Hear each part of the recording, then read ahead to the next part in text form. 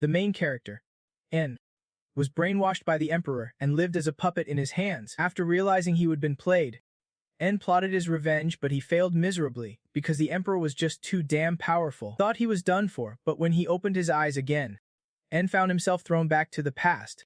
Back when he was just a rookie. It all begins with a voice urging, "Bow down. Bow down to the Emperor." The grand white palace loomed ahead. Below it, stone statues with hands clasped in prayer faced each other, a blessing from the sacred palace. A gift from the heavens above. Bow down. The voice echoed.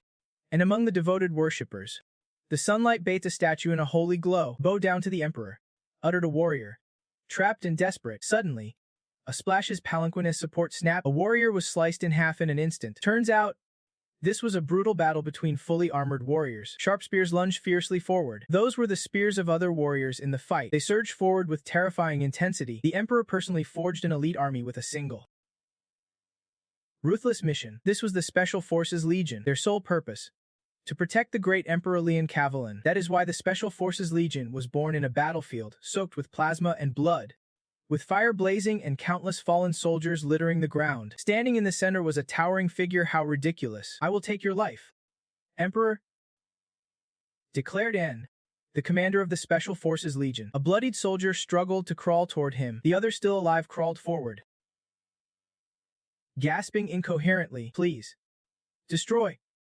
worship," and turned back, his voice low and cold. "This again.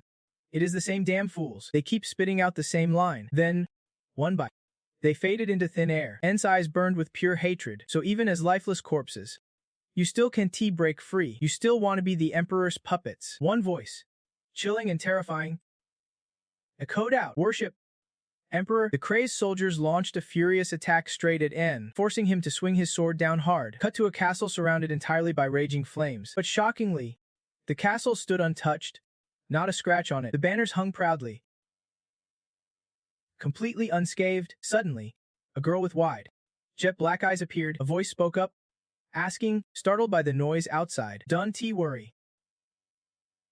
Nothing's wrong, Emperor Leon Kavalan." His face was terrifying as he spoke. "I do not understand. Never thought you, my most loyal, would be the rebel." N, commander of the Special Forces Legion. He stepped forward, wounds covering his body. "Emperor," Leon spoke calmly, "how long have you been commander now? I still remember when you were just a rookie at the Special Forces training camp, the so-called Abyss of Solitude. You started as a slave soldier and climbed your way up to commander with nothing but your bare hands. Now you hold everything in your grasp. So what could possibly still leave you unsatisfied?" N's face darkened, his words dripping with rage. "Unsatisfied." He snapped a sharp spear off that was lodged in his leg. Leon stayed utterly calm, watching Yen's every move. Without hesitation, N plunged the sharp spear into his own hand. N's voice turned icy as he revealed a venomous insect. A blue bug crawled out, dragged along the sharp spear. He narrowed his eyes, piercing into another's mind, then sneered, "So I have it all. Huh, what a joke. I have lost everything." The little bug girl in Leon's hand looked at him, then suddenly he squeezed her tight. "I do not even have a single memory," and spiraled into madness. "Where is my family? Who am I really?" Leon sneered coldly, crushing the little bug girl in his grip. A blur, faster than light, pierced right through Ian's body. He could not react in time, eyes wide in shock. The object that stabbed Ian turned out to be a long sword. Ian could not believe what he was seeing, since when the wound from the sword started spewing a thick, syrupy blood. Leon stood up, grinning coldly. "I do not know how you figured out about the poisoned bug. What a shame. You were supposed to be my favorite toy. But here we are." N's breath started to weaken, his vision blurred. "It is hopeless." Before closing his eyes, an image of a girl flashed through N's mind. Suddenly, a voice called out, making his eyes snap open in shock. "Wake up, N." He could not believe it. "What?" My heart was clearly pierced through. "How am I still alive?" "Stay calm.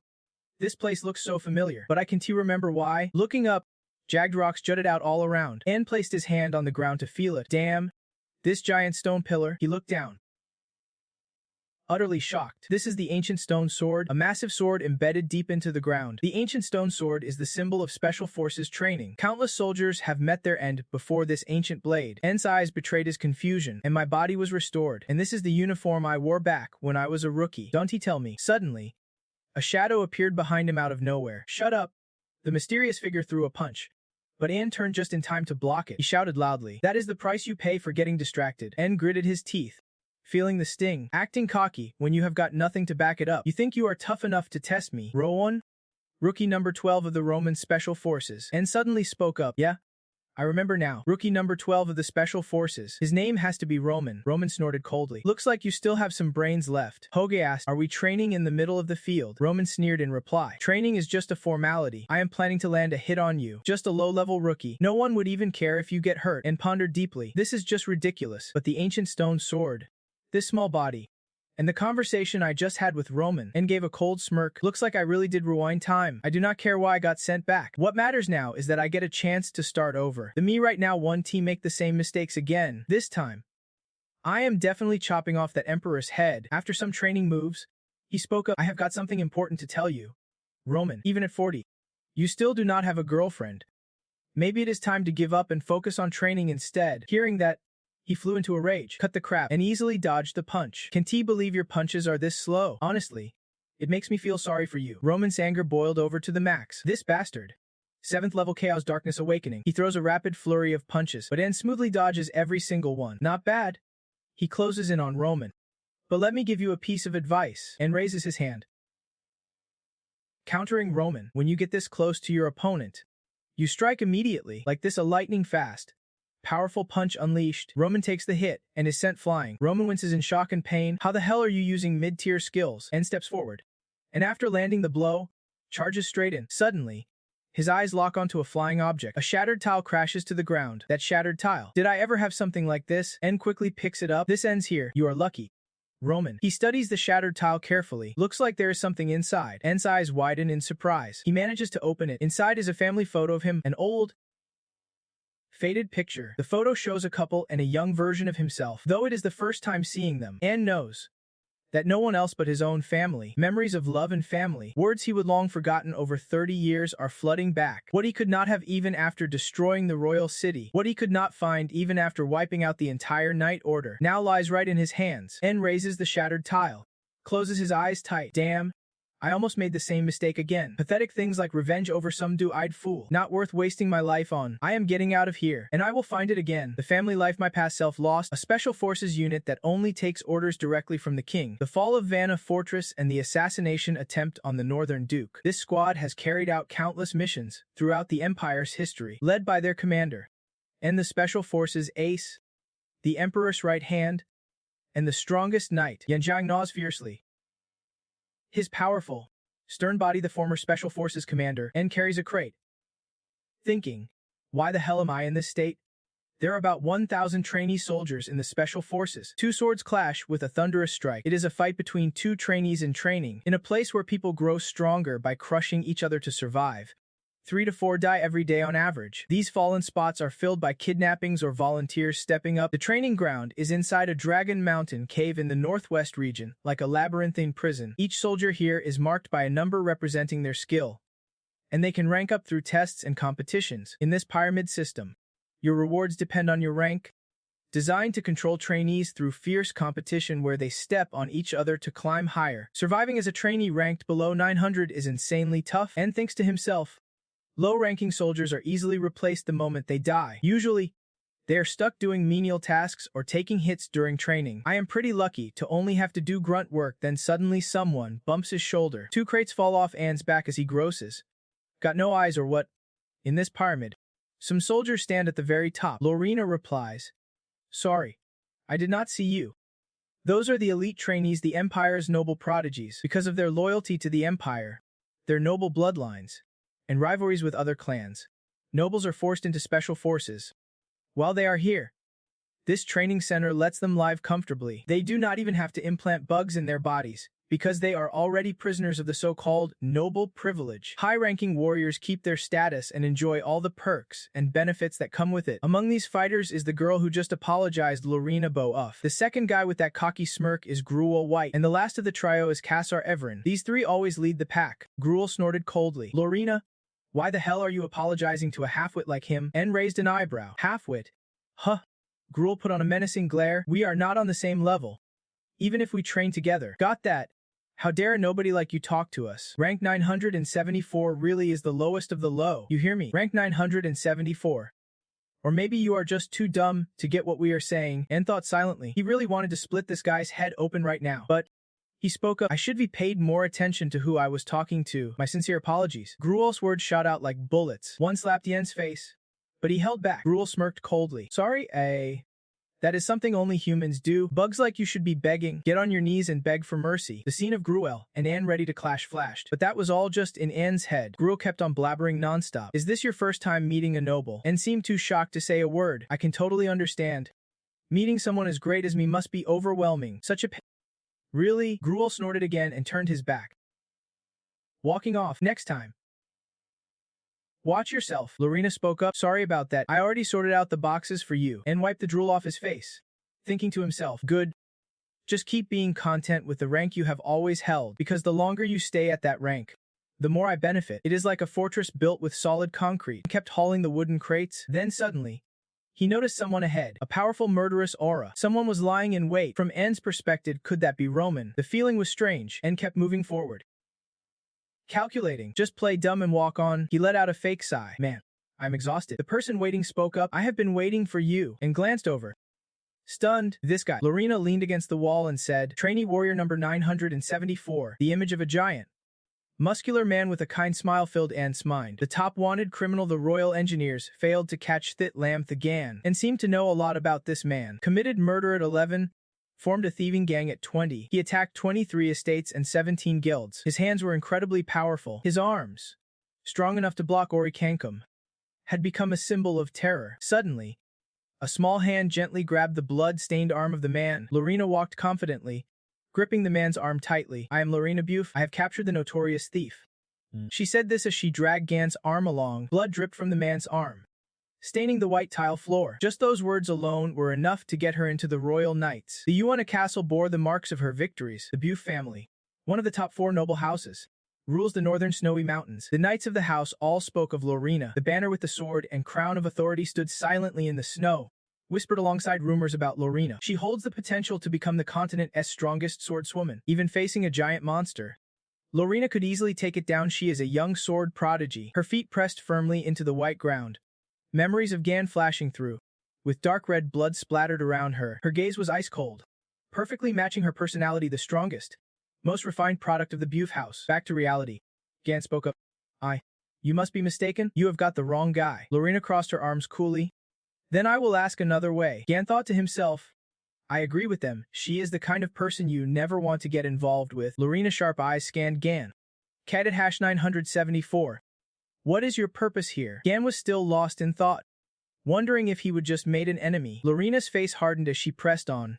Why are you hiding your strength? Gan mulled over how to respond. Maybe I should take her down first, since she is a Buf. Avoiding the question, Gan said, Miss Lorena, I have no idea what you are talking about. Lorena began to explain.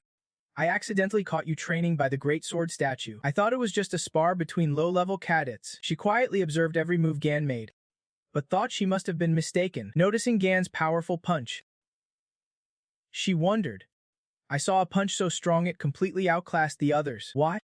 With that level of skill, are you still just a lowly cadet? Gan felt a pang of guilt. He had not been careful, but quickly steadied himself and asked, What do you mean by one-hit punch? Lorena kept it short. Got it. Then she walked off. Must have been my mistake. Gan was puzzled. She just left like that. Lorena politely raised her hand in apology. Sorry about that. Right after, Lorena's hand shot toward Gan's chest. Suddenly, he realized she was testing him with that one-hit punch. Lorena unleashed her strength with a fluid strike, an instinctive attack. No choice but to go with it. Her punch slammed into Gan's cheek, sending him sprawling. Gan clutched his face, groaning in pain. That hurts. What did I do to deserve this? Lorena looked at this weak guy in front of her, confused. A flicker of guilt crossed her. Maybe I should hold back. Gan shouted angrily. I told you. You have got the wrong person. Lorena stammered an apology. Sorry. This really was not supposed to happen. In Gan's mind, a new plan was forming. He would pretend to be a helpless commoner unfairly beaten by a noble, hoping to stir her conscience. Covering his face, he glanced at her personality. She would never suspect a thing. Lorena suddenly spoke up. You are moving, right? I will help out. Where are you headed? Gan politely replied. It is. You do not have to. But Lorena seemed a bit attached. What a clutch. Just hand it over. I got. Walking behind Gan, she kept talking. We are both cadets, so just treat it like normal conversation. Gan hesitated. This feels a little too much for me. Lorena blushed. It is embarrassing if a high-ranking cadet treats a lower one like a servant. I just feel a bit guilty. Gan softly reassured her. I get. Lorena slowly opened up, sharing her thoughts about becoming a lord. I want to protect the slave's property within my territory. This caught Gan completely off guard. She talks more than I expected. The crates were quickly moved to the warehouse as Gan voiced his thanks. Thanks to Lorena, I managed to move all the stuff. Lorena was surprised, then quickly said goodbye. All right then. Off. Gan thanked her once again. Lorena muttered quietly as she walked away. Hope I was not wrong about that. Gan pondered curiously. What was she trying to say? Lorena turned back and asked Gan, do you remember how your eyes moved earlier? Your eyes kept up with my hand movements. Lorena left that message and quickly walked off. I hope I am wrong about this too. She did not forget to say goodbye to Gan. See you later. Number 974. Apprentice Gan. Gan felt a bit impressed by Lorena. She is slick as hell. How the hell do I shake her off? Gantrot's mind drifted to a brutally dark plan. Should I just take her out right now? But then Gantrot thought about the consequences. The fallout that would come later. Killing her now would be easy. But if I do that, I will have the whole BF house gunning for me. He quickly pushed away the twisted thought. It would be damn stupid to make the entire BF family my enemy, just because she is a pain. First, I need to find a way out. I am sure it has got to be around here somewhere. He stepped into a room with a hole that led down below. Gan recalled memories from his past life. Back when he was a special forces commander, there were deserters back then, but most of them could not escape the training center. The image of bloody, clawed feet dangling haunted his mind. He remembered the escape attempt of one deserter. One did manage to escape.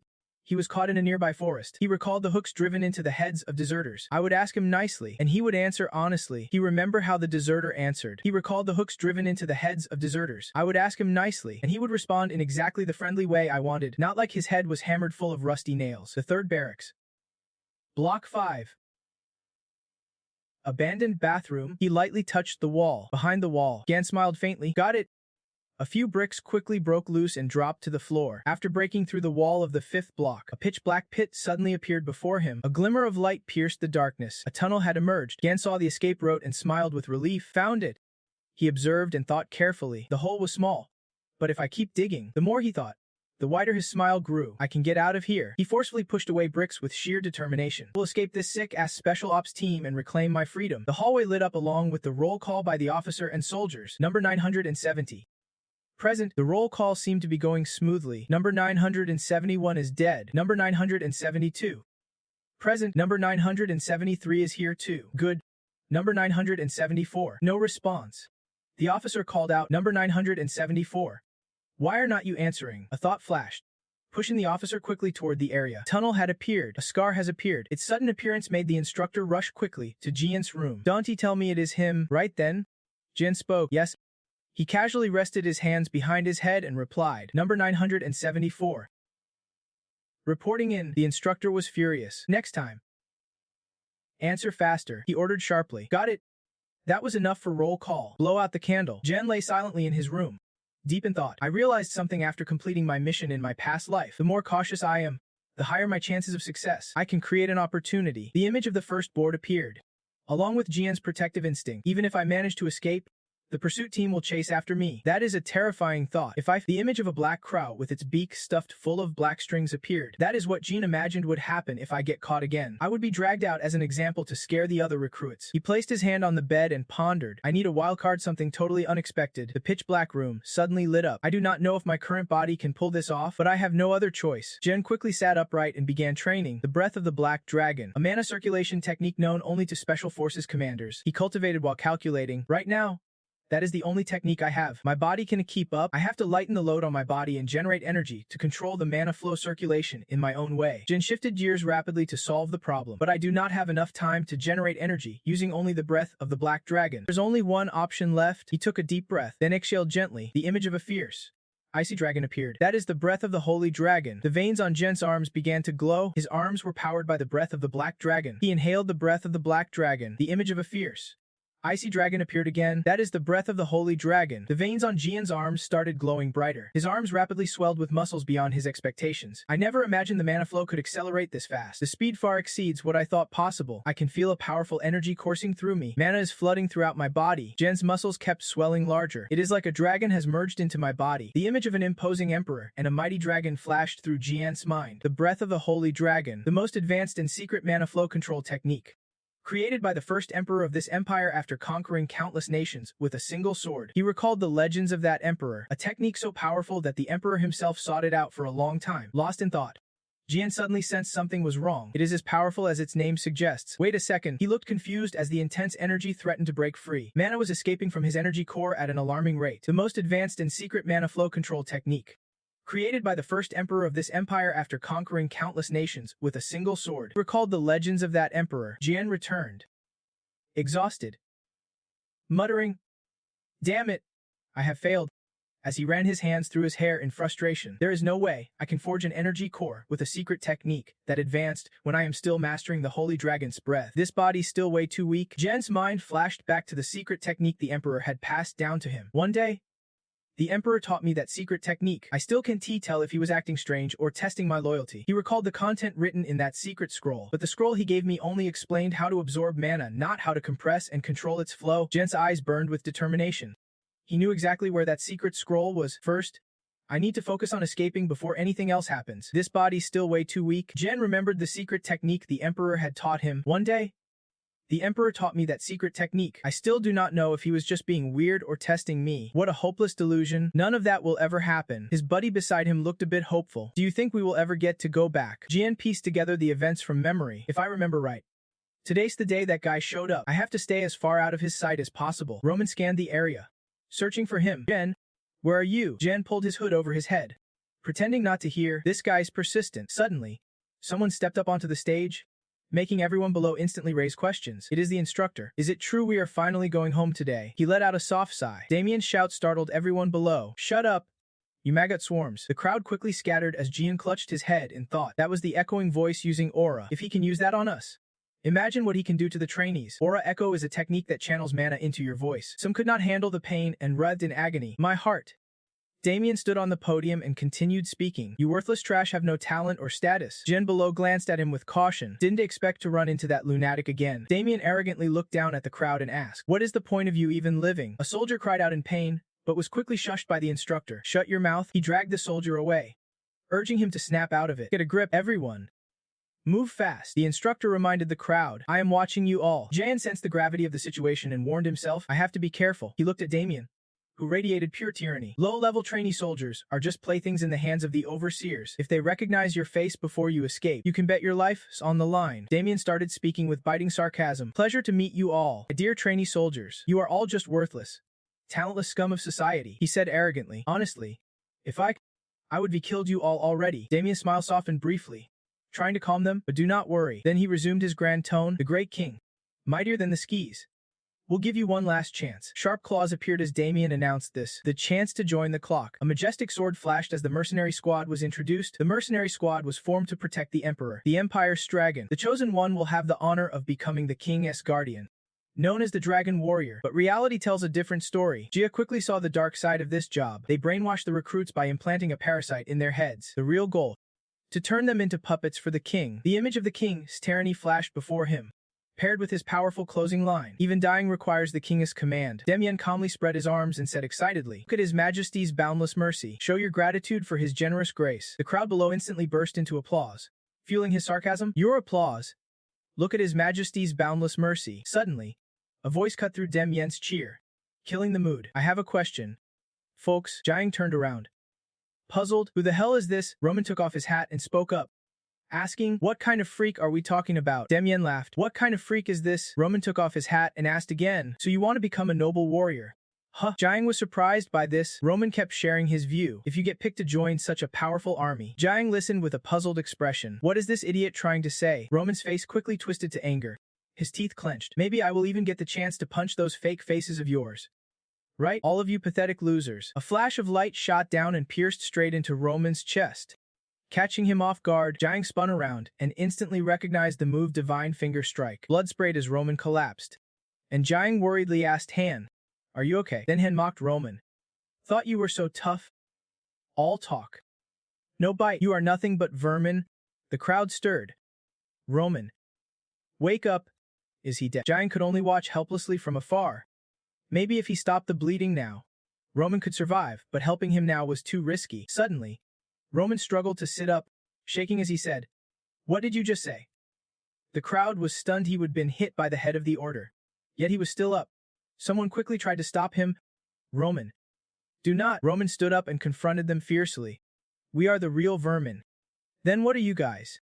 His face hardened with steel. He shared the harsh reality of their lives scraping by in dark alleys, doing all the dirty work, enduring every kind of humiliation. He recalled their helplessness, only able to be captured by soldiers, because that was the only way to survive. Those poor, lost kids clinging to each other, while Roman's burning question hung in the air. The king, the dragon warriors, are any of those things really worth it? Jiang was silent, reflecting on Roman's words. His gaze was fierce and resolute as he said, "You guys go protect your so-called great king yourselves." Damien called out from above. Stubborn little vermin. He launched a tirade that shook Roman to his core. Like cockroaches. Man, they say even if you chop off their heads, these roaches still survive. Damien dropped his hand. Wonder if you are like that too? Roman sensed something bad coming. Damien's finger flicked, creating a flash of light. Roman's face twisted in absolute terror. Suddenly, a crystal scorpion appeared, shocking everyone. Crystal scorpions, wild scorpions found deep underground in volcanic mountain ranges. They look cute but are extremely dangerous, known for the crystals on their bodies. A single touch can. Roman saw the crystal sucker and instinctively dodged while warning everyone around. Crystal sucker. Everyone, get out of the way. Jan seemed to understand what this sucker does. It glows and then explodes. The crystal sucker hit by Damien's attack immediately detonated. Damien, watching from above, raised an eyebrow. Crystal sucker. Where the heck did that come from? Roman's face was burnt black. Dazed and barely standing, he collapsed flat onto the ground, causing panic all around. Jan's passed out again. Drag him away. Quick. Jan silently stood back, watching from afar. A hint of regret in his eyes. Such a waste of that crystal sucker. He remembered when he accidentally found it in the bathroom, and decided to keep it on hand, just in case. He would quickly pulled out the sucker the moment Damien attacked Roman, never expecting to actually use it so soon. Jan eyed Damien curiously from below. The problem is, the commander does not even know about it. He was a little nervous. If he got caught, it would be game over for him. Damien stepped forward, silencing the chaos. He spoke loudly, then turned away. Stubborn little brat. But I like that. Damien wasted no time ending the meeting. Disperse. Jan breathed a sigh of relief down below. Safe. For now. He watched his friend being carried away, speechless. What a dumbus. Seeing Roman drained of all energy, Jan fell into deep thought. Now he understood his despair. The stairway led down into a dark, deep basement. Damien was oddly touched, a smile creeping across his face. Well played. Images of Roman and Jan flashed through Damien's mind, sparking his interest. Looks like I have found some fun toys to play with. Scene shifts to Area 3, the abandoned bathroom. Inside, a big hole had been dug in the floor. Jan muttered to himself, "It is okay. I will be fine. This is day 3 of doing this." He struggled to catch his breath. Why did not I bring a mask? Recruit number 974. Jan was on his 3rd day preparing his escape plan. Digging the tunnel, propping it up with wooden planks, then repeating the process. Everything had gone smoothly for 3 days straight. Thanks to my mana-enhanced eyesight, I can see clearly in the dark. Jan kept digging, thinking the pitch-black tunnel was not a problem at all. No one's passed here in 3 days. This place is not even on the map. It is an abandoned building. Progress was faster than expected. But suddenly he stopped, sensing he would hit something. What could it be? Jan shoved hard again, eyes wide with shock as he uncovered something. Above, a guard was strictly checking everyone passing through. Number 920. Go ahead. Next is 974. Number 974. Hold up. The guard suddenly stopped him. Stand right there. You smell suspicious? Hide something. Take off your hat. Jan quickly obeyed. Guard? Actually, I accidentally broke one of the waste barrels I was carrying. The guard snapped. Smells like crap. Get lost. Jan replied, backing away. His clothes were soaked from wringing out water. He sighed. Phew. Hopefully the smell's less now. Lucky no one is suspicious who knew I would be digging through sewage pipes. The stench was worse than dragon dung. What the hell are these people eating? His face fell, but not from fear. Still, the plan was going smoothly. He would grab a pickaxe, rope, and other tools. And since I am stronger now, I thought this tough training would kill me, but it actually helped. No worries. Only one thing left to do then. Nearby, someone's voice carried. Hey, you heard the news. Looks like Gio got his tongue cut for laughing in front of the chief guard. Don't remind me, I am scared to even breathe. The other replied. Get up and walk around for a bit. Rumor has it the chief guard's about to leave. Giant caught that info immediately. He was about to leave the camp. Hearing this, a sly smile spread across his face. No chief guard soon. This is huge. Can T miss this golden chance? Just as Jiang turned to leave, a stranger sneaked a look at him. Area 3. Abandoned bathroom again. Jiang returned here. Looks like it is time to head back now. He suddenly noticed something. Wait, what is this? Footprints hidden here. Jiang's eyes sharpened with suspicion. Someone else coming. He stared intently inside. Who could it be? Lorena, the chief guard. They have found out about our plan. Someone steps out, leaving Jiang utterly stunned. You. Roman. Is that you? Roman speaks up. Why the disappointed look? Jiang snaps back. If you are planning to follow me, I do not have time to deal with you. Hearing this, Roman's voice booms. Why are you treating me like some pesky tail? I have got serious business here. Jiang skeptically asks.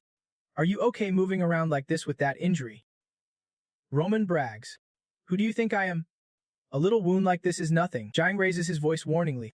Roman, your blood is spraying everywhere like a busted fire hydrant. Roman quickly retorts. It is just a pimple. Pop it. That is all. Jiang shrugs it off and walks past. Lucky it is just a pimple. Got bigger fish to fry. I'm out. Roman chuckles coldly. Busy? Huh.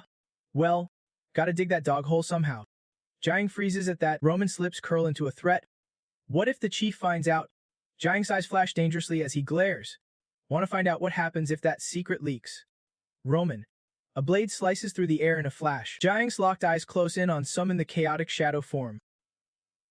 Type 16. The black hunting ground a strike so fast Roman can't he react. Roman grits his teeth. Furious Jiang. What the hell was that? Who the hell are you? Blood still drips from the small wound on his arm. Jiang remains icy after the blow, thinking to himself it would be easier just to kill and drag him off. But suddenly Roman's voice cuts through. Hey, why so? Turns out, everything Jiang saw was just his imagination. Roman's still alive. Asking him if he is scared stiff. I know you are scared, because if this leaks, you will be executed. Maybe you did not expect me to be the one who caught on. Even if you have nothing to say, why did not you try begging me? Who knows? I might keep your secret. Jiang calmly replies. And why would I? You would just spill the beans anyway. Roman threatens back. You think I am bluffing? I am ready to rat you out right now. Jiang stays cold. Yeah? You want to say a word because you hate the special forces even more than I do. Roman's eyes widen in shock. Jiang continues. Even if it kills you, you want to suppress your anger. Driven by that burning desire to get back home. You are thinking of snitching to the chief or escaping this way. No way. You want out of here more than anyone else. Jiang's gaze sharpens right. Roman, caught off guard, replies, Damn, you are a hell of a detective. Last time we fought, I kinda sensed it. If you really wanted to, you would be killed me then and there, and I would not be here now. After that, I could easily spot you among the trainees. You have got a signature scent. Jiang sniffs. What scent? I knew it. You are just a stalker. Roman shoots back. I know. Jiang asks curiously. By the way, how did you figure out I am digging a tunnel? Roman answers. Jiang answers simply. Easy, just by looking at your footprints. Jiang, still confused, asks again. My footprints. Roman explains. This training center's built on granite. But I noticed some weird chalky footprints here. The size and stride match yours exactly. Jiang's impressed. Just from that clue you figured out who owns those prints and my whole plan. Roman replies.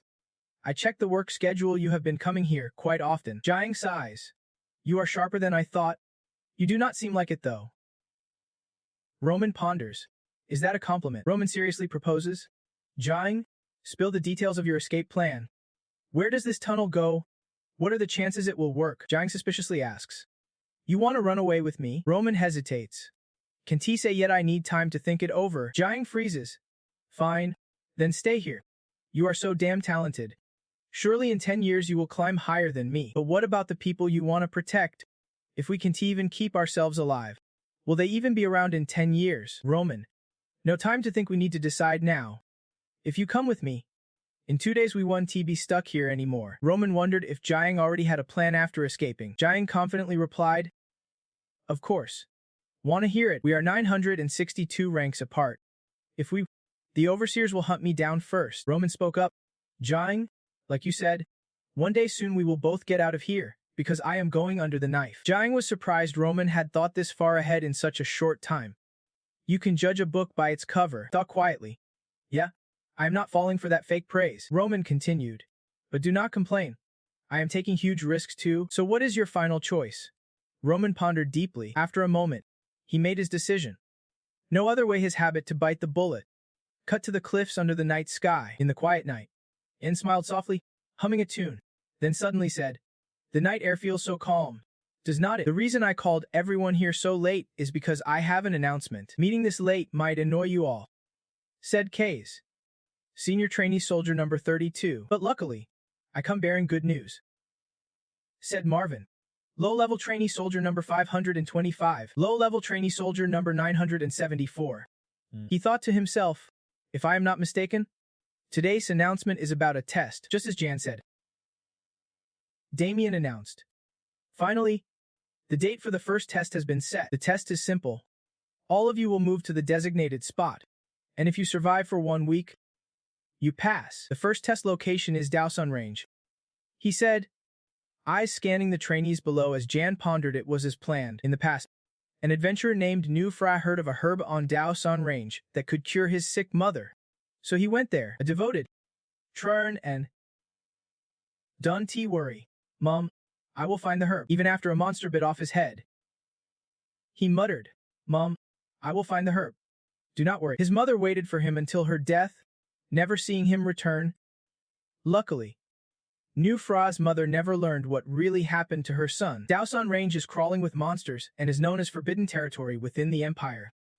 At first, only goblins showed up, but the deeper you go, the deadlier the monsters become. From giant half-human beasts rarely seen, to colossal monsters only known in legends, all can appear in Daosun Range. Plus, there are monsters this continent has not even discovered yet. We are still in the dark about them, the deepest living beasts in the mountain range. It has got the cold, merciless eyes of a shadow predator. Damien clapped and sneered.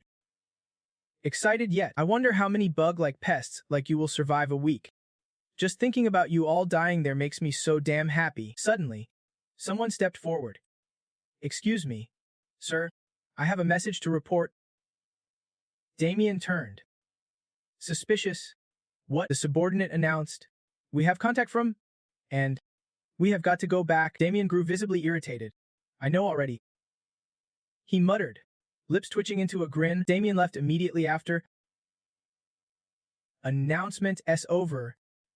Dismissed. He took off his bug helmet, thinking, the guy looked pissed. But I did not expect the matter to end so abruptly. It is almost impossible for anyone, especially a low-level trainee, to survive in Daosun Range without preparation. Senior trainees might be protected by overseers if they are nobles, giving them a fighting chance. Suddenly, an irritating voice cuts through. Don't block the way. Move aside. Lorena's coming. Miss Lorena is here. The low-ranking soldiers whisper nervously. How dare they stand in her path? The weird copper-helmeted guy thinks she is way too famous. People might mistake her for some council member. Damn, I totally forgot who she was. He quickly turns his face away, muttering, please, just let me pass. Lorena's icy expression cuts through the air as she walks by, shooting him a sharp sideways glance. Close to her voice, she says, I will be waiting for you. The guy thinks hard. She has noticed me. Things are getting messier than I thought, but no point overthinking it now. I will get out of here soon. He turns to Roman and asks, Roman, have you prepped everything I told you to? Roman nods. Yeah. All set. He nods back. Good. Head over to check out the Great Stone Sword as soon as you can. Roman asks. Puzzled. Why do I need to see that? He explains. Because starting tomorrow, you won't get to see it anymore. Roman is stunned. He thinks to himself. So that is the message the chief priest received. That message had to be an order from the palace demanding a full report before the inspection began. Even though he hated dealing with the palace, he could not disobey the emperor's command. With this, the biggest obstacle blocking their escape was gone. Jun gave a signal with his eyes. Tonight, we break out. A spark ignited in the dungeon. As the roll call echoed through the darkness. Number 920. Yes. Present. Number 921 died today. Number 95 next. Yes. Present. Good. Number 974. After a moment, no one answered. He snapped angrily. Don't mess around. Answer me now. Number 974. From the deep shadows, N's voice called out. Number 974. N. A hand pressed against the head of the person taking attendance, completely unnoticed by him. He took care of him quietly. Time to start. N. Roman. and 2 others were part of the Special Training Center escape plan and spoke up. It is shift change time. Hide the body so no one notices. The 2 quickly complied and slipped away. Got it? Understood. Let us wrap this up fast. Roman approached and said, N. I am bringing 2 others like you asked. And probe. Are How and the other guy trustworthy? Absolutely, came the firm reply. Roman hesitated. You are not planning to use them as bait, right? And denied it sharply. If I wanted that, I would not have told you I was bringing them, Roman added. Don't worry. They won't be dead weight. The 2 chimed in unison. We are ready to die if that is what it takes. N nodded. All right. I get. Stay quiet. Things get messy if we wake others up. Arriving at their spot, he suddenly stopped and said, Look, this door is why I needed 2 extra people. I can open it alone, that is why I need you too. The mysterious duo. N explained. To get from the dorm to the back bathroom. We have to get through this door, but to open it, 2 pressure plates must be stepped on simultaneously, and the vertical latch outside must be pulled up. First, 2 people stand on the pressure plates to open the door. Then the other 2 go through. They pull the latch and keep the door open. Only then can the first 2 pass through. That is why I can escape alone. Roman nodded after hearing the plan. Got it, N. You ready? I will signal, and we step on it together. He nodded. Okay. The 2 step forward simultaneously.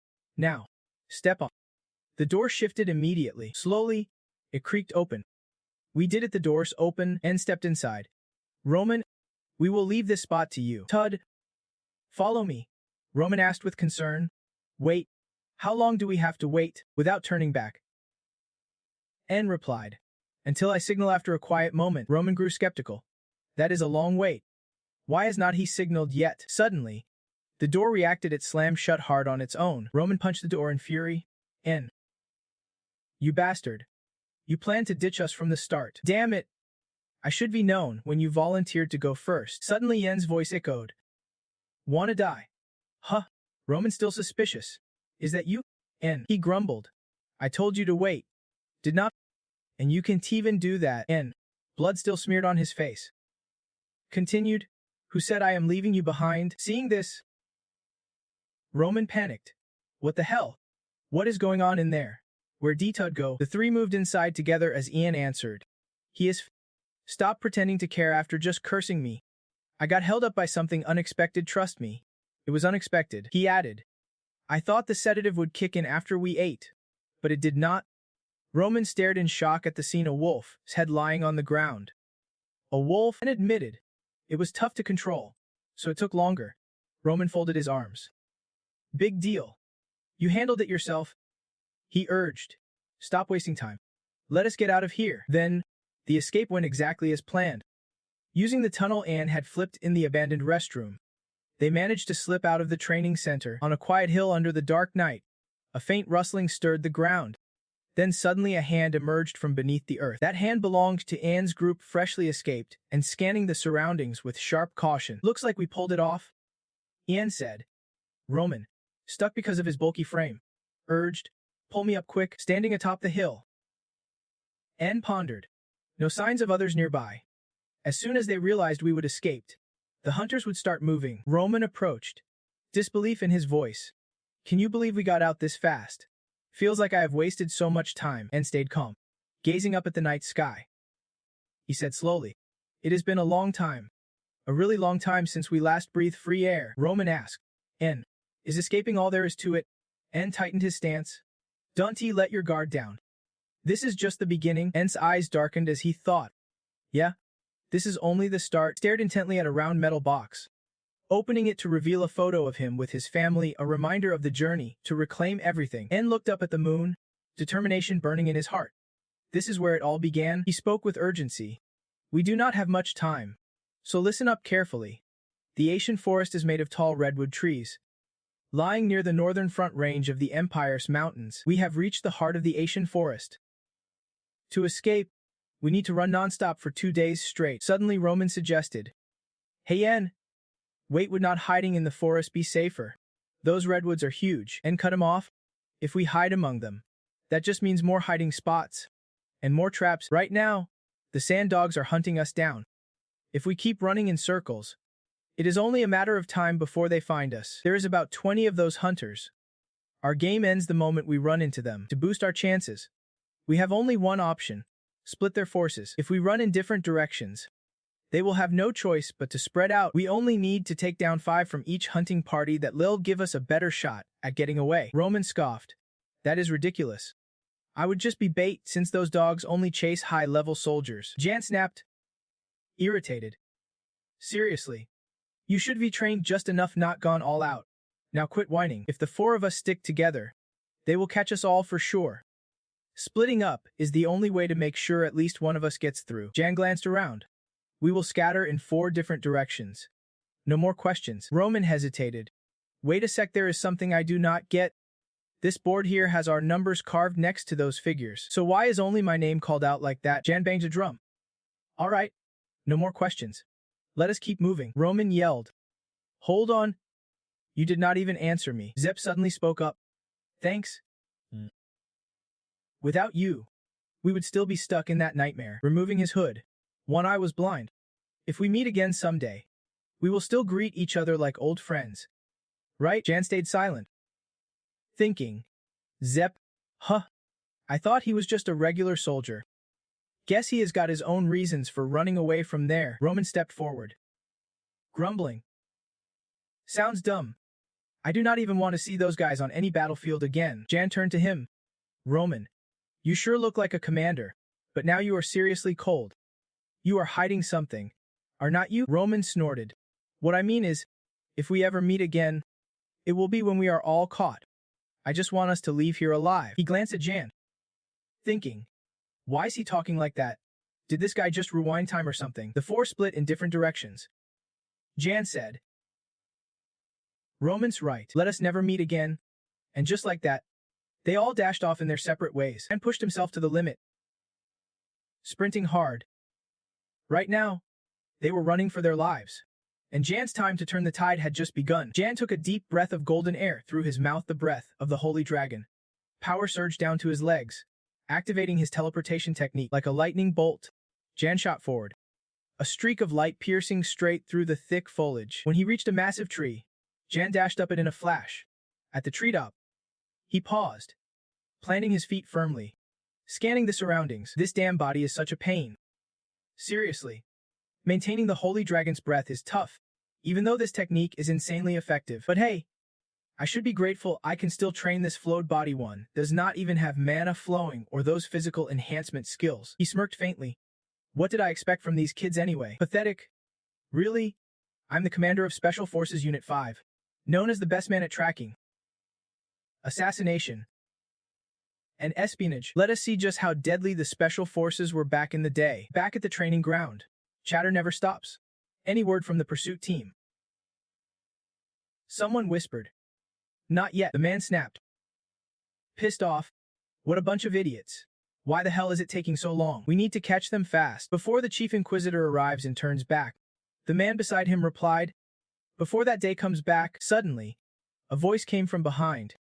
I do not think that is possible. They have already arrived and returned. The man's face went pale with fear. The Chief Inquisitor. Huh. His gaze turned ice cold.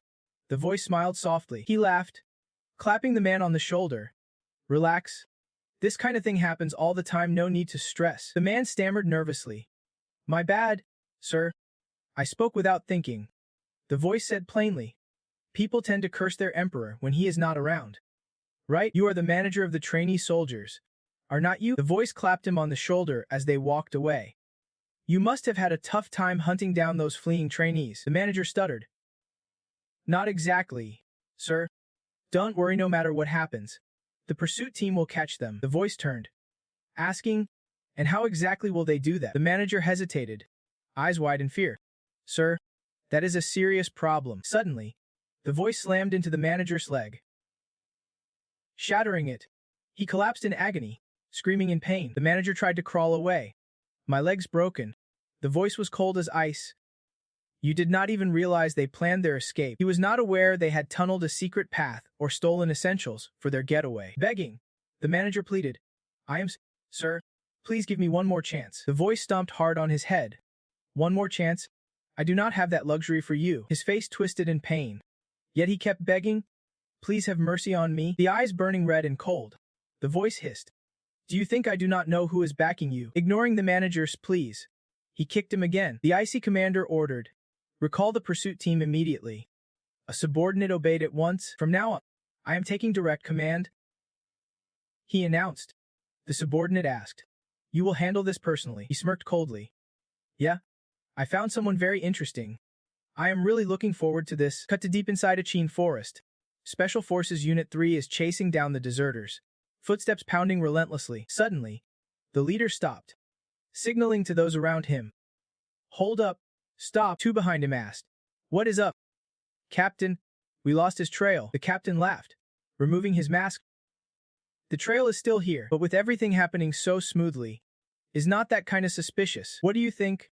asked the captain of Pursuit Team 3. Ken Lee. Two members chimed in.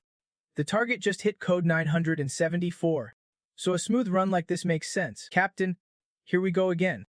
Always doubting everything." "These two are Pursuit Team 3 members.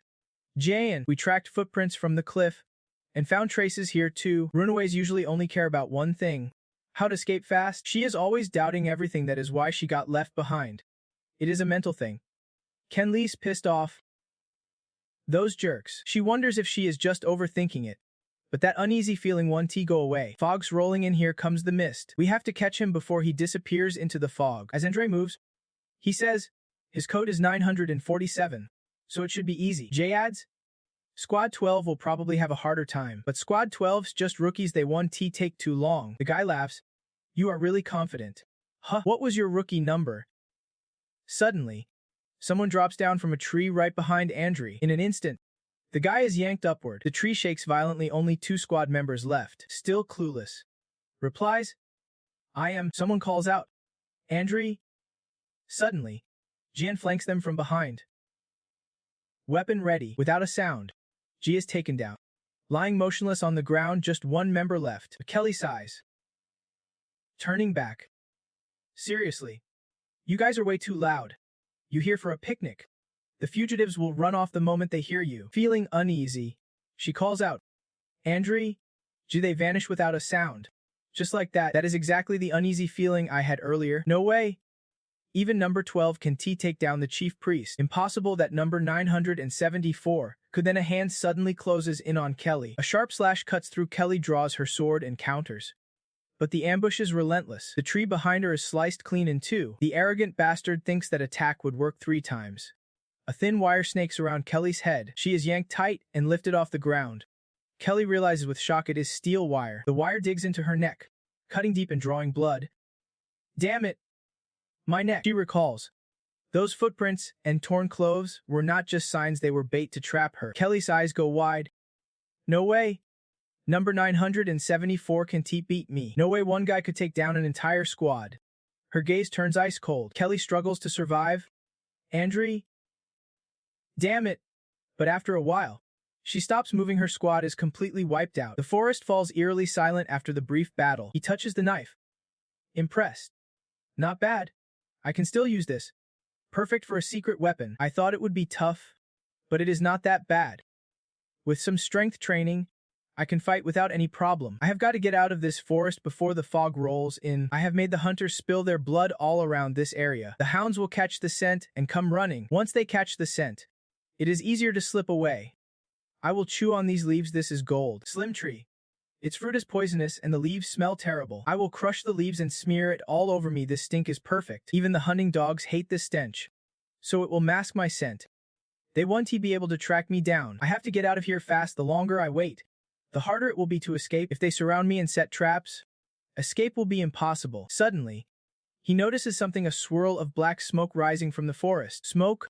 The hunt squad would not do that. The killers are probably heading that way. Those idiots. Maybe they are just out for a picnic. Jin tenses up, his nerves on edge. Now's not the time to worry about others. After all, I brought them along to use as bait. If they draw attention, that only works in my favor. He recalls the intense stares exchanged between the four of them. Without hesitation, he darts forward, starting to move. Damn those fools. If they are still alive, that actually gives me an edge. Jen's legs gather strength, ready to sprint. I just need to erase their trail before the hunt squad finds them. A wave of unease washes over him. Goosebumps rising on his neck. I can feel it. The death stare is something I have faced countless times on the battlefield. Something's right behind me, and it is staring straight at me. Jian freezes. Glancing back, there is something behind me. I can sense it. It is like a snake coiling around me. It wants to kill me. A massive, snake-shaped pressure looms behind him. A voice suddenly snaps Jian out of his thoughts. Lucky you fell into my trap. First time I meet someone, I think this. You are truly fascinating, like the fluttering wings of a tiny butterfly. I wonder if you will show me something wild, something that could start a storm. Damien appears right behind him. I knew it. He smirks. I called it. Not sure what pulled him to this place, though. Damien's eyes widen. Pleasure to meet you. Rookie soldier number 974. Seeing him, Jin instantly goes on high alert. Dark clouds gather, swallowing the sky whole. Suddenly, a bolt of lightning strikes fiercely. Damien speaks up. Oh man, looks like a massive storm's rolling in. He is shaken, barely able to believe it. No way. What is the Chief Inquisitor doing here? Before I regressed, he should be returned later than I expected. Rumor even says he got locked up for causing trouble in the royal palace. So what is he doing here? Don't he tell me? The future's already been changed because of my actions. What action could be caused this? I can't think of anything I did that would affect him. Did the tiny ripples caused by my post-regression moves destroy this future? Damien's voice chills the air. What are you planning to throw this time? A chain mouse? A thunder rat? Jian thinks to himself, he has got me pegged already. When Jian stays silent, Damien presses on. You think no one's noticed? I am actually surprised you can throw it that fast. That quick reflex is seriously impressive. At first, I was confused, then I caught on real quick. I thought that place was filled with nothing but bugs. Just a bunch of rookies. But Jian, you stood out like a beacon to Damien. He continues speaking. Yet here you are, an interesting beast hiding among them. Damien quietly flashes a pleased smile. Jian hears this and starts thinking, damn it, I should not have interfered back then. I have no idea how many futures I have messed with, but this is the absolute worst case scenario. Still, nothing is set in stone. He is known as one of the top 3 swordmasters on the continent. That is something that can only happen down the line. Given his current strength, Damien chuckled softly. You are seriously one of the most interesting people I have met in a long time. He laughed out loud, hands thrown up. You are the best I have seen in ages. You are thinking about killing me, are not you? It has been a long time since someone even thought about that. Care to share your intentions with me? Usually, people just think about running away. Honestly, I do not even know what to say about this situation. He covered his face, unable to stop laughing. Sorry, I did not mean to. I just reacted on instinct. Damien suddenly turned serious. All right, I will give you a special chance. His expression turned cold as he spoke. Try and kill me. If you pull it off, I will grant you the freedom you crave. Jiang's face showed pure shock. Damien thought quietly to himself, interesting. The moment I mentioned it, his whole expression changed. I have never seen anyone like him before. A low-level trainee soldier capable of killing a monster and wiping out an entire squad that was hunting him down. His decision-making skills, courage, stamina, combat skills, and perception were leagues beyond the usual trash. It is like he was born to be part of a special ops unit. If he keeps growing at this pace, what kind of monster will he become? Jiang let out a soft gasp. Damien felt a thrill. This is just the beginning. Show me what you have got. Suddenly, Jiang dropped to his knees with a loud thud. My lord, please, I beg you to help me. Damien was stunned by his sudden act. Damien's face was blank, totally caught off guard. Jiang cried as he spoke. Are you really the chief priest? I must be blind to have not recognized you. I swear, I never meant to run away. They forced me to come. They said if I did not, they would kill me. But then they just abandoned me and left on their own. I thought it was all over until I met you. Damien doubted. So you were saying you were forced? He nodded. Yes, that is right. Jiang sobbed out the story. Number 12 had planned everything. He even insulted you whenever he got the chance. That chief priest is a real bastard. I swear I will kill him, he said coldly. I get, but Damien thought to himself, please do not tell me he expects me to fall for that. Jiang's eyes were wide with pure pity. His crying was heartbreakingly genuine. My lord. Damien frowned. What exactly are you plotting? He swiftly grabbed the flying object heading his way. Is this it? A throwing knife? A hidden weapon meant to catch me off guard after the bait. Damien shook his head, smirking with disappointment. Suddenly, another knife flew right at his eye, but Damien quickly tilted his head to dodge. A shallow cut surprised him. Then a second knife was thrown at the same angle, so it was hidden behind the first one. A psychological trick to make me dodge the first one. Jiang vanished in a flash. Ahead he is running.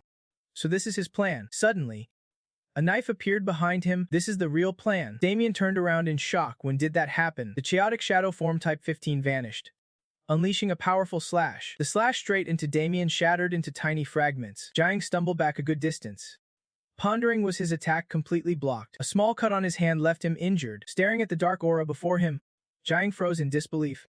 No way black mist was enveloping him. His brow furrowed.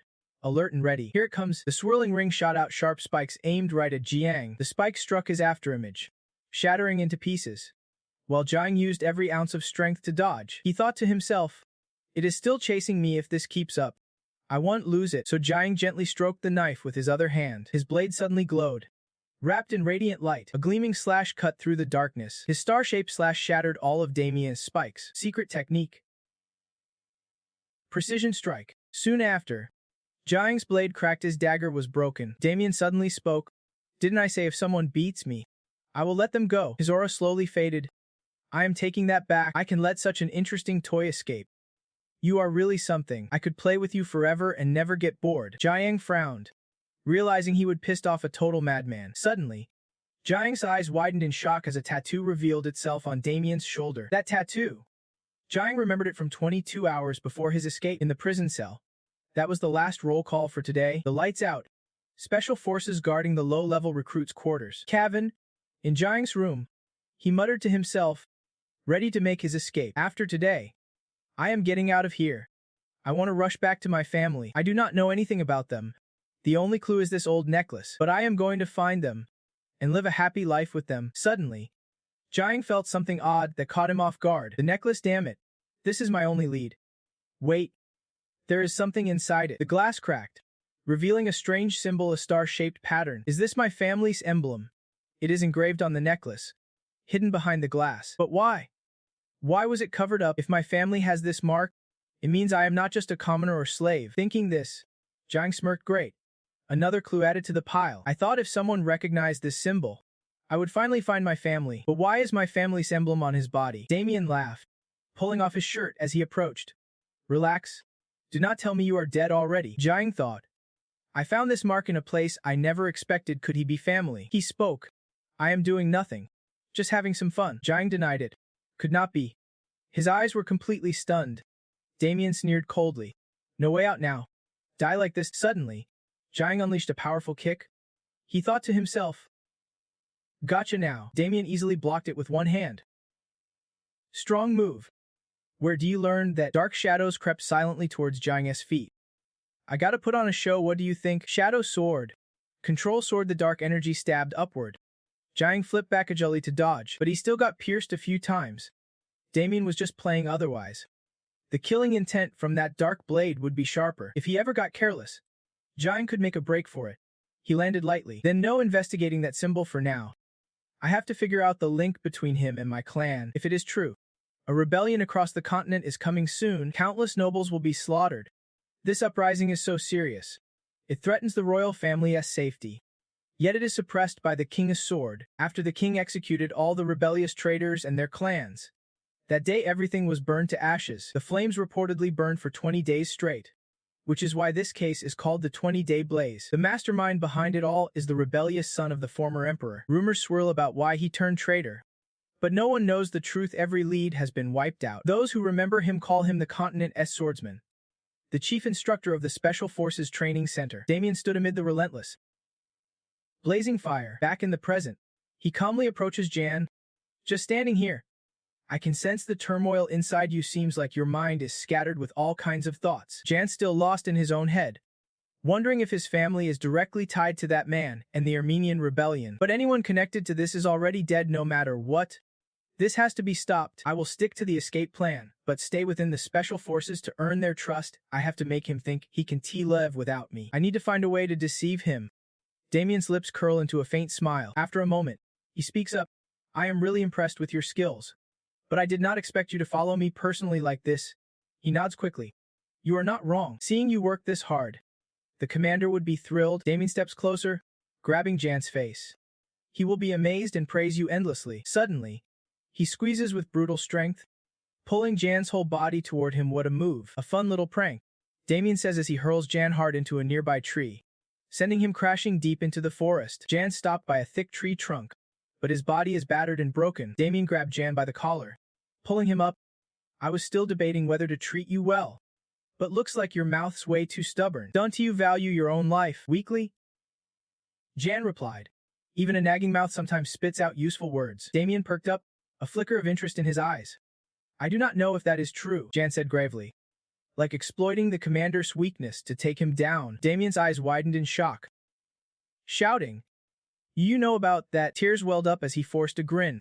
Simon's unit number 52. That is where you find the Special Forces commander's weak spot. Damien froze in horror at the word weakness. A few hours later, Special Forces Training Center. Sunlight streamed through the hallway. Damien adjusted his outfit. He muttered to Fan Nan, "This suit's a bit tight. Never thought I would have to ruin my favorite gear." Damien sighed. Well, gotta deal with it. He strode forward with his subordinate. The subordinate spoke up. Boss? About those 3 guys you mentioned before. Damien replied casually.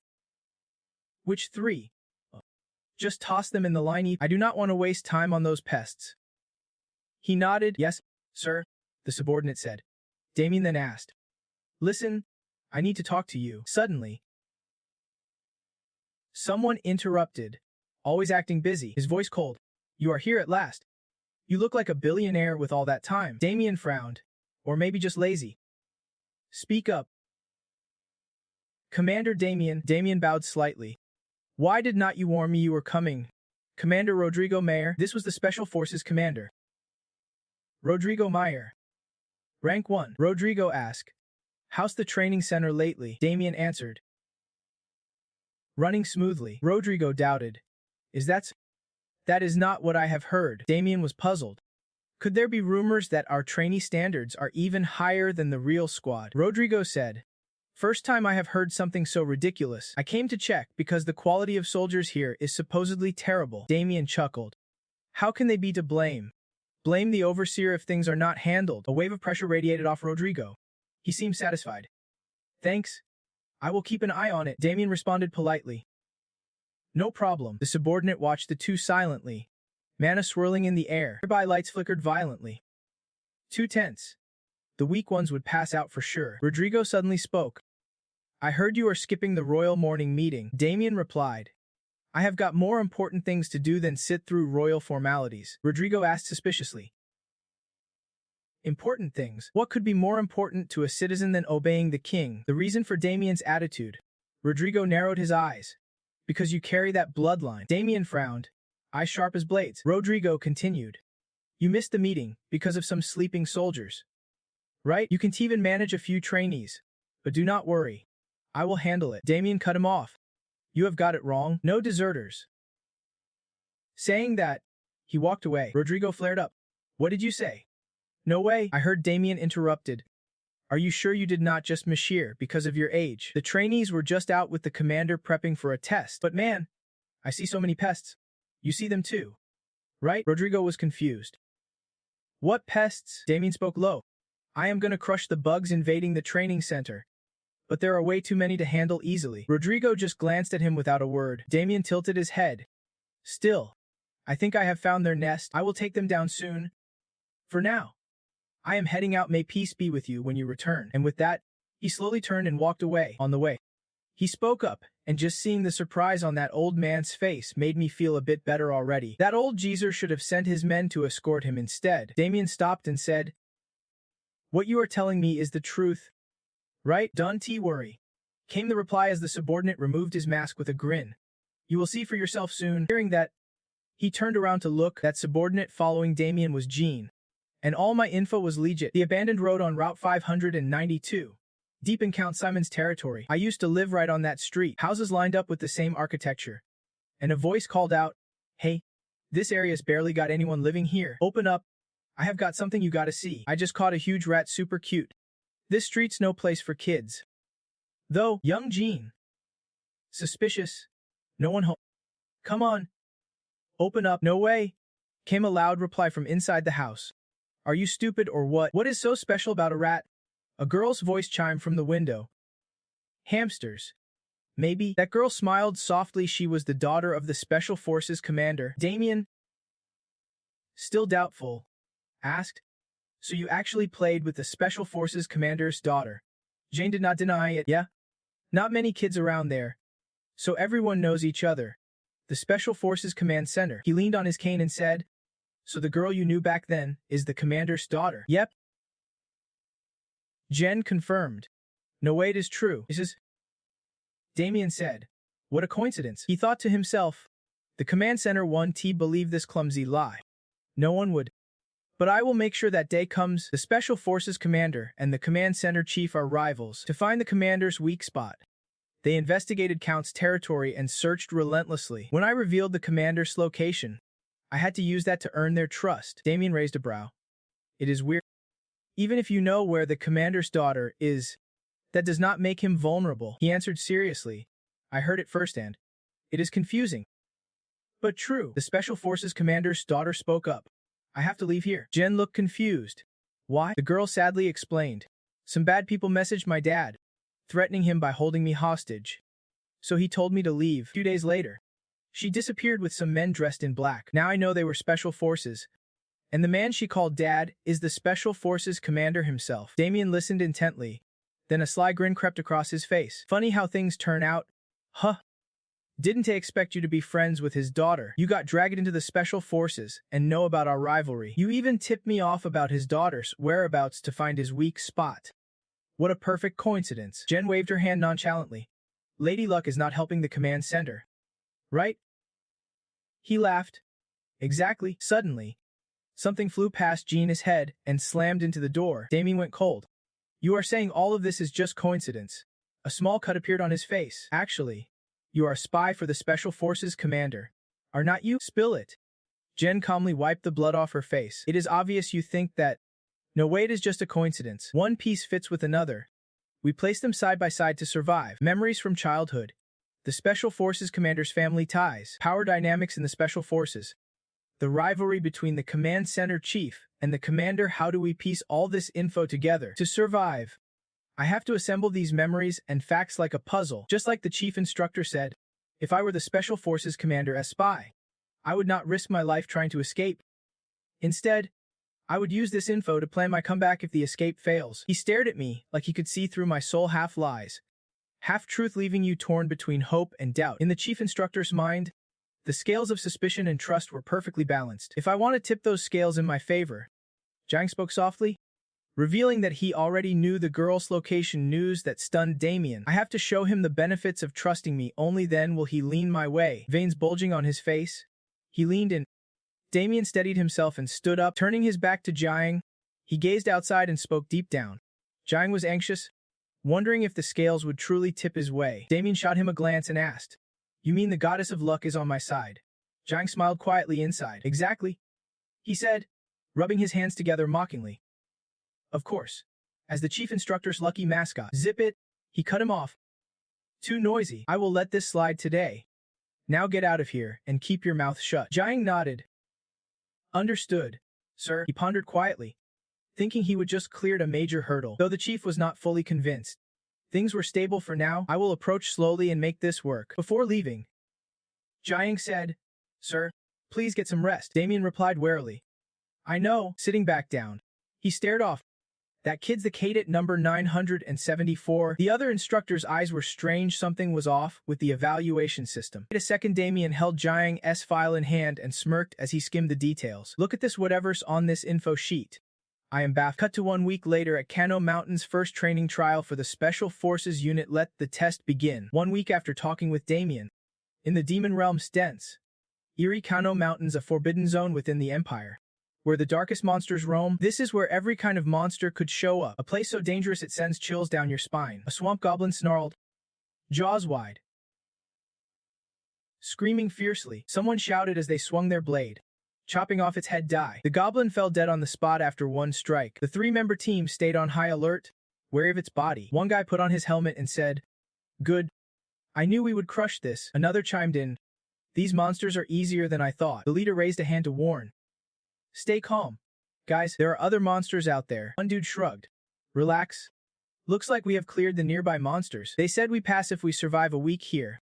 Right? At this rate, it is a breeze. Keep your eyes peeled. The leader warned sharply, making his teammates uneasy. Sorry. He continued. You guys got too hyped and forgot the other pass condition. We need to kill monsters and collect mana stones. Even if we survive, our score depends on how many mana stones we gather. The more, the better. If we collect enough, We might rank higher than even the 4 great clans. He raised his voice again. Stay sharp and push forward. We can do this as long as we stay alert. No sooner said than a giant hand chopped off his head. Instantly trainee. #320. Eliminated. The other 2 froze in horror as they witnessed the brutal scene. After a moment, they snapped out of it and backed away. Where the hell did that monster come from? The cross-eyed monster growled. Don't be scared. It hoisted its body up, mumbling under its breath. Don't be scared. Do not be scared. Golden Brain and Ogle E mutant signaling the presence of mana before attacking its prey. Golden Brain hurled Nendi's body hard with just one swing. The last 2 team members were wiped out. Trainees #345 and #347 were done for. The entire scene replayed inside a crystal orb. The voice chuckled softly. What a mess. All 30 members of the lead team are dead. Everyone. Be careful when you go in there. Cleaning up dead bodies is a real pain. Move fast. Every 5 minutes. We will send a trainee to the teleport gate. The subordinates all said in unison. Understood. Standing below was Jian, thinking to himself. Finally, I have been dragged into the demon realm. The chief examiner was way too excited, fully trusting the team sent to scout the area, but with the clues left behind. Unfortunately, nothing was certain. If I want to get close to him, I need to hit an unimaginable score. First, I need to figure out what to do with this body, because the Holy Breath technique has its growth limits. Going to the demon realm was not my idea, but maybe it is a golden opportunity. If there is some hidden treasure no one knows about there, I could level up way faster. The region suddenly stirred. What did you say? Is that true? Jiang was shocked. What is going on? It is rare to see the chief examiner like this. He shouted. Everyone.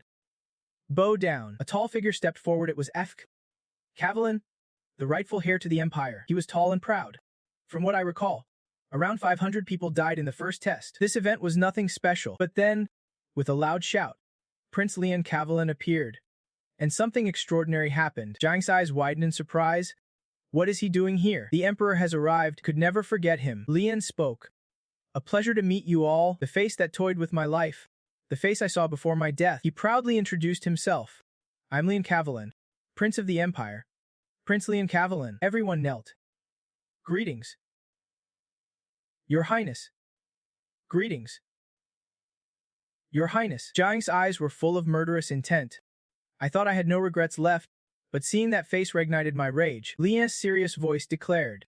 I speak as the Empire's prince. Those who want to escape this hell, raise your hands. Under my name, I guarantee your safety. Anyone kidnapped into this place, I promise you freedom. I was a bit confused. What is he talking about? Is he really the prince I know? Flashback. The 4th Special Ops team has infiltrated enemy territory. Lian. Indifferent. I see. Avalon Castle, the Emperor's capital. He asked. What is the outcome? Jiang bowed. Success, sir. The demon stone mine has been completely destroyed. Hearing this, he praised. Good. Excellent work. Jiang continued. We will send reinforcements and secure a safe retreat. He was curious. Reinforcements. Jiang explained. We only send a small team to infiltrate. Escape is impossible for them. They would have a hard time returning without help. Lian dismissed it coldly. Then leave them there. They can die and take more enemies with them. I hesitated. But, Your Majesty, we can just abandon those who fought for the Empire. He replied flatly. Jiang, the world is a chessboard. Slaves, commoners, and knights, nobles all exist for the Emperor's benefit, for the sake of one king. Hundreds. Thousands will sacrifice their lives. That is the ideal world. If they have the chance to die for me, what greater honor is there? Back to the present. Jiang's contempt for Lian was obvious. He was still despicable. I remember it clear as day. Standing on the podium, Lian declared loudly. I know there are noble kids here seeking power. I want you to go back. Not to challenge me when I ascend the throne. Everyone was confused. Is he serious? No way. But the prince said it. I bit my tongue. Is he really human? What is going on? That silent night. He returned to the name Jiang. He responded calmly. The Special Ops team exists to protect the royal family and empire. Lian sneered. For the royal family? Don't bother with those empty smiles. They responded in unison. The royal family exists for the people. To guide them through life or death moments. That is why the crown endures. Lian squinted. The crown exists for that purpose. Then I feel it exists. And he returned to being Jian. Replied firmly. The special forces exist to protect the royal family and the empire. Lian's eyes grew cold. Then narrowed. The crown exists for that purpose. Then I feel it exists. And he returned to being Jian. This ruthless act must be stopped, Lian answered. But this was something the king approved. Everything here follows the law. Hearing that, Lian looked utterly disdainful. Legal. Huh? Is anyone here willing to take this test? If anyone agrees, I will step back. The crowd whispered among themselves, no way anyone is stepping up like this. He smirked confidently. Look around, nobody's rising. These ideals are such a pain. Suddenly, someone stood up. Excuse me. Your Highness, it was none other than Jian. I am intern number 974. And I want to take this test. Lian thought to himself, number 974. That number sounds familiar. Then he spoke. From what I have heard, low-ranking interns do not get much respect. Don't you want to get out of here? Jian said calmly. As you said, I am not treated well, but some things here are fair. No matter the rank, we can let the test end here, Jian shouted boldly. Giving us a shot at climbing higher, that is fairness for us. I am taking this test because I have something to prove. Seeing his determination, Lin quietly said, Chief Instructor. The Chief Instructor replied, Yes, Your Highness. He said, You have just received an intern you do not deserve. I can back down now. So let us continue the test. But I will be watching closely. Chief Instructor stepped forward loudly. Everyone has seen the Prince's mercy. You would better repay that kindness with your lives. The crowd shouted in unison. Yes, sir. The interns began the test. I will start the briefing. Listen carefully. I will explain how the teleportation gate works. You will enter the Daosun range through the gate. Your destinations are preset. But sometimes your body might get messed up due to glitches during teleportation. Don't worry about it. Number 974. Step forward. Jin stepped into the teleportation gate, activating gate 543. He pondered. In his past life, Li never came to the training center. This place was completely unfamiliar to the Lian I knew. Was it because of me? If not, then why? The countdown already hit 0. The teleportation gate activated, and he vanished. What is happening to him? A beam of light shot straight down onto the Daosun range. Jin's body materialized in the light. He touched his limbs, breathing a sigh of relief. Thank God. All limbs intact. Jin started moving. Crap, I am stuck in this empty wasteland. Gotta find a weapon. Suddenly, he stopped. Alert, what is that smell? Daosun. Wind Valley. Jin stood on a hill. Sensing it. It has been a while since I have smelled this, the valley's signature mix of demonic energy and a smoky scent. The heavy breathing of a monster caught his attention. He turned his head. A monster suddenly ambushed Jian from behind, then shifted to another spot on the ground. Its shadow resembling a large bird. The cockatoo snarled, lunging fast toward a group of people. They panicked terribly. Run. If this keeps up, we are all dead. The cockatoo opened its beak wide, roaring with fury, then a clean slash cut its body in two. Soul of Darkness. Type 15. The attacker was none other than Lorena. Intern soldier Lorena was deadly, her gaze ice cold. Someone saw Lorena and quickly spoke up. Thanks. Without you, we would be dead. She sheathed her sword and asked. Looks like a lot of you are hurt. His team saw spirit fused. One wounded teammate replied. Yeah, most of us hover around rank 700. We are trying to get out of this valley because too many are injured. Lorena, can we follow you? Just until we get out of here. Lorena immediately agreed, saying she did not mind at all. He lit up with joy when he heard that. Do you know you dropped my name? I dropped yours too. I dropped yours. You dropped my name. And I dropped yours. She fell into deep thought. Jan could not spot him anywhere. He is definitely still alive, standing tough even in front of the crown prince. Why push so hard just to keep training? Cruel stepped closer, smirking. Looks like our dear princess is stirring up trouble again. You really want to tag along with this weak squad? Isn't he that just dead weight? These guys are 700th tier at best. He dropped your name. The young girl dropped your name. He is holding your name superior. Huh. Isn't he that just more baggage? These 700th tier rookies can't even be my shield. Lorena second-class trainee Cruel White had angrily questioned. Are you planning to be their parent or what? Lorena coldly warned. Watch your words. Rank does not define a person. Cruel said sternly. Cruel smirked. Looks like after this test, the top spot's gonna change hands. She warned coldly.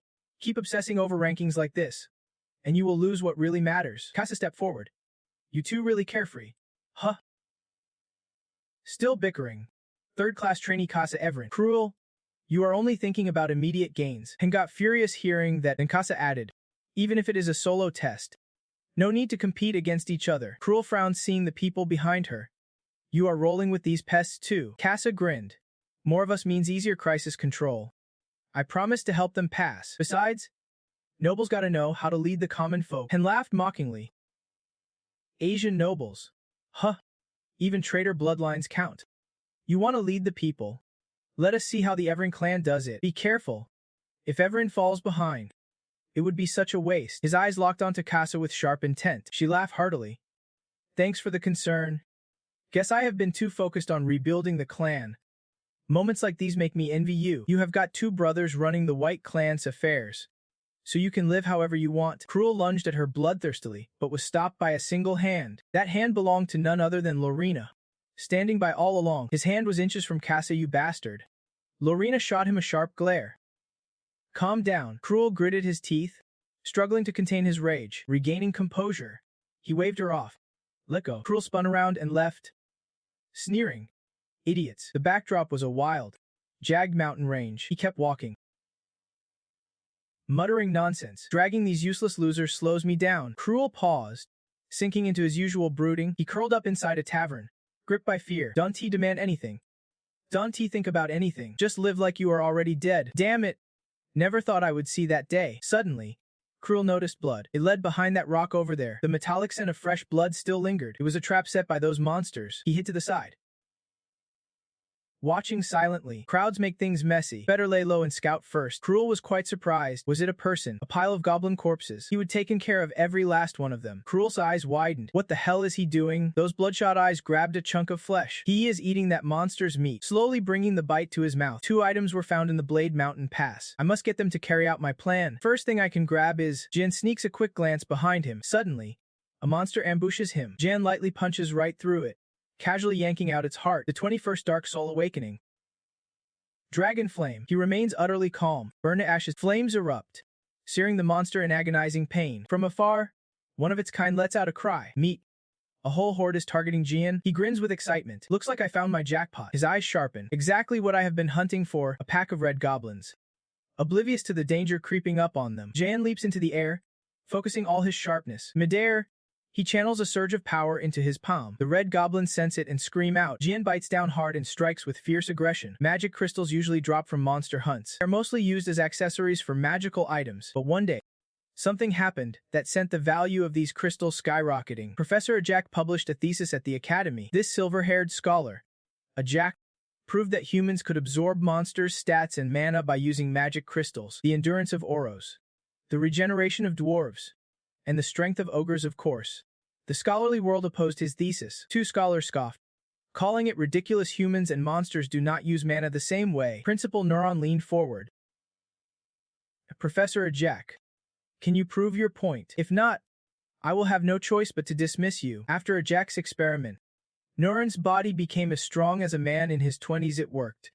And he was right. Once proven, mana users across the continent went wild with excitement. Monsters started showing up more often in pharmacies than dungeons. The question was the mana crystal absorption process complicated? Ajak explained that detoxifying magic crystals was extremely complex. You need the essence of moon beetles and volcanic stones, but the actual absorption is pretty simple. Just eat it, constantly biting and crushing the magic crystals. Didn't he think, I have to do this again? The taste is still disgusting as hell. Eat magic crystals and monster hearts at a 2:1 ratio to neutralize the mana toxins with the heart's poison. Suddenly, he clutches his mouth, coughing. This poison is deadly.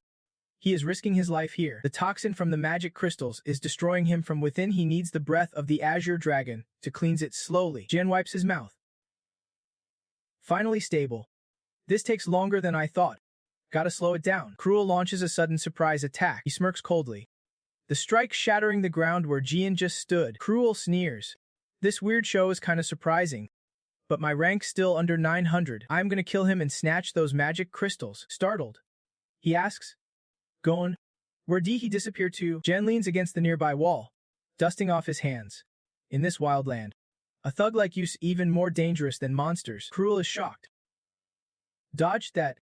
Not bad. Cruel mocks. Heard there is a tribe of monster-eating barbarians, but seeing one up close, even scarier. Though I want to kill a savage like you now, I might spare you if you show some sincerity. Jan looks confused. Sincerity? Cruel chuckles coldly. If you hand over all your magic crystals, I might show some noble mercy. Jian shrugs. Magic crystals. What crystals? I ate them all already. Cruel shouts. Lying, as a noble. I was considering showing mercy. But just as I thought. Savages like you are idiots. There is no one else here. I can easily kill trash like you. If you want to keep your pathetic life. Hand over the crystal now. His voice suddenly dropped. You are right, he said with an excited grin. There is truly no one else here. Cruel raised his voice. Yeah? So you finally realize your situation. Huh, fine. Before he could finish, time seemed to freeze as someone appeared right before him. He slammed a brutal blow into Cruel's gut, the strike of a nobleborn, striking with authority. White territory. Cruel's ironclad resolve echoed in his mind. I will be the rightful master of this land. At just 12 years old, he was already grasping the world's harsh reality. This trash status made him feel like the natural heir to this family's throne. But luck was not on his side. 2 other trash piles blocked his path. They feared him. They did not want him to claim the family's legacy. From then on, under the guise of training, they threw him into a special forces training camp. Who would be thought they would dare to dump him into that hellhole? I will never forgive you. Cruel White. Am the rightful heir of the White family. I am on a whole other level compared to trash like you. The moment I break out of here, I will wipe out every last piece of trash like you. Back to now. You are right, there is no one else here. Jiang landed a fierce blow to his gut. Cruel could not react in time and spat out blood in agony. Snake Valley, the only winding path down the cliff. Twisting like a serpent. Giving the valley its name, Cruel writhed in pain. How dare you? No creature dares come near here. So no one knows how deep this valley truly is, crawling and cursing. Cruel snarled. You bastard. How dare you do this to me? I am not dragging a monster skin bag across the ground. He gritted his teeth. Whoever does this, I am the rightful heir of the White family. Jiang yanked his collar hard and said, Enough talk. Move it. Cruel struggled. Wait. The harder you pull, the less I want to listen to your family nonsense. The young heir of the Count's house. Stop whining. We are nowhere near the destination yet. Move it, he groaned in protest. Now it is your turn to pull. How dare you make me do this? Jiang dragged Cruel like leading a stubborn ox. He shot back. Suit yourself. Besides, considering you tried to kill me, this punishment's a bargain. Still grumbling, he asked, What the hell are you doing dragging around all these goblin corpses? Jiang just rolled his eyes at his non-stop rambling. Shut up. No need to nag. You can use magic, right? Cruel grinned smugly and threatened. Do you know it is illegal to enslave a noble-born hard worker like me? You must be clueless about what you are messing with. Before he could finish, Jiang tossed a rock right in Cruel's face, clutching his face in pain. He groaned. Hit my nose. I thought nobles do not feel pain. Tears welled in Cruel's eyes as he reflected quietly. Who does he think he is? I thought I lost because he ambushed me and caught me off guard. Cruel still roared. You cunning bastard. I will kill you. Hearing this, Jiang slapped him again, twisting his mouth. Cruel still yelled. How dare you? Jiang landed a few more slaps. Never have I seen such humiliation. Jiang dragged him along and said, You were wrong, but if you apologize now, you will suffer less. Got it. Cruel fell silent, scowling. No way, I lost. I just got hit before I had enough mana. Once I recover my mana, I will kill him with my own hands. Jiang turned back, glaring sharply. Looks like you do not understand a word I am saying. His eyes turned bloodshot. Want me to knock some sense into you? Cruel was about to retort, but got scared and changed the subject. You said if we take it slow, we could be friends. Jiang warned.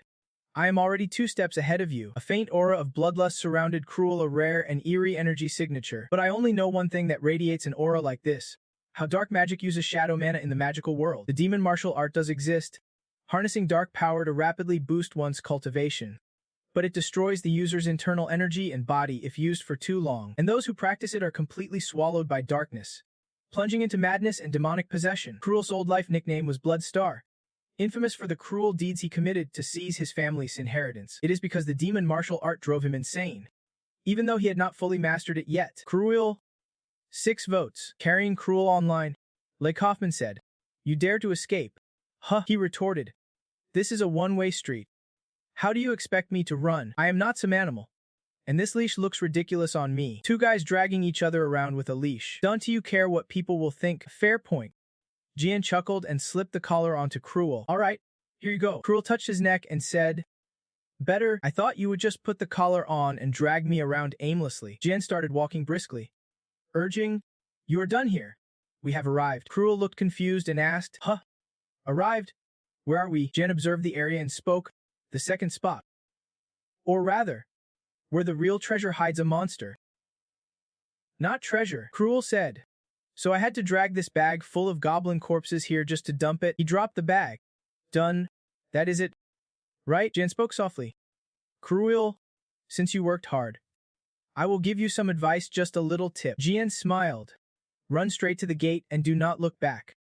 Do it right now. There's a surge of dark energy rising below. At the center, a pair of glowing red eyes shone, and the sounds from below grew terrifying. The goblin corpses that Jian tossed lay motionless on the ground. Suddenly, the blood of the goblins began to be drained away. Their blood was sucked to the center, forming a magic circle drawn with goblin blood. The magic circle started reacting. Who is there? A shadow with cold, piercing eyes appeared. Who dared wake me? Cruel asked from above. Hey, what exactly do you want to do? Or rather, what have I done? Jian said. Let us. The shadow rises, offer it to me. A flicker of light broke through the darkness souls of the fallen. The light revealed a strange eye. Lorena and Casa sensed it too. Lorena nodded. I know. Unimaginably cruel magic is spreading from that direction, the Snake Canyon. What the hell is going on? Casa said seriously. Lorena, I have never faced power like this before. I do not know what it is. How strong could it possibly be? Lorena's expression hardened. Casa, we need to change our plan. She took a step and said, let us hurry to the observation gate. Casa asked. Huh? Why? Lorena announced loudly. Everyone, listen up. Drop all unnecessary gear and head back to the gate immediately. She added without hesitation during the test. We have to move out now. Everyone echoed. Understood. Casa asked skeptically. But Lorena, why the rush? Lorena said. You do not know how strong that magic was. It is beyond measure. That power is on par with the head of the family. Casa blurted. He has always been one of the Empire's elite, pure unmatched strength. The Northern Guardian. That guy's as strong as a 2-star duke. Even the clergy can stop him. A disaster unfolds. Cut to the clergy's heady out. Someone points in surprise. What is that? Something S flying this way. The person next to him snapped. Enough with the nonsense. Hurry up and clean this mess. A mouth full of sharp teeth muttered. Not enough. Still not enough. On top of that, the moment those two started talking, they were attacked. Tot Hong shouted. Roman, what is going on? You are swinging that sword wildly. How should I know? Swing it fast. A blazing firestorm swept through, scorching them both. A mysterious voice echoed. Offer me your souls. Someone was sprinting with all their might, followed by others including Tot Hong. Near a boulder, a voice urged. Come on. Get out of here. Head for the gate. You hear that? Everyone froze. Lorena was on high alert. Who is there? A trembling figure blocking the path thought. The voice keeps saying, give your soul to it. Terrified, he stretched out his hand. Here. Take it. Suddenly his body twisted and warped, offering my soul. Cass's eyes widened in horror as the upper half of the man's body exploded. Lorena readied her sword. Was that an ambush? Cassa pointed. Look over there. Blood splattered into the air, forming strange shapes. A magical circle appeared. The mysterious voice spoke again. Found you. Everyone around clutched their heads, screaming in agony. Lorena braced to attack, yelling. Everyone, stay sharp. She clenched her teeth, eyes razor-focused. A grotesque hand reached out from the magic circle. You have all shattered my slumber. Thanks to you, I awaken. A sinister mist coalesced. Ancient glitch. By your deaths, the third eye on my forehead ignites. Witches have always shared the same fear. Magic is boundless. But human life is fragile. Greedy witches sought immortality to pursue magic endlessly. They sacrificed their lives to darkness and gained eternal time. Someone stepped forward. Offering their own life, they were reborn as killing machines, hating all living beings like monsters or liches. The misty head began to move. The weak were instantly affected, trembling in fear. My head, Lorena warned. That is no ordinary lich. I can feel ancient power. It is a monster that has absorbed countless souls. Why would something like this be here? On a bridge spanning 2 mountains, a voice called out. Captain, why are you running off like that? The 3 running were Roman, Zeke, and Todd. Roman dashed forward, shouting. You too. Shut up and look. All the priests are dead. Is there a monster? Roman's face turned deadly serious. The gap before teleporting, he approached Jan, saying, You are not getting out of this either. You look hurt. Are you? It is no... Jan murmured. Roman suggested. Want to team up when we go in? Going solo's way too risky. I do not want to go alone. Jan refused. No thanks. I want to handle this myself. Since we escaped together, I will tell you something, Roman asked.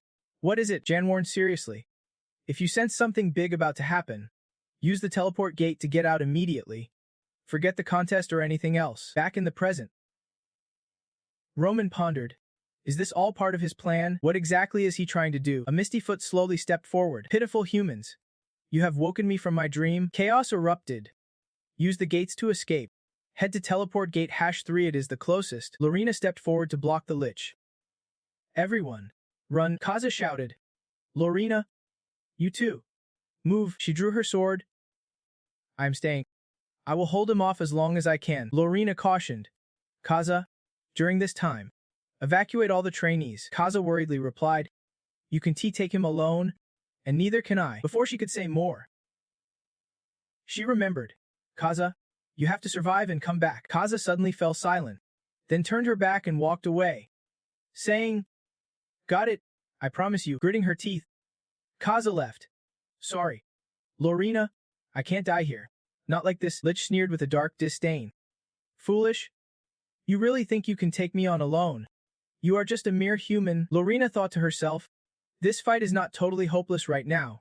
I have two advantages. First is the Mitron sword, the most effective weapon against the undead. And also, suddenly, Lich began chanting strange incantations, babbling nonsense, while the skulls behind her started reacting. They spun into a circle, a dry magical bullet volley forming. A small magic circle appeared on her lips, and countless skulls swooped in to attack. But Lorena refused to just wait for death. She charged forward, invoking the Dark Resurrection spell, swift and agile. She dodged Lich's attacks with ease. More skulls were rushing in, but Lorena's hand gripping the sword twitched. She hurled her weapon fiercely at the skulls. The collision sparked a violent explosion. Lich stood frozen, watching without making a move. Suddenly, Lorena appeared behind her. This is advantage number 2. A clean slash caught Lich off guard. A witch can cast attack and defense spells at the same time. I will use this to tip the scales in my favor. Suddenly, Lich started chanting again. She clasped her hands, casting a defensive wall, a magical shield. How is she using 2 spells simultaneously? Those skulls, are they the ones actually casting the spells? Ridiculous. So does she have as many spells as she has skulls? One skull casting a spell suddenly appeared behind Lorena. Lorena did not notice and took a hit in the back. Her sword dropped. Something tightened around her neck, her own weapon. I have never heard of this before, Lich murmured greedily. I crave the human soul. The pure, noble essence of the human soul mesmerizes me. I will shatter that pure soul. The 3 skulls formed a magical circle. At the center, another skull appeared, turning the victim into a death demon to serve me. The third eye on the skull flickered as the scene shifted to the ancient Lich's hideout. Deep inside, a lone figure appeared. He slowly made his way into the castle, cloaked and masked with twin horns. No guards stood watch here. Suddenly, something caught his attention, making him stop. A magical circle appeared at his feet. Teleportation magic. A towering flame erupted. High-level fire magic. Wildfire Mage's fury. The blaze grew more ferocious by the second, yet the mysterious figure at the center remained unscathed. I thought breaking in here would be easy once that Lich was gone. He chuckled beneath his mask, and that mysterious figure was none other than Jian.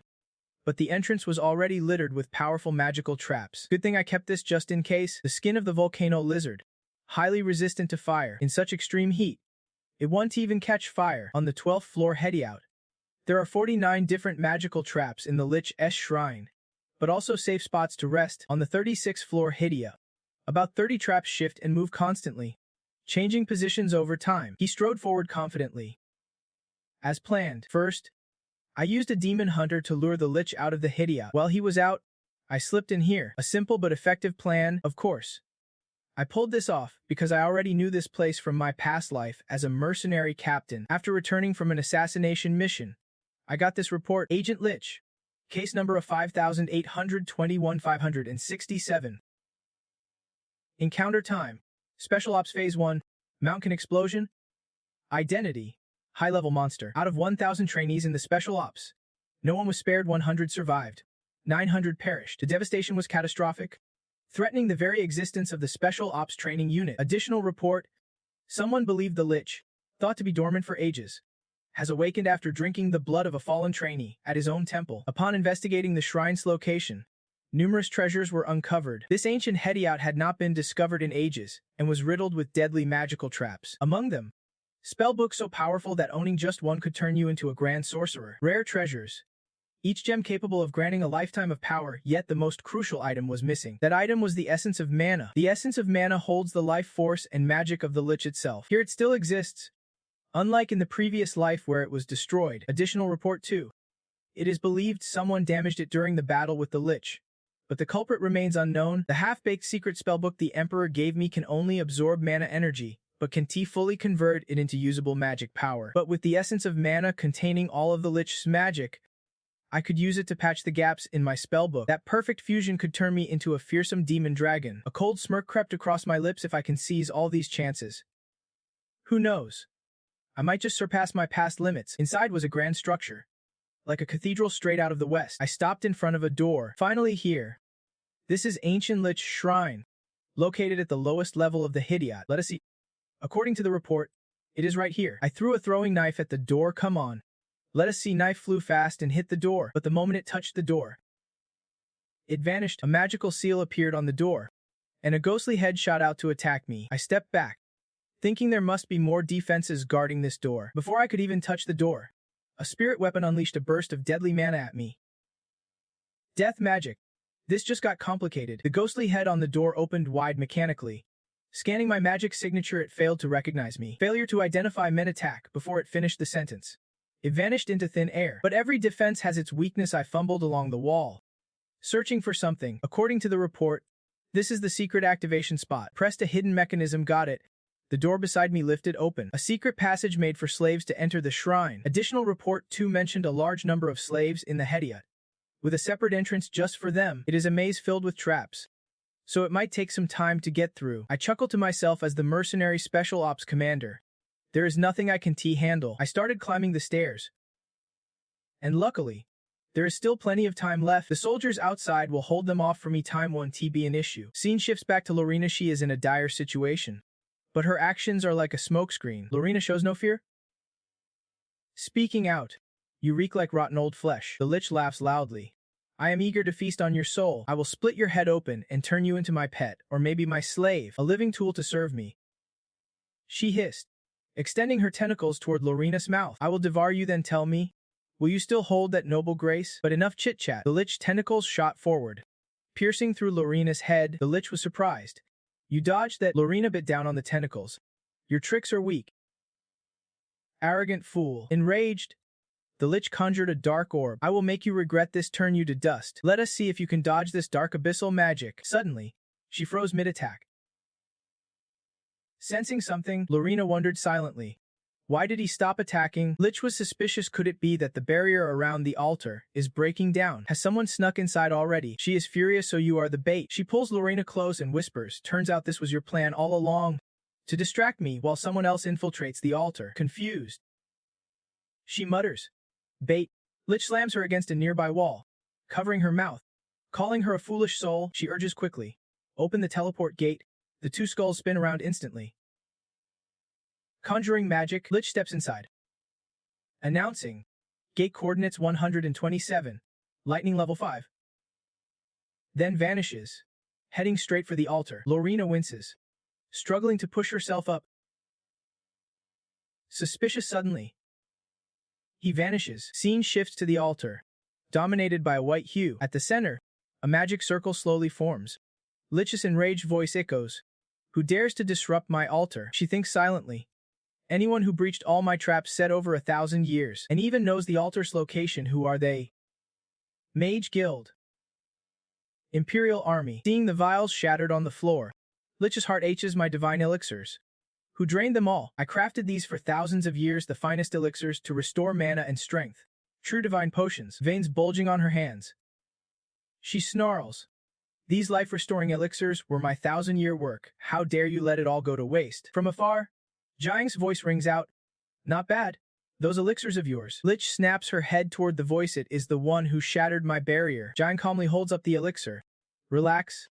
Let us share a little. Good stuff's meant to be shared. Too much mana dust makes you feel drunk, he adds with a grin. Jiang's cheeks flush. Don't tell me you think I am stingy. In her mind, she debates, is he Mage Guild or Imperial Army? Lich grows furious. Just a worthless drunk. Jiang continues. You must have been shocked your barrier was broken. Huh. Lich hurriedly turns around. Looks like I got distracted while you were having fun. Too big. He mutters. Shut up. I will deal with you first. Then wipe out everything out there. Think I do not know you scared little rats were planning to sneak in. Jiang exhales sharply and says, maybe you do not know. But I only use the secret passage. Lich scoffs in disbelief. Then why do you break the main door's barrier? He stands up and walks away. Replying coolly, he recalls Lorena's faint smile. Suddenly, where Jiang stands vanishes. His hair shifts wildly as he attacks. Changing his mind on the spot, Jiang's strike hits the gate, causing it to collapse. He smirks coldly. Besides the elixirs, there is ancient scrolls and magic tomes. You have been hoarding them for thousands of years. Lich laughs aloud at Jiang's words. You know how I got them. I am human. I became undead for 1,000 years just for revenge, prepared for millennia. Lich's ancient eyes glow brighter. My plan was ruined by you. She snarls, her third eye flashing fiercely. To avenge the traitor who stole everything from me. I embraced the shame of becoming undead. My grand plan turned to dust because of you. Jiang replies coldly. Empty magic elixirs? Is that sorry. My bad. Lich stares. Speechless, she channels power into her hands. Furious? You bastard. So arrogant. I will burn you to ashes with infernal magic raging fire. Jiang stands firm, not even flinching. The eyes sharpen as Lich's fiery hands reach toward him, but just before touching him, she freezes. What? This man of power. Jiang pulls open his shirt. You are sharp-eyed. Lich fumes. You bastard. You absorbed it. A glowing ring appears on Jiang's left arm. Up close. It is a small magic circle. My life force. Lich glares at Jiang like a turtle. Damn it. A magic heart. You even created a magic heart from my life force. How do you even know how to use a magic heart? The altar center was no longer occupied by two people because he was sprinting full throttle. And in the blink of an eye, Jiang had vanished. The path he just ran through was blasted by dark magic, a wide-reaching fiery storm. A heavy rain of flames. Lich flew close to him, sneering. An ordinary human like you, with no special skills. Not bad. He added. Dodging this firestorm is not something just anyone can pull off. Jiang pushed himself harder, shouting back, what if it were you? Would you just take the hits lying down? Besides, Lich sneered. Your life force is inside me now. If you die? Right? Jiang scoffed coldly. Nah. No way. I am not letting you kill me. I will be reborn. Inside your body. Jiang's eyes widened. What the hell did you just say? Lich smirked coldly. Because you shattered my millennium-old wish. I am taking over your body. Fair as fair. Right? Your body absorbed my life force and elixirs, now it is mine to use. Jiang's expression hardened. Keep dreaming. Sorry. I am not that easy to mess with. Lich scoffed. What nonsense. Give it up now. Your body will be in good hands with me. Saying that, he clasped his hands and started chanting a spell. A positioning spell. A green storm. Countless magic circles swirling around Jiang. Jiang was stunned, overwhelmed by so many magic circles at once. I have no choice but to use this move, the breath of the divine dragon. Lich's magic circles launched their attack. At the same time, the magical heart activated. Elemental forces rained down on Jiang. The ground beneath him shattered completely. The stone slabs collapsed where he had just stood. Lich looked momentarily shaken. It has been a long time since I lost control of my own power. Could it be? My attack did not kill this guy. Suddenly, Jiang appeared behind her, smirking. Thanks for your concern. Lich was startled, immediately launching an attack. Damn you. Jiang vanished in a flash using magic leap. Like a lightning strike, shadow dragon strike. What the hell? Way too fast. At the exit door he had destroyed earlier, Jiang wiped sweat and dashed through the broken doorway.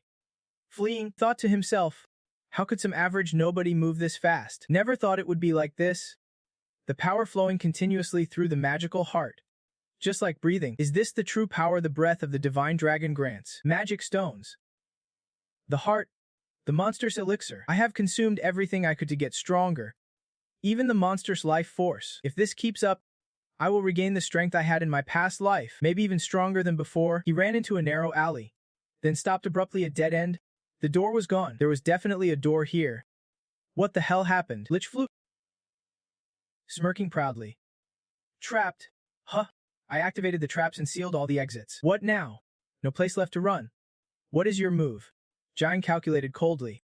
Now that it has come to this, I have to kill you. That is impossible. I have used all my weapons and tools. There is no way I can face you now. Lich caught up and clasped his hands, chanting, let me tear your limbs apart. No problem. Right? His magic was deadly and relentless. He would have to kill Jiang to survive. Lich's attacks were overwhelming. Jiang had no choice but to face him head-on, but suddenly, the wall behind him crumbled, and Lich's magic shattered too. Leon appeared, calling out, "You okay? There has to be a way to beat someone as ruthless as him," Leon said. Shielding Jiang, "You are done for, leave it to me. I heard about the accident during training and rushed here. But I never imagined a monster like this would show up. Over 100 soldiers training went missing or died because of him. More than 100 of my men were killed before they even had a chance to fight back. I really can't forgive him." Lich fell silent upon seeing Leon. Saying nothing, Jen quickly clasped his hands and bowed. "Greetings, Your Royal Highness." "Crown Prince." He glanced at him and asked, "And you, why are you here?" Jen replied, "I followed him alone and got trapped here." Leon nodded. "Chai already informed me about this place. Thanks for the heads up. Now, let me handle the rest." He pressed his lips silently. The Crown Prince showing up right on time, well done.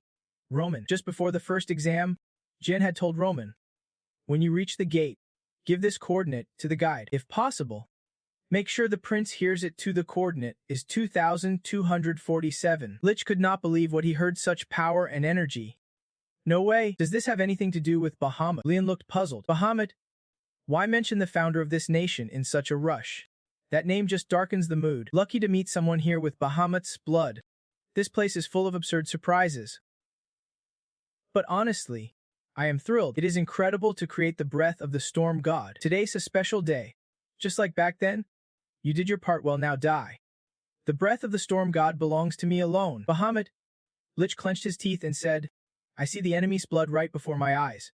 He laughed loudly. "Betha-Uf founded this nation. He is a descendant of Han." "Sure enough. The words sound the same.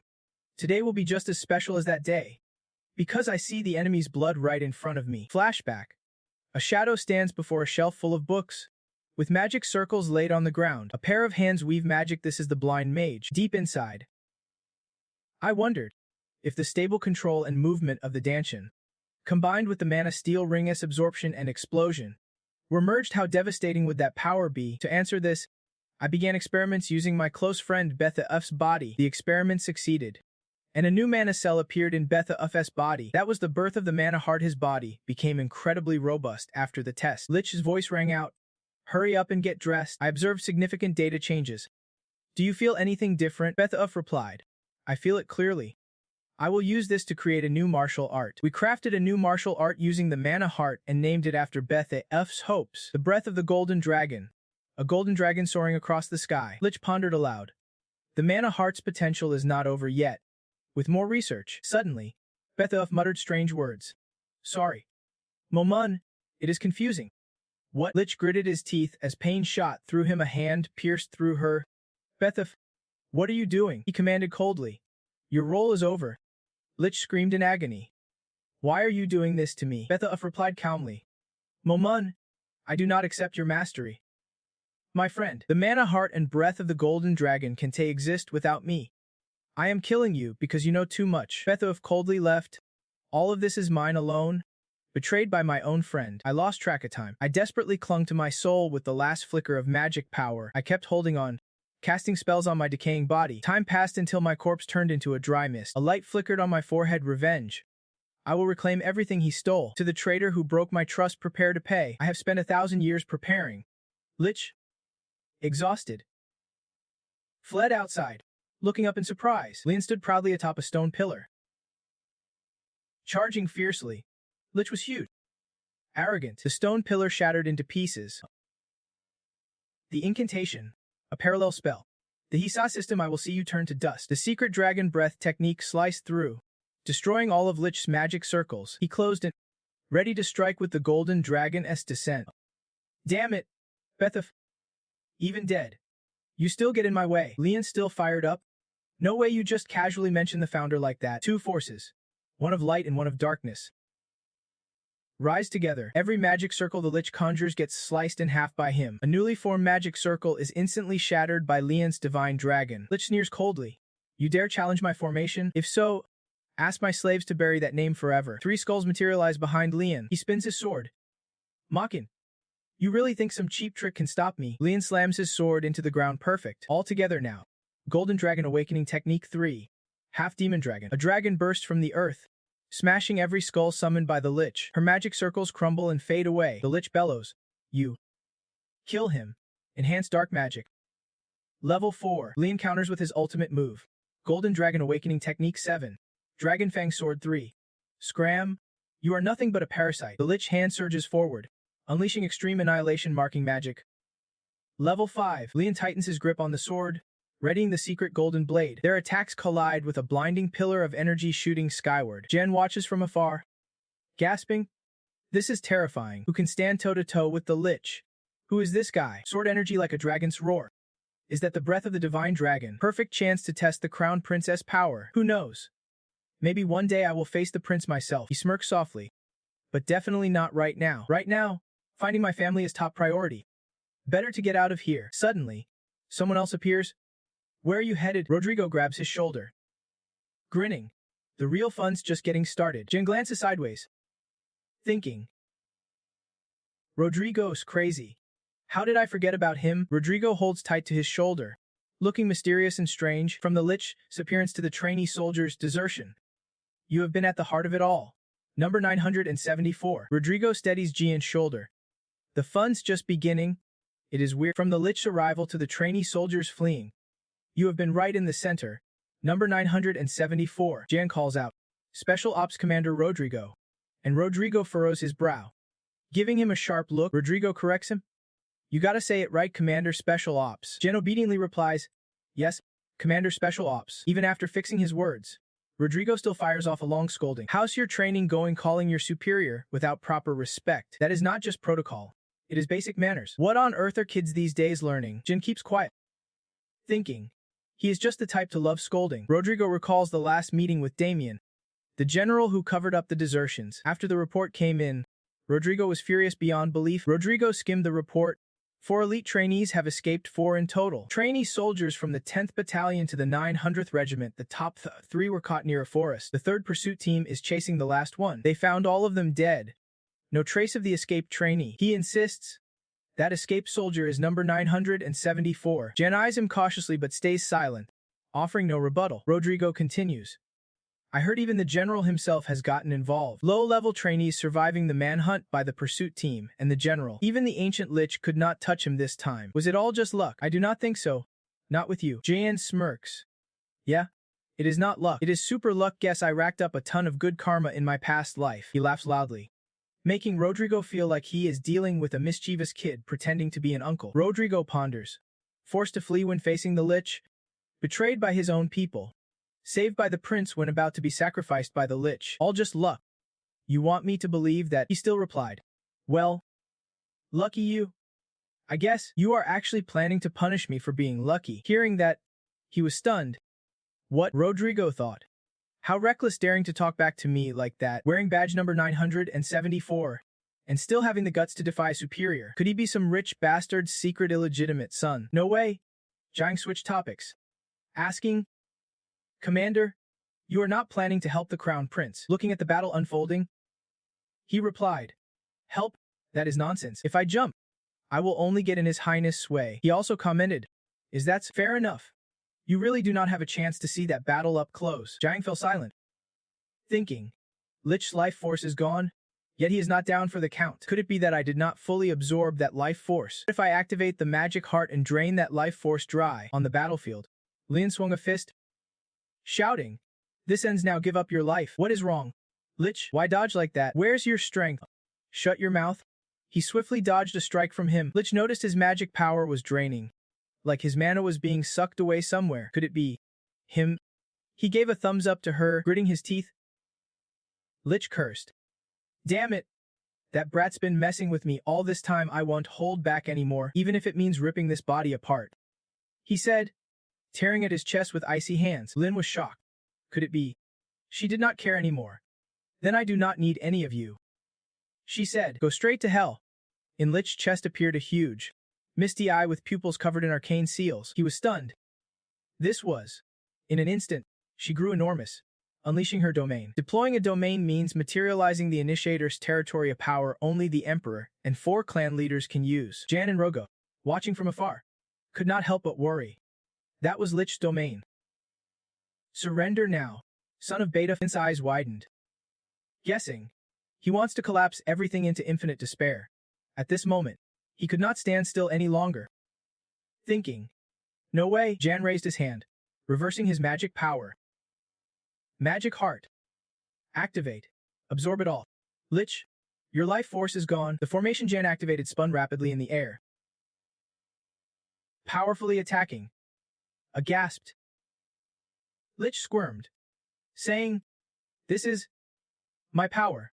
Seeing her distracted, Lin quickly sensed a weakness. "I will finish this with one move," he shouted, swinging his sword directly at Lich, but the blade broke. The moment the sword hit his formation, it shattered into pieces and slammed back with force, forcing him to drop to one knee. Lich sneered wickedly. "Useless.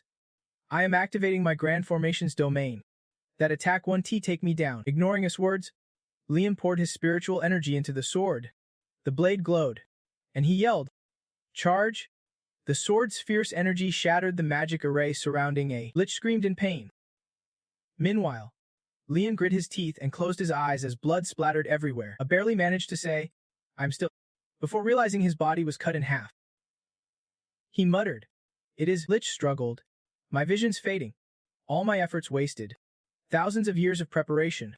A millennium of hatred. All for you. Only to vanish like this." I reached his hand forward. Lich asked, "Why? Beta?" But no one answered as he watched her slowly disappear before him. Even in his final moments, Lich kept questioning why she sacrificed everything for him. "Why? Why did you betray me?" he cried out as it vanished completely, leaving only thousands of fragments of Lich in the air. Lich exhaled deeply. "It is.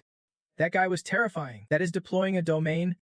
If he would done it perfectly, we would all be dead already. I am still too weak to take him down if he uses his full power." He quickly approached Kung Kun, saying, "Your Highness, your body has been injured, Your Highness. After you, I will handle this directly," he said with a stern tone. "Enough with the nonsense." Noticing Jan behind him, he asked, "Training soldiers are still here? Anyone hurt?" He calmly replied, "Thank you, Your Highness, for saving my life." Lin gave the order. "Commander, guide him to the medical unit." Rodrigo quickly complied, and thus their journey through the Kano range came to an end. Jan thought to himself, "I have succeeded beyond expectations. I have boosted the Magic Heart's power using the life force of Lich Kyle, putting the Crown Prince's strength to the test." He smiled softly. Thanks to the blind guardian, everything turned out well. In the vast space, something gently fell. The Lich's hood slipped to the floor, a faint glimmer flickering inside it, all within a lavish room lit by a grand chandelier. On the dining table sat 2 glasses of wine. Jan said, "It has been a while since I have had this. It is the kind of wine I used to drink in my past life." Rarely getting a day off, he relaxed, leaning back on the sofa, feet propped up on the table while reading a book. Jan's mind drifted back, recalling that everything in the mountain range had ended safely. Is a training place like this mansion where nobles usually stay? He wondered. It is worlds apart from the prison I used to live in. No comparison means no pain. The prison had just a chamber pot, a table, iron bars, and guards. A place like this mansion has beds, sofas, baths, and even food. He realized, I really have to ace this exam if I want to earn a status higher than the others. The results from a few days ago are already in the mansion's grand hall. A voice rang out. "Thank you all for your hard work." The first round was interrupted due to unforeseen circumstances, but thanks to the Crown Prince, it was quickly resumed, and the exam ended safely. Everyone who survived did well. A man in red stood on the stairs, announcing the results. Praising the soldiers lined up neatly below, he continued, "I will now announce the rankings. Top 1 to then 11 to 100 are grouped together. The rest are lower tier." From the second-floor hallway, Caxa looked down and asked Cruel, "Isn't he the Grand Inspector coming?" The man on the stairs kept going. "Future housing will be assigned based on rankings, and those with good results will gain access to the Royal Vault." At this, everyone buzzed with excitement. The Royal Vault. The Royal Vault holds the secrets, treasures, weapons of the entire kingdom, hundreds of divine swords, and scrolls stacked to the ceiling. Ranks 1 to 10 will access the 3rd floor, top 100 the 2nd floor, and lower ranks only the first floor. Let us begin the announcements. Roman clenched his fists in frustration. Just rank. Seriously. Hearing the warden's announcement, Roman had only fought demons in the mountain range. Rank 4. Cruel White. Only fought Cho. He sneered. They are just showing off. The real vault is on floors 4 and 5. She calmly replied. I could easily take those treasures with me. Meanwhile, the warden announced. Rank 3. Casa Evergreen led the cadets against Iris. Rank 2. Lorena Bew fought Iris the Golden. Hearing this, she wondered. Not rank 1. I gave it my all. Casa turned to her and asked. Then who took first place? Lorena thought. Rankings mean nothing. First place is just a label useless against real monsters. I have to get stronger. Cruel crossed his arms, leaning against an ancient tree, smirking at her. That is hilarious. Lorena shot him a glance. Cruel, he shot back. As if I am some clever schemer, turns out even I could not hold on to first place. I heard when the Lich appeared. You handled that monster alone? Impressive? Truly noble. Casa advised. Just let it go. After returning from the mountain range, he has gotten worse. Cruel pressed on. And you? Just stay silent. There is a weird rumor Lorena never actually fought the Lich. I heard she begged that corpse for mercy. Seeing her casually admit it. They are not wrong. With my current strength, I could not have won. Cruel was left speechless with anger. Lorena turned her back and walked away, leaving him with, thanks for caring about my rumors. You should focus on your own results. He growled through clenched teeth. What, Lorena? You are a good person. But are not you trying to snatch the position the lost formula once held? Lorena warned him. Cruel showed no respect and kept talking. The aftermath of the formula was originally your spot. After her brother left, that position was left open. Isn't that what you are aiming for with your mindset? This could be your chance. Or wait. You mean you want to make your own opportunity? If that is true, then you are something else. Lorena, she ordered coldly, I have got a question for you too. Do you want to leave your life here or somewhere else? Lorena's sharp gaze pierced him. You better answer that honestly. He stirred, reaching his hand out from beneath his cloak and said, that is exactly it. Lorena, that look in your eyes, you are no different from me. What is with the high and mighty act? Cruel sneered as a pinkish glow started swirling in his palm. He lunged straight at her with a direct strike. I will tear off that mask you wear. But I once he let Cruel get his way. A hand suddenly reached out and pinched his wrist. Frustrated, he asked, can't you just sit still? Cruel glared at his hand, burning with anger. Who dares? But the pain on his hand only grew sharper. He quickly begged for mercy. Wait. That hurts. Stop it, my ear. Who is doing this? Cruel groaned, collapsing to the ground in pain. Finally, the warden announced the crucial position. I will announce the number 1 spot. Number 1 goes to number 974. Jang, he jolted, loosening his grip. His eyes flicked to the person pinching his hand as the announcement echoed. Jang. Number 1. Not just Cruel. Whispers erupted all around him. Number 974. That low-ranking guy is number 1. Number 1 is number 974. Jang? I have never even heard that name before. Lorena asked. Jang? You are number 1. He stayed kneeling, grumbling in frustration. You little punk. Better let go of my hand or else. He shot a glance at him and asked again. Or else what? Finally, Cruel relented. Nothing. It just hurts too much. Jang looked toward her and greeted. Long time no see, Lady Lorena. She replied. Drop the lady. He quickly agreed. All right then. Lorena was curious. How do you know Cruel? Jang answered. I met him during the exam. Lorena, lucky you were not seriously hurt. She replied softly. Thank you. As they spoke, the warden made another announcement. That concludes the announcement. Lorena showed no expression on the outside, but inside, her mind was racing with thoughts. Jang, I know you are not just any ordinary player. Someone who can intimidate Cruel like that is no joke. I can even feel a massive power radiating from you right now. What the hell happened? Though I have so many questions, there is one thing I have to say now. Jang, Cruel's been mouthing off about you this whole time. He glared at him, tightening the grip on his hand. That guy is full of crap. Cruel snapped back. No way. That kid's lying. His agonized scream echoed down the hallway. Back in the room assigned to him, Jang thought. I am here because this is the reward for first place in the exam, but being stuck here is way more boring than I expected. One of the books I grabbed from the Royal Martial Archives. He absent-mindedly looked up, silent for a moment before Jang spoke again. Cut out the sneaky staring. No response. Just silence. After a while, unable to hold back any longer, someone outside pushed the door open and said, How did you know I was out here? I covered my tracks perfectly. Did not. Damien stepped in with a grin. You still remember? Right? We have still got unfinished business between us. Damien complimented. You managed to spot me. Not bad at all. You still remember. Do not. There is still a debt between us. It needs to be settled. He sat down on the sofa and took a sip of his drink. Jiang asked, Does it suit your taste? Sir, you came so suddenly. I did not have time to prepare. Damien replied, Not bad at all.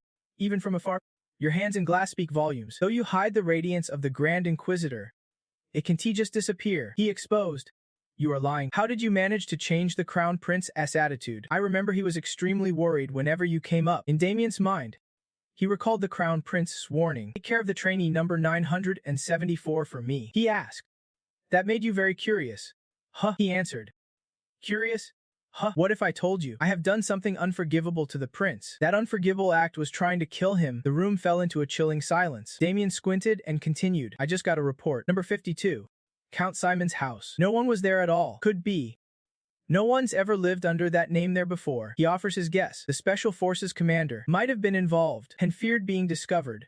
So he covered his tracks. If you do not believe me, he cut Jian off. I am not here to blame you, even if you are lying. It does not matter. Damien stomped the ground and said, What I am about to say is, you have become useless to me. Before he finished, he suddenly slashed forward, a shadowy sword strike. He quickly dodged to the side. The table in the middle of the room shattered in two. Only Jian's voice echoed through the empty space. If that is the case, Damien stared wide-eyed at the thick dust cloud before him. Whispering in his ear was Jian's voice. You still can take my life. Damien thought sadly, and dodged it. Jian appeared, holding a book. He said, Because I found a crucial piece of the puzzle. Damien asked curiously, A crucial piece? What is this book? On the cover was a line that read, Research notes on the absolute Veen disorder. I have seen this book in the Royal Armory. I have access all the way to the 3rd floor of the Royal Armory. But I chose the Special Forces main archive on the 1st floor. That is where they keep research and secret manuals for the Special Forces commanders. Mostly studies on monsters and training methods. Many books were pulled out, but none were the right one. It does not make sense. He stared thoughtfully at the bookshelf. Finally, Jan pulled out a book and wondered aloud, Is it this one? I found a study on the absolute Veen disorder written by Special Forces Commander Rodrigo. This disorder causes blood flow in the body to clog up. The body weakens over time and can survive past 20 years old. Jian took the book. Puzzled, but so what? Jan fired back. Don't you find that strange? The commander is researching a disease like that. There can be anyone with the absolute Veen disorder in the Special Forces. And here's the kicker.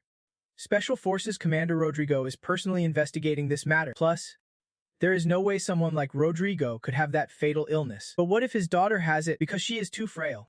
She has to stay hidden deep inside the house. The symptoms match perfectly. The commander, desperate to cure his daughter, has been researching this disease himself. I suspect his daughter's existence is his weak spot, and he is hiding it. But that is not the case. The commander actually switched where his daughter's being treated, probably because he could not find a skilled enough doctor. We totally approached this all wrong from the start. He concluded that the daughter is what we should focus on, not the commander's weakness. He confidently said, You can pin the commander down this way. Instead, the Grand Inquisitor holds the real leash on the commander's life. This fatal disease has no cure. To survive, you need an enormous amount of medicinal herbs. Since he can't afford that, he has been taking bribes. The only place he could get big bribes, the Special Forces.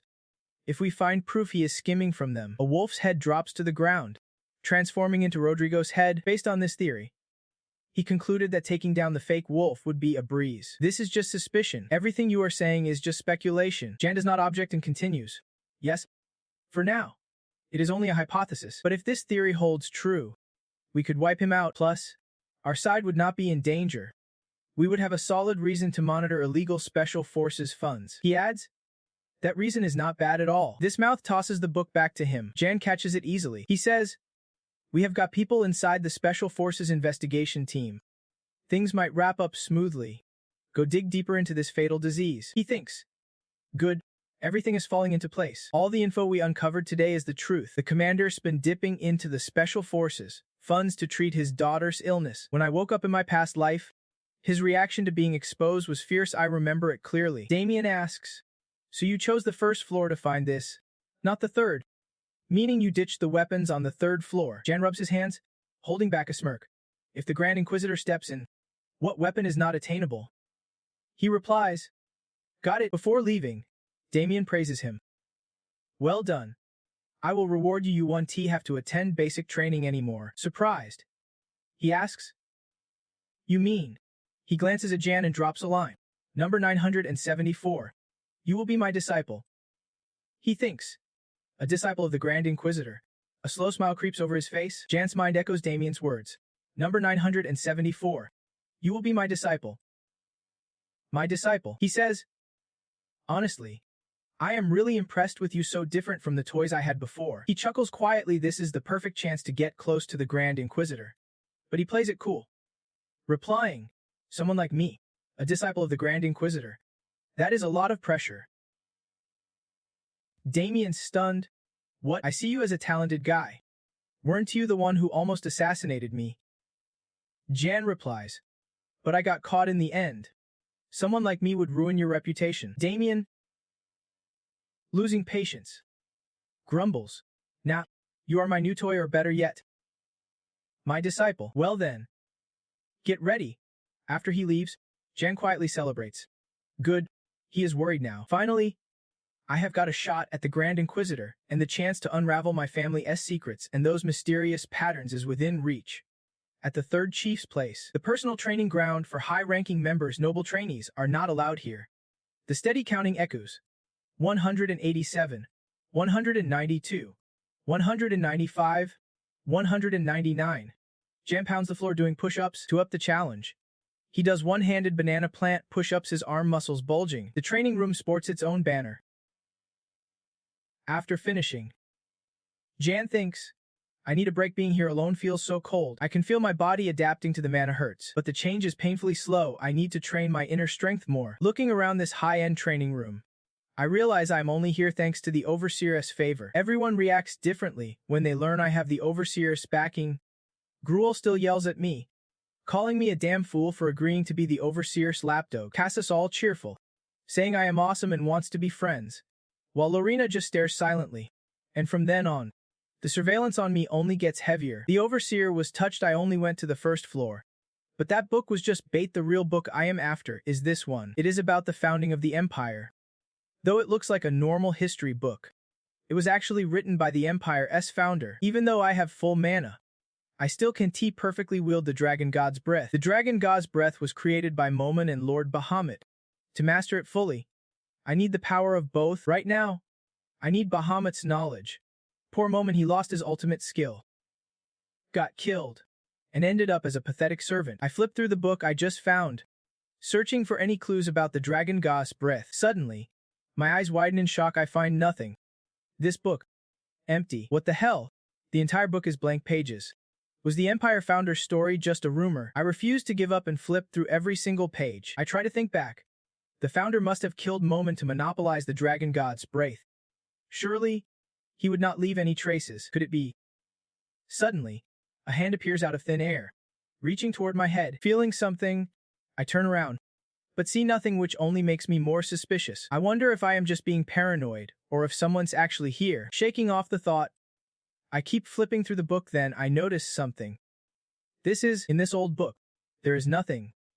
Or maybe, suddenly, chaotic black marks appear in the air. Quickly take a fighting stance and slash at the empty space. After a few swings, I stop and stare at the marks, thinking, I have cut it to pieces. There must be more of them. This is not like the Overseer's sword spirit. A voice echoes, pretty low and ominous. It continues. No one can unravel the secret of that book. The voice comes from behind a pillar. I spot a shadow peeking out. A stranger steps out from behind the pillar and speaks. Long time no see. I blurt out a name. Momen, how are you still alive? You servant. She laughs loudly. You have got a lot to learn. If you underestimate bugs like me, they will keep pestering you. She says this as she flies closer, especially you. She adds. I tense, staring daggers at Momen. Suddenly, she raises her hand and swings down. I am gonna finish you. I curse. Damn it. She screams.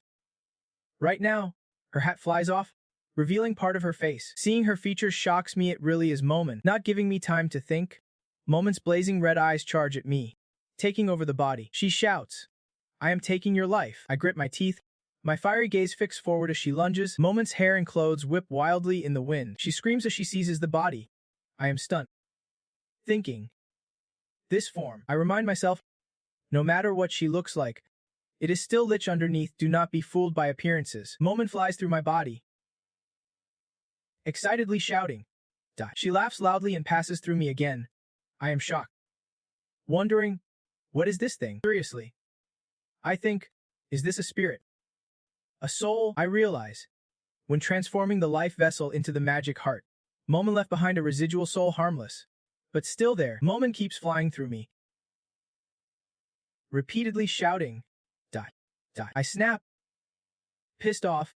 You are really gonna drive me nuts. After a moment, I ask, Hey Momon, if you are dead, then just go already. Why are you lurking around here? And in that form, she laughed out loud at that, even with a huge wound at her feet.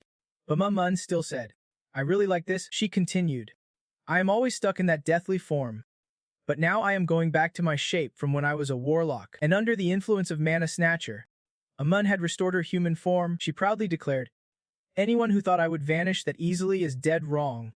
And I will slaughter every single one, both humans and those bearing Bedham's bloodline. Mun put on a fierce expression and added, until every traitor begs for death. Jin spoke, watching Mun shrink in size, asking, following the snatcher again.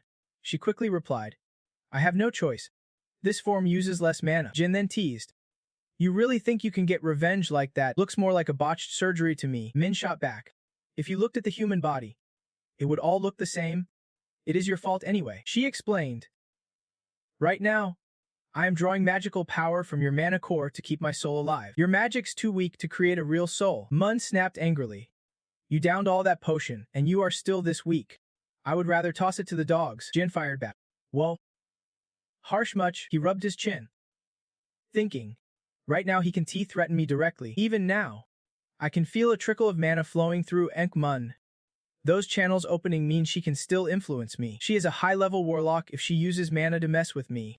I'm screwed. Meanwhile, Mun raised her hammer, ready to strike Jian's head. Seeing him flinch, she quickly hid the hammer away. Jian grabbed the grimoire and said, no other way. As he turned to leave, he added, pleasure meeting you. Even if just for a moment, before I disappear. Enjoy this world to the fullest. Min retorted, cut the crap.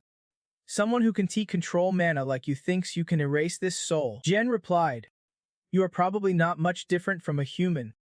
If I cut off your food source, Min gasped in shock. Grinned and continued, you are registered inside my mana heart. If I stop feeding mana to the mana heart, Jian emphasized, how do you think you would keep that soul alive? He glanced at her and said, disappear. Your era is over. Mun gritted her teeth and muttered, no way. I have fought too hard. I can just vanish, she shouted. Just wait. If I disappear, you will regret it, she threatened him. Don't you want to know the secret of Bedham's grimoire?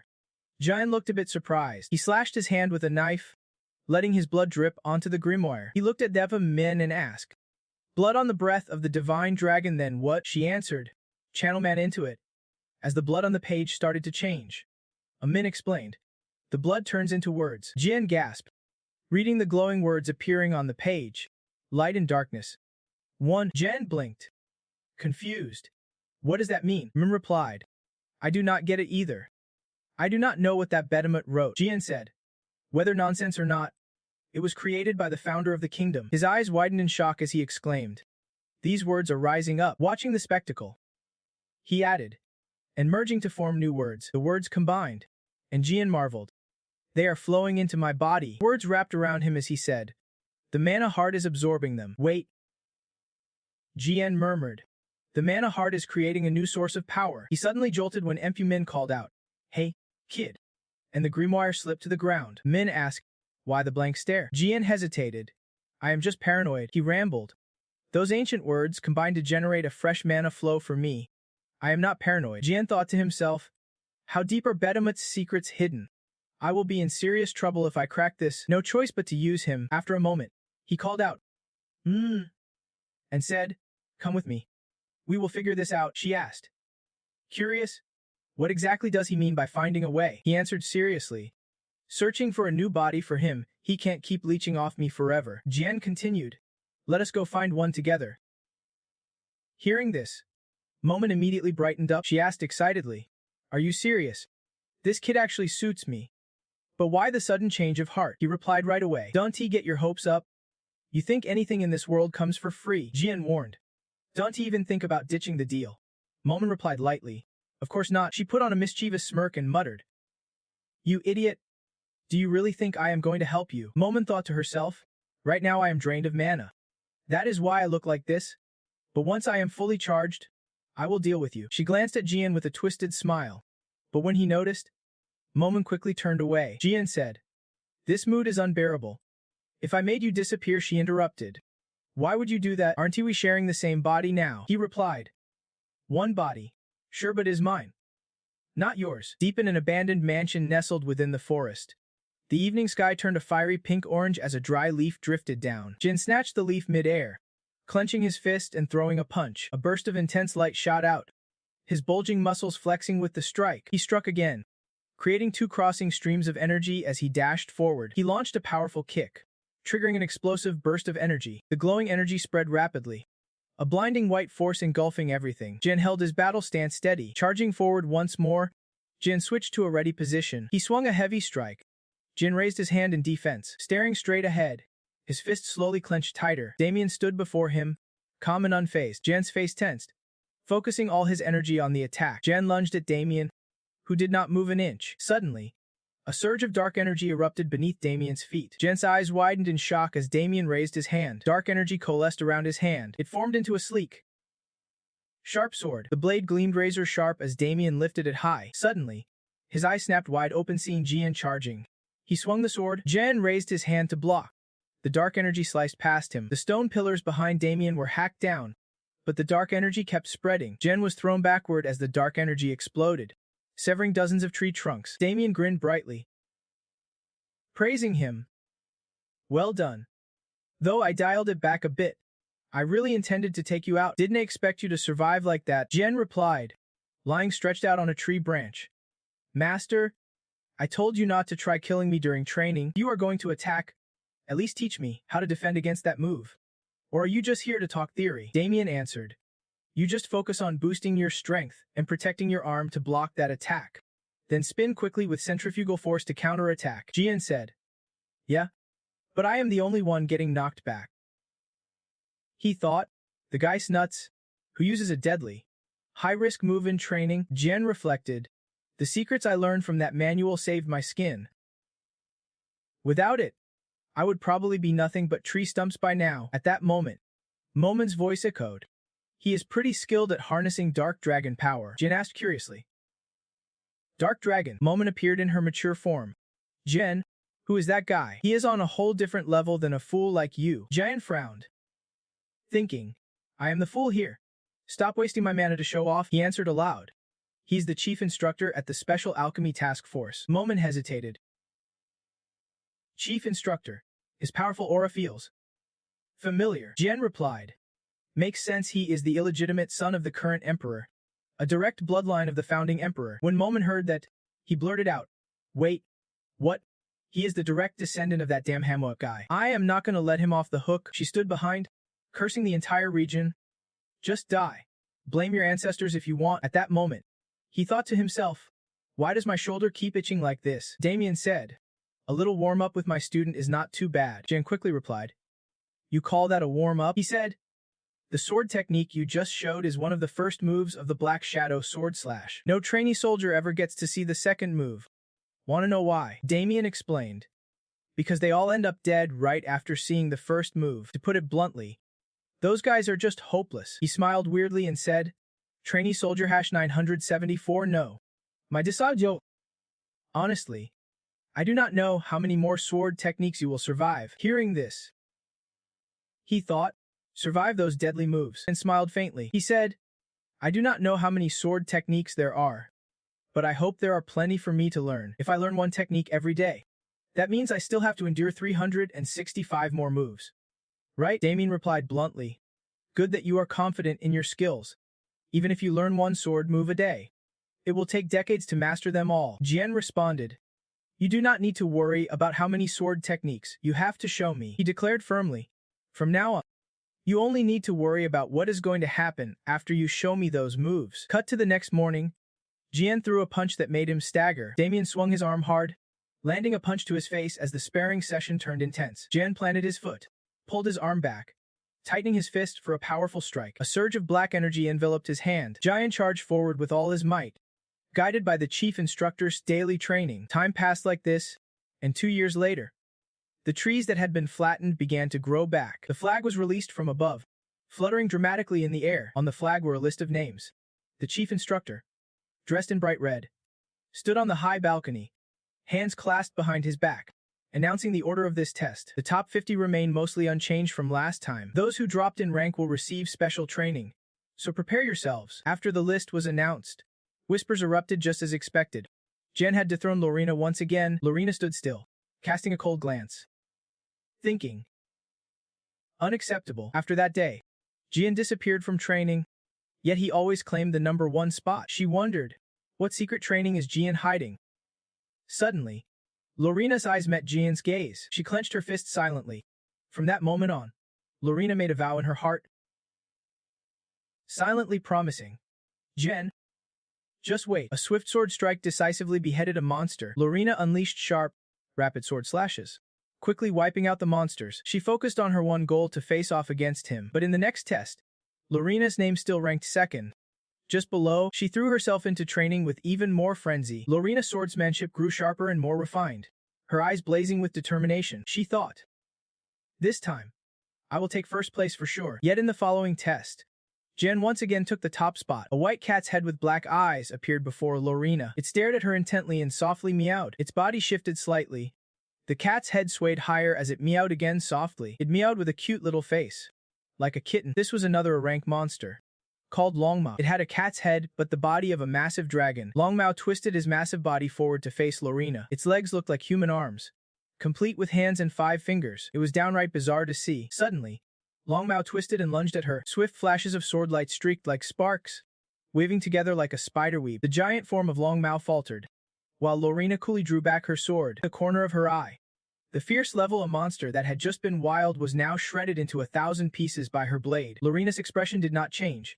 She just let out a soft hem, quietly thinking, Jiang, just wait. Next time we meet, we will settle this once and for all. Time flew by, and before she knew it, 2 years had passed. On the high castle wall, a bright red flag stood out, bearing the Royal Special Forces emblem. Hanging perfectly straight inside the castle, the Special Forces team was in the middle of their final test in Arena 3. 3 trainees in white coats watched the battle intently. On the battlefield, 2 figures, one in white, one in red, were locked in combat, their swords clashing and sparking nonstop. The relentless clang of metal striking metal echoed through the air. The final test was a real combat match against the assistant instructors. This test was crucial. It would decide who officially earned a spot in the Special Forces. But just as the fight raged on, one of the instructors in the stand suddenly spoke up.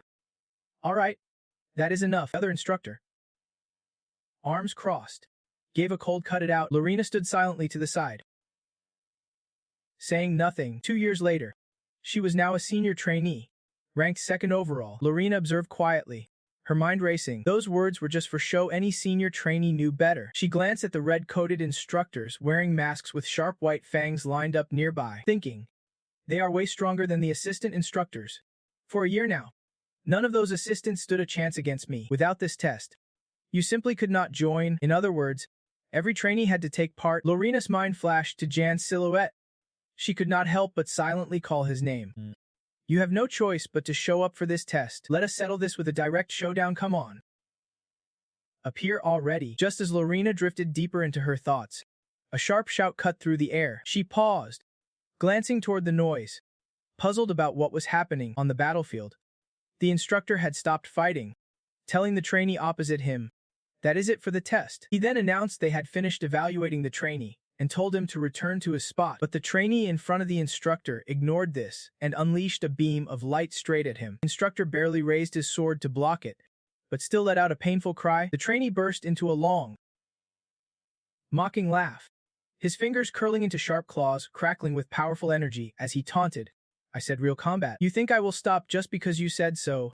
Cruel stood firm, his cloak billowing. Now a senior trainee ranked third overall. Cruel's wild grin twisted his face as he spat out. Real combat means fighting until one of us is dead. His eyes flashed an angry orange as he sneered. You have probably been enjoying that instructor jacket for years now.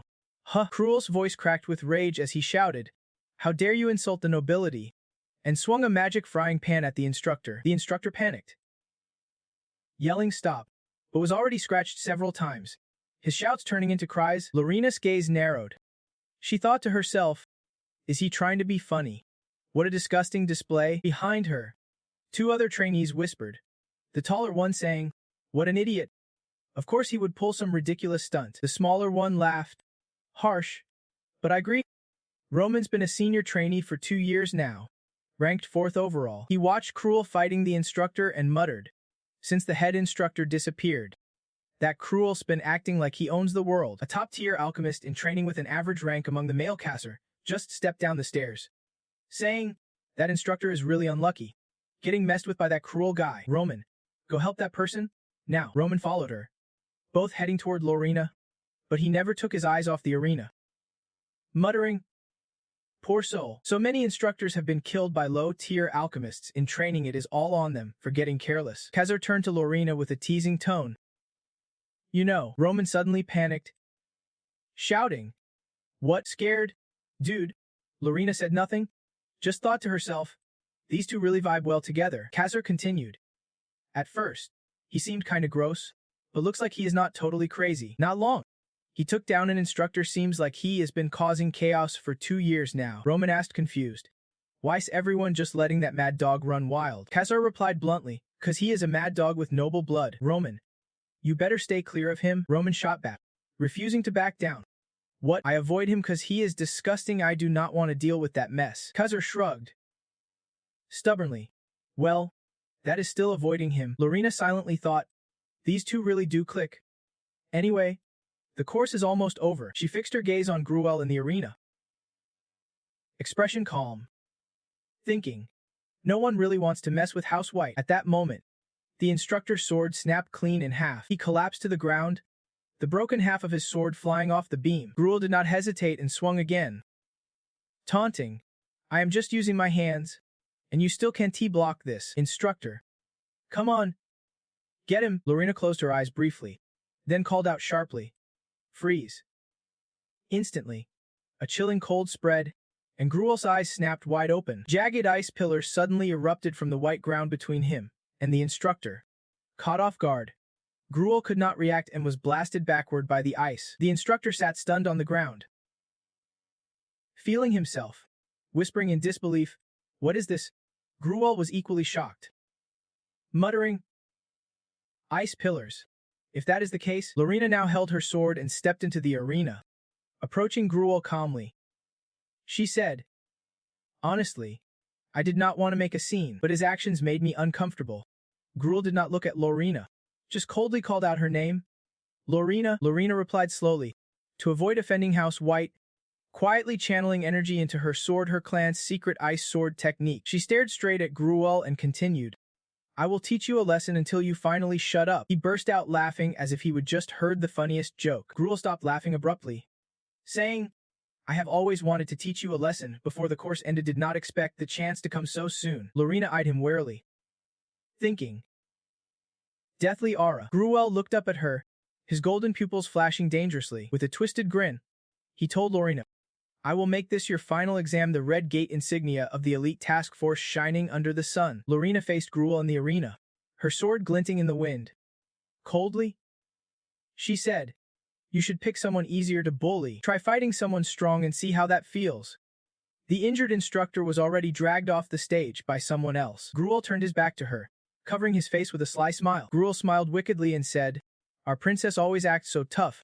Huh. Lorena pressed her lips together, watching him closely, her brows furrowing deeper, thinking, the death aura's getting thicker. Gruel looked at her again, golden pupils blazing fiercely, saying, I will wipe that smug look right off your face. Lorena, I am making this your final test ever. Saying that, he lunged at her, making her coat flutter. They passed each other so fast, they were just fleeting shadows. Lorena raised her sword high as Gruel's battle axe thrust forward. His heavy strike and her sword stroke carved deadly arcs through the air. She spun around, locking eyes with him, her voice clear and sharp.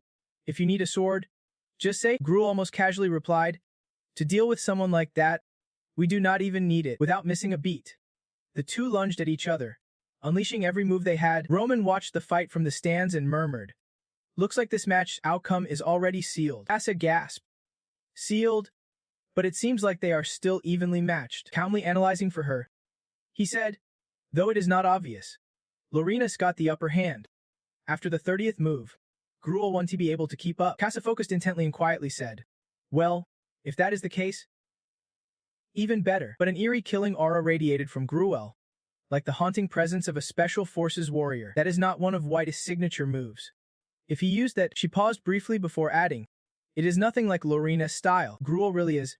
Roman stared at Casa in surprise, exclaiming, "Casa, you are—" He reached over to ruffle her hair gently, saying softly, "A fifth-tier nobody would not know much." Casa blushed, muttering, "What was that?" After a moment, she shouted, "I am only third tier myself." Roman laughed and teased, "Third tier? You think that is heaven?" Casa scoffed coldly. "I care about way more important things than rankings." Roman's face turned serious. "I know exactly what you are planning." At that, her expression darkened, and her gaze toward Roman sharpened with caution. Roman continued, "Didn't you form an 80-strong group made up of commoners from the Empire and border nobles? Calling it an organization is generous, it is more like a fan club. You must be busy. And so are those nobles." Casa was not fazed and countered with a question, "Aren't you busy too?" Roman, "Don't raise those eyebrows." She went on, "You gathered slaves and trainees from everywhere to build a military outfit. 56 members total, split into 8 groups of 7. I think you are ready to take on missions now. Like, say, running away." Roman leaned in close, voice cold. "You are way too caught up in other people's business." Casa flashed a sly smile and shot back, "Aren't you the one who should be saying that?" Suddenly, a loud shout cut through the tension, freezing both of them mid-stare. On the battlefield, Gruel knelt, his throat pressed by Lorina's sharp sword point. She looked him dead in the eye and declared, "Guess I was right. Victory is mine, how lucky." Gruel glared fiercely. "Lorina, you." She stood tall, sword unmoved, and asked, "Is it from above?" Lorina looked down calmly. "If you only rely on brute strength, you will just get beaten back the same way. Humility spares you from shame." Raising her voice slightly, she asked Gruel, "Understand?" He gritted his teeth, eyes locked on the blade at his neck, biting his tongue in silence. Suddenly, a sinister shadow with gleaming teeth appeared in Gruel's mind. Sneering, "You want to endure this? Look at you." The shadow hovered beside him. From above, it mocked. "Poor Gruel. Always losing. Always robbed. Always losing. Always robbed. And you will keep losing and getting robbed." It laughed. "If you kill that guy, you won't to lose anymore. Remember this, everything's yours. That house, your successor's place, and your father's love." Listing it all off, it then sighed. "Poor Gruel." The shadow's voice was like a swamp, echoing in Gruel's mind, slowly entrapping him as it kept whispering, "Kill him, and you won't lose the house, your successor's spot, or your father's love. It will all belong to you." Gruel's eyes reddened with veins, muttering, "Yes, if I fight and kill them, it will all be mine." His pupils shrank to tiny white dots, the white from before turning a vivid blood red. Gruel uttered carefully, "It will be mine." He momentarily spaced out, then laughed maniacally and asked Lorina, "Princess, are you ready?" She frowned in confusion and asked, "What do you mean?" Gruel smirked confidently and said, "That is it." Suddenly, he shouted, "Kill me!" then charged straight at Lorina's spear, blood spurting instantly. She gasped, "Gruel, you," he laughed. "Instead of being defeated, I will sacrifice myself." Lorina hurriedly pulled back her sword, stepping back in shock. "Are you crazy? What are you doing? Trying to end your own life?" "Why?" But before her eyes, Gruel morphed into a shadowy figure with gleaming sharp teeth. He lunged at her, saying, "Sure enough, you are not ready." Then, rising from the ground, he fiercely swung his demonic claw at Lorina. It happened so fast she could not defend herself. She took the blow and was flung far back. Lorina lay on the ground, blood pouring from her wounds. Gruel's sharp claws struck again as he shouted, "Go to hell, Lorina." Suddenly, a swarm of black shards appeared in the air. A shadow darted down like lightning, landing between Gruel and Lorina. Shocked and furious, Gruel screamed, "Who dares block my path?" The shadow quickly formed into a wolf with blazing yellow eyes, slowly advancing on Gruel. He panicked, shouting, "The wolf spirit," then angrily yelled, "How dare this wolf stand in my way?" A sharp command echoed, "Hat Lang, come back here." The wolf instantly stopped, refusing to move another step from the stands. Roman and Kassar's eyes widened as they looked down, both exclaiming, "That voice!" Gruel's eyes also snapped wide open in shock. Could it be? Hat Lang was turning to leave with the young man in black, who just appeared on the battlefield. Hearing the voice, he paused slightly but stared threateningly back. Gruel watched Jian holding Lorena in his arms, with Lang obediently trailing behind him, and exclaimed in shock, "A stranger!" Jian glanced back slightly, revealing half his face stern and resolute with his striking purple eyes. Gruel gritted his teeth, calling out his name. Jian, Roman, and Kassar stood there quietly, lost in thought. Gruel's expression grew serious as the child swiftly darted down, while Lorena let out a few soft, sad murmurs. Jian stepped forward to catch her, causing Lorena to shyly speak up. "You." Jian's voice rang out. Gruel approached, chuckling. "What luck today, not only meeting Lorena but you too." Jian sat Lorena down gently, advising, "Lorena, you should rest." Gruel smirked sarcastically. "You and that royal mutt sure have your issues. Have you even been training these past 2 years?" Jian responded calmly. "Gruel, you have not changed a bit in these 2 years." Suddenly, Lich appeared from nowhere, commenting, "Interesting." She continued, "Jian, he has been burned by dark magic that is in my data." Ben replied, "Sure enough." His eyes slowly narrowing. "You have seen it too, right? It has not stopped yet. Looks like he is still unstable. If this drags on, he will turn into a demon." Suddenly, Gruel stepped forward shouting fiercely, "How dare you ignore me?" Jian shot back with steely resolve. "Because I am worried about your future. You will regret this." A loud voice boomed, causing Gruel to halt. A mysterious figure appeared. 2 years gone, and you still act this reckless." Gruel gasped. "That power." Damien spoke. "This is the final warning. No more noise, get to your positions." Everyone panicked upon seeing him, shouting, "Chief!" Damien's expression hardened, but continuing, "Move quickly. It would be a shame to die on the last day." Cut to outside the cathedral. Damien addressed hundreds. "You have all worked hard these past days. Started with 1,000. Now only 200 remain. Not a bad result." Final assessment. 50% in strength and skill. Mana levels measured at 50%. I will compile and evaluate. From now on, you are no longer trainees, you are promoted. Imperial Knights. The crowd buzzed, murmuring about the prestigious title. Imperial Knights are not just horse-riding warriors, they are mana wielders. There are various ranks that show the true strength of these knights. Rank 10. Knights awakened to mana. Rank 9. Those with 2 magical cores. Rank 8. Wielders of the Radiant Sword. Rank 7. Those who can project their power onto objects. Rank 6. Those with sword energy in their blade or body. Rank 5. Those who gather sword energy to detect sword users. Rank 4. Those who can draw a sword at will. Damien yawned. "Alright, let us wrap this up. I will announce the rankings starting with number 1 from the evaluation. Number 1 is Jan, from the Imperial Knights.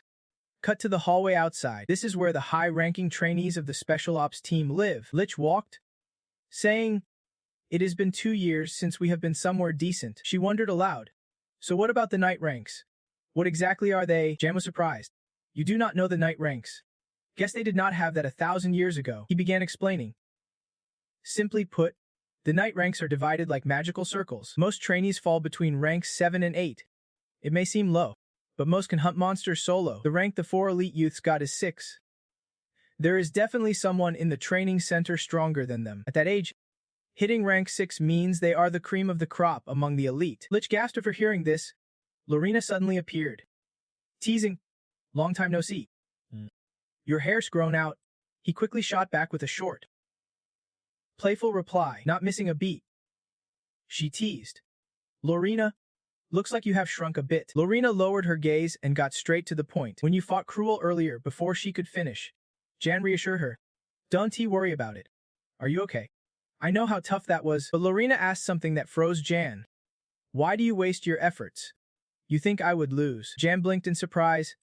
"What?" Lorena gritted her teeth. "Don't think, just because you are rank 5 you will beat me. That is just a number. Empire Knights at rank 5, those who've mastered sword energy and achieved sword spirit, are the dream of every other knight. They are rare, even in the Empire. Crown Prince Leon is the only one to hit rank 5 at just 17. Before he left, Lorena threw in a jab. That hairstyle does not suit you at all. And snapped back. Whoa, that is ruthless. After walking a bit, Lorina's expression shifted. She fell silent, deep in thought. I know what I am doing is calculated. But, she recalled past events. Lorina, look at this, I am rank 5 now too. Unfortunately, not the youngest anymore. Thanks to the crown prince, she teased herself, refusing to admit that he would outpace her brother. Such childish pride. Meanwhile, Lich could not stop marveling. Rank 5 is amazing. Suddenly, she asked, Hey kid, why hide your power? If you really showed it off, you would not just be rank 5, you would be Jan. That is enough for now, he smirked. Just show them enough to keep the mouth circling. Nothing more. Cut to the main area. A vibrant red carpet stretched out in dazzling fashion. Damien stepped forward, chuckling. Haha, everyone's losing their edge because of Jan. Didn't expect that, especially that singing sword move. I never taught that. Interesting. Could he be using the shadow sword technique? Someone behind spoke up. Chief Overseer. Pardon me, but are not you showing favoritism toward a trainee? If this keeps up, discipline here will fall apart. Damien fell silent for a moment, then called out, Instructor Rhett. The man bowed respectfully. Yes? Chief Overseer. Damien frowned, visibly annoyed. I guess you are fearless now. Since when did you get the guts to speak your mind to me? Rhett replied politely. Please forgive me, sir. Damien ordered. I am heading inside to sort this out. Rhett responded. Understood, sir. Once out of earshot.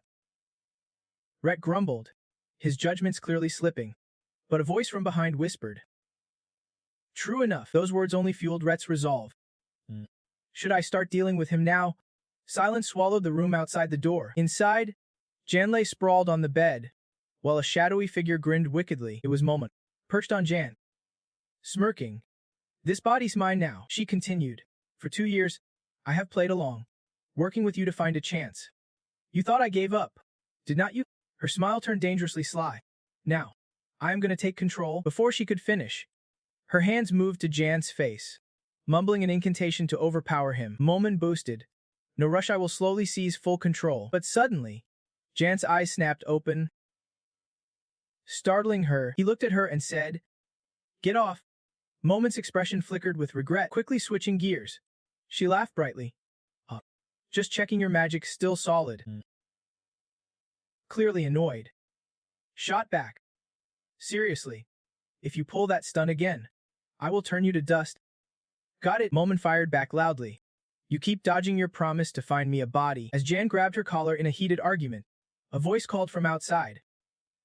Trainee Jan, are you in there? He turned slowly, muttering, Who is bothering me at this hour? The door creaked open, and Jack stepped in.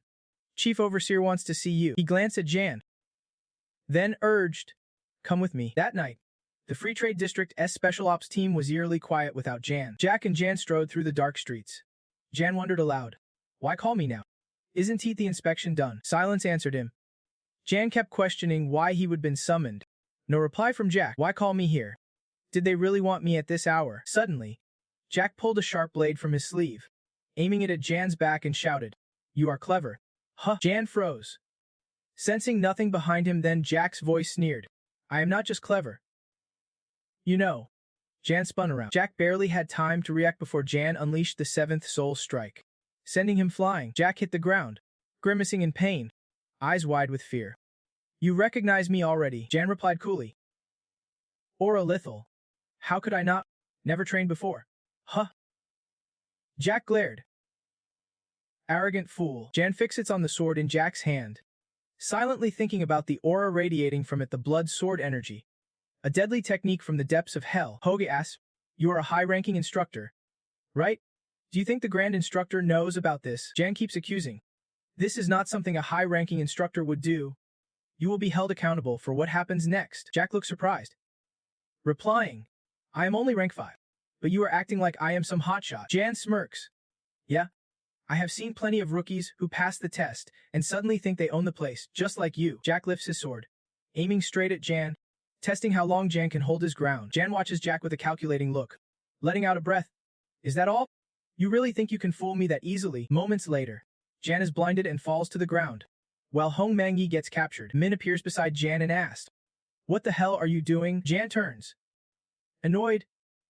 Too noisy, Hoge asks. "Instructor, what is going on here? Please, tell me what. Let me know so I can leave. Want to hear my story?" Jan offers. Jan insists. "At least tell me the reason before Jack dies." Jack just stares silently, refusing to answer. Finally, Jack responds. "You still remember what happened 2 years ago? Do not." Jan recalls the events of 2 years ago as Jack speaks. Jan slowly recounts how he lured the trainee soldiers to defect from the special ops to capture them all. "We mobilized tons of instructors, but in the end, every single one of them died at your hands." Jan's voice breaks. "That includes my little brother." Hearing this, Jan is shocked but continues.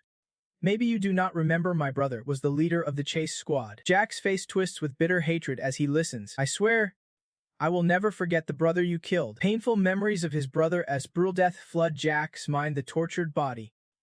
That face. He grits his teeth, consumed by rage. "I have been waiting for this day. I will kill you to honor my brother's soul." Jack tightens his grip on the sword and snarls. "Go straight to hell." Jan calmly calls out something. "Get out here. Now." Jack raises his sword, shouting, "I owe my brother this." Suddenly, a shadowy sword and a black wolf appear, attacking Jack's hand. Catching him off guard, Jan's black wolf bites off Jack's sword-wielding hand and reaches out, catching something, then speaks softly. "I am sorry for your brother." Jan's expression hardens. "But we fought each other, and I came out on top. Why all this grudge here? You are the ones who forced me into this," Jan says. Disappointed. "I never thought you would use personal reasons as an excuse to act." Jack, filled with pain and anger, can't find words to reply. Jan narrows his sharp eyes at Jack's men. "Aren't you the rebels?" Flashback to the rebellion in Armenia. The uprising failed.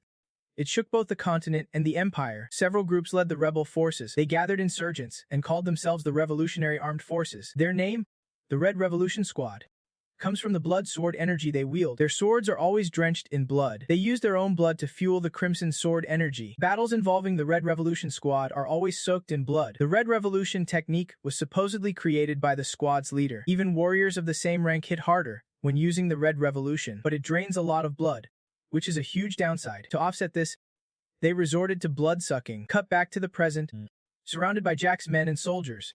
Remains calm and says, "Rebel forces of the Hecha family have begun their move. I was planning to wait until morning to find you, but you came to me first, saved me the trouble." Jan locked eyes on those people and demanded, "Who sent you?"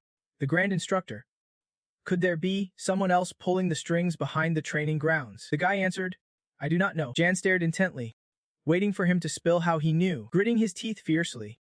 The man knew that anyone aware of the revolutionary squad was doomed to die quietly. He signaled his men to prepare for battle. The soldiers obeyed without question. Jan studied them carefully, piecing together a clue from the swords they wielded. They attacked from front and rear with fierce determination, shouting, "Return to your ancestors." #974. Jan analyzed carefully. These were revolutionary blocking swords, wielded by the 3 male knights. "That is the case? Then I am going all out." He extended his arm and commanded, "Charge!" Hak Lang slowly merged into Jan's arm, transforming instantly into a gleaming sword. The man watched in disbelief, eyes wide. Could this really be the weapon of the Grand Instructor, wielding such power at this age? Without hesitation, Jan launched into battle against the rebels with his lethal blade. He struck a critical blow that the rebels could not dodge, sending them all reeling under his strike. The silent knight trembled under Jan's deadly assault. From afar, the man watched stunned. What the hell is going on? Jan swung just once. Every one of the man's henchmen fell, broken and defeated, leaving him terrified and confused. What the hell? We are getting wiped out just like that. Jan slowly closed the distance, striking fear into the man's heart. That monster. Now Jan stood right before him, trembling with fear. The man stammered, "Who are you really?" "Some Imperial spy." The man sneered arrogantly. "How do you know about us? Could you be the Grand Instructor?" Jan stomped on the man's broken foot and snapped, "I am the one asking the questions." The man howled in pain. Jan reached inside his coat pocket, searching for something. "Don't worry. Answer me and you might live." He pulled something out and asked, "Take a good look. Have you seen this pattern before?" The man's eyes widened in shock. "That pattern? How is it on this pendant?" Jan grabbed his collar, lifting him roughly. "Found it." "Huh?" He fixed a serious gaze and demanded, "What is the meaning of this pattern? Which clan does it belong to? Could it be some secret society? What is the Grand Instructor's connection to this symbol? And who else bears it?" The man stayed silent, instead firing a question back at Jan. How do you even know about this pattern? Jan's voice cracked with surprise. Jik's face kept repeating this tattoo, his face slowly twisting and inflating into something terrifying, and then his face exploded. He vanished right after. Jan silently stared at Jik lying on the ground, wondering was this suicide. Suddenly, Min stepped in, denying Jan's theory. It is not that he was silenced by magic without knowing it himself, she said. Jan turned around, confused. Silence, Min explained. It is a spell. If you say a forbidden word or take a certain action, the blood in your danchin will boil and blow you up. I do not know who he was, but this info is locked down tighter than Fort Knox. She continued. That subliminal message I plan to use on you. It is the same kind of magic. You are proud of that. Jan pondered quietly, though it is still hazy. I have got some leads now. The chief inspector and the rebels, they are both connected to this tattoo, and it is linked to my parents. I am starting to get a bad feeling. Jan told Min, we have to find the chief inspector. Mun asked. Right now, in the quiet space, Jan heard Munin's voice say, you are going to meet the chief inspector and tell him you wiped out his men. Could it be he sent them after you? Jan confirmed to Min, it is definitely the chief inspector's doing. He paused. But I am not the one who killed them. Jan glanced back and spoke to Damien. You sent them to be killed by me, did not you? Master, Damien sighed, denying it. What kind of master tells his disciple to kill people? He added, that punk's been talking too much lately. I need to set him straight. Damien turned away but glanced back cautiously. No need to report anymore. Just go home. Tomorrow, the real mission begins. Jan watched Damien's retreating figure. Get some rest, sir. Damien spoke as he walked away. With how things are now, a lot is about to go down. Early next morning, a train sped through the pine forest. It was a continental train heading north toward the Of Coast territory. Inside, the car was practically empty. Near the door, passengers' luggage was piled up. A conductor moved from passenger to passenger, saying, tickets, please. He reached Jan and politely asked for his ticket. Please show me your train ticket, sir. Jan dug into his jacket pocket in search. Just a moment, please. Then he handed over the ticket, which the conductor checked. Ticket confirmed. Sir, enjoy your trip. In the quiet hum of the train, Jan thought, the test is over, and now they are just taking us on a trip. But he quickly dismissed the idea. No way that was true. This train was heading north for a mission. The apprentices who passed the survival test would become official members of Special Forces Unit 5 and be sent on their first missions immediately. We have been assigned to 4 battlefronts, with the kingdom in the middle, so we are split into 4 directions: east, west, south, and north. Basically, the entire continent. They let everyone choose their preferred area and assign missions once they arrive. In the east, bordering the lands of the living dead and night demons, Kasa and over 80 members are headed there. The west is where strange scenes and monsters frequently appear. Omen and 50 members were sent there to fight. We finished the test, and now they are taking us on a trip. The southern storm zone, where pirates run wild and tempests rage constantly. 60 elite operatives were sent there to confront the sea raiders head-on. Up north, the harsh frozen lands border the fanatical tribe's colony, a brutal frontier. Trainee number 1 from the training center, Jun, and 3 others were dispatched here. They came in all forms: common,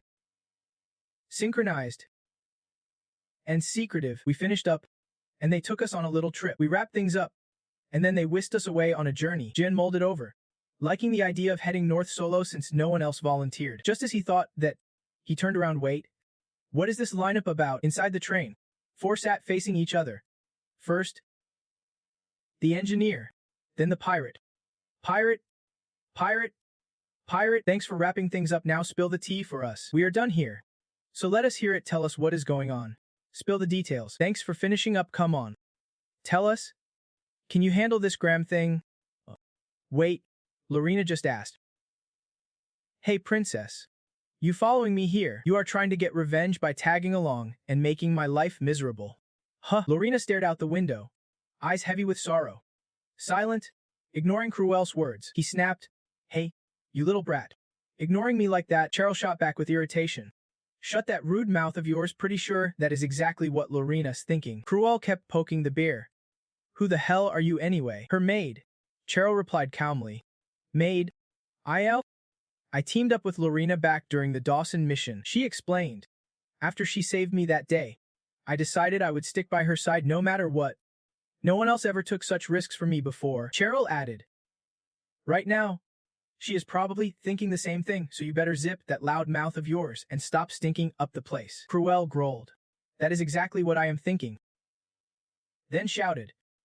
Wanna die? Jen sighed deeply, realizing this trip won't be peaceful after all. Cruel stared down Jian, thinking. Honestly, I do not care about Lorena. The only reason I am heading north is because of you. Jen, he fixed his gaze sharply. I am coming for you. Cruel recalled bitterly. I hated you from the first glance. You always blocked my path and humiliated me. He glared at Jean with deadly intent. If we were not in the training center, I would kill you the first chance I got. Cruel reached into his pocket to draw his sword, but jerked back startled when Jean spoke up. How many hits do you want? Answer me. Jean shot Cruel an angry glare. How many punches do you want? Cruel nervously stammered. One. Maybe? Jean cut him off sharply. Nope. Then delivered a solid punch to Cruella's face. Meanwhile, Lorena sat quietly, deep in thought. Never imagining she would be returning home so soon, she recalled a voice saying, Stop, Lorena. I do not want to hear it. If you mention that name again, you will be expelled from this colony. Saddened, Lorena pondered the homeland she would abandon without a single backward glance. Since leaving, she had not heard a word from her brother. She could not just turn back now. Jen, sitting across, noticed Lorena's silence and guessed she was not happy about going back home. He thought further. She will get the shock of her life soon. Lorena won't be expecting what is coming. A voice echoed through the train car. We will be at Avalon soon. Another replied. Yeah, I know already. The first continued.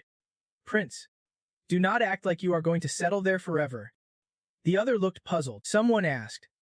We are close to Avalon, are not we stopping there a while?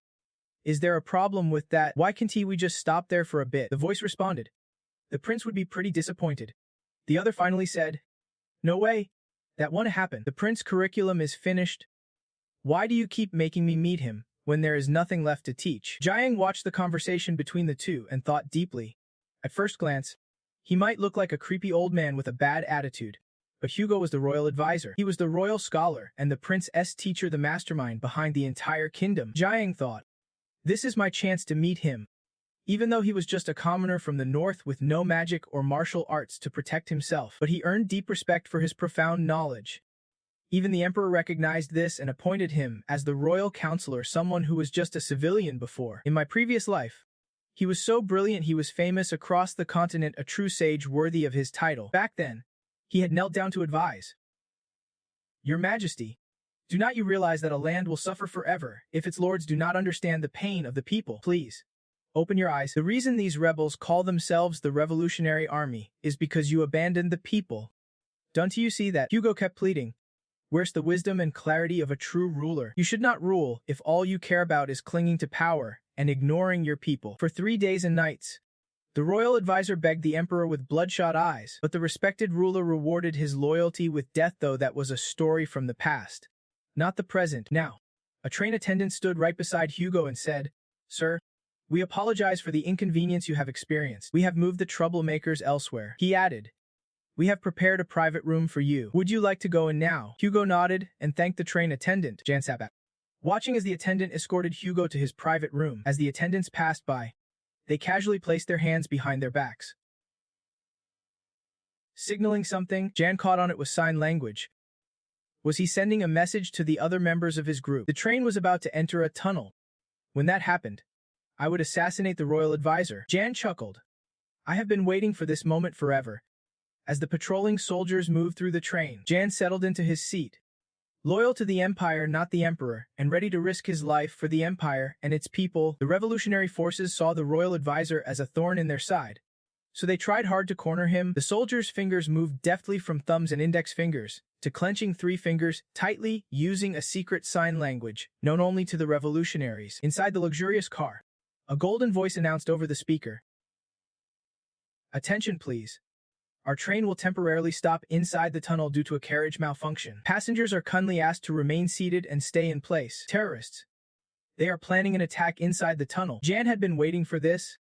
He was going to rescue the royal advisor and build alliances here. The speaker continued. Attention everyone. As the 4 passengers in the car, Lorena, Cheryl, and Cruel listened closely, Jan whispered. From now on, we communicate telepathically. Stay silent and listen. Then he hissed. Girl, Jan quickly explained the situation. The train's control had fallen into enemy hands as soon as it entered the tunnel. The terrorists planned to attack the passengers in 1 hour. Looking at those big crew members, He quickly suspected they might be disguised terrorists or that enemies had infiltrated the passengers. So from now on, Cruel said coldly, "We are just rookies without assignments. And why should I listen to you anyway?" Mid-sentence, he realized he would said something dumb, his face twisting awkwardly. While Cruel acted indifferent, anyone else got questions. Lorena hesitated. "Wait, it is hard to believe all this. How did you get this info?" He looked out the window. "I received secret orders from the High Inquisitor. That is also why I chose the North." She nodded, starting to understand. "Got it. What else do you know? Who exactly are the enemies?" Jiang was uncertain. "I do not know the exact numbers, but I do know their identities." He named the group the terrorists who were involved in cornering an important figure this time. The first snowflakes drifted down, thickening as the snowy train pressed forward through the frozen landscape. The woman in the crew uniform exchanged words. "Have all the passengers been put to sleep?" "Yes. I burned the incense to make them sleep. Now, we will move one by one to the cargo hold to hide." One guy held a sword. "But among the passengers, there is also a special ops team on board. Why would the service crew need to be armed?" Suddenly, Lorena appeared in midair, ready to launch a deadly strike. Hand was caught off guard, unable to react. Who the hell is she? Even though she is a woman, Lorena did not hold back. One swing sliced her opponent's sword in half. Gruel's dull eyes revealed a plot. "Wait for it, you are next," and deduced the sword carried some kind of energy. Then Lorena's fierce face appeared, her determined gaze stunning them all. Lorena from the BOP clan, facing them head-on. She finally admitted, judging by their reactions, the rumors were true.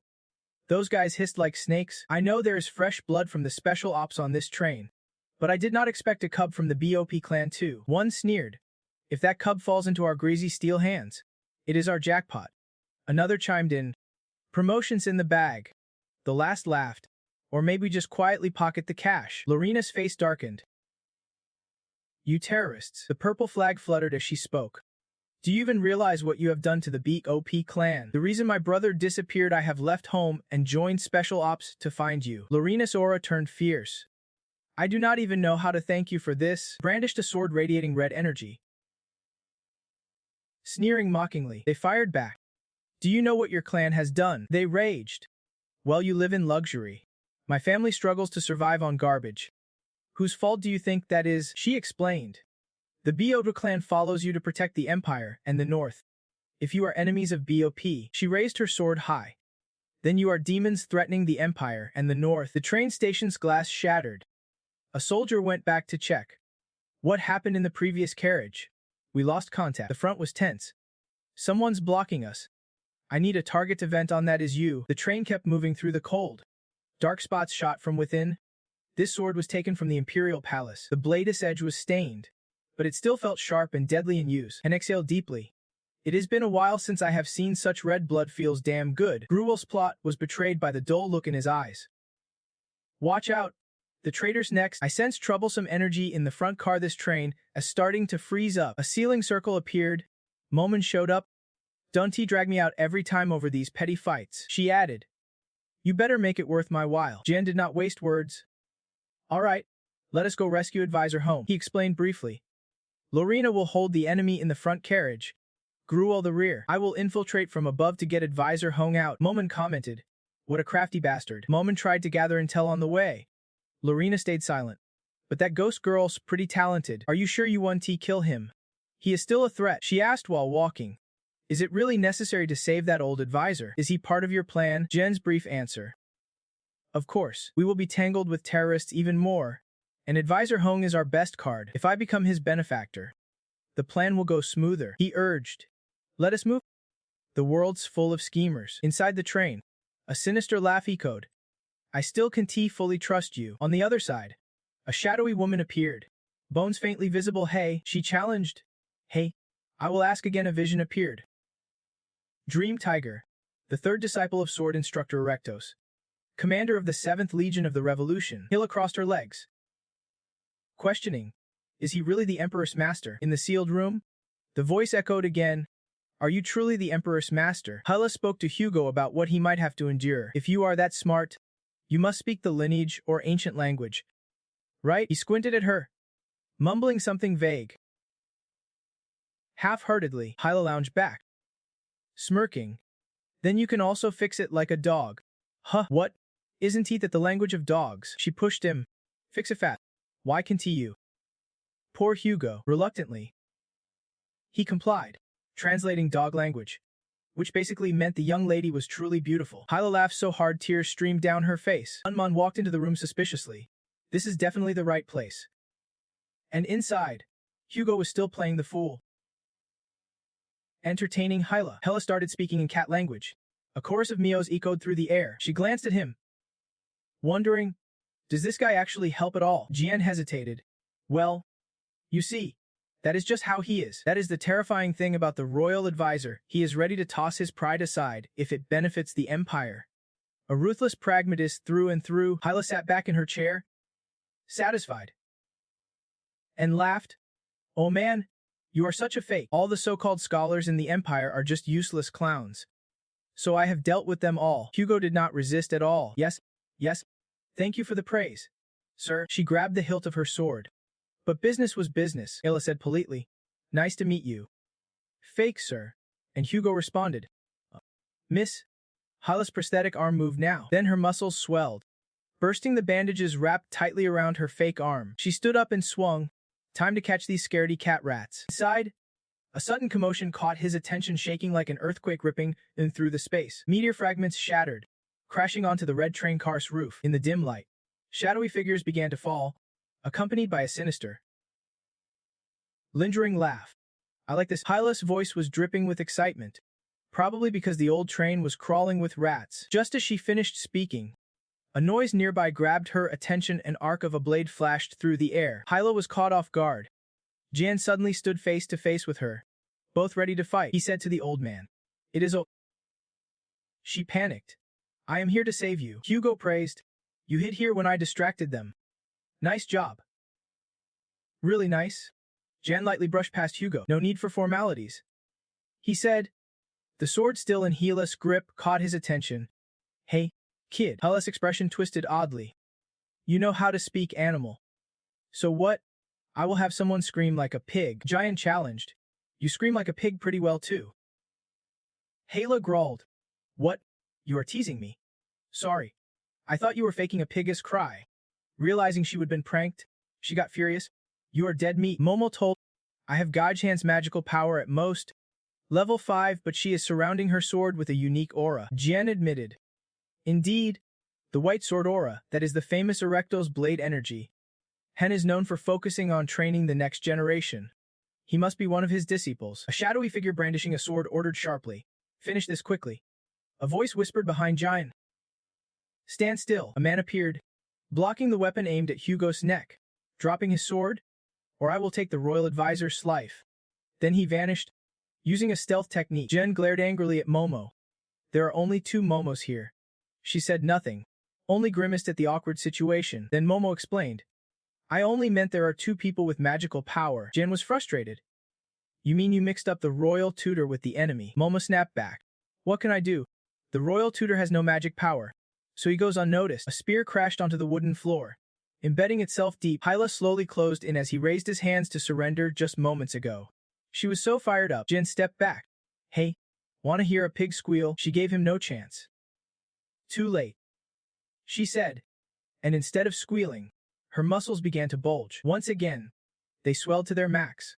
"Now I want to hear your skull crack, not pig squeals." No wonder she really goes all out when she fights. She fixed her gaze while holding the sword firm. Fully equipped soldiers tensed up, ready for action. The sword was gripped tightly, the gleaming light behind it setting the stage. Lorena gave a fierce smile, shards of light falling like glitter. The train's glass windows shattered into pieces. After a moment, the seats inside the train grew eerily cold. Some people were even frozen solid into massive blocks of ice. Finally, winter arrived, her wings glowing behind her as she raised her sword high. Suddenly, Lorena covered her mouth, coughing up thick, dark red syrupy blood. It was a red liquid. "I have pushed my aura too far. My body can't take it anymore. Using the snow soul for so long is brutal." Suddenly, a voice from behind snaps her around. "Big trouble's brewing." Barroso steps forward slowly, his secret technique crude and raw, nothing like the legends say. She does not recognize him.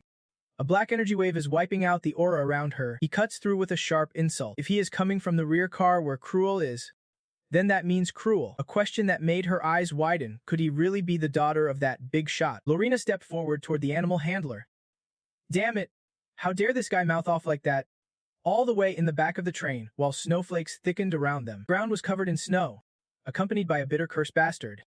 Scumbag, sat hunched against the wooden wall, his body filthy and grimy now. How the hell can anyone stop a monster like that? He is operating on a whole different level. Lorena shivers all over. Clearly, he grabs the blade, thinking ahead stronger than even the Grand Instructor. She won't drop her attack stance, but throws out a sudden question. You just block my sword with your finger? Barroso replies with a smirk, clearly annoyed. If you are offended, I apologize. He comments coolly. Too bad we had to meet here. His eyes flash brightly in the dark.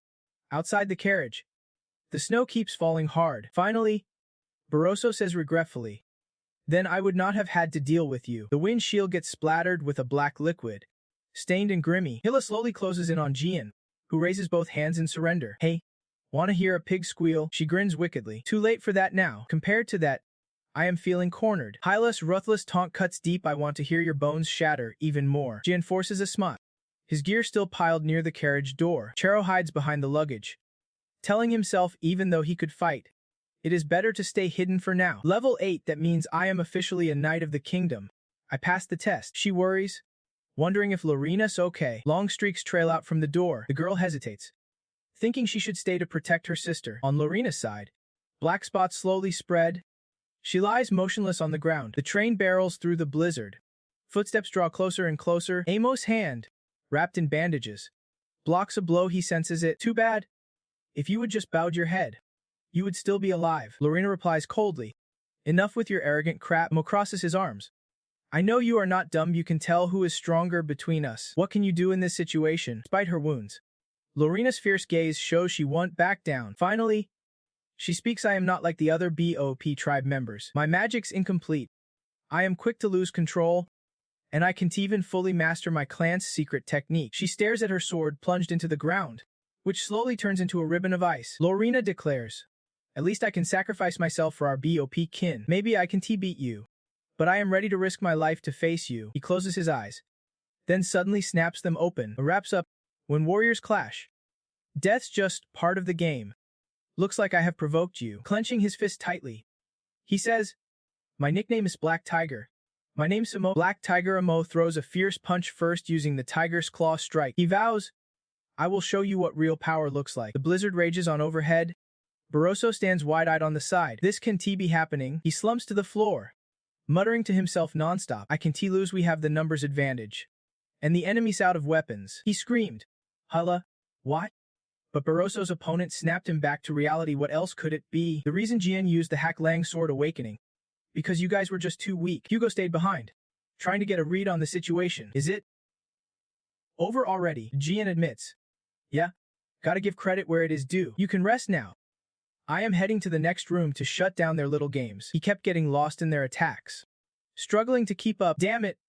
How the hell do they dodge every single strike from us? Jian had trained with their master and fought alongside Erectus in a past life, so he would already seen through their techniques. This time, it is not just Erectus himself, but also Han's disciples. Even if it is Hila, she is still attacking with everything she has got. No matter what, he is never gonna back down, and he will never let those bastards out of his sight. He has seen those bastards, yet somehow, he can quite pin them down. He's seen those bastards, but he just can't get a clear look at them. Waiting for R400B Theseus to stabilize on the field, Economist Dakos is heading back to Floto. VED can keep repeating this any longer. Erectus parody Papapo Hyan. These also can be translated for us. EVE teams are joining, and the coach is reinventing players to match Erectus' style. Our team is now testing out some new tech, with X-Watch adaptation hitting the market.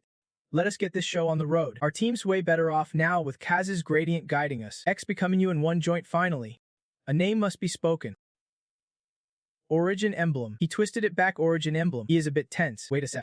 I have not said anything yet. He thinks another forbidden charm. Even the disciples of the United Sword are bound by this ban. That info must be insanely important. Dirt stains spread all over the floor. Jan figures they probably won't say much more than that. He is pondering, but he has already got the new keyword origin emblem. Looks like Jan's done here, and the royal advisor has recovered. Let us just get off this damn train. Suddenly, the train car ignites. Tiny bursts of explosions popping off. He is freaking out. Explosions. What just blew up? Jan looks at Hila, who is coughing nonstop. She opens her eyes wide, flashing a grim smile. The engine room just blew sky high. This train's not stopping anytime soon. Flames roar bigger along the train's body. The train's magic core is overheating. This thing is flying like crazy. It is gonna crash straight into Avalanche Gate and wreak some serious havoc. That explosion just now was no joke.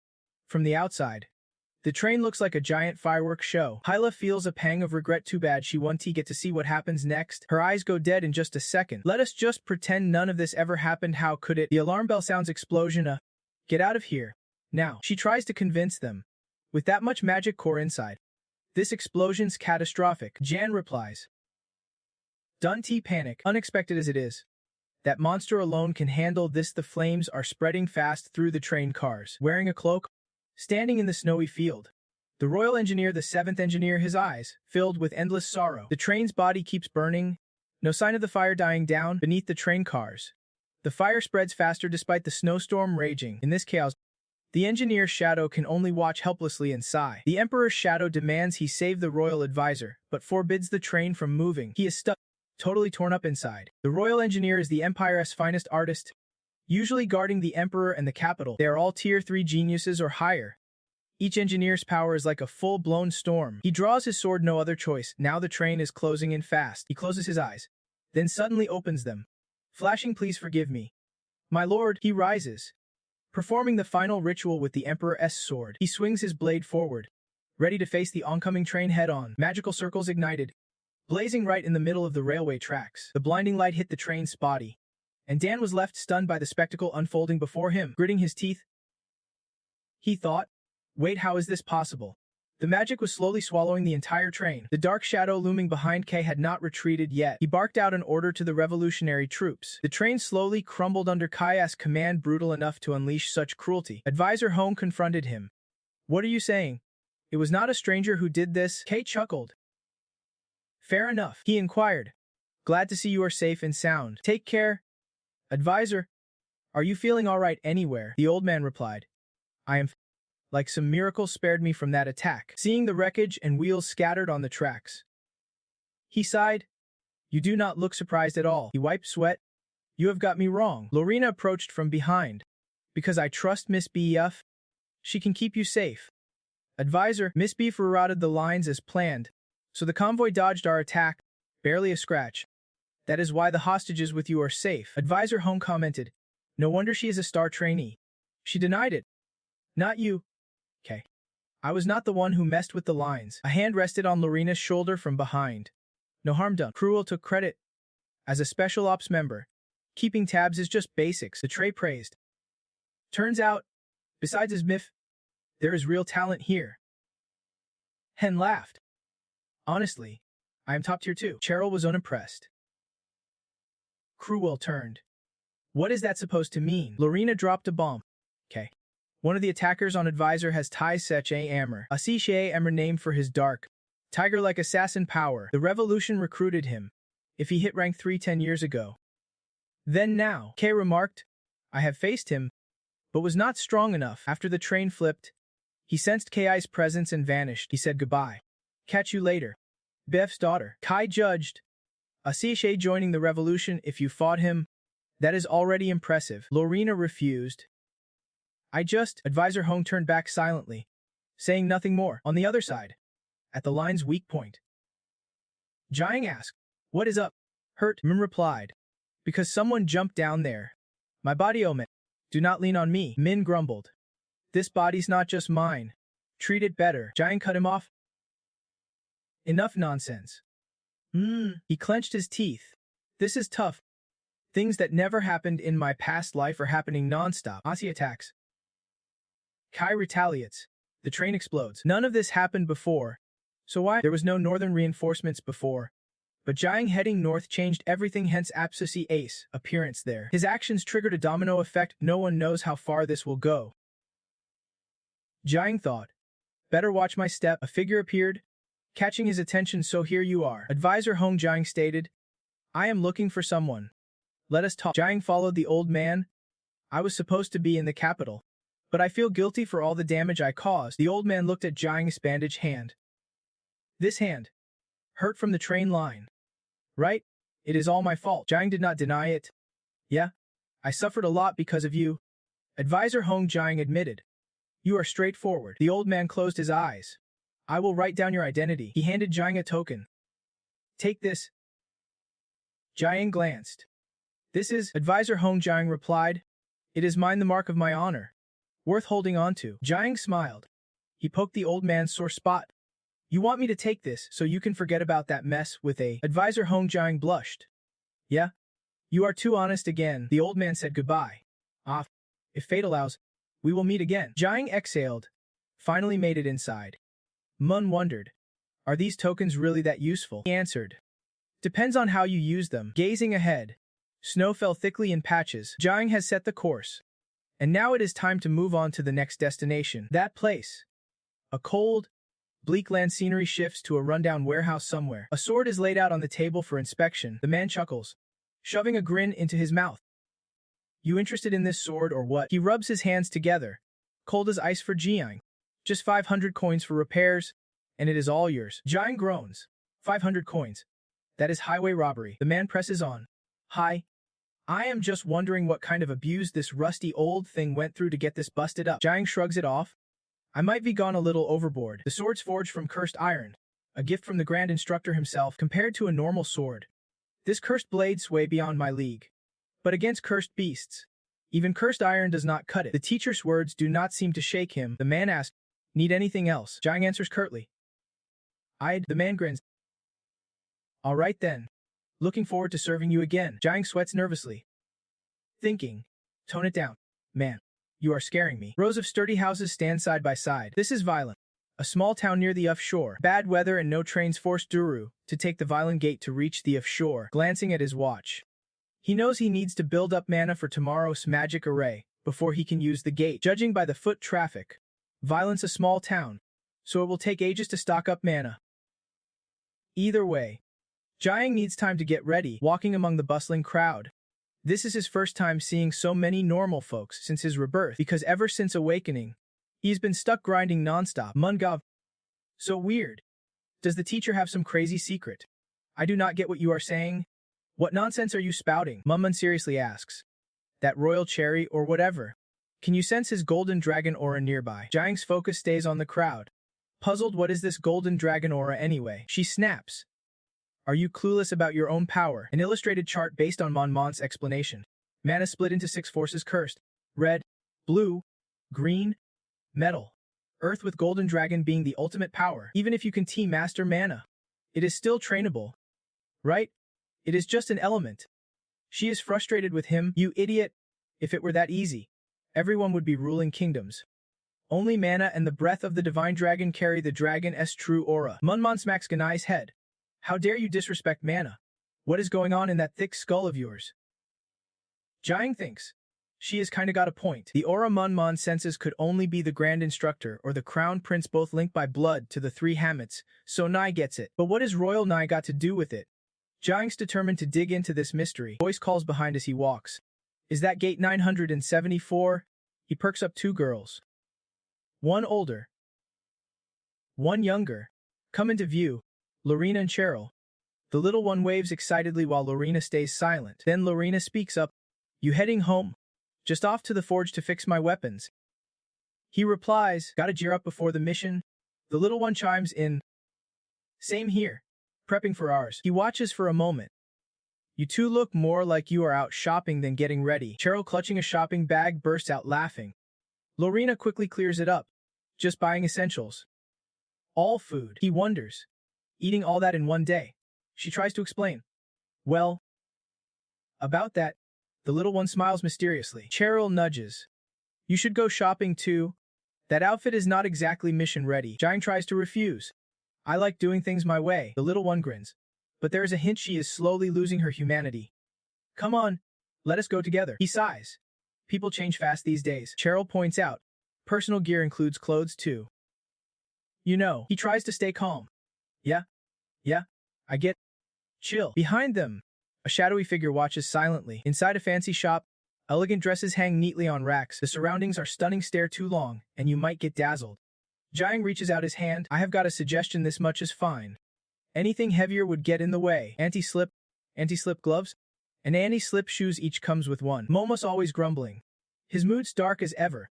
All caught up in petty rivalries. Just look at him. Cheryl steps inside. You picked everything out already, right? Then can you check out Lorena's clothes for me? Jun is surprised. The girl pulls back the leather curtain and starts her performance. Now she is switched into a sleek white dress paired with a black jacket. This is the latest urban style. Lorena's a bit shy, this one's pretty tight. It is the simplest of basics, black and white. Lorena quickly changes again, this time into beachwear. The freshest modern look. Light and cutting-edge jeer. She blushes and scolds her sister. How can you wear a swimsuit in this freezing place? Just as she is about to reveal half of it, a voice protests. Stop.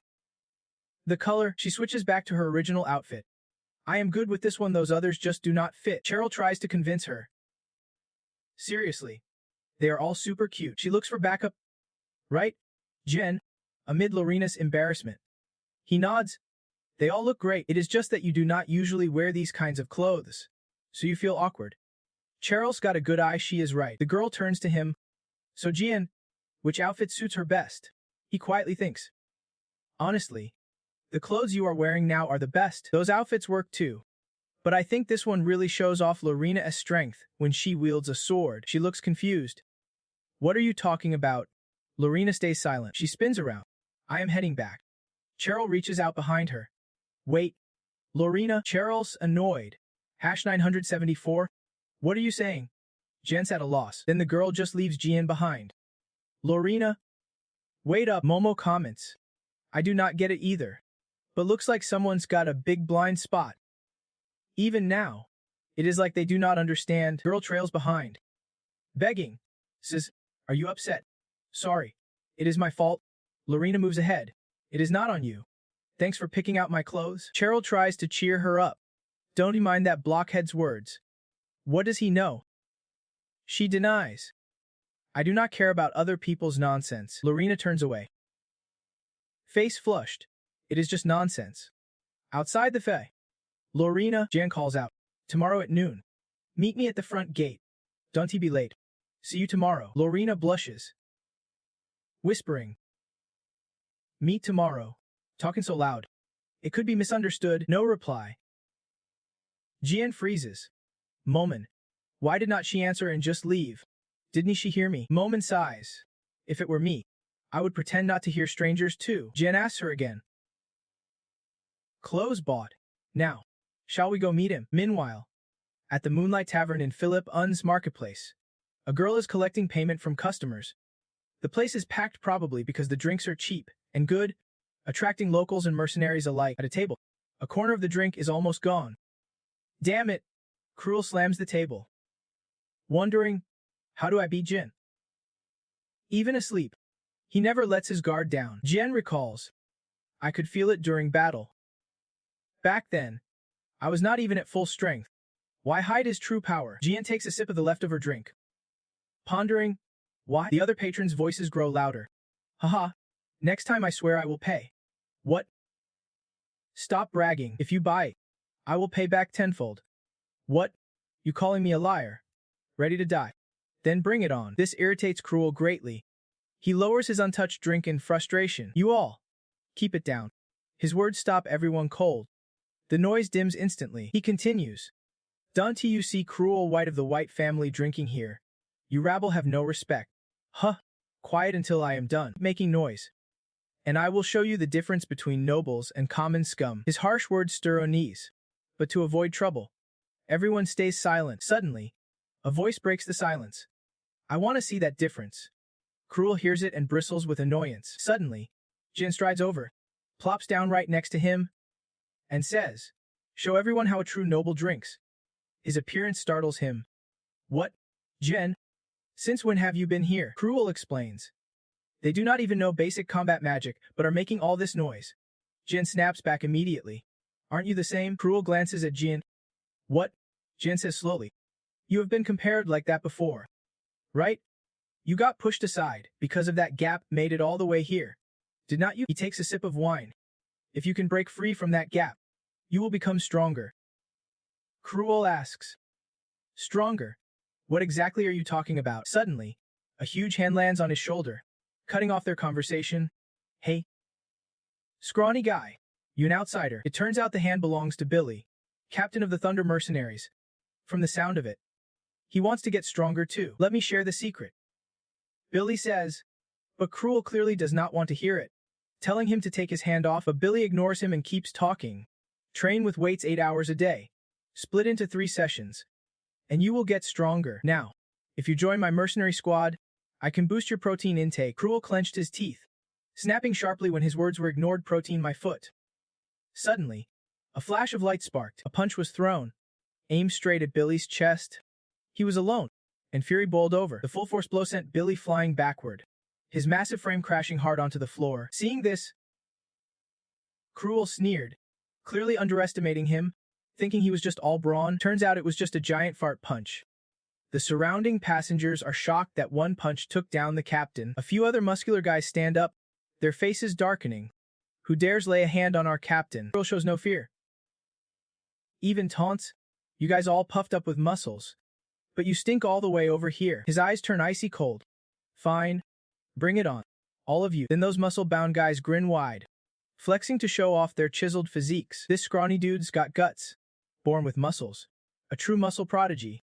Come at me. Cruel stays silent, surprised by their challenge. Suddenly, people around start chiming in. Haha. Did not expect him to take down the captain with one punch. Definitely noble blood. And a good-looking face, too. His expression darkens amid the cheering crowd. I do not know how it ended up like this. He laughs brightly. But I kinda like it. The atmosphere bursts to life once again. Bring the drinks. Pour everything out here. No one leaves sober tonight. Glass after glass is set on the table. Barrels emptied. Cruel has become the center of attention. You good at wrestling? Of course. I am a noble. Long live the nobles. Drink up. Now, he is relaxed with the people he once called commoners. They all drink together. They throw arms over each other as shoulders like lifelong friends, stubborn as hell. Bring more drinks. Cruel's glass is empty. You commoners. Tonight I am buying. I will show you what true class looks like. Jan is helping him steady as he is completely wasted. Don't puke or I will kill you. Cruel stubbornly says. I am not drunk. Where's my buddy Billy? Jan asks. Isn't it kinda uncool to swear brotherhood so fast without any class? He says, Billy's a good kid. But life's been tough on him. Then he smirks. Huh? Fools. Give a little praise, and they get all puffed up. This is our first time meeting, and the warm welcome feels kinda strange. Suddenly, a tear falls. Don't you find it strange? Tears stream down Cruel's cheeks. Maybe tears of happiness. Maybe tears of regret. It is the first time I have ever felt this. Why do not I ever get a single compliment from my own blood? Why? Jan's expression twitches. But maybe it is not the right moment to say anything. Cruel's tears stop, leaving only fierce determination. Just say I am good. Just believe in me. That is all I need. Suddenly, Momo appears, asking, What did you put in Cruel's drink earlier? He turns with a suspicious look. Put what? Momo repeats. You put something in Cruel's drink. Jan answers. Did someone catch me? He replies.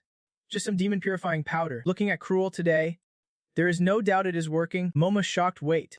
That pricey thing, the crazy one, the one who has got a thing for him, why even care about him? He said it reminded him of the past. He recalled seeing them lose their will, fall into crime, their bodies corroded by sin, then back to reality.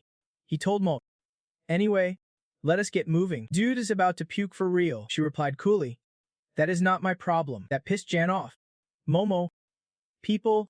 Inside the Bee of Clans castle. The scene was icy cold.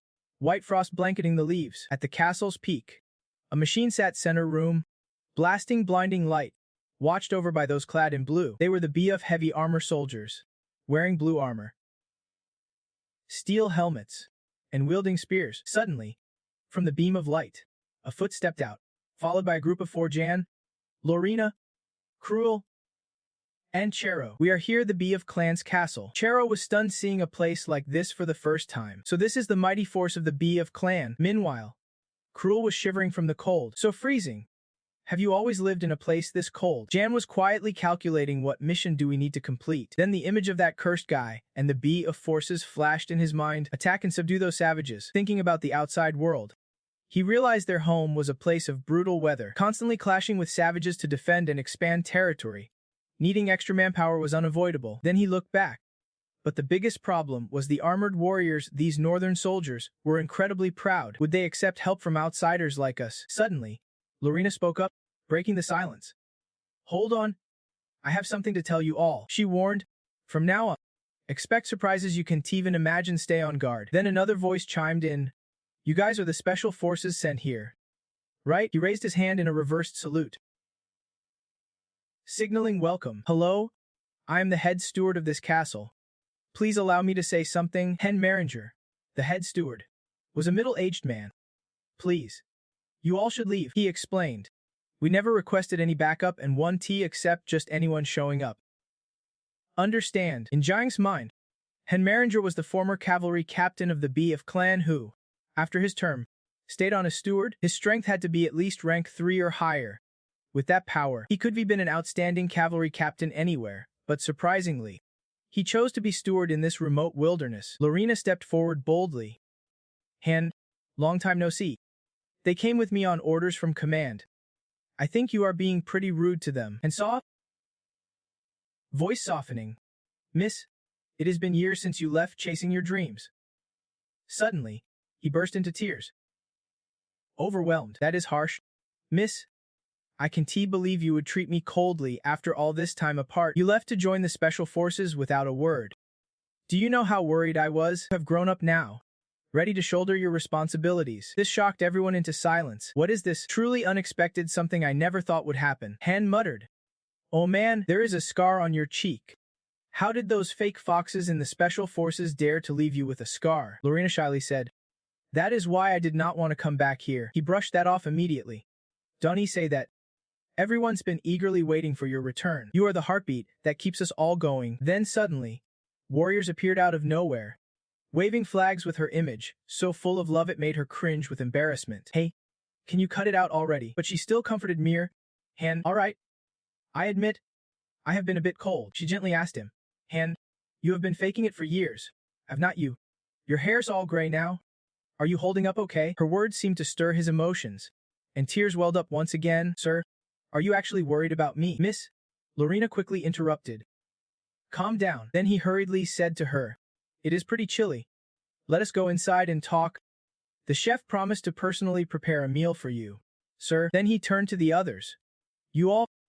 I mean, those accompanying the miss come on in too. As they walked inside, Hen reminded Lorena.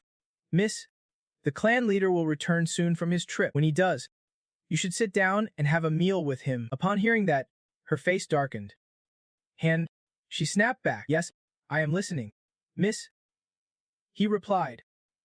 She said, I do not want to hear a single word about that old man. Don't bring up my father in front of me. Lorena added. I will finish my mission before he returns, and then I am gone for good. Han hesitated. But do not you want to clear up past misunderstandings? He asked. She did not respond, silently walking away. In the dining room, Cruel shouted, Are you kidding me?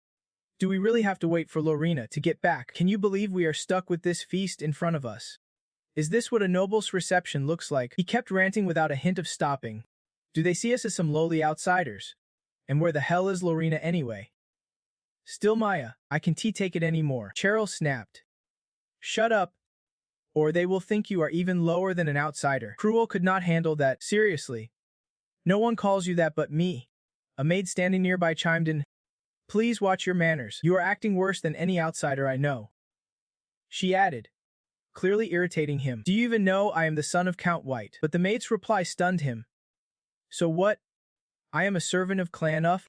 Her unexpected comeback left Cruel speechless. Just a servant talking back to the Count's son like that? Cheryl told him. Calm down.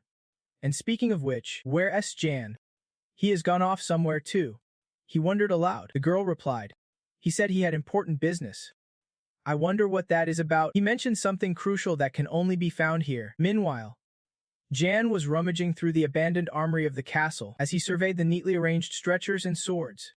Memories flooded back how the emperor once nearly tore the entire empire apart searching for a single sword. In his mind, the image of a red dragon appeared, the ancestor dragon, the only one a dragon slayer who forged 2 swords capable of killing dragons. Then visions of blood splattered across the ground appeared.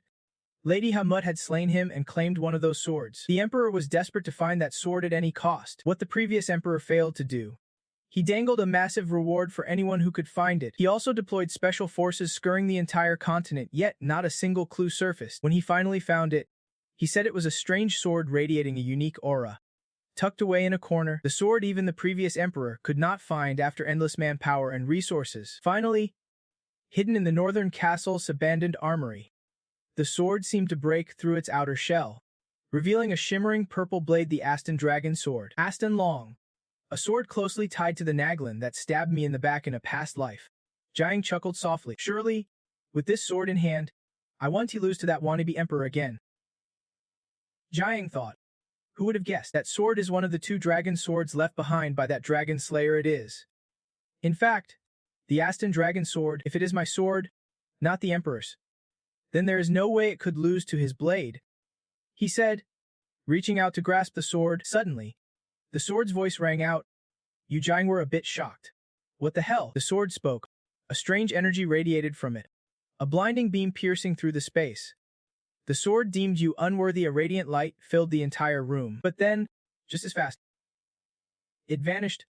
Jiang shivered and raised his hand. Aston Long, rejecting me. He cursed. This damn piece of junk. I swear I heard a voice when I grabbed Aston Long. It said I was not worthy. Moment stepped forward from behind. Impressed. How interesting. Jiang asked. Confused. Moment. Do you know what is going on here? She started explaining. It is not just a sword with a soul, or its own will. It seems like a weapon that chooses its own master. Jiang blinked. It chooses its master. Moment dove deeper. Sometimes, a weapon can gain its own divine essence. If this sword is one of those, it can pick its owner. Bottom line. Jiang, you are just a rookie, not on its level, so it rejected you. Jiang's eyes widened.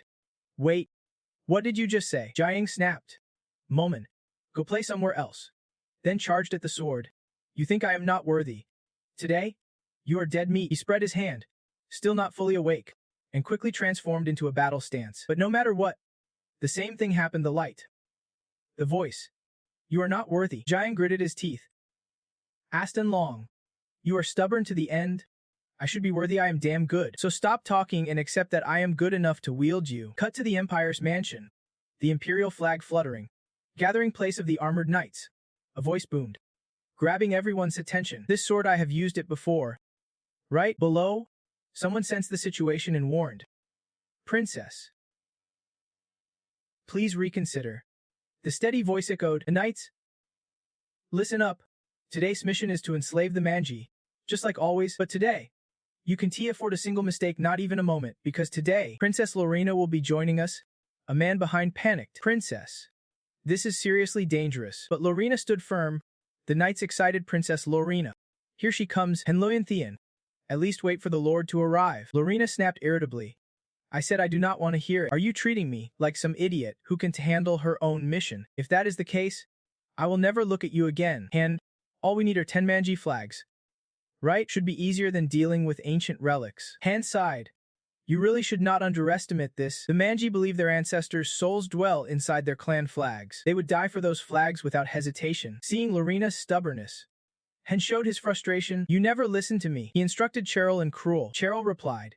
Yes, leave it to us. Cruel, however, had a bit of attitude. Hey, we are not just bodyguards for some random noble family. Unlike him, Cheryl smiled brightly. Han, thanks for the clothes. Without these, we would be frozen solid. Lorena unexpectedly praised and got these ready.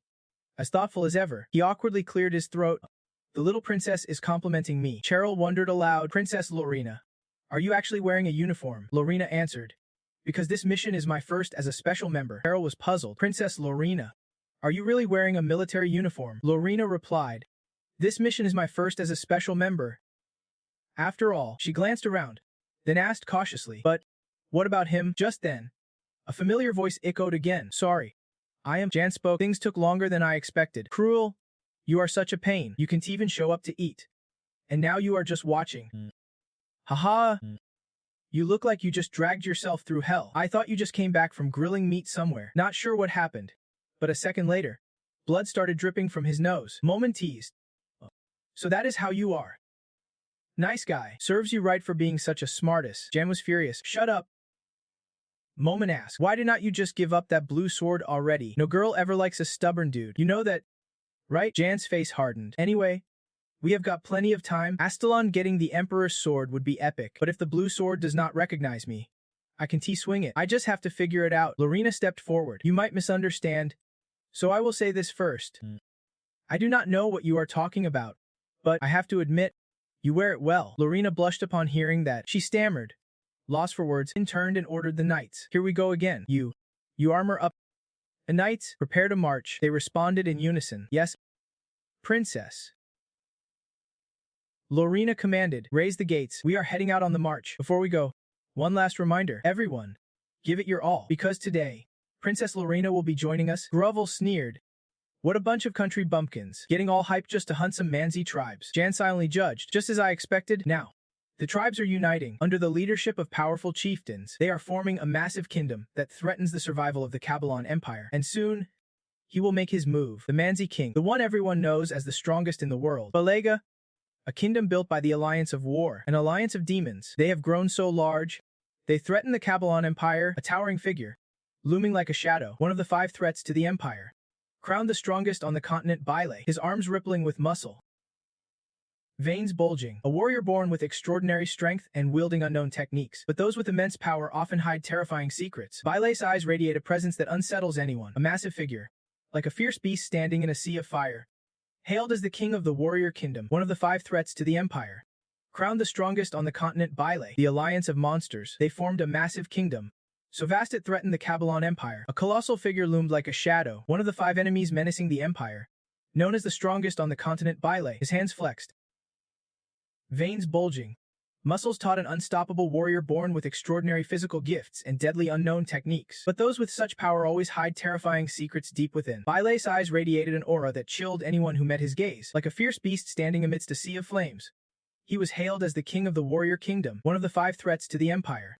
The feared Bile, strongest on the continent, his hands were a storm of muscle and sinew, a warrior forged by nature and arcane arts alike. But those with such otherworldly strength always carry a terrifying darkness inside. Bile's eyes burned with a presence that struck fear, and his ability to detect every move his opponents made was unmatched. To the Empire's knights, he is already a walking threat. A shadowy figure appeared, looking every bit the assassin. He said, in the past, I tried everything. Blood stained the ground below, and many reckless fools were sent off to be sold as bait to kill Bile. But no matter how many times, it never went according to plan. Bile's eyes said, one of those with extraordinary power always has something terrifying lurking inside. Bile's eyes emanate a presence that makes others flinch, along with the skill to spot the opponent's magic. In the eyes of the Empire's knights, he is already a danger to be reckoned with. A silhouette appeared, someone who looked like a killer.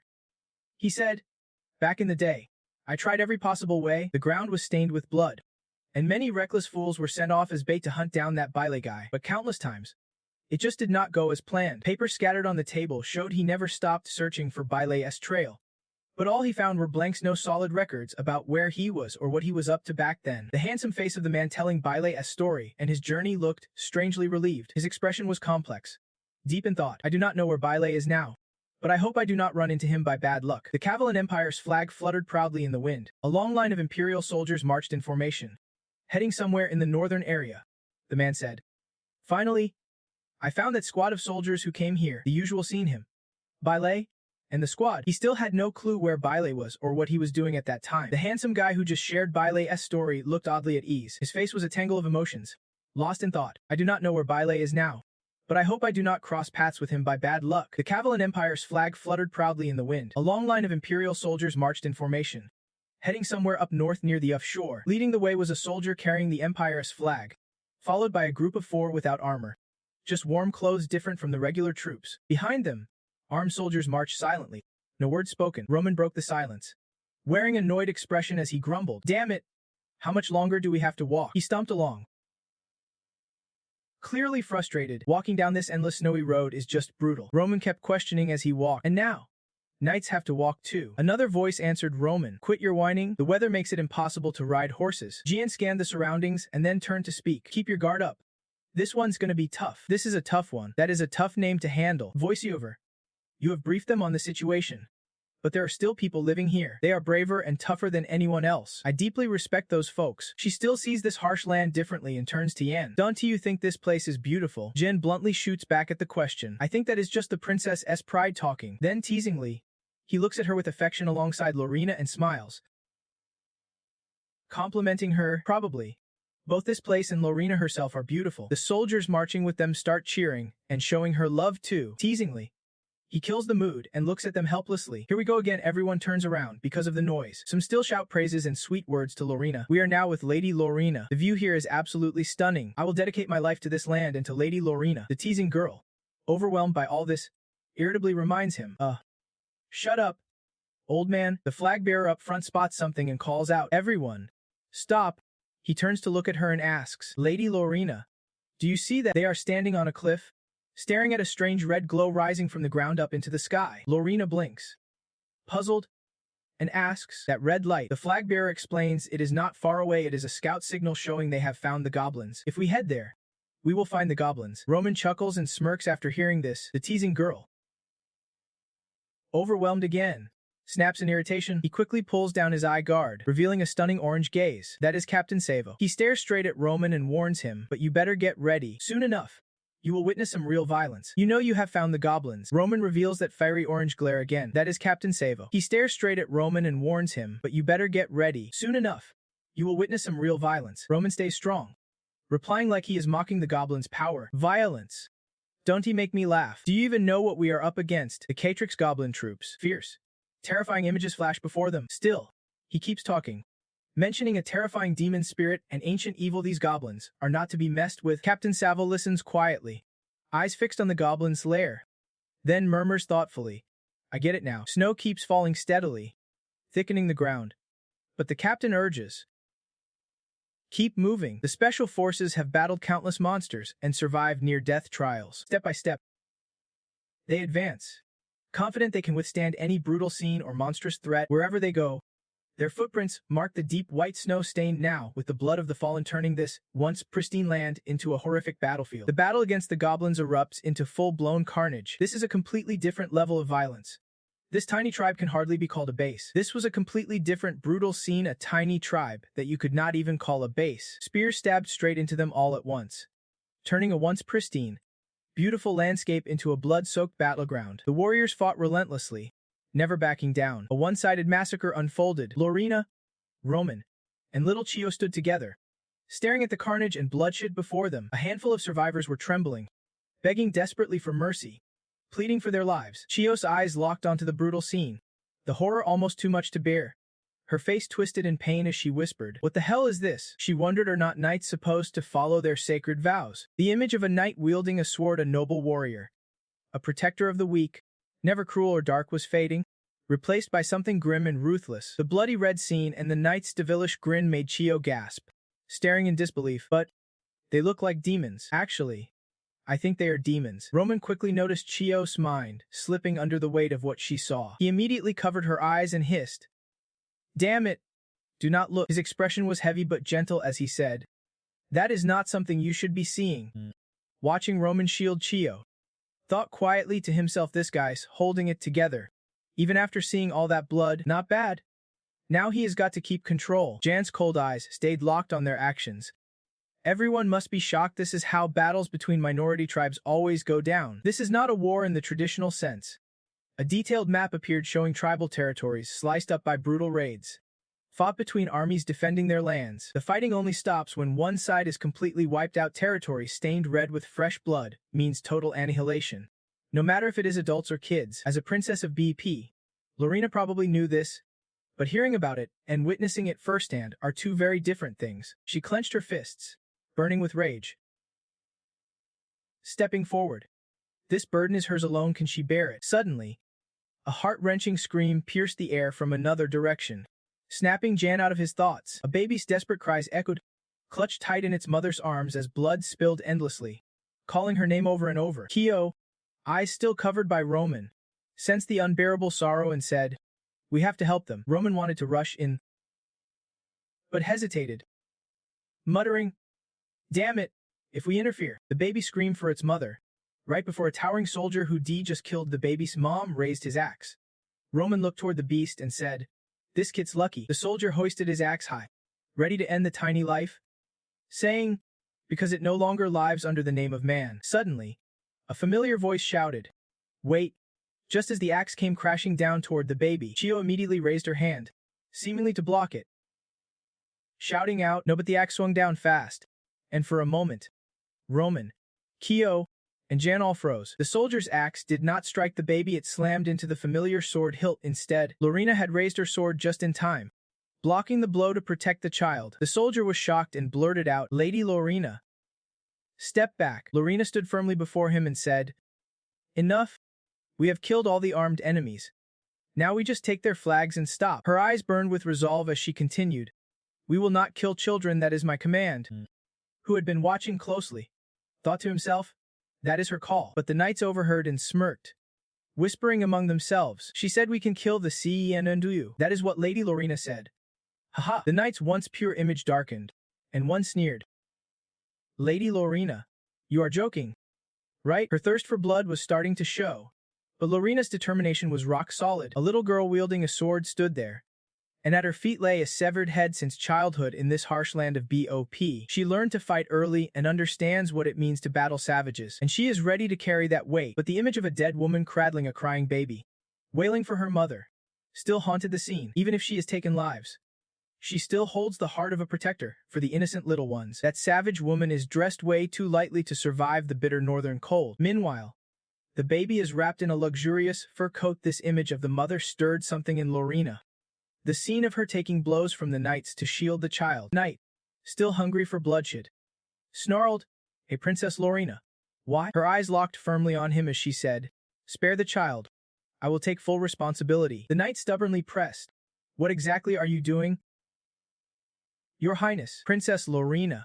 The baby's been crying forever now. The knights started to gather, one trying to reason with her. Letting one savage live will only bring ruin to our lands and people. Even you do not have the right to decide this. Lorena shielded she, who was holding the baby, while Roman's face twisted with inner conflict. She snapped back at the knight.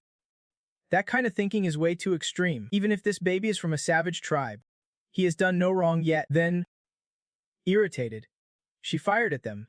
You are just knights, how dare you defy your lord? The knight stubbornly replied, You are just guests here.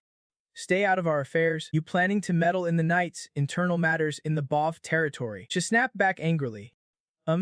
Knights my foot. Little girl, having held back long enough, finally spoke out. I did not think a knight's job was to kill a baby. Aren't you ashamed? Roman, standing beside her, also reached his limit and sympathized. If this baby dies, I will be haunted by nightmares. And my reputation's toast. The stubborn knight stepped forward, lifting his guard to reveal a scar near his eye and a disappointed smirk. This was Knight Vaz. He stared them down and said, Princess Lorena, please do not joke protecting savages like that. After speaking, he furrowed his brow and asked, Do you even understand what this means? In a corner, Jan's eyes tracked silently, thinking, just as expected, this conflict is erupting everywhere. We will never get the knights protecting the BOV territory to back down, because their actions are not driven by feelings or small gains. They have spilled too much blood and hate the savage tribes deeply. No one can make them forgive those savages easily. Suddenly, he jolted as if sensing something, then glanced away saying, It is that energy. A deafening roar cut through the negotiation between Lorena and Knight Vaz. The knight recognized it and whispered, That is a huge figure blocking the sunlight. It seemed to be jumping down from above, heading straight for them. The knight cursed. Damn it. It is the clan chief. The clan chief has arrived. Everyone, get ready to fight. He shot down like a missile, fist cocked and aimed right at them. His punch slammed into the ground among the soldiers, cracking the earth from the sheer force. Upon impact, a raging wave of energy exploded out like a sea of fire from the clan chief's punch. That energy spread wide, making everyone there feel its terrifying power. Even Lorena gasped, shocked by the strength. That power. It is insane. From the nearby village, they could still see his energy surging fiercely. It slowly started to subside, but the huge crater the clan chief left behind remained. One unlucky knight could not take it and dropped to his knees, leaning on his staff. Damn. Did not expect their clan chief to attack all the way here. What is the scouting party doing? Suddenly, a massive hand grabbed the knight's helmet, lifting him up effortlessly. The clan chief held him close, cold eyes boring into him. Are you the one who killed them? One of the 20 savage clan chiefs. Furious, the chief shoved the knight's face, baring teeth like he wanted to tear him apart. Did you kill my family and tribe? He said coldly. Now it is your turn to die. This clan chief was ruthless, slowly crushing the knight's helmet with his bare hands. His eyes widened, staring straight ahead as he sealed the deal right here, Right now, slowly and painfully. The savage Chu book crushed the knight's head, blood pouring from the shattered helmet. Suddenly, Lorena swung her sword, leaping at the clan chief and shouting, "Back off! Forest brute!" Lorena was shocked. Caught off guard by the brutal scene unfolding before her, her sword snapped the moment it hit Kabo's shield. She gasped. "No way!" He blocked my sword with his shield. Suddenly, the shield flickered to life, glowing with a mysterious aura. The wooden barrier nearby cracked under some unseen force. As Kabu's shield shone, he launched a furious, lightning-fast assault on Lorena, forcing her to dodge frantically. Muttering, "He is way too fast," she was narrowly dodging his massive hands when suddenly, as Kabu's hand closed in, a hail of spears flew in to save her. 3 knights had stepped in to block Kabu, fiercely protecting Princess Lorena. One familiar voice called out, "Princess Lorena, you need to get out of here now." She recognized the voice and shouted, "Vass," but the knight called Vass immediately apologized. The spears pierced the clan chief's thick skin, shattering as he shrugged them off. The knight gasped his last words to her, "Looks like we can only go this far with you." Lorena froze, hearing him say, "I am sorry for raising my voice earlier," as his final words. He looked at Lorena and wished her, "I hope you stay strong." Her eyes went wide as she called his name.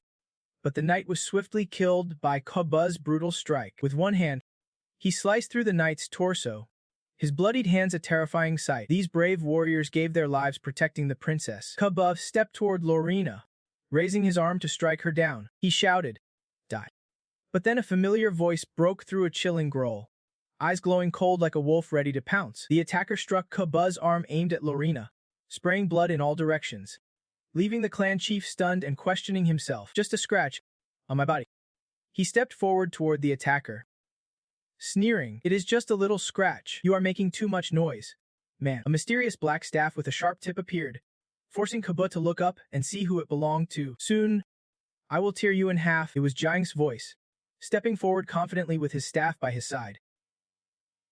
Looking fierce, a mystical tattoo, the image of a clan chief marked with intricate tattoos all over his body. These savage leaders bore these tattoos called mystical marks. These tattoos allowed them to channel pure magic, replacing energy cores. Jiang raised his staff high, the tattoos on his body glowing in response. He swung the staff down with power at Kabu, forcing the clan chief to dodge back, directly harnessing magical energy through skin and muscle. After Jiang's attack, he watched Kabu's reaction, but then he was caught off guard. Kabu blocked Jiang's strike effortlessly with both arms, his body further enhanced by brutal training and skill. The clan chief eyed Jiang like prey, his attacks carrying unimaginable destructive power. Jiang tensed, saying, "Your body's tougher than I expected." Kabu charged in, shouting, "I will kill you." Suddenly, white shadows flashed past, declaring, "We are joining the fight too." Lorena and Roman jumped in together, swinging their swords at Kabu's arms, but ran into trouble. Their swords got stuck together, and Lorena snapped, "Dang it, our swords are tangled." Roman, frustrated, said, "That is why I told you to stay put, princess." The clan chief saw this and sneered, "You are all way out of your league." Kabu swung his arms wildly, trying to hit both of them, but they dodged just in time. They landed safely but were annoyed they could not attack properly with their swords. Roman stood there, puzzled. Our sword barely scratched, and does he even count as human? Lorena did not want to wait around and said, all the mages froze when Hans suddenly appeared. We are the ones who have to deal with him. Cha hurried back to report. Says Lorena, I have moved the kid to a safer spot. But Roman got even more pissed off, blaming Lorena for their simultaneous strike. If she had not stepped in, Hem would have been sliced to bits in one hit. She was not having it and shot back. What did you just say? Roman started divvying up the plan for Lorena. I will attack. You support. Lorena immediately disagreed, wanting to switch roles. No way.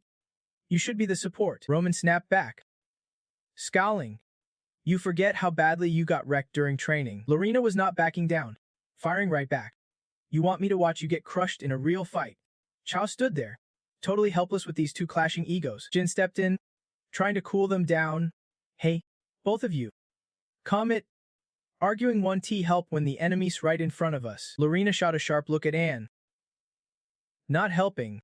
So you think you can take him down solo? He answered calmly.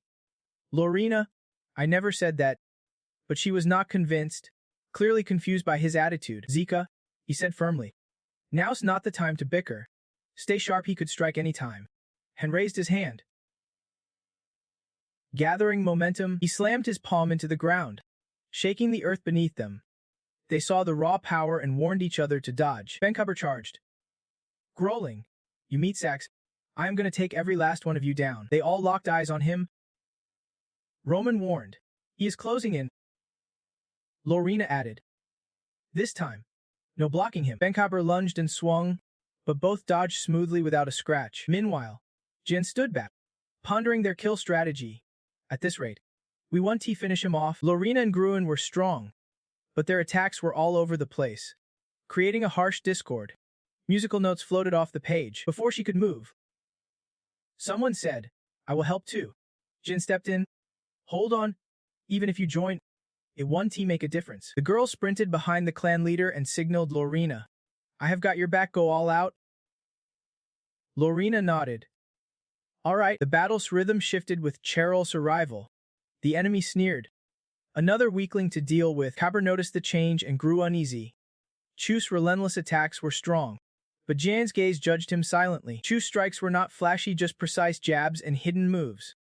Yet these small hits blended the chaotic tune into harmony.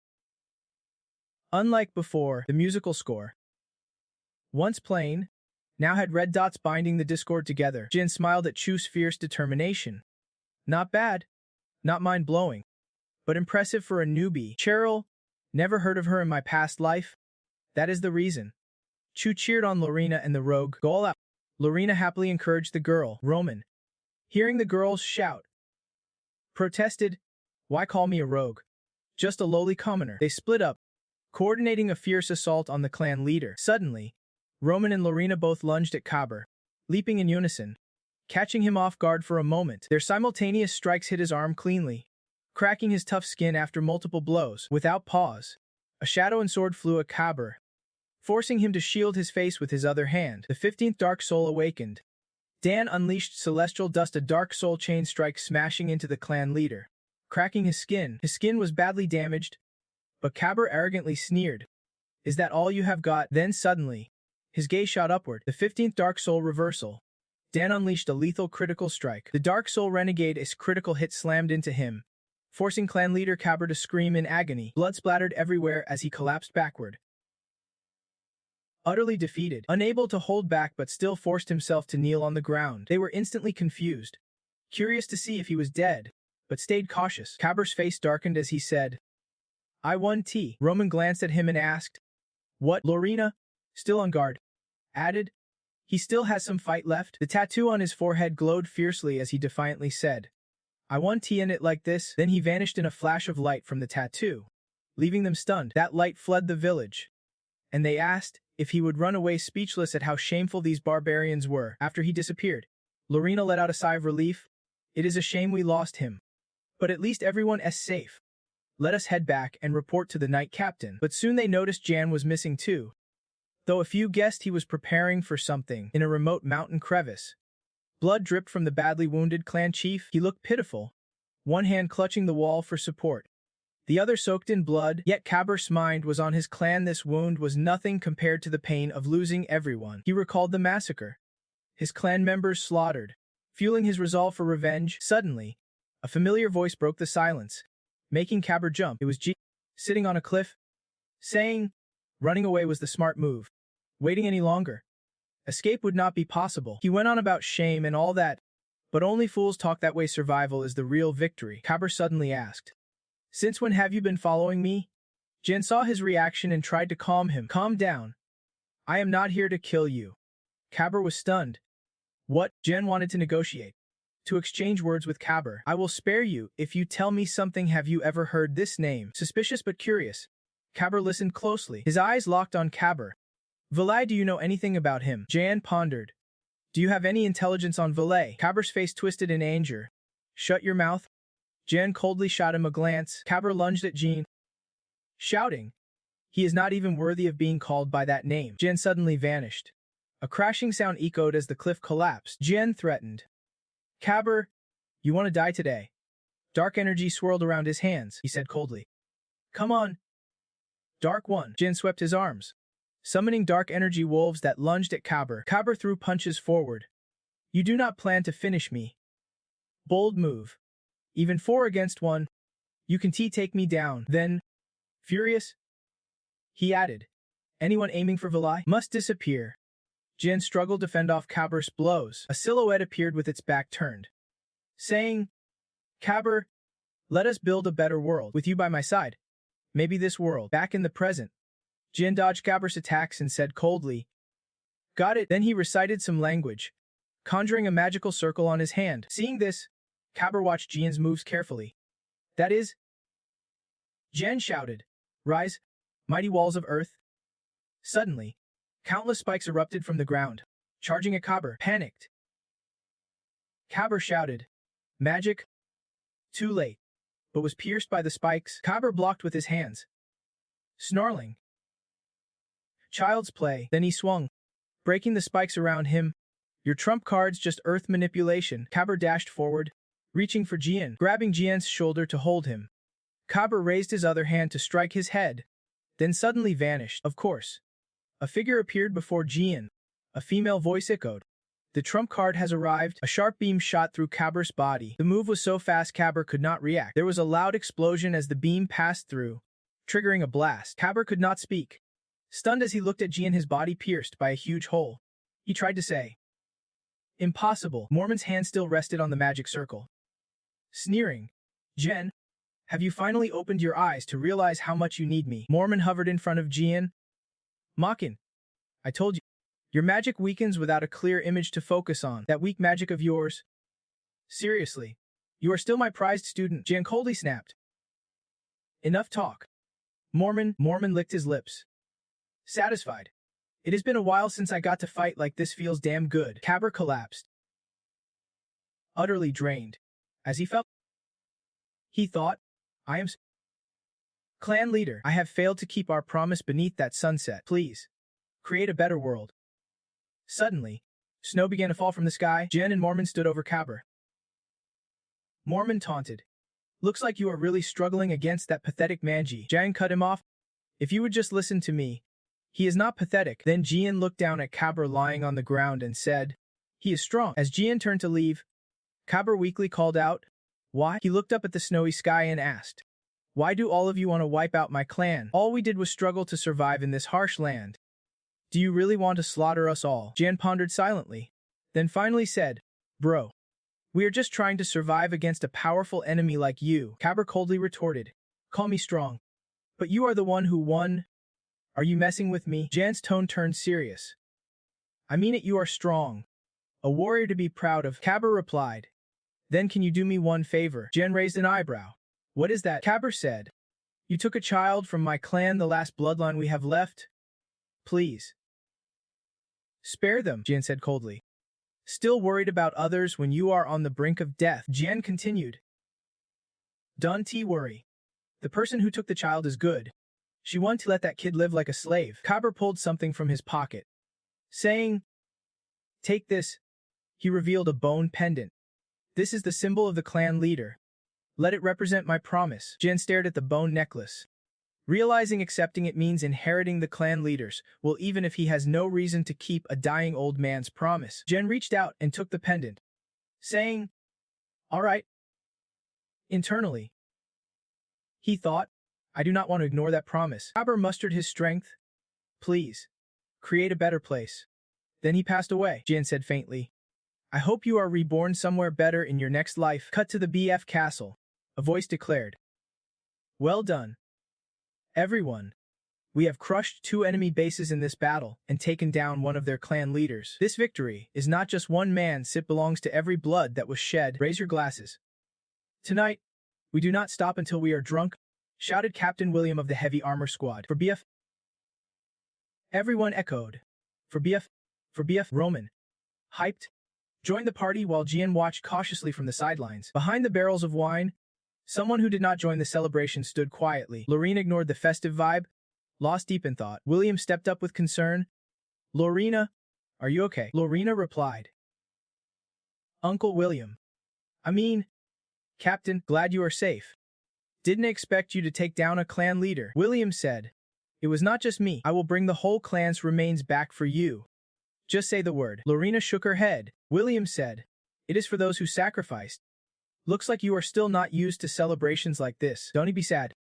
They were Northern Knights, knights of the BF clan. Outsiders think knights are proud nobles, but those who've fought know they are just human. Knights who've fallen on the battlefield died honorably. Like true knights. He must have been fulfilled. He protected you from the enemy and left with honor. William added, "I wish I could have sacrificed myself for you too. But I am just too strong. I envy." Lorena replied bitterly. "Don't say that, uncle." Lorena continued, "By the way, about the kid we brought along, Captain." "That kid," William replied.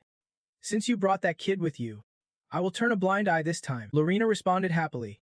"Really?" William went on. But then his face darkened with menace as he said, "You must never see him as human. He is nothing but a monster. Do you understand?" Lorena answered, "Monster? You are totally exaggerating." William gave Lorena a stern look and said, "Miss Lorena, that kid is every bit a monster. You could say he is dangerous to the core." Lorena snapped back. William continued, "Internal threats are always more dangerous than external ones." Then with a cold glare, he said, "If you do not act, he will become a threat to the family in the future. How can you not see that?" Lorena answered seriously, "I will take responsibility. Do not worry, our family is strong. It won't crumble just because of some outsider." William's tone turned icy, recalling a past image, a wounded man struggling to call out. William, then, gritting his teeth in anger, William said, "Miss Lorena, do not think responsibility is some easy thing." His expression grew terrifying as he added, "Even if the family does not fall, human life is fragile. Will you take responsibility for the pain when someone dies?" William turned away and left with a final word. "This is my advice, think it over." Seeing William so cold, Lorena called out, "William, you are always so merciful. Why be so harsh with a savage kid?" When William did not turn back, Lorena pouted in frustration and stepped up from behind, saying, "Is that William? Looks like you two are having a fight." Lorena replied, "And it seems he is not happy that I brought the kid back." His face darkened with anger, saying, "How dare he oppose you? Does he think being captain makes him some big shot?" Lorena quickly said, "Calm down," and spoke seriously. "Miss Lorena, I hope you will be patient and understand William. There is a reason behind his actions. About 30 years ago, during an all-out war with the savages, even bigger than the current one, a young knight found a savage kid in a tribe that had been wiped out, just standing there, cold and bare-chested. The kid was unarmed, just standing there with a stone-cold stare. The knight reached out his hand, took the kid in, and introduced him to everyone. Back then, the kid's face was icy, full of vengeful intent. I did not agree with it either. But that kid was brought to the mansion within the territory. The knight was away often on duty, so his fiancée took care of the kid. The two of them devoted themselves to raising the kid for years. But one day, the kid revealed his true nature, the savage inside. That day, screams echoed through the castle. Blood stained the floors. The knight's fiancée was brutally murdered. They believed their love would heal the kid. But in the end, the kid attacked the fiancée and ran away. The young knight found his fiancée long after she had died. The image of the knight holding his fiancée, wailing in pain. This happened because I was not there. If only I would been home." Hearing the story, Lorena gasped, "That is heartbreaking. And keep going." Then he became the knight captain. No mercy was shown to any savage, not even the children. At this point, Lorena realized something and said, "Wait, could it be?"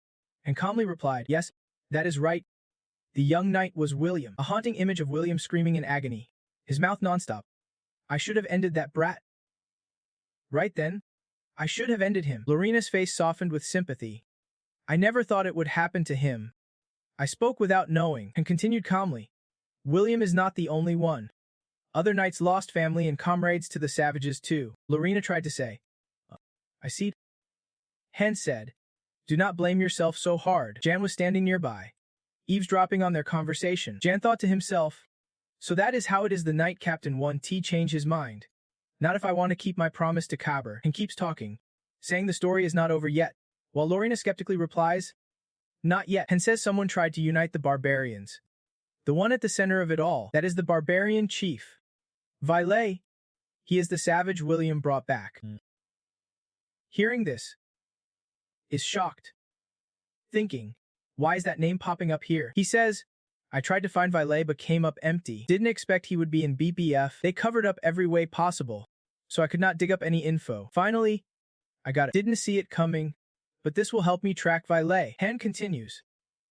Miss Lorena, I get how you feel. I do not think you are wrong. It is going to be tough for you, so take a deep breath and come back fresh. I will handle everything here. Lorena recalls William's voice. I will never forgive the barbarians. He asks, any other idea? Lorena hesitates. That one. Jan steps out from behind the crate and says, there is a way. You are overthinking this. Lorena, surprised to see him, says, overthinking. Jan answers, yeah, do not sweat it. Han, noticing him, says, even if you are Miss Lorena's friend, you are still an outsider. Please keep your nose out of our business. Jan calmly replies, let me break it down simply. Lorena asks, what? Jan goes on, we need to convince the Count of BGF and get his permission. He rules the North, and if he says yes, no one will dare to oppose. Han replies, that is pointless. He won't agree. And who do you think would even dare talk to the Count? Lorena ponders, then grits her teeth and decides, I will do it. Han, shocked, blurts, what? Lorena, determined, says, I will talk to the chief. No, I mean to Dad. I will convince him and accept whatever he decides. Scene shifts elsewhere. William walks alone, deep in thought, with a serious face. He mutters, Miss William. Then Han quietly says, was I too harsh on her? She probably hates me now. William's eyes harden. But I have to stop her before she gets hurt. Suddenly William spots something, a flag raised high. It is the banner of the Night Brigade. The No. 1 Night Squad of BF. But the Night Brigade already went on a mission with the chief. Have not they? Are they back already? A voice calls out. William, not looking so good today. What is on your mind? William turns around and beams. Captain Keon, you are back. Keon replies calmly. Long time no see. Keon, captain of the Night Brigade. William asks, if the Night Brigade has returned, does that mean the Count of BGF is back too? Keon answers, the Count said there is still unfinished business, so he told the Knights to return early. William replies, I can believe he is alone up in the Northern Sea. I know the Count is strong, but will he be alright? Don't worry. The Northern Sea is just another playground for the Count. Keon says, picturing the Count standing tall atop a monster-filled mountain. Keon continues, what you should really worry about is the monsters who run into the Count. I heard Miss Lorena just brought back a barbarian. That must be tough. Huh. William replies, King coldly says, I am not talking about you. I am worried about Miss Lorena. You know her heart's fragile. She would fuss all day if she saw a poor creature suffering. William looks at Keon thoughtfully, wondering, do others see me that way too? Keon adds, what about the special forces following her? Can they keep Miss Lorena safe? William answers, they are skilled but too young. However, among them is a guy named Jiang who seems incredibly talented. As long as he is around, Miss Lorena's safety is not something we need to worry about. Keon replies, got it.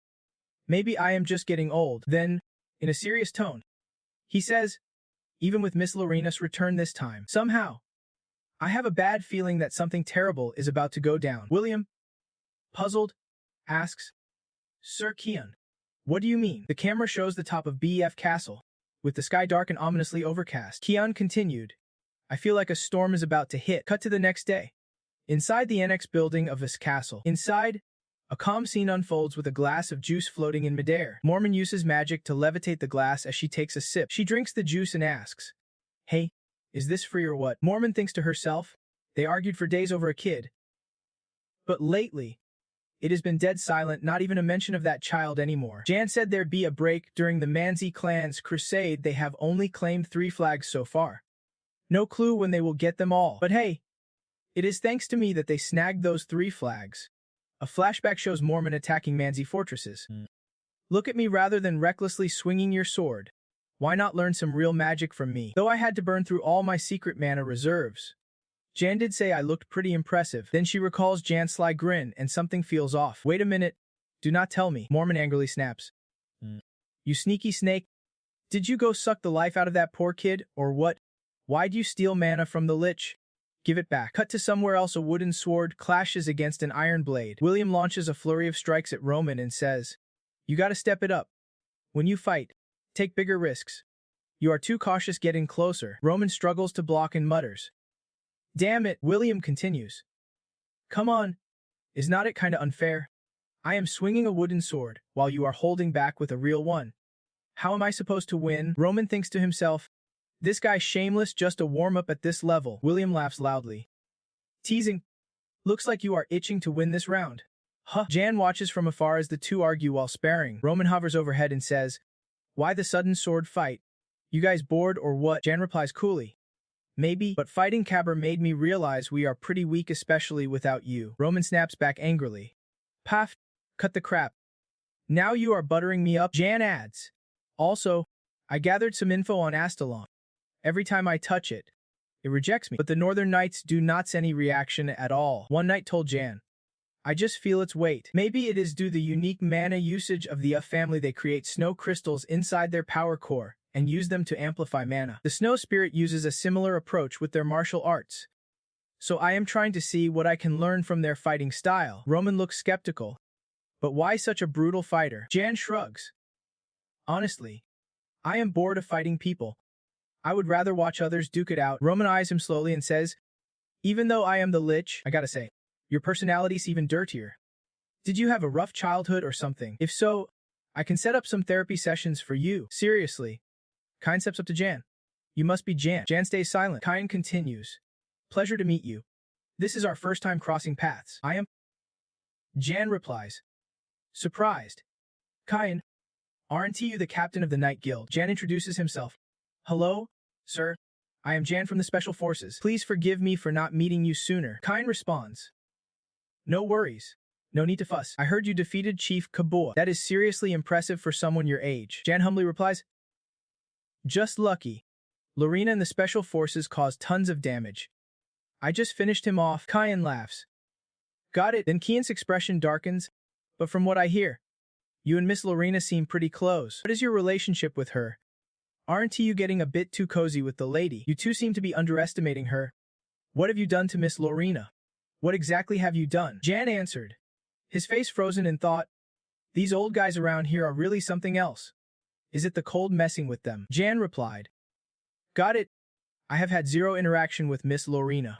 As if we are complete strangers. Kine smiled with satisfaction. So I was wrong about you. My bad, then, with a suspicious look. He added. But why have not you had any contact with her? You think she is not good enough to hang with? Huh, what is the deal? Why do not you like her? What did you do to Miss Lorena? Did you hurt her? What the hell did you do? Jan glanced at Kine. Starting to feel fed up with this guy, Kine stared seriously at Jan. Thinking, now I get why William respects this guy so much. At first glance, he looks like just another low-level knight, but there is a limitless potential hidden inside him. If that is the case, Kine tossed a wooden sword toward Jan and said, What do you say? How about a duel? The youngest knight on my team is pretty good. A knight stepped forward, pushing back his helmet. From the Ice Knight squad. Jan smirked to himself. Talk about perfect timing, he replied. Sure, but if you want to use a real sword. Go ahead. Maya's eyes flashed with anger at Jan's cocky words. The other knights whispered among themselves. Who does this guy think he is? What did he just say? Kine laughed. He has got that youthful swagger we all know these days. Then he added seriously. Maya, do not hold back. Give him everything you have got. Maya nodded. Got it, Captain. As a surge of energy wrapped around her wooden sword, Maya charged at Jan. Her sword glowing with power. I think you are the one who really needs a real blade. Jan stared coldly at Maya rushing in.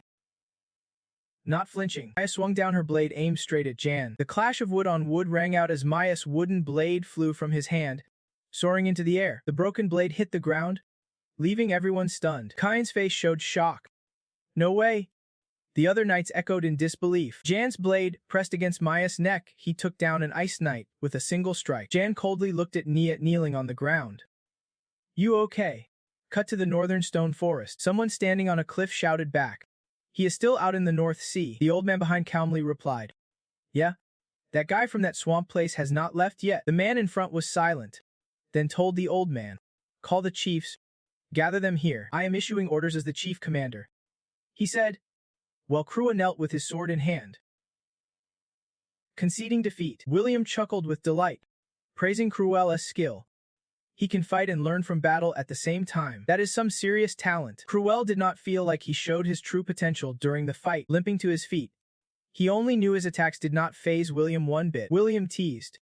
Cruel almost beat me, missed it by about 600 paper-thin moves. Cruel sighed over the gap between them, while William just laughed off his own lame joke. Now, no more fooling around. William looked seriously at the young man opposite him. I am sure the White family has a real gem here. Cruel hesitated to thank him, when suddenly whispers came from behind William. The Ice Knights have arrived. Wonder what is going on? Cut to Jiang, pointing his wooden sword at Mia's side. A surprise move from Jiang. William was calm. Could it be that Jiang just took down Maya? The Ice Knights could not believe what they saw. They were utterly humiliated. Jiang noticed the Ice Knights whispering among themselves. He thought, did I just bruise their pride? But instead, the Ice Knights cheered, praising Jiang's skill in unison. The match ended with Mia standing, bowing, and thanking everyone, but Jiang knew the real thanks were owed to him. Seeing Jiang's calm, composed face, Maya knew he was genuinely defeated at such a young age. Jiang already possessed incredible power. The knights behind teased Maya, saying she was old but still had barely any skills. Hearing that, Maya could not help but glare angrily at her comrades. Jiang's eyes darkened as he stared thoughtfully at the scene before him, surprised that they did not seem to care about what just happened. He knew knights guarded their honor fiercely. If defeated by someone younger, they would fall into despair, blame themselves, or begrudgingly accept their loss. Here, knights fought as if their lives depended on it, and battles were as routine as daily meals. Losing like this did not seem to faze them at all. Jiang pondered seriously, if they acted like this, how could they live up to their nickname, the Northern Wall? At that moment, a knight stepped forward. He confidently introduced himself as the 99th Knight of the Order. His name was Lauren, and he already gripped a wooden sword in hand. Jiang smiled, hoping for a fierce, exhilarating duel. Pausing his thoughts, he sensed this was a prime opportunity. He still had not figured out how the Northerners wielded their mana. The two wooden swords clashed with casual ease. Lauren launched a powerful, aggressive strike. On behalf of Mua, I apologize for his attitude earlier. Lauren said, he disrespected you. I will give my all from the start to show my respect. Jiang's eyes brightened. He could clearly track the path of Lauren's sword. Suddenly, Lauren unleashed the order's first technique, the ice sword dance.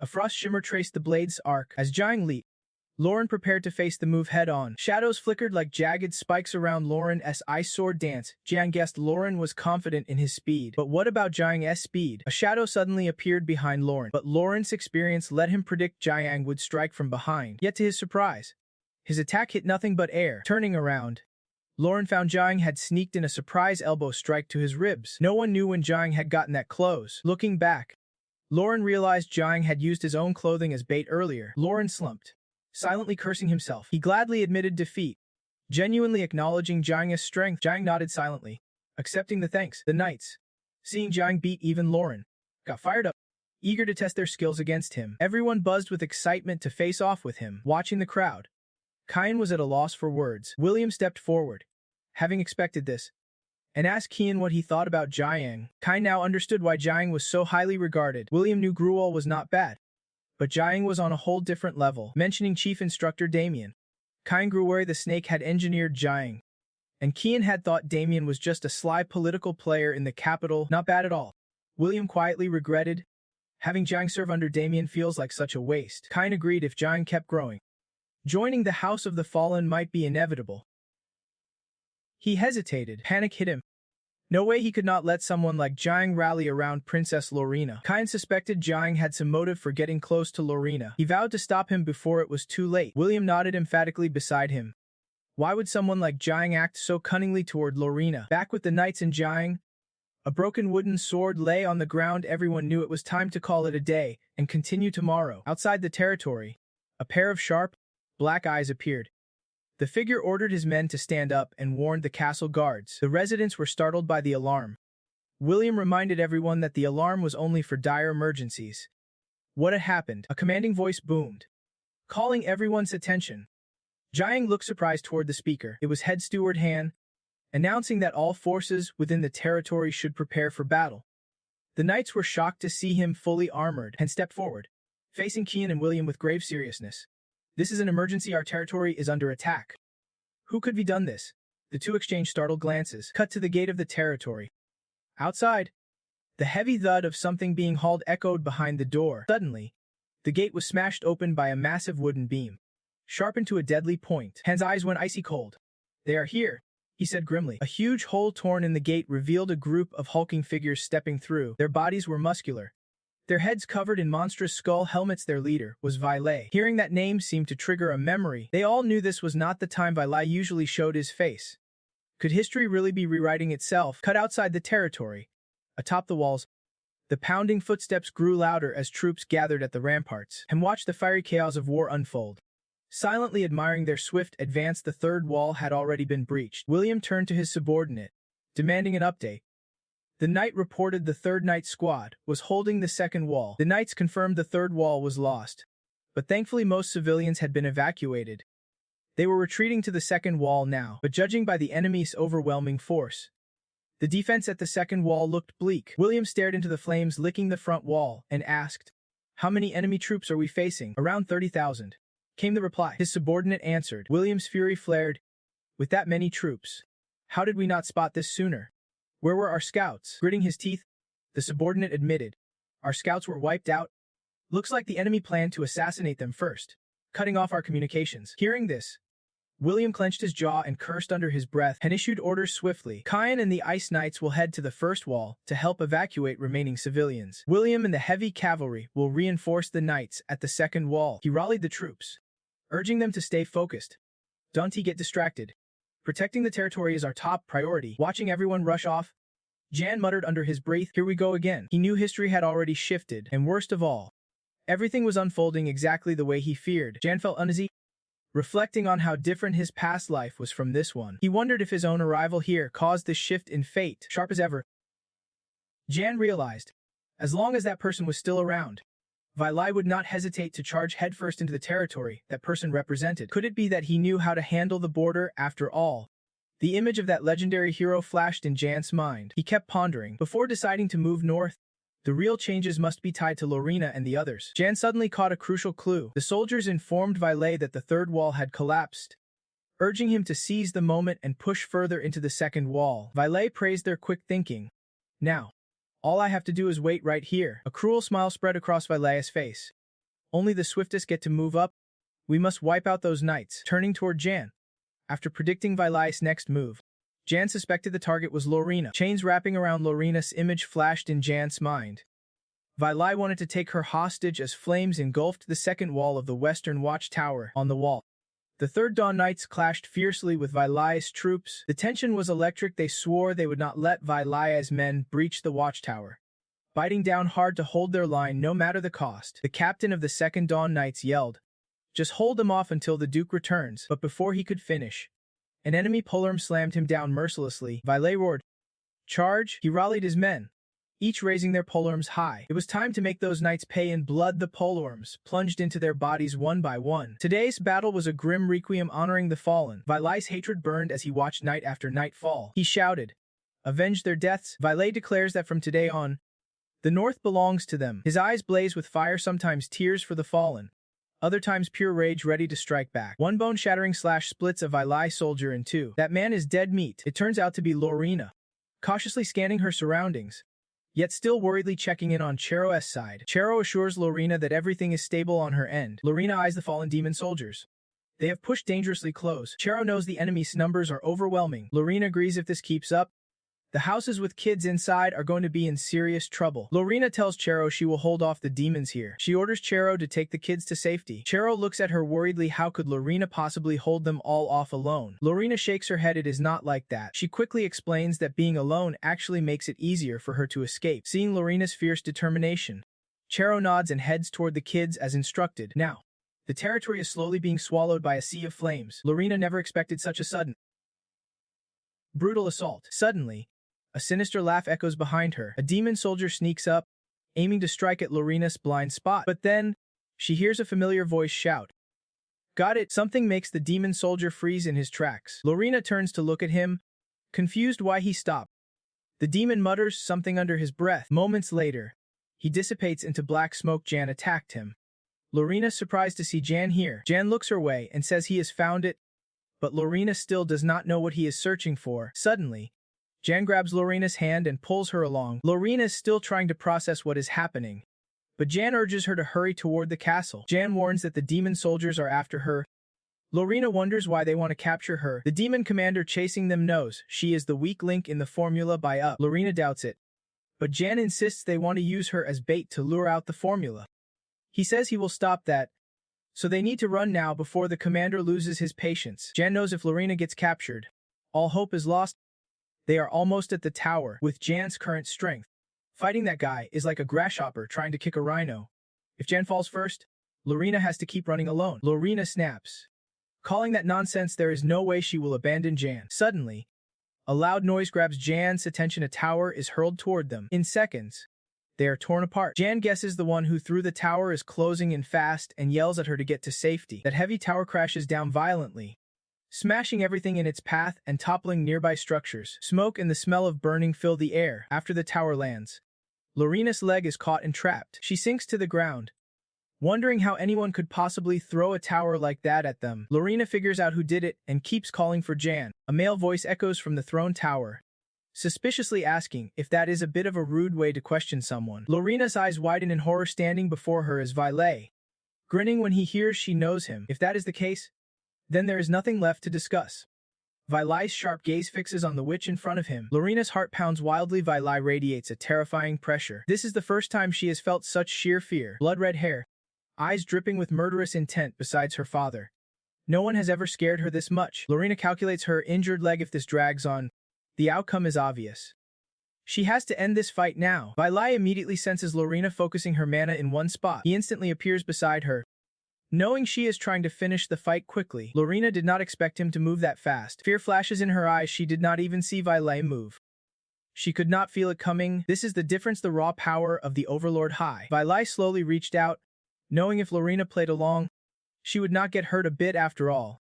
She was a key piece in this game. But something shifted. Lorena's eyes sharpened, transforming into Jan's cold gaze. Valet smirked confidently, mocking, saying the kid was still too green. He even nicknamed him Black Wolf.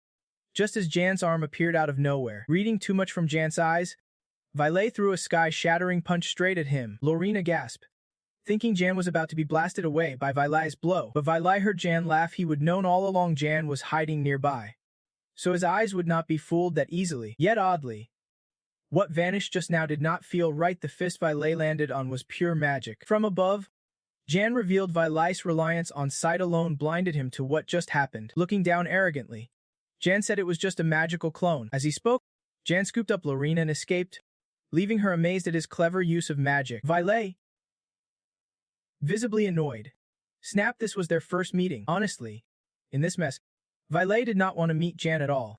While Jan's companion nervously suggested letting Lorena go, Jan stayed calm, about to say more, but Lorena suddenly struggled fiercely, landing a punch on his face. Now truly furious, Valet thought Jan's barely fooled him once, yet he is already acting cocky. In minutes, Valet could tear him apart. Jan chuckled, knowing Valet would not get the chance, which left Valet puzzled in return. Jan said Valet's real target would vanish during their fight, but Valet hesitated, pointing out the target was right there in front of him. Jan knew Valet would bluff, so he pierced through the lie. Valet's true prize was Astalon, the sword he would been hunting. The Astalon sword held the power of a conqueror, unbeatable in battle. With that sword, conquering the Empire was not just a dream for Valet anymore. Though exposed, he stayed silent and serious. Jan offered to reveal the sword's location if Valet agreed to one condition. He would take Lorena away, needing her for something important. That made Lorena blush uncontrollably. Jan released Lorena, asking if Valet would let them go in exchange for the sword's location. Lorena never imagined Astalon was real and quietly asked Jan, who said it was in the armory. She wondered if Jan truly intended to hand the sword over. Jan confirmed, but of course, it would be a fake, not the real deal. Memories of Valet's childhood in the Duchy of a flashed through Jan's mind. Given that background, Jan assumed Valet knew about Astalon's existence, and with his sharp eyes, he could easily sense its magical power. Even if not, Valet could not ignore Astalon. Like Jan dangling a juicy bait waiting for the prey to bite. Valet slowly said, Astalon? So that is what they call the sword. Jan was surprised by the question. Valet snapped angrily. It is the Conqueror's sword, a legendary blade passed down in my tribe. Seeing Valet's fiery tone, Jan knew he would take in the bait. Jan added, Valet did not have much time. The night squad was rushing to secure the sword. Watching the palace about to be swallowed by flames, Jan warned the formula would arrive soon. Jan gave Vailai a choice. The sword or Lorena? Vailai scoffed. I do not do choices. I am picking option 3. Suddenly, Vailai lunged at Jan and Lorena with lightning speed, ready to take Jan down and claim both Lorena and the sword. Both were stunned by Vailai's speed.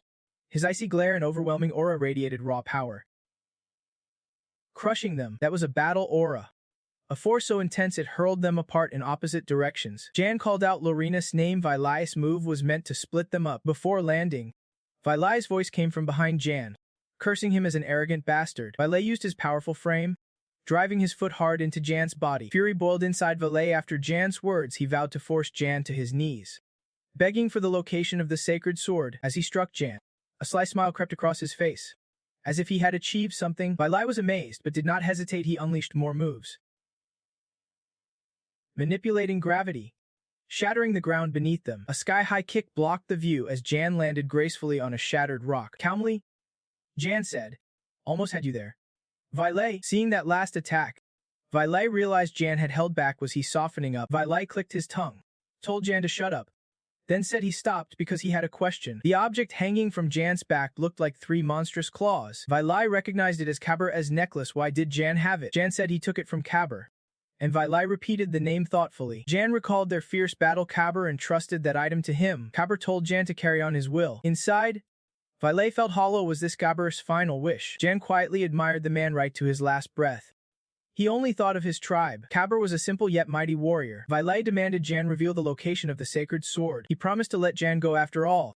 Kabur had fought alongside him, memory still fresh. This was Vailai's respect for the one who inherited Kabur's will. Jan smiled faintly. Vailai wanted him to leave Lorena behind and run solo. Vailai crossed his arms, staring seriously at Jan. If Jan did not want to die here. Jan knew defeating Vailai right now was impossible. That is why Vailai demanded the sacred sword's location in exchange. Vailai knew full well Jan was not even from this realm. Don't he get dragged into a pointless fight and end up dying here for no reason? Hearing those words from Vailai, Jan hesitated for a moment. The battlefield left by Vailai's recent strike was littered with shattered debris, footsteps slow and deliberate as he walked off in one direction. Lorena was momentarily silenced by the impact of that move. Vailai approached her, coldly gazing down at Lorena from above. Vailai slowly reached out his hand, eagerly awaiting the Duke's reaction once he learned the truth. He wondered what kind of face that monster would make when he found out his daughter was in Vailai's grasp. Jan's strike shattered Vailai's thoughts, and he opened his eyes wide in shock. Lorena, rather, an illusion created by Jan's magic at this moment. Jan told Vailai he had been too trusting of his own magic-seeing eyes. Vailai could not believe it as he watched Lorena slowly vanish before him. This was Jan's deception magic. Anyone who trusts their special vision will be fooled over and over. Jan even reassured Vailai that the location of the azure sword was real,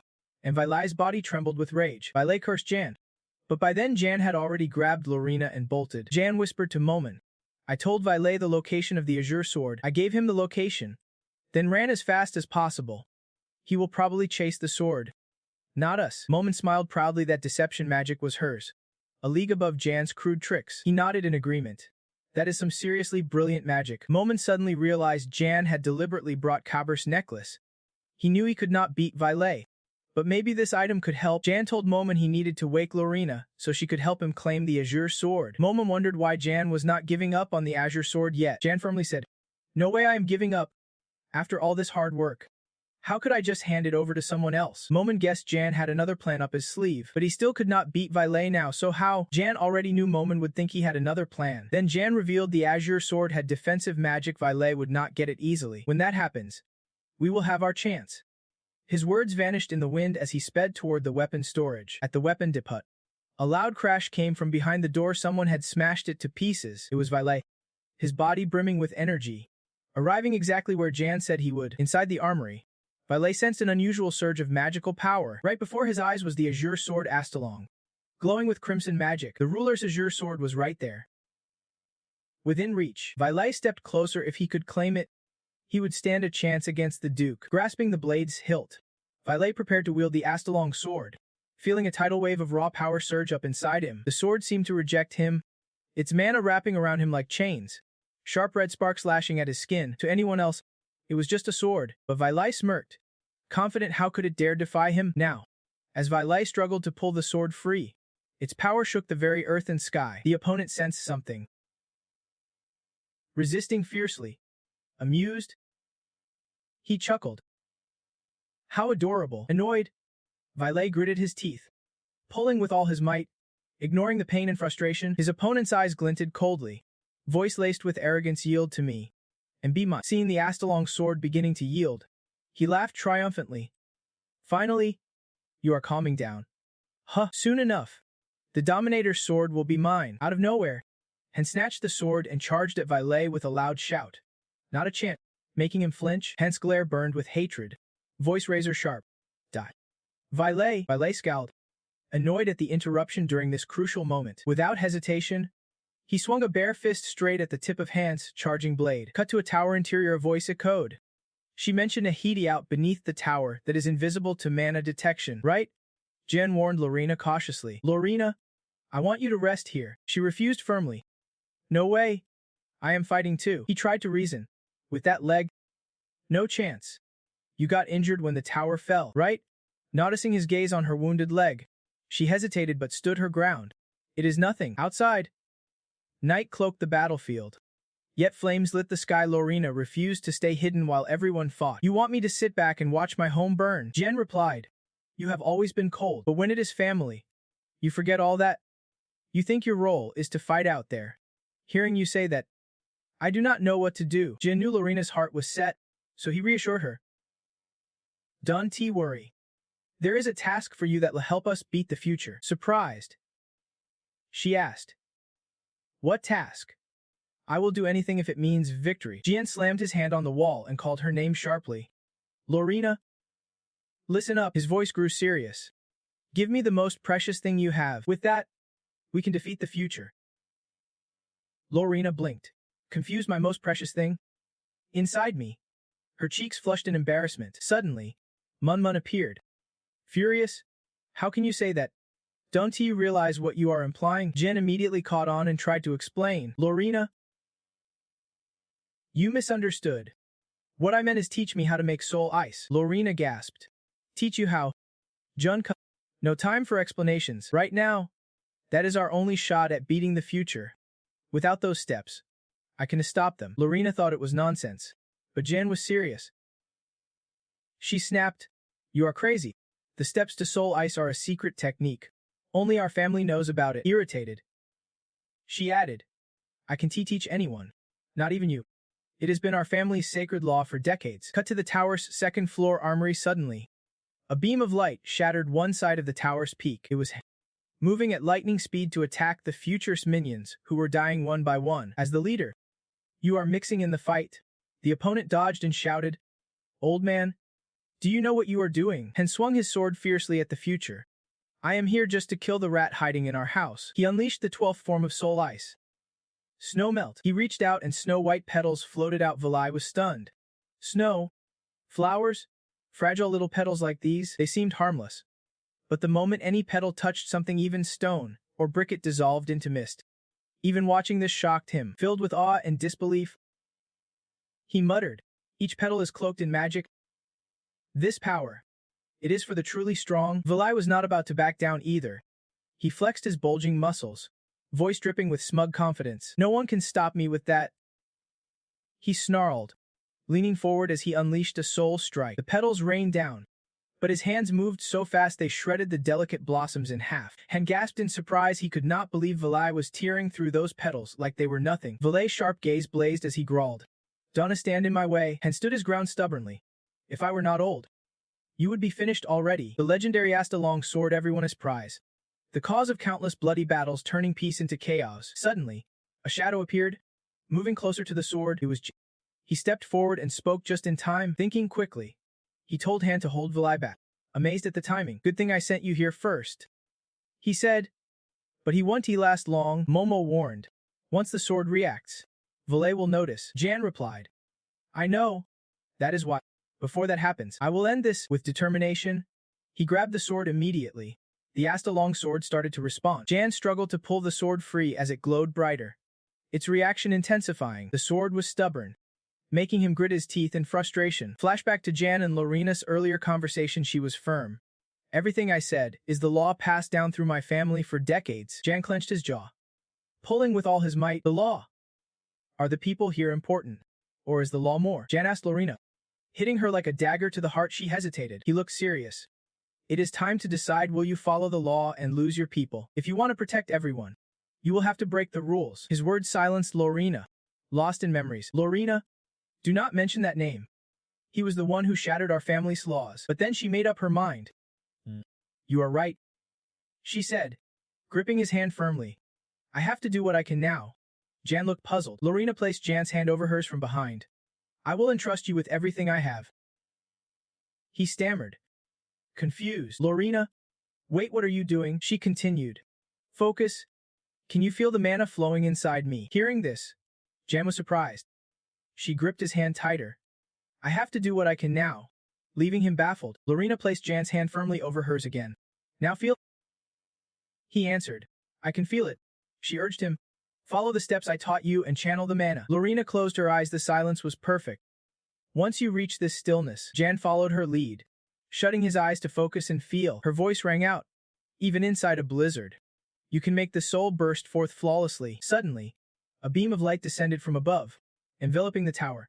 The surge of power wrapped around Jan, surprising him as he stepped into the soul frost flow. Just like before, he felt the soul frost's energy streaming down, covering his body. Jan began to glow, slowly opening his eyes, his entire being surged with the soul frost's power.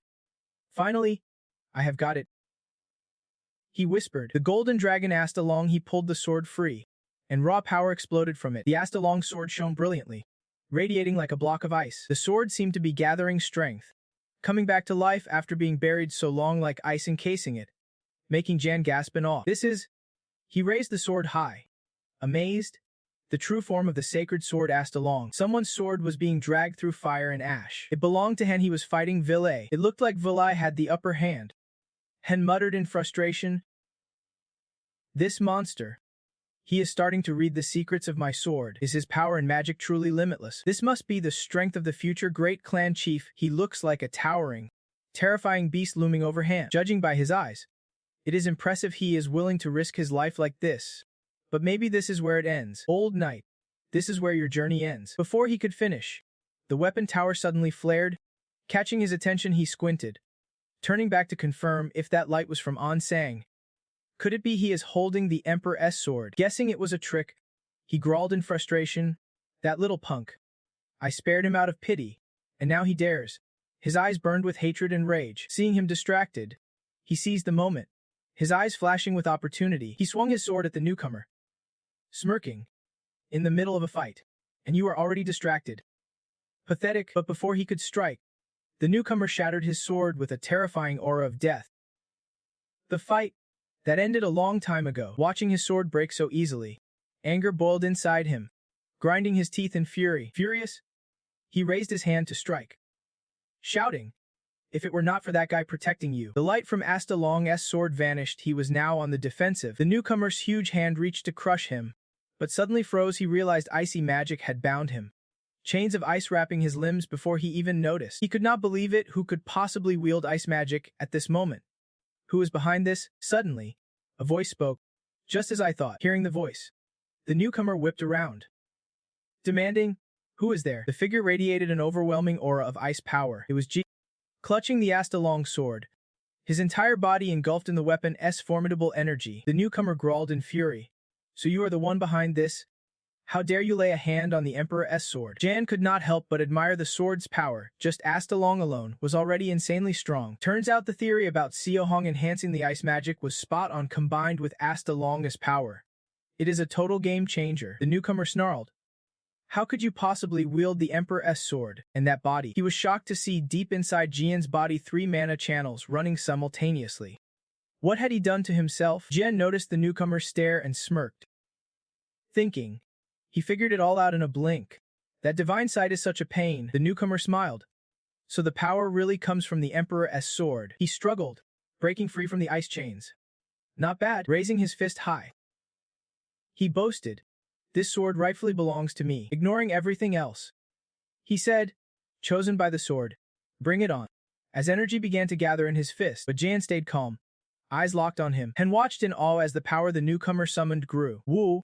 A massive energy ball forming at a single point. The power surged, dripping with deadly intent.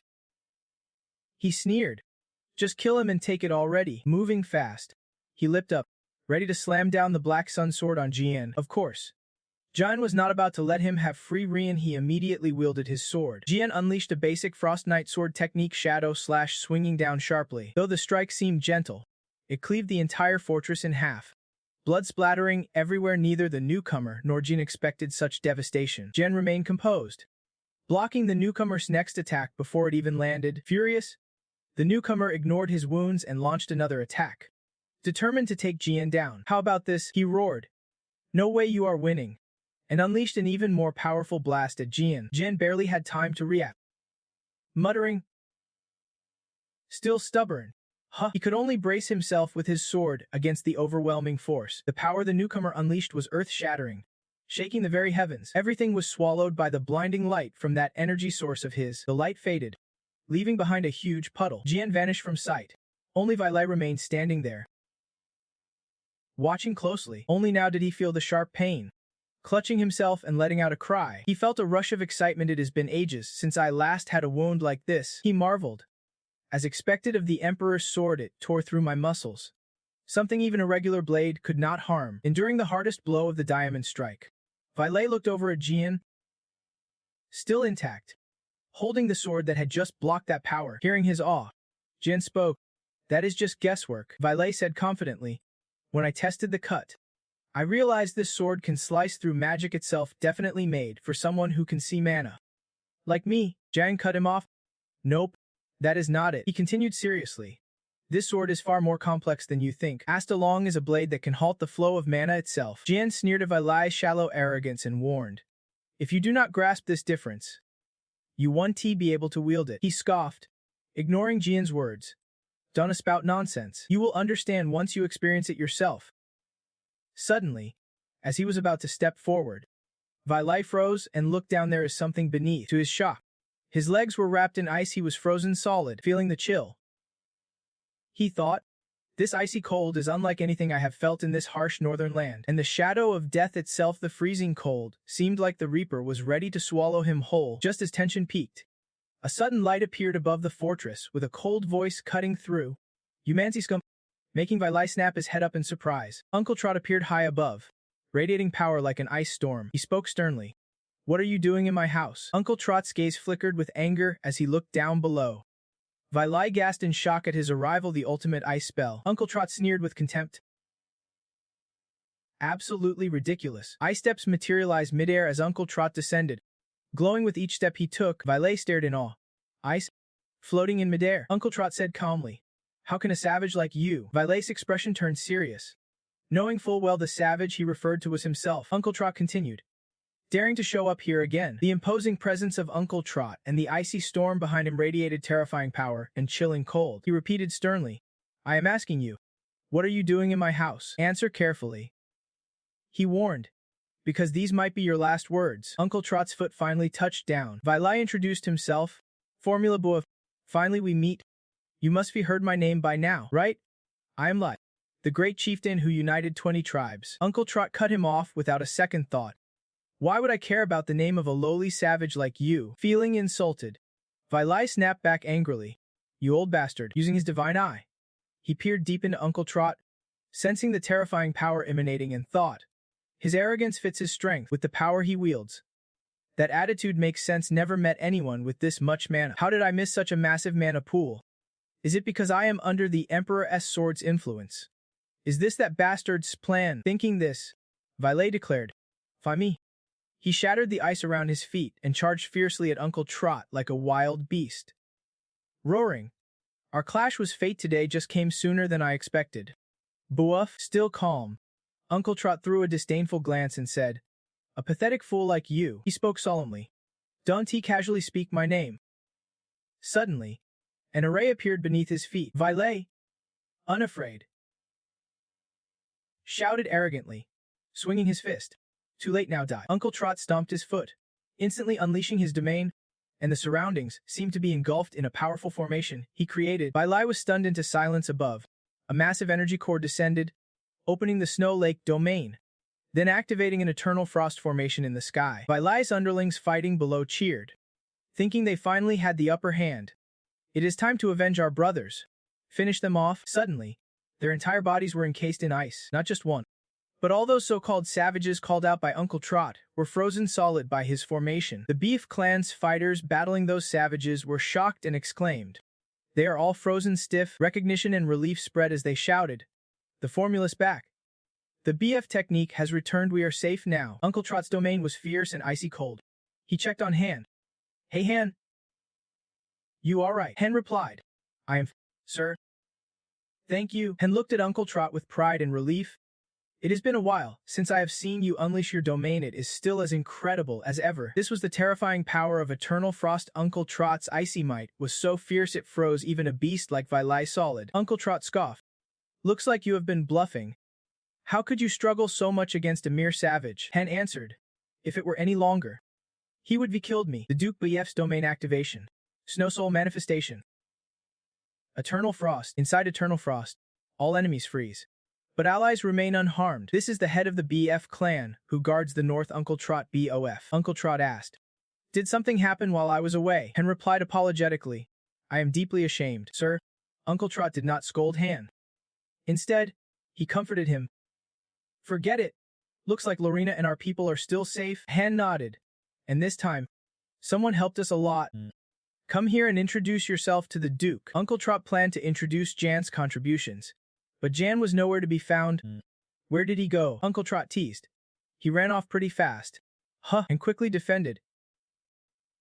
"He is not that kind of guy," Uncle Trot reminded. "Let us get out of here first."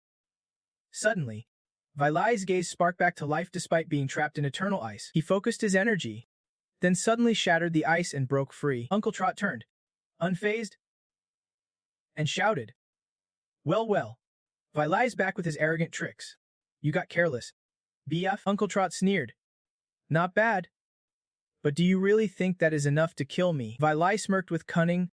"Maybe I can kill you, but what about the others?" Then he unleashed his magic toward the tower and shouted in alarm, "The refugees are hiding inside that tower. Vilai's magic orb is about to hit it." Vilai smugly thought, "While they are busy protecting those civilians, I will make my escape." He thought he outsmarted them. But suddenly, he froze in place. Someone flew in just ahead of the orb and declared, It was G. Furious, shouting as he swung his astrolong sword and sliced the magic orb clean in two.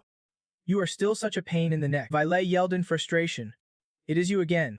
You keep blocking my way." His magic flared and exploded midair the moment it was cut. Jian thought to himself, "Man, I'm exhausted. On top of juggling new magic and sword skills, I have to fight that monster while protecting Lorena. I have drained all my strength and mana.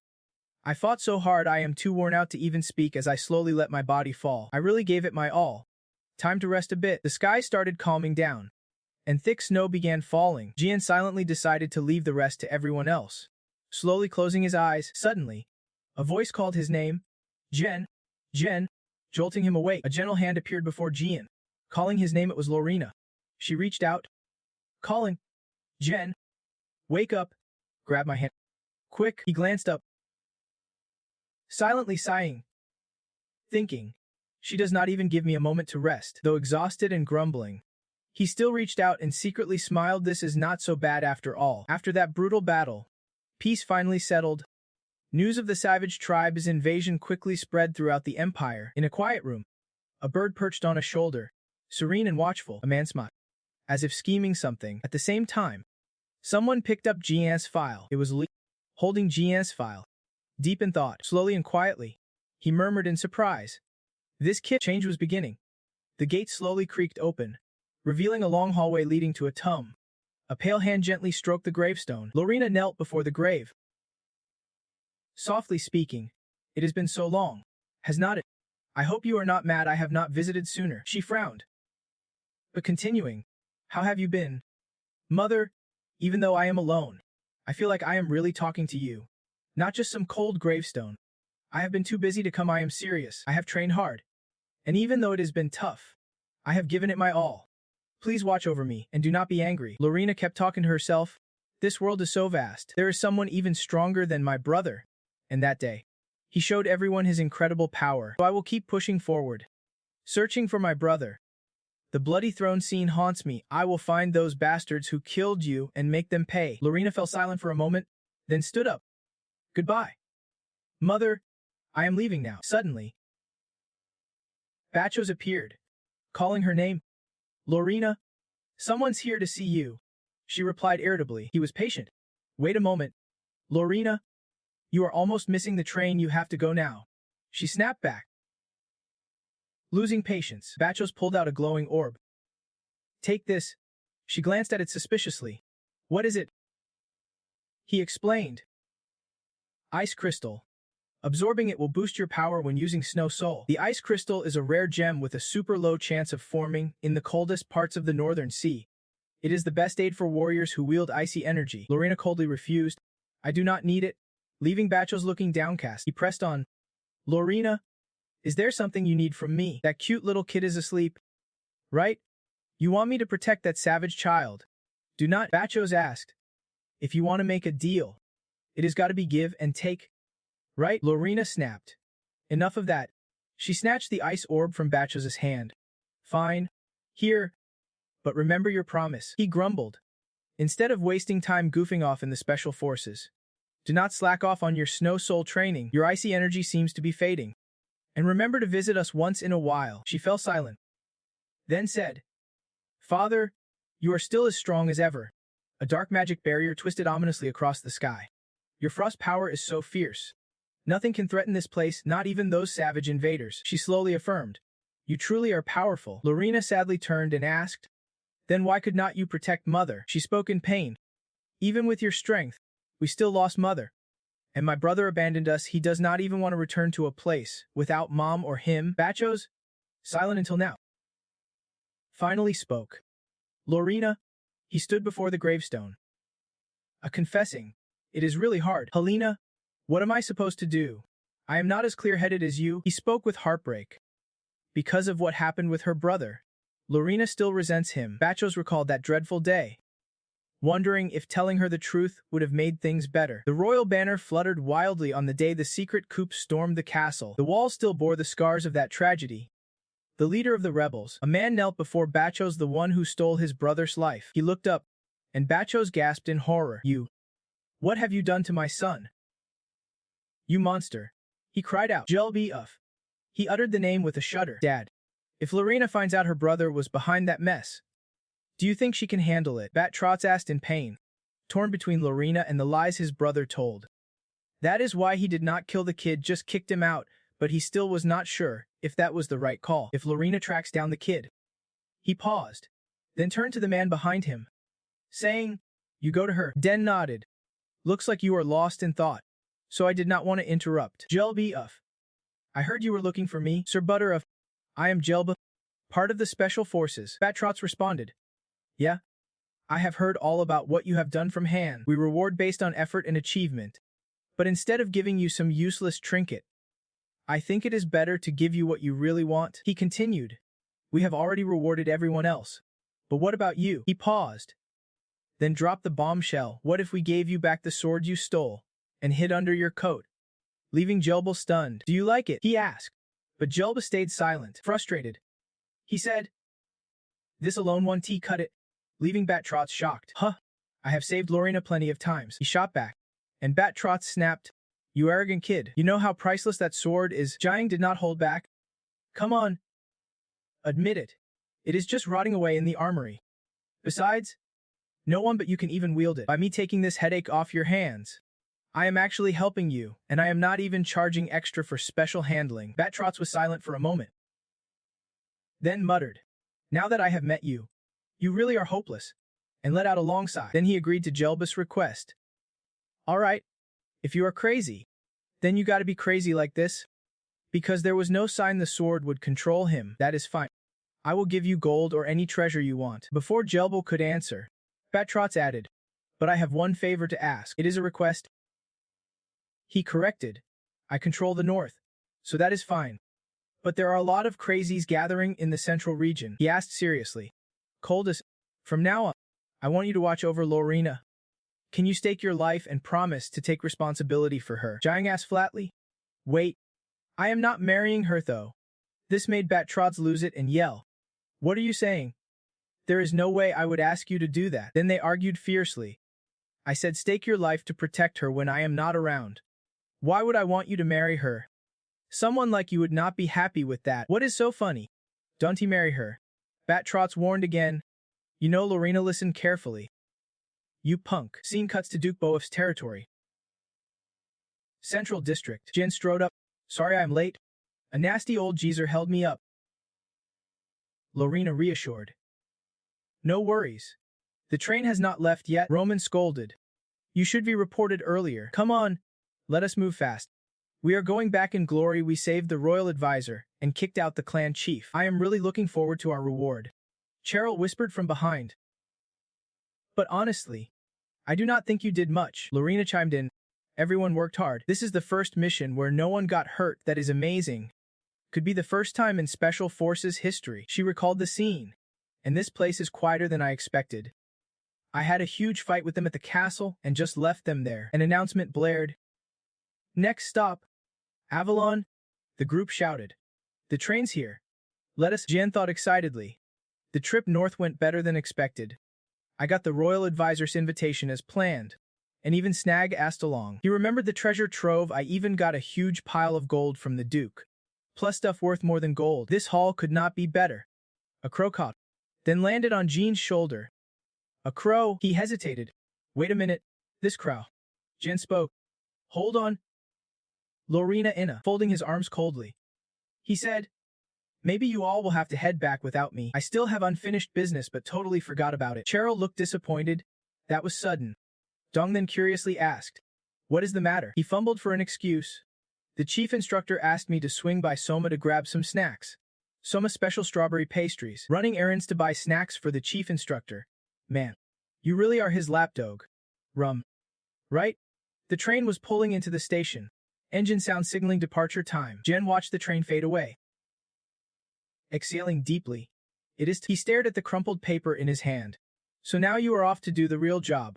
Huh. The crow held a secret message in its beak. Turns out this Krause, the chief instructor, a spy. What kind of order is so important that he would send a messenger like this? He gazed silently at the paper, then clenched it tight, voice filled with resolve. Damn it. This snack might just be the game changer. In a quiet setting, on the ground, a blood magic circle was drawn. Finally it lit up at the center, and glowing crystal shards soared into the sky. This was it. Moment shot straight up from there, eyes blazing with fierce determination. My full resurrection is complete. She thought of Jin. Realizing everything was thanks to him, she remembered always flying alongside him to boost his strength. But without me, he would have died 1,000,000 times over. She collapsed onto the ground, utterly drained. Finally, I had to use all my mana and fall into a deep sleep, but now, I have gathered all my mana once more. Momon raised her hand excitedly. With this much mana, I can finish off that stubborn fool in one hit. Come on. Hurry up. I will send you off right now. A voice appeared from the front. Momon, you are still talking about that after the battle with Vilai and the savages ended. Is she about to show up now? Something about this does not feel right. I wonder how the chief instructor will react if he finds out it is a lie. Everything I have built could crumble. Or he might just pretend nothing happened. Thinking of that kid, I realize everything hinges on this moment. One thing's for sure. I have the advantage because I met her before the chief instructor did. I need to verify her identity first. The peaceful town scene was disrupted by a loudspeaker. The upside-down formula just appeared at that moment. Jen replied, yeah. Then Vilai ran off, and I grabbed Astalong. That legendary sword finally acknowledged you. Momon replied, exactly. And now I am here on the chief instructor's orders. Momon asked, I see.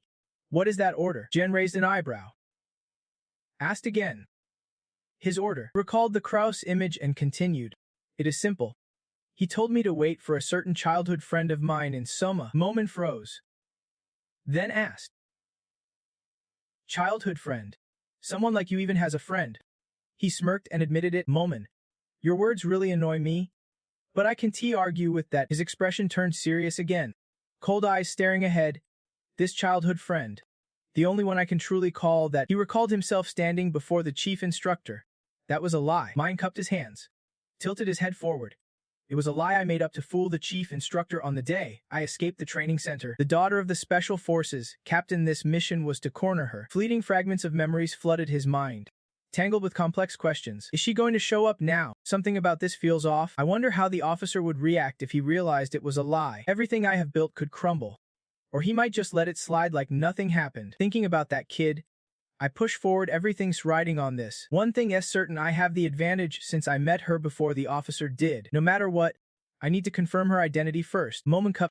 Hey. Two gals just strutted over inviting us out. Hey. We are heading out for drinks. Wanna come? Oh man. Such a handsome guy. Come hang with us. They dragged him into a roadside bar, driving Moment crazy with frustration. This place.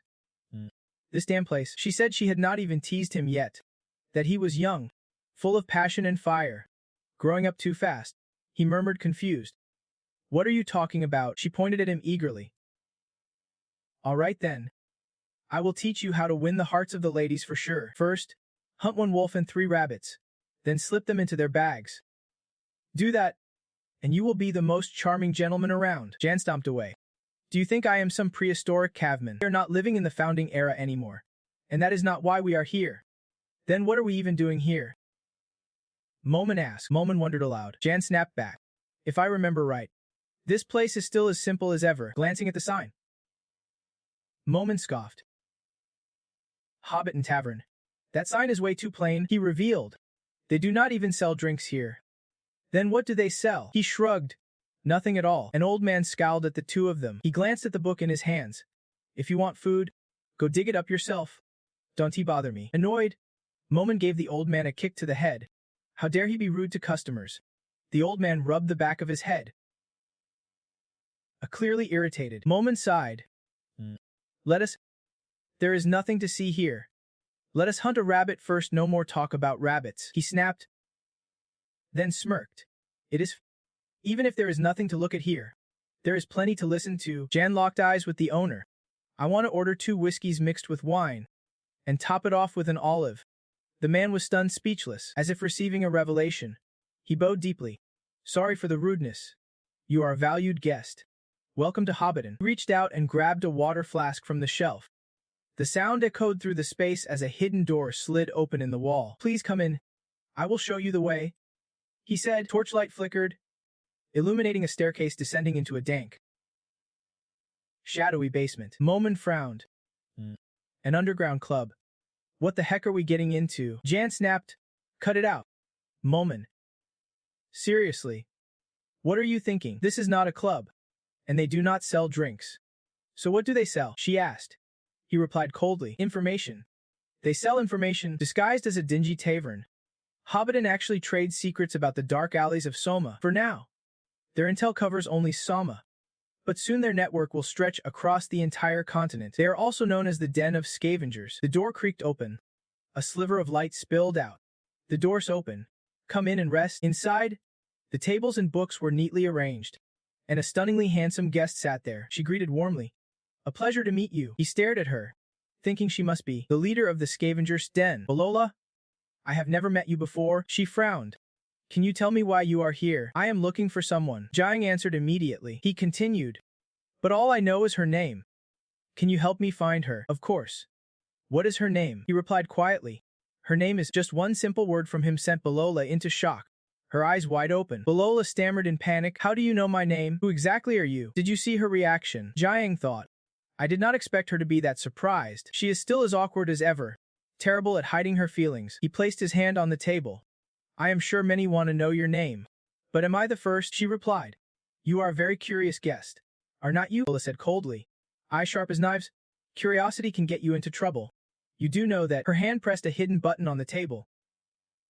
And suddenly, a trapdoor opened beneath the floorboards, unleashing thousands of arrows shooting straight into the room. The arrows pinned him down, and Biola smirked with a taunting grin, just a kid meeting a brutal end. Suddenly, she stopped, eyes darting ahead as arrows clattered to the floor.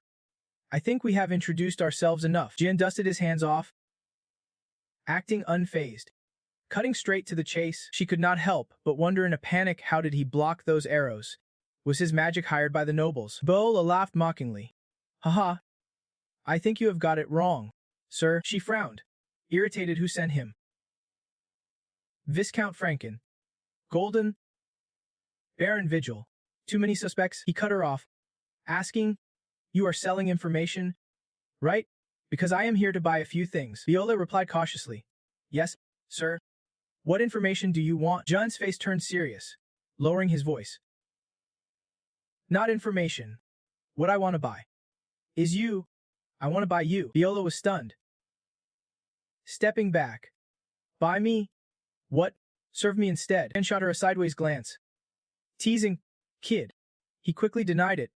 Not what you think. Stop right there, he explained.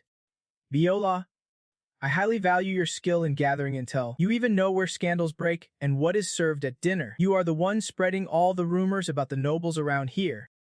Right? Jian folded his arms. I have made some money selling the info they crave most. Viola sat back. Challenging him, you are reckless. Aren't you afraid of being accused of slandering nobles? I am still walking a fine line here. But are you threatening me? He asked. And she sneered, glancing sideways. I am just complimenting you. Jian turned back. Reinforcing. Didn't I just say I appreciate your talents? He continued. Here's 100 imperial gold coins, freshly minted by the central authority. You know what that means, right? She frowned, lips pursed in thought. These coins were the purest gold. Gold coins clinked in front of her. But this much was not enough. Did she see that? He nodded. Yes, that is right. Jin smirked faintly. Good. Now, let us start the game. Thumbs up, he said. You and your future. She gasped. What? Jin tossed a coin high. I will start bidding to buy you back.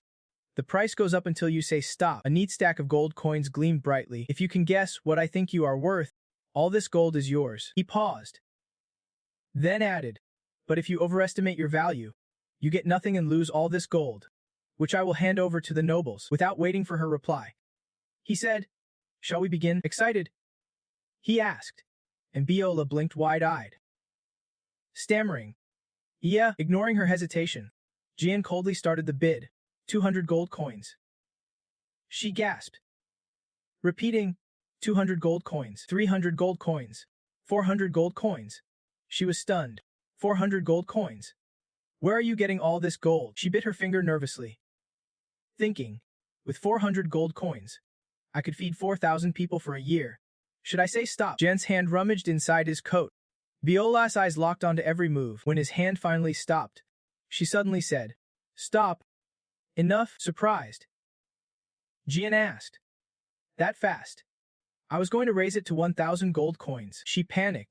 1,000 gold coins. Jian calmly continued. Now, we need solid proof that you belong to me. Those words sent a chill through Viola. Don't tell me you want me to give my body over. Jian smirked coldly, sliding a paper toward her. What are you talking about?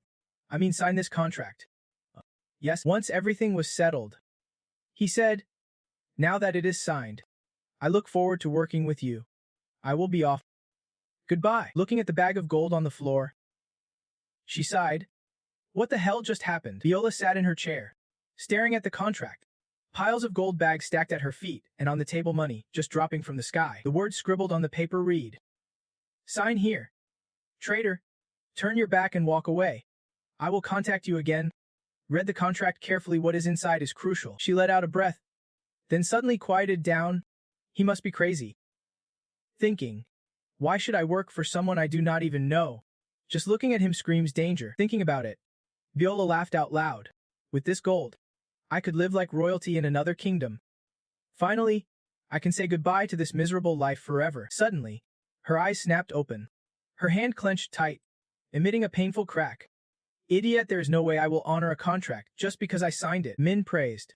What a ruthless move. Placing a restriction on her through a contract.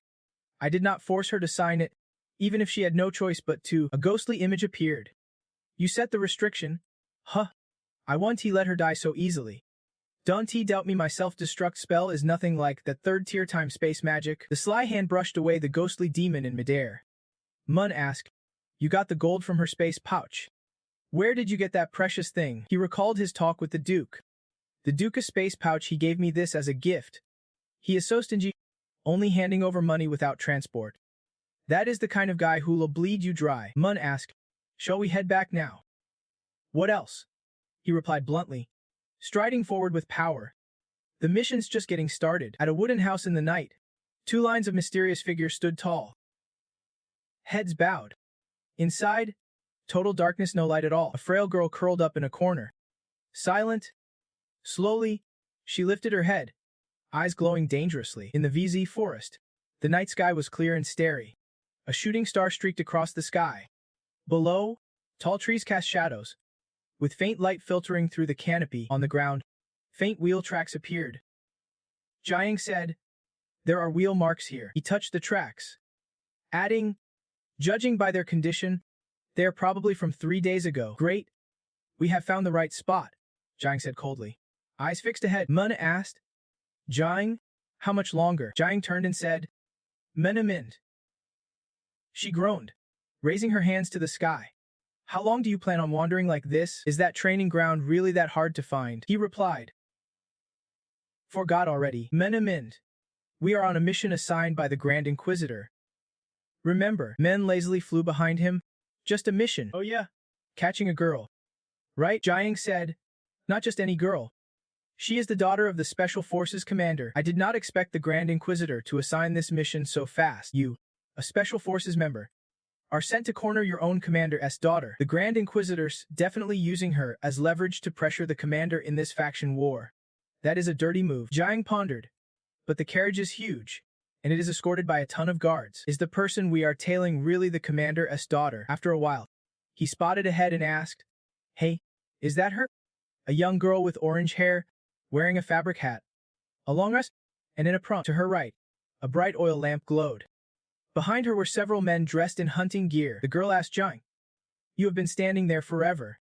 Lost your way?" He replied, "Yeah, I think I took a wrong turn," she said. "Luckily, we are headed back to the village too.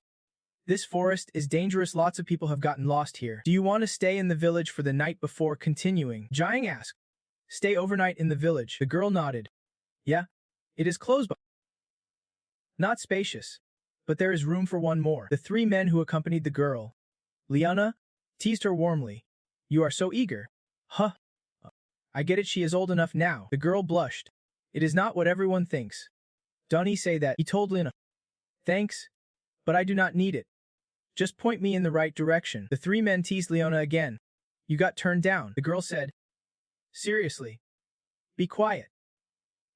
Leona replied.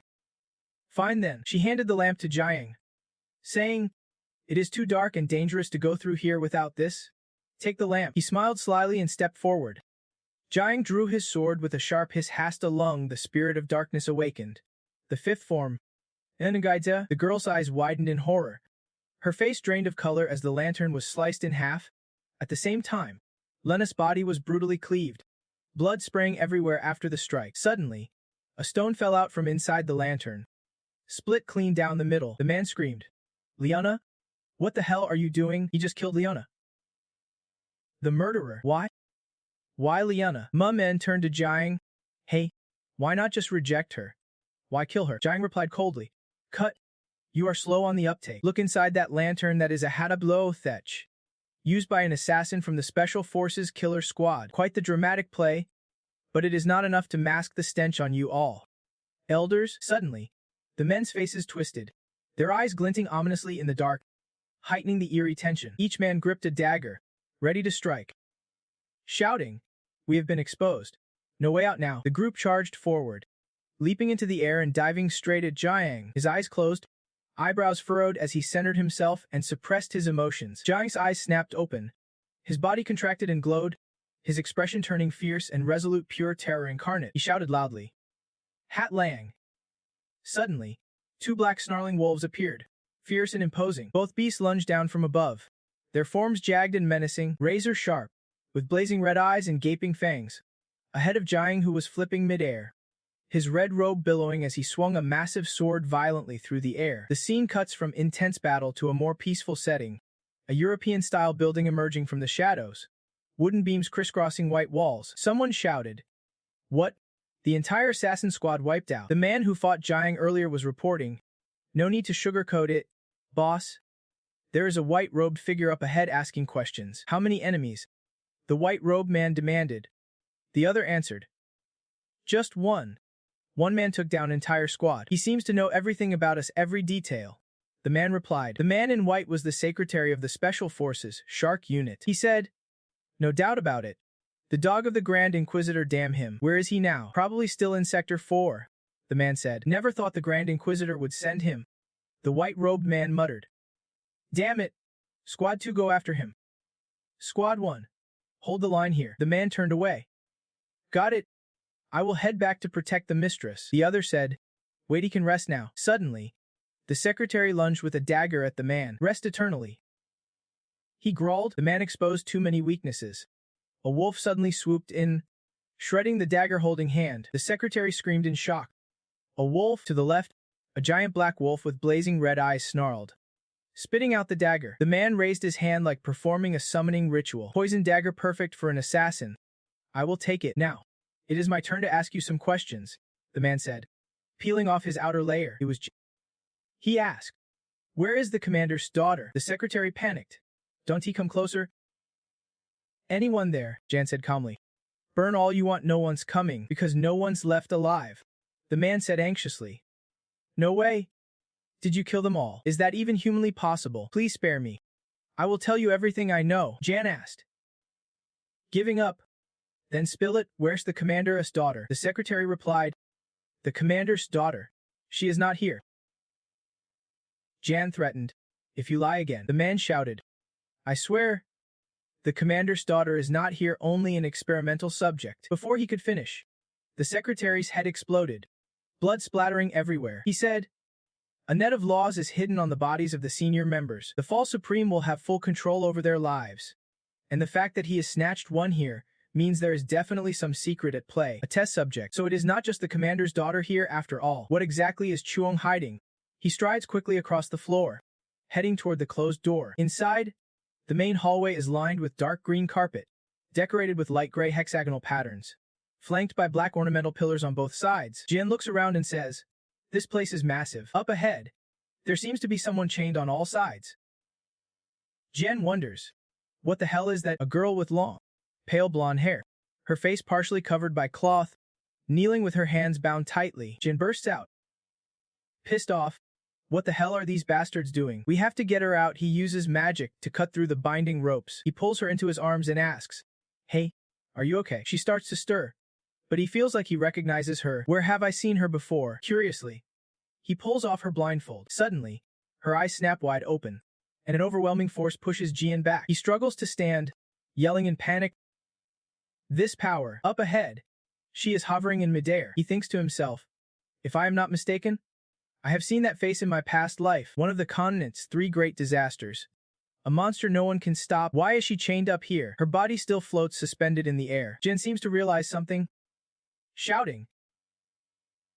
Suppression Witch. Since its founding, the kingdom of Kabalan has been home to countless superhumans and powerful warriors. But in the end, even superhumans are just humans. In this world, there are calamities beyond human strength. The first disaster, a fire that cannot be extinguished. The second disaster, despair passed down only among those who faced it. And the third disaster, the one the Emperor ordered everyone to ignore, be it mountains or valleys surrounding it. A knight wearing an iron helmet that completely hides his face. He wields a massive, gleaming sword, raising it high, shouting, bring it on. I will chop off your head. But in the next moment, something warps both his helmet and sword. It was all for nothing. Everything was crushed. Not even superhumans could escape. Fear and awe. Humanity gave her this name. Jian yells. Why is the third disaster here? The Suppression Witch. I was tracking the commander's daughter and ended up finding the Suppression Witch instead. Now all the pieces are starting to fit together, he thinks. Extreme secrecy and mention of a test subject. Suddenly, something clicks. Jian shouts. The commander is not hiding his daughter. He is creating the Suppression Witch. He continues. Could it be to control the Dragon Soldier project? If she has already become the Suppression Witch, they must have failed to control her. As the Suppression Witch slowly opens her eyes, Jin keeps thinking, once she fully awakens, it is over. I have to strike now. He flies toward her, shouting, I've got to act now. Contrary to Jian's terrifying thoughts, the Suppression Witch seems gentle and confused. She says, did I mess up again? Is anyone hurt? He is stunned. She explains, when I am scared or hurt, I lose control. Is anyone hurt? Jian replies, yeah, I just got blasted, but I am fine. Tears well up in her eyes. What have I done? He thinks to himself. She does not look like she is faking it. A disaster shaking the continent, and she is just an ordinary girl. But if I can get my hands on the Suppression Witch, I will hold the strongest trump card. Can I control a power even the king could not tame? This is a poison chalice, the deadliest poison of all. She is too powerful. And if we want to get rid of her, this is our shot. A voice called out. Hey, dummy. What are you thinking with that reckless move? It was Muman, appearing and saying, just take her in already. Jiang folded his arms and replied, Idise? But that is not a power humans can control. Even she can control herself. Muman asked, puzzled. Control? So if she can be controlled, you would take her in, right? He shot back. You really think that is possible? She confidently pointed to herself and said, you have forgotten who I am. I am the ultimate mage. Mages are those who seek to bend the laws of nature, and I stand at the very peak of them all. You really think I can control her? Her power is fueled by pain. Jiang said, so if we shield her from the pain? Muman, as if casting a spell, said, once you know the trigger, controlling it is a piece of cake. Merge. Instantly, 2 golden rings appeared, soul-bound artifacts. A necklace and a bracelet to guard the mind, designed to help control her power. Jiang held up the rings and asked Muman, something this tiny can actually work? She chuckled. With my energy, I do not need clunky restraints like these. Jiang continued. Still, it is surprising you actually know how to back others up. Muman replied. This feels more like a mage occupational hazard. People say magic is like a miracle, but it is not. It is more like tinkering with the world's fabric to create effects. But her power is not magic, nor is it from nature. It is beyond the understanding of magical principles, a scholar's domain of laws and rules. I can ignore this, and if we can harness that power, we won't need someone like you anymore. Witch Tranip turned to Jan. Hey, where are we heading? He replied. Back. I am not sure. She asked anxiously. I will head back to the lab later. Jan wondered. The lab? Are there a lot of people like you there? Witch Tranip said. Yeah. Plenty. Friends of mine too. At first, there were many. But every time we faced those terrifying stings, all my friends fell. As time passed, I was the only one left standing, and those stings hurt like hell. Can I skip going back to the lab? He thought to himself. Experiments on humans were so painful that death seemed better. She trembled and said, I will be good. Please. I beg. Jan thought. Maybe she endures this every single day, just like my past life. He said, do you want to come with me? Jan still felt like he was just another person, trying to take advantage of her. He seriously reached out his hand. I promise. I will never hurt or abandon you. She looked at him for a moment, then smiled and agreed. All right. Witch Tranip reached out and took Jan's hand. He asked, what is your name? She said, everyone calls me number 1, the terrifying number. Jan replied, let me call you Liar. She repeated, Liar. He explained, it comes from Italy. The goddess of beauty. Liar echoed, the goddess of beauty. Jan asked again, does the ring bother you? Liar answered, it is beautiful. And the name you gave me is beautiful too. He said, if you are coming with me, we need to get ready. She asked, ready for what? Jan said seriously, to trick a monster. Deep underground at the Special Forces Alchemy Center, a defiant prisoner sat glowing brightly in his chair. He said, I was wrong. I am. Damien held a knife. He slammed the knife on the prisoner's head, making him scream, please do not kill me. I beg. Please, just kill me. Please. Go ahead. I am begging. The man in red told Damien, they will be here soon. He shot back. Whoa, that was quick. Nice job. Damien poked something out of the prisoner's head. He said cheerfully, let us check out the prize Jan brought to the underground prison task force. The prisoner's screams echoed loudly. Help me. Please. Someone save me. Get me out of here. The yelling made Laya hesitate. I hear screaming. Someone's begging for their life, she anxiously asked. This place is also a lab, right? They are planning to lock me down here too, are not they? Jan reassured her. Of course not. No need to be scared. A prisoner reached out, shouting, don't go alone. This sent a chill down Laya's spine. To calm her, Jan slipped his hand around her shoulder. He said, don't worry. Stay close to me. Laya replied. Okay then. She recalled Jan's earlier words. I want to hurt or abandon you. I promise. Laya whispered to herself, just like before. He asked, you remember everything I taught you, right? She answered, yes. We are childhood friends. And there is that story about your father. Jan thought to himself, good. Laya has a photographic memory. We already have intel on her background and identity. As for the sealing technique, it should be no problem. But we are about to face the High Inquisitor. God only knows what is running through his mind. Suddenly sensing danger ahead, Jan saw a glint in the shadows and said, "Lie? Get behind me." Something coming, a figure charged forward, wild and uncontrollable. Face twisted, eyes rolled back in pure white, mouth wide open, screaming. Jan quickly identified it. "It is an escaped prisoner," Lai nervously asked. "That thing." Suddenly, the prisoner was sliced in half, and a voice echoed. "Long time no see." "My student," said the prisoner. "Split." Well, behind him stood a man with dangerously glowing eyes in the dark. Jan introduced himself. An agent." Mission completed. Reporting back, the man asked, "Is that Heist's daughter? A pleasure to meet you. I hope my welcome party suits your taste." Lai exclaimed. "No way. This is totally over the top." In the VIP lounge, food covered the table so lavishly she blurted, "So many delicious dishes. I can't believe it." Lai asked the server, "Are you sure I can eat all this by myself?" "Absolutely. The High Inquisitor told me to prepare this feast for you, Miss Laya. The High Inquisitor has a fierce reputation, but he is actually a good guy." She looked at the cake topped with cream and strawberries, then said, "I have never tasted anything so soft and sweet before." "What is this?" the server replied. "Just a regular cake." "Madam," Laya retorted. "Regular? Nothing about this is ordinary." Damien was trimming flowers with scissors. He said, "You know, flowers are hard to care for. If they were people, I would just chop them brutally." Laya said, "That is kind of unexpected." Damien shot back. "Unexpected? I am a florist. I love flowers. The more I cut, the pretty they get." "This is the inner courtyard," he continued. "If you thought I would torture a little girl, then you must think I am crazy or something. Torture does not really work well on kids. Their fear makes the info they spill less reliable. Physical torture only starts working effectively on people aged 15 and up." Damien said, "This was your first mission, and you smashed it beyond my expectations. You stopped kidnappings in the desert, crushed terrorists, even single-handedly took down the gang boss controlling the border. You did damn well. Now even the nobles who opposed the project can just say a word. You did great. Your reward is the freedom to use the royal pardon. Anything else you want?" Jan replied, "I want to ask how you plan to treat Laya." Master Damien pondered deeply. The girl was not even specked with dust, far beyond my expectations.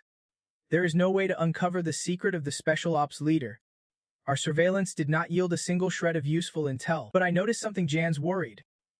Thinking, "Don't he tell me?" He said, "She is ground, but her knowledge has not caught up. He is ashamed of that, which is why he hid his daughter away. Right? What a pathetic loser. Still, the commander is not a fool. He definitely knows I have taken his daughter, but he is making no move simply because he lacks proof. You can bet he will find some way to get evidence. We have to make him believe we have his daughter, but make sure he can never find her. The best way to do that is..." Damien said this while plucking a flower from a branch. Then he continued, "Erase all traces of his daughter's existence." Jan quickly caught the flower and said, "Master, I want the herb girl handed over to me." Damien asked, "Yungayan, you will tell me why, right? There has got to be a reason my student makes such a bold request, is not there?" He replied, "I have 3 reasons. First, ending the girl's life is not an effective solution. She might be worthless now, but some things gain value as time passes, especially as a hostage." He added, "So why does the guy want to keep her by his side?" Jan said, "Today, you tortured another cleric, right? One of the spies working for the Special Ops commander. He has got insane power. He definitely has eyes everywhere. Keeping her with me makes it easier to stay under the radar from traitors. That is my second reason." Damien agreed. "All right. What is the third reason?" Jan said, "Third, I promised her I would protect her." Damien smirked. "So you expect me to buy that?" "Never thought my student had a soft side." "Is she your first love?" Jan blurted out in surprise. "What?" Damien teased. "I thought you were just a rock. Turns out there is a heart under that stone. I will protect her." He thought maybe this was a slight misunderstanding that could push things forward. So Jan repeated, "To be honest, Master, yes, she is my first love." Damien laughed loudly. "The flames of youth. Fine. I will allow it this once, but I can't keep her out of my sight. Even if you are my student, I do not fully trust you. Just less likely to betray me than the other clerics." Jan thought, after all that talk. "And yet," Damien said, "I will disguise her as a maid, so keep a close watch on her." Jan replied, "Understood." Damien said, "Because I have agreed to your request." He pulled out a letter and continued, In return, you should accept one of my requests. Right? Remember the Eastern squad that went with you? Jan said. I remember someone spotted the undead. Yeah? Kassar Ifrit is their captain. Unlike the Northern squad, the East's mission was simple. Just gather intel. But all 80 members of that special ops team vanished. Usually, they are not even worth rescuing. That is ridiculous. See this seal? Jan exclaimed loudly. That is the royal seal. It is an order from Crown Prince Leon Kavalan, Jan's special ops team. By order of the prince. Go rescue the trapped apprentices in the east immediately. The eastern deadlands lie between the borders of the Kavalan Empire and the Holy Kingdom of Luthai. It is a killing field. Both nations trade but also conduct massive purges. Kasa and her team were assigned to investigate the Deadlands. They thought it would be an easy mission, just dealing with the undead. But the land itself exuded something sinister, and undead limbs kept surfacing. Suddenly, a massive surge of undead rose, an event known as Death in the Night. The undead launched a frenzied assault, tearing each person apart piece by piece. They even fought over every scrap of flesh. Some of the possessed were also wiped out. They gradually faded away. Bodies of the undead lay scattered everywhere, leaving only the sound of one person's footsteps. After that event, the entire area was nearly wiped clean. Only one survivor remained. That survivor was Casa Everain, the sole witness to the night of death. They say after that incident, she completely changed, growing colder and more suspicious by the day. Scene shifts to another area where suddenly an undead appears. It lunges forward with reckless fury, soon followed by dazzling, crisscrossing sword strikes. Jiang slices the undead into pieces with one blow, saying, well, looks like we are being welcomed with these undead already. With a serious face, Jiang silently thinks. His current mission is to rescue everyone trapped in the Deadlands. Only 4 days left until the night of death. After seeing the undead crawling everywhere, Jiang mutters, this place is a nightmare. Standing atop a high cliff, he observes, undead have been showing up for 3 whole days now. Jiang continues to mumble, but I have no rescue orders. Things are changing from what I remember. He wonders silently, why is the prince making decisions that are so different from before? Suddenly, Mamun appears in tiny form, standing on Jiang's shoulder, exclaiming, the Deadlands. Perfect place for me to recharge my power. Jiang looks at her curiously and asks, Mamun, what is with your tiny size? Mamun snaps back angrily. What are you thinking? I poured all my mana into creating that damn containment device. She adds, but the undead's energy covers this land. If I can tweak and invert that energy, I might turn it into pure mana to revive myself. Mamun grins triumphantly. If I pull this off, I will regain my peak power. And when I do, guess who is getting taken down first? Jiang calmly replies, why me? Mamun ignores his question and instead asks, by the way, is not Lai here? With her power, she confidently states, taking out these undead would be easier than squashing an ant. Jiang ponders and replies, not yet. Cut to a memory of Jiang.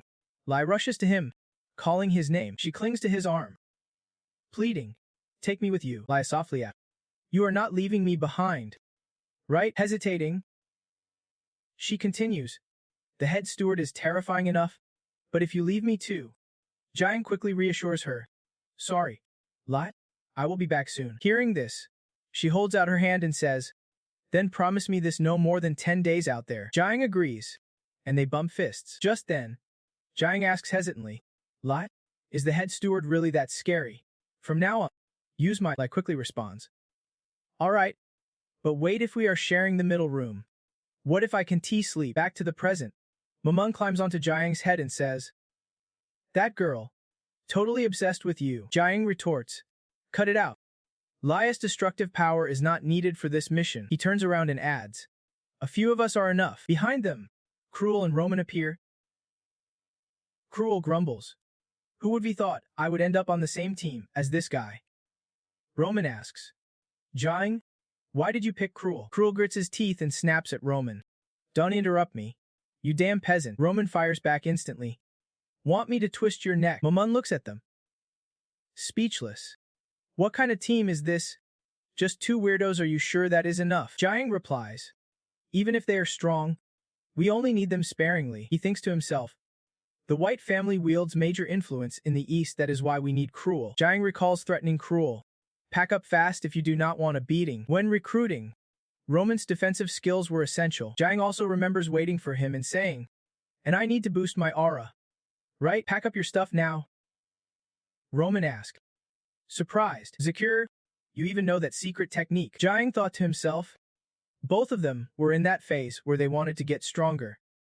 They knew coming here would boost their power, so they did not hesitate. He said, 2 people are enough, but then a distant call cut him off. Jiang?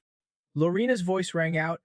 Are not we wasting our time here? Cheryl, walking beside her, quickly replied. She continued, we need to move faster. The girl quickly answered too. Exactly.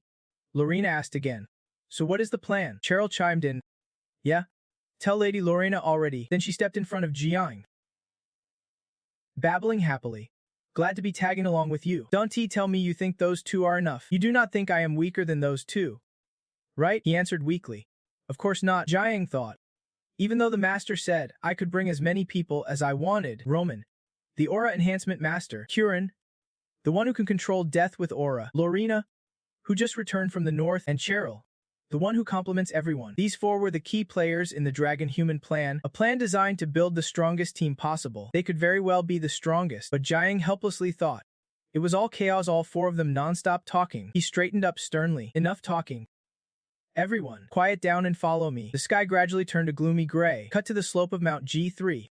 Near the Deadlands at the eastern frontline camp, the soldiers were currently drinking and shouting loudly. Drink up. Some smugly bragged. I just stole a pig from the next village. Lorena started muttering. Are we even in the right place? Look at these soldiers' conditions. What a joke. Who would believe these are the troops assigned to protect the people here? She added. This is nothing like the offshore. Cruel. Hearing this, shyly stammered. I told you. Do not get your hopes up. You will just end up disappointed. At that moment, a soldier approached and started teasing Lorena. Oh wow. What brings a lady like you to a dump like this? He smirked and asked. Looking for someone? She calmly replied. We are reinforcements from the special forces. Who is in charge here? The soldier laughed loudly and said, reinforcements? Someone like you? A kid? He grabbed her hand and said, perfect timing. We have got some urgent stuff that needs handling. Soldier showed a creepy grin and said, come on inside the tent, Lorena. Hearing this, got furious. You bastard. Without letting her move, Jia stepped in a beat faster and lunged at the soldier. He kicked hard into the soldier's body. The soldier screamed in pain. The soldier felt like he would been shattered by that blow. Jiang spoke up. That is enough here. Let us move. Lorena, she immediately answered. Why do you jump in like that? Let me handle this jerk. Jiang also explained. If you took him on, you would probably end up in 2 pieces. No need to make a big deal out of it. Roman muttered under his breath. This is already a big deal. He added. You do not have to get your hands dirty with scum like this. Lorena, hearing this, blushed a little. Cheryl standing nearby teased her. Lady Lorena's turning red. She hurriedly changed the subject. We just need to meet the captain. Right? Jiang replied seriously. Exactly. We are going to meet the captain. He is the noble stationed near the Jiba mountain ridge. He thought to himself, according to records from my past life special forces, there was one guy who decided not to rescue Casa Evergreen. This guy was responsible for the special forces on the Eastern Front getting wiped out. The Eastern Front commander, Viscount Jaren. The soldiers shouted loudly, drinks up. They clutched their drink mugs and said, cheers. One guy complained, cheers with this cheap crap. He sighed and said, while we are stuck drinking this garbage they sell on the streets. He glanced at the mansion and continued, meanwhile, the so-called commander is partying every day in his mansion with girls. Cut to inside the mansion, the girls' voices echoed playfully. That is the last drop. Let me pour you some more. Viscount, we are gonna party all night. My lord, another girl asked softly, drinking like this? Won't fighting monsters be a problem? Jaren wrapped his arms around 2 girls and replied loudly. How long are we gonna keep talking about those monsters? Girls, do not you worry. Just have fun with me all night long. A soldier stepped in and said, Viscount, sorry to bother you. Sir, Jaren's anger flared up. What is going on? Didn't I tell you no one's allowed in here? The soldier reported. Some people just arrived. Jaren asked. Surprised. Just arrived. At that moment, the door opened and Jaren spoke. Pleasure to meet you. Sir, Viscount Jaren. Lorena stood nearby, listening to him introduce himself. From the Special Forces. He held a cigar in his hand. Jaren grimaced and said, Special Forces. Are you kidding me? Only 3 people left in the room. He continued, last time, they sent a bunch of useless clowns here and called them reinforcements. Why are you here again? Jia thought to himself, Scout Jaren. Huh, a rotten noble. Born into a noble family but totally useless compared to the others. A trash like this made commander. Wonder how much he had to buy this position for. He finally spoke up. We are here to investigate issues related to the Special Forces. Departure. Special Forces. Jaren asked again. Investigate. Huh. Jaren replied. There was an incident at the mission site. A huge monster surge happened with no reports at all. The special forces believe this needs investigation, he said seriously. And that is exactly what we are doing. Jaren laughed out loud upon hearing that. He said, isn't the name Special Forces a bit too much for you guys? A bunch of clowns calling themselves Special Forces. What a joke. Jaren sneered arrogantly. So why do you think we set up our base here? Because finding someone in this huge eastern borderlands is impossible. Those idiots probably got eaten by monsters or are hiding somewhere, he said with heavy disdain, instead of acting like some Special Forces squad. You guys should just grab a few drinks, then get the hell out of here. Don't be stupid and go out there to become prey for those killers. Jen asked sharply. So you are not willing to cooperate with us? Jaren bristled at that, clearly annoyed. Cooperate? Why the hell would I cooperate with you? You want me to send soldiers out? Where the hell did you get that cocky attitude? Suddenly, razor-sharp swords flashed, slicing through the cigars the guys held in their hands. They cut through Jaren's hair, leaving him stunned. Jaren panicked completely. My hair. Lorena slid her sword back into its sheath and said, sorry, but by the Emperor's decree, smoking during meetings is strictly forbidden. A steely glint appeared in Lorena's eyes as she emphasized. We are asking you to cooperate. He yelled back loudly. How dare you draw your sword in front of a baron? Where are your guards? Lorena glanced at the soldiers cautiously advancing. She warned sternly, stand still if you do not want to lose your life. Jaren muttered helplessly, the tensions rising again. A voice spoke up to warn him. Baron, you better keep your hands off that person. Jaren responded confused. He explained, surely you have heard the rumors, right? A young lady from House Boaf has joined the special forces. Hearing this, he stammered. Could it be? And the other quickly replied, just look for yourself. Jin shifted his gaze to her and continued, that is Lorena Boaf, the only daughter of Lord Boaf. Jaren repeated in shock. Loaf, he muttered nervously. Loaf, he commands the strongest army among the 4 noble houses. Jin went on. Not to mention his fiery temper, even the Manji and other nobles avoid provoking him. When he is angry, Jaren fell silent, calculating something, then smirked loudly. So you are threatening me with the name Boaf? Think I am scared? Jaren boasted. I have got the backing of Marquis Dan behind me, not just you guys with your powerful clans. Jen immediately wondered aloud. Marquis Dan, he thought quietly. That guy controls the largest territory in the east. They say no one passes east without stepping into Marquis Dan's lands. He is powerful and well connected in all kinds of circles. Jian thought to himself. So Marquis Dan is connected to old Jaren. Did not see that coming. From the start, something felt off. I already smelled a nasty secret lurking behind this whole mess. He zipped his lips and thought, so there is a mastermind pulling the strings behind the scenes. Jen spoke. Let us. Lorena? She responded a bit surprised. Huh? Already done. Jaren laughed loudly and said, you guys scared now? Just the name Marquis Dance enough to crush House Boaf. Lorena gave him a cold look and left, while Jaren whispered fearfully, that name has got way more bite. Cut to the hallway. Lorena asked, are we just going to walk away like this? Jaren replied, why not smash that bastard's pig face? Jian answered, no need to get involved with a guy like that. He added, everything's going according to plan. Cut to Jaren's office. Soldiers lay knocked out, sprawled all over the floor. Roman spoke. Jin told us to handle things quietly here. Gruel beside him replied, quiet. We already took out everyone here. Did not? He asked Roman. Did you get the thing Jaren mentioned yet? Roman answered, someone has to hold it while I am fighting. Gruel argued back. What? Char held a small chest and said, quiet down. Let me handle this. We are here to get it, no more mess-ups. Roman grumbled. Why does this guy keep bossing me around all the time? Cheryl shot back. Hey, commoners do not always have to obey a noble. You want me to ask you more nicely? Cheryl watched them bicker as Roman said, all right, how about I make this guy bow his head? Gruel shot back. Fine. I will teach him how to properly bow before a noble. The girl thought to herself, dang, nobles and commoners. All just a bunch of fools. Cheryl reminded them. We do not have much time. I am going to tattle to Jan that you two are at it again. They obediently replied, all right. All right. Just do not tell him. Cut to the forgotten fortress in the Deadlands. At the fortress, Iron Gate. Undead glowed relentlessly, their numbers growing by the minute. A soldier cursed. Damn it. Those bastards have us surrounded. How much longer can our supplies hold? A voice answered. Not past tonight. Jan snapped. No one's coming to rescue the abandoned ones. Damn it. At this rate, we are done for. Casa stepped forward, saying, come on. Get up, quit whining like a bunch of scared little kids. She continued. And what do you mean, abandoned? None of us have been left behind. The soldiers perked up at her words. Casa pressed on. You said you would join the supply team, right? Planning to die here instead, Sabaz? Is not your goal to get married? The soldiers chuckled at that. What is with that face? Casa smiled confidently, soothing them. Rescue will come soon, we just need to hold out a little longer. But inside, Casa thought, I am saying that, but we are hitting our limit fast, supplies and ammo are running dry. At this rate, we are toast. What do we do now? Suddenly, a loud crash echoed, the wall shattered. The soldiers panicked. The east walls breached. What the hell's happening? They saw the grotesque creature stammering forward, an abomination. A cursed beast. It swung its long, twisted arm. Soldiers fled in terror. Damn it! The east wall's down. The abomination unleashed a blinding energy blast. Unending screams filled the air, undead flooding in. A soldier shouted, Everyone, form ranks fast. If they break through the gate, we want to stop the undead. Akasa cursed. Damn. Just the undead alone was bad enough. She stared down the monstrous abomination in front of her. Casa muttered, and now we have got this nightmare too, she thought.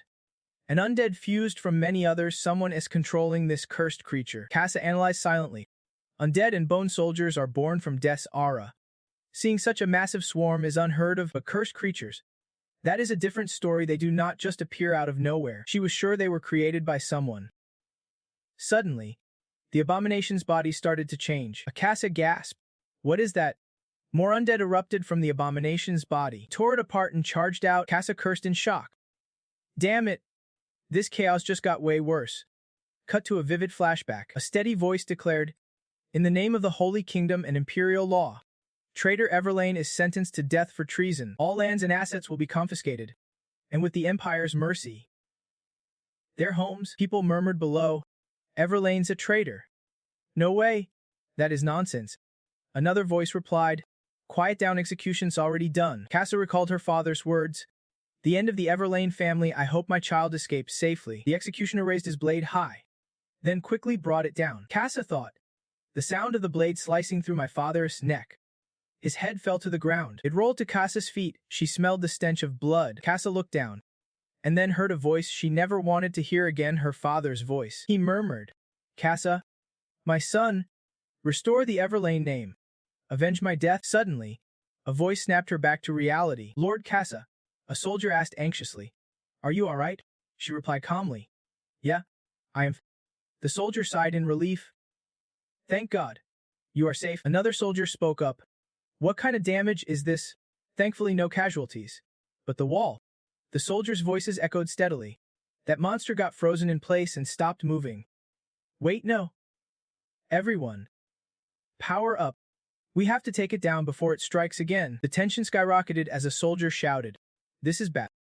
The killers have breached the wall the monster broke through. Earlier, the abomination was quiet, but as it slowly opened its eyes, the soldiers panicked. It is waking up, Casa thought to herself, even if it attacks.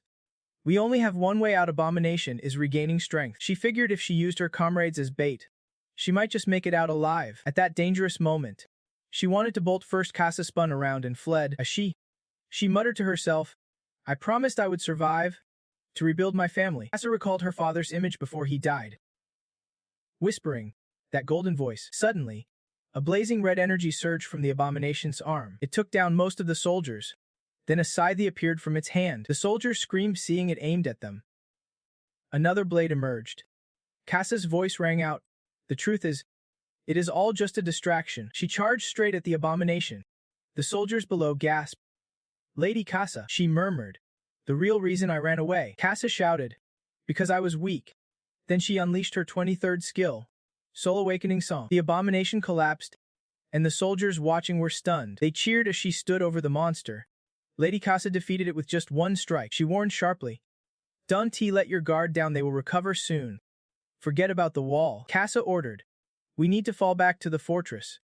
If we can get inside the castle, we can hold out a little longer. Just as reinforcements arrived, something stirred beneath her feet. Two tentacles emerged from the abominationist's body. Sensing something wrong, Casa glanced down. Before she could react, a tentacle pierced through her torso. Blood splattered everywhere. The soldiers panicked.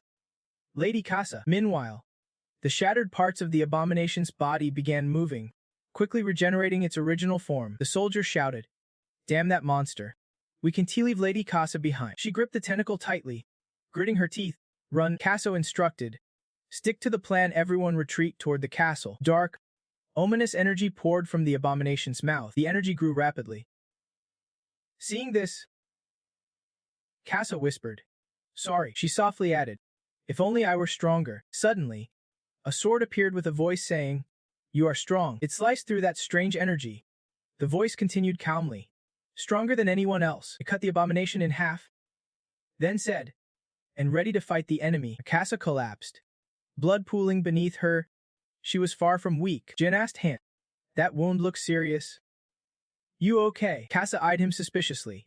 He tossed her a healing potion and said, "Take this. It will help with your injury." She accepted the vial, replying, "Thanks." Jan praised her. "Great job. Now get some rest." He stood protectively in front of her, saying, "From here on, leave the rest to us." Right then, the battle was so intense her mask shattered into pieces. Jan said coldly, "Casa, well done. Now rest up. We will handle the rest." Casa, dazed, called out, standing there with a sword, a member of the Eastern Special Forces, ready to start the rescue mission. Casa choked up, "The thank you. I owe you one." Jan muttered, "That monstrous regeneration is insane." Jan, "Don't worry. It won't recover anymore." Casa puzzled. "I thought you were on a mission up north," he explained. "Once my mission ended, I was sent straight here." Jan continued, "I could not just sit still hearing you were in danger." Vin was shocked. He actually volunteered to come to this creepy place. The others in the squad chimed in one after another. "This guy's got some serious skills, definitely the prime example of a special forces soldier." "Damn it. I knew we could count on you." He smiled confidently, thinking, "This right here is the political power I wielded as the former leader." Suddenly, someone asked, "Where's the rest of the rescue team? How many warriors did they send?" "One squad from Battalion A." He replied calmly, "The rescue team has 5. Everyone lit up. "If we have got 5 squads, plus the troops here, we can break out easy." He stayed cold. "Just 5 people." Shock spread through the crowd. 5? Like literally 5? Not 50. They double-checked. The soldiers buzzed anxiously. "What can we even do with just 5? So they are planning to ditch us?" "Huh. Just adding 5 more bodies to the pile." Casa spoke up to calm them. "Quiet down, folks. Numbers are not everything. These guys are special forces." She said it smoothly. "I am really glad you all came to help us. Just trying to keep them from freaking out." Casa thought to herself, "But now it is clear he never intended to rescue us." She sighed. Jan probably is not that important to him either. That is why he sent him here. "Poor guy," Casa warned aloud. "Watch out, there is a long arm trying to grab you." She shouted. "Careful." Almost missed it. Jan spun around. "Suspicious." Casa and the soldiers gasped. "It missed. It missed." Jan looked deadpan and said, "I knew it, the head's chopped off, but it is not dead yet. Right? I heard these things are stitched back to life by gathering dead cells. And they would die if I kill them hundreds of times." Yeah, the monster's other arms wildly missed their strikes. Jan sighed. "Why aim for that? There is just skin there." Casa realized something. "It did not miss," she reasoned. "It is just that he dodged with crazy finesse." The monster furiously got up. Everyone was stunned. That was because Jan dodged so fast. The monster stretched its arms out to grab Jan. Jan activated his 16th Dark Soul Awakening. Heavenly Slash Blitz lightning flared across the sky as arms flew everywhere in a flash.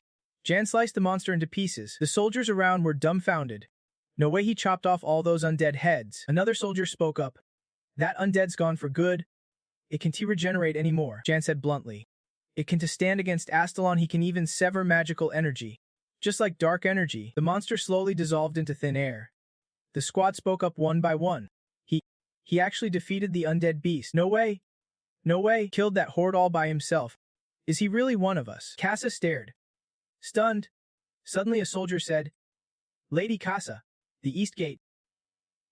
She answered, "What is happening?" "Don't tell me the gate's been breached." The soldier replied, "No harm to you. Reinforcements have arrived." Roman grabbed the soldier's head. Furious, "These guys are nothing but punching bags." Gruen said, "Slashing these corpses is not satisfying at all." A soldier said, "Lady Casa, reinforcements are also at the south gate." The troops added, The power of the Ice Soul has also increased significantly, Jan reported. All the undead cleared out. Miss Lorena, Casa thought. Didn't expect everyone to be this strong. She looked at Jan. Especially him, he has gotten ridiculously strong. Compared to him, she thought. I have to seize this chance. Swap to guard the east gate with Roman and Gruen, then send 2 to the south gate. No time to feel sorry for myself. I have got to do my job right, Jan praised. Impressive, Casa, I gotta say. Even though you were caught off guard, you stayed calm and gave solid orders, Jan chuckled quietly. You are pretty useful, he continued. Casa, gather the wounded, we are making our escape now, Casa replied. Now, how? Jan held out his hand. We are going to use this, she asked. What is that? Casa gasped. A teleportation gate, Jan explains. It is a portable portal designed by the mage researcher. Isaac, flashback. Moment says, do not tell me the professor handed this over to you. This thing is super expensive, Jan replies. Nope. I stole it from Jaren's private quarters. That guy's always thinking about running off solo, he continues. This portal only works for 1 person at a time. If you want to teleport multiple people, it drains a ton of energy. Don't worry. I have got a plan for the power supply. Then Jan says it will take some time to charge. So move the wounded here first. We will evacuate in groups. Back to the present. Casa speaks up. All right. I will gather the injured. Moment. Surprised. What? A plan? She looks at Jan. So you are just trying to leech off me? Huh? Jan laughs. You look exhausted. Man. Moment defends herself. Every time I gather mana. You are the one leeching again and again. You think I am some kind of cash cow for you to milk. She pouts. I am not using my magic energy to help you guys. No way, Jan pleads. I am always grateful to you, Moment. Annoyed. You really think I would just let that slide? He reassures. Calm down. But hey, what about that favor you asked me earlier? Before she can reply. Moment. Roman. Gruen. Lorena. And Jan exchange looks this energy thing. Suddenly. Laughter echoes. As a dark monster rises from the ground, other monsters hear it and respond to the call. Moment says, you feel that too, right? Jan nods. Yeah, that disgusting dark magic energy, so that means... She replies, yeah, it is here. You are behind all this chaos. Suddenly, a shadow appears in the sky. It is the Death King. The monsters march forward. Answering the call and sensing the power, a voice booms from above. Move in pairs and spread out as wide as possible. Roman grumbles. Enough with the orders already. Gruen follows. All right then. The 3 leap toward the monsters, shouting in unison. Special Forces. Let us move out 30 minutes earlier. Jan says. The teleport gate is ready. Priority is evacuating the wounded first. Then it is our turn. Lorena asks. Is that enough time? The others reply. Yeah. The real issue is time, he asks. You guys feel it too? Right? That dark. Cursed energy, it is the awakening of Death Key. Jan continues. With that Death Key, the undead and cursed monsters will head right here, he explains. If we can hold back the cursed creatures up front, the undead behind us will completely overwhelm us. Jan orders. Roman. Lorena. Cruel. You 3 hold back the cursed monsters. Cruel questions. Zeker. Just the 3 of us against all those monsters. Moment explains. I set it up so every time you kill an undead, the released Death Key converts into energy for the teleport gate to power the portal. You have to kill those monsters so the device can absorb their Death Ki. Jan commands. Kyo, you head to the gate and evacuate the members. The girl obeys. Got it. Casa speaks up. Wait. I can just leave like this. I want to stay and fight with you all. She explains. If I leave empty-handed, my reputation will tank. I need to rack up merit to restore my clan. Casa requests. Can I fight alongside you guys? Jan hesitates. Fine. I will take this as a favor. Don't forget it. Casa sighs in relief. The thanks continues. This is purified water I stole from Jaren. Not much, but enough to coat your weapons. You do not have to kill all the cursed monsters. Jan stands and tells Dan. Just hold them off. I will go finish this. Gruen asks. You are going to finish it. Roman questions. What is your plan? He explains. The undead commander behind us is the source of that Death Key. As long as he lives, the undead keep resurrecting. Jan emphasized. I will handle that guy. Casa panicked. Wait. Hold on. Jan jumped down amidst the shouts. Even for you. Going solo is a bit much. Jan snapped back to reality as the monster reached out to attack. Roman powered up his fist, channeling his inner strength, and unleashed a blazing punch straight into the beast. The monster shattered into pieces instantly. Lorena praised. Nice job, Roman called out to her. Lorena, use your second spirit ice skill to strike. Lorena unleashed a mini blizzard, wiping out the horde of monsters. Roman was surprised. Whoa, we actually sync up pretty well. Gruen charged forward excitedly. I can let you guys outpace me. Suddenly, Casa dashed. Move aside. She unleashed a flurry of moves Wind God style. Sword Soul, and Violent Storm decimating the monsters. Roman asked, you are combining two skills. Just then, the monster's head flew off, blood splattered everywhere, and everyone shouted in shock. Casa wiped her face, calming everyone. It is just their blood. No one's hurt. Suddenly from behind, Casa sensed a monster lunging at her. Gruen quickly kicked her away, scolding, you clumsy oaf. Gruen grumbled, don't he be blocking others. The monster stomped on him, and Casa gasped. Gruen? She was stunned. Gruen? You okay? Casa remembered. Wasn't he always selfish at the academy? Only looking out for himself? Why is he helping me now? She stared at the monster, pondering, when suddenly Sword Light appeared at its feet. Gruen used a brutal bite to sever one of the monster's arms. He said, thought I was a goner for sure. Gruen explained, I tried injecting mana into the sword like Jan did. Nearly killed me. How could that guy pull that off? Casa breathed a sigh of relief. Gruen snapped. That Jan guy. Seriously. Casa apologized. Sorry. Gruen turned with a puzzled look. Huh, she explained. You risked yourself to save me. I was only thinking about my family and chasing glory. Gruen brushed it off. Tied up tight. I am heading to Tio Verso. Casa called out seriously. There is a legend known across the continent. Gruen turned around. Jan will wreck you. Casa wondered. Has Jan really changed him? She smiled quietly. If so, maybe I can change too. Suddenly, the monsters raised their hands and in an instant, they all dissolved. Amun spoke up. It is truly a shame. Human lifespans are too short to walk the mystical path of magic. But now, you do not have to worry about that anymore, he declared. Seize life, become a killer, and walk the eternal path of magic. Amun confidently said, let us reclaim our glory. Meet at the magic tower and elevate our knowledge. Jan appeared, cutting him off. No thanks, Amun fumed. Foolish humans. Your attacks do not work on me. Jan's movement sliced through Mum's body, glowing brightly. Jan stared at him, thinking, one of the Empire's 5 great disasters to come. So this guy's the mastermind behind all this. Amun's eyes bulged as a red aura exploded around him. Jan grinned. Found you? I have found you. Amun seethed. The one who destroyed the tower and slaughtered all the apprentices. He transformed, gathering all his power. Jan thought, he is talking about that founding emperor. Amun transformed into a gigantic, more powerful monster. Voice filled with conviction. I will kill anyone connected to Bahamut, no exceptions. There is a legend known across the entire continent. The Tower of Mages. The Magic Tower, also known as the Tower of the Russian Order, the Tower of Babel, or the Mage's Paradise. It exists only as a legend. No one has ever laid eyes on it, though they wield power rivaling entire nations. These mages focus solely on unraveling the secrets and truths of arcane magic. They have never meddled in worldly affairs. But in their relentless quest for magical enlightenment, they enraged a dragon, and the tower was utterly destroyed in a single night, bringing their story to a grim end. Jian thought to himself, I always figured that was just a legend from the Golden Hall. He looked at Amun, who would be guessed this jerk came from the Magic Tower. Die already. Just die. Jian thought. Damn it. The Magic Tower lied, did not they say they never interfered with the human world? Amun shouted. Unforgivable. Shut up, I am gonna kill you, he yelled. Bahamut. You are the bastard who destroyed the Magic Tower and stole our research. Amun continued.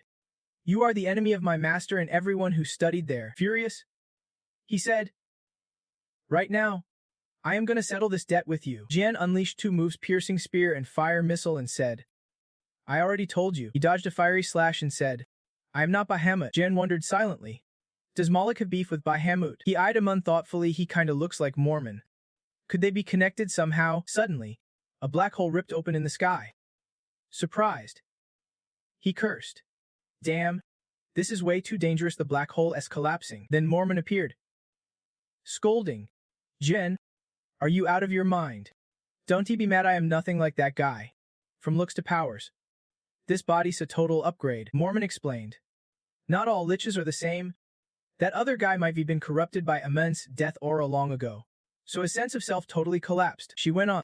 Even as a lich, if they maintain pure mana, they can still have consciousness and a soul, but if they embrace the death aura, that poison slowly eats away at their life force. Mormon looked at him on his mind and body are spiraling out of control. She explained.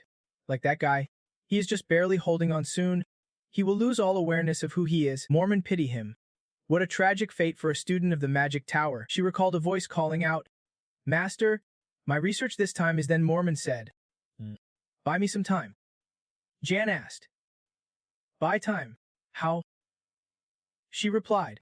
I do not have enough mana to transform fully yet, so hold them off until I absorb enough. She was frank. Once that is done, I will deal with him myself. Jan grumbled. Mormon, death already. How long do you expect me to stall? Suddenly, a beam shot from the geyser, rocks and dirt flying everywhere. Jan dodged and muttered, You want me to stall?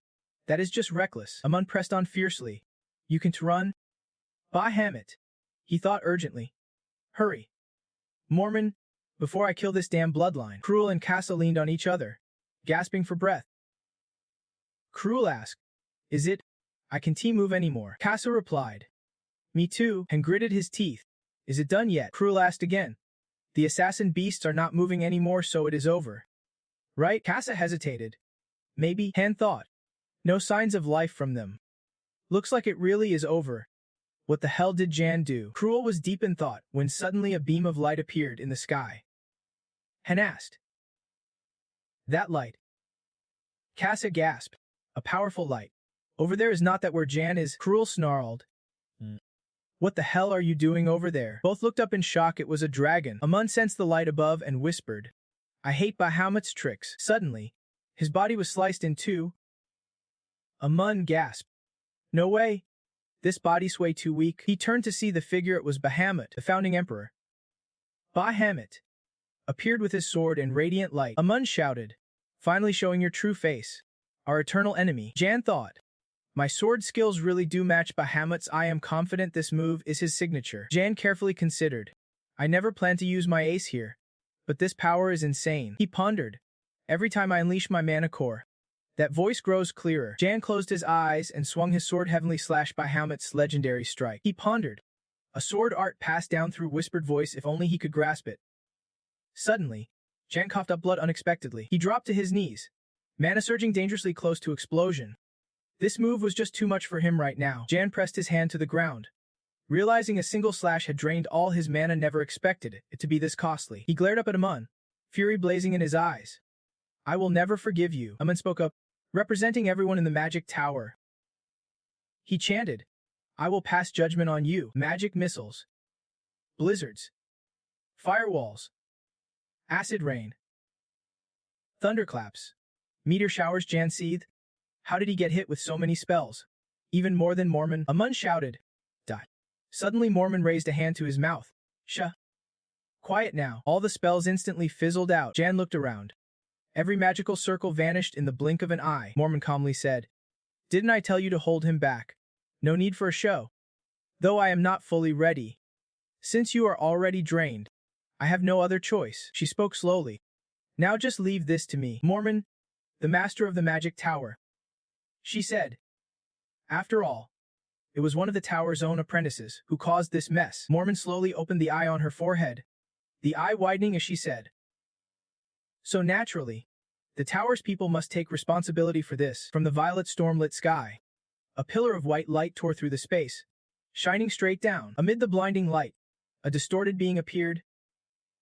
Jan shouted, Mormon, this form of yours, can you really manifest your living body? Amun's face was covered in frost and dried blood. Mormon roared. Yes, but due to mana shortage, I can't maintain this form for long. She continued. So watch closely, this is what I look like as a human. Jan stepped forward, his cold purple eyes piercing. From her heart technique, Mormon materialized wearing a white cloak, 3 glowing runes spinning behind her. She said, This is the true form of the master of the Magic Tower. Jan stammered. You were the tower master. He thought to himself. I always assumed she was just some figure tied to the tower. Jan raised an eyebrow.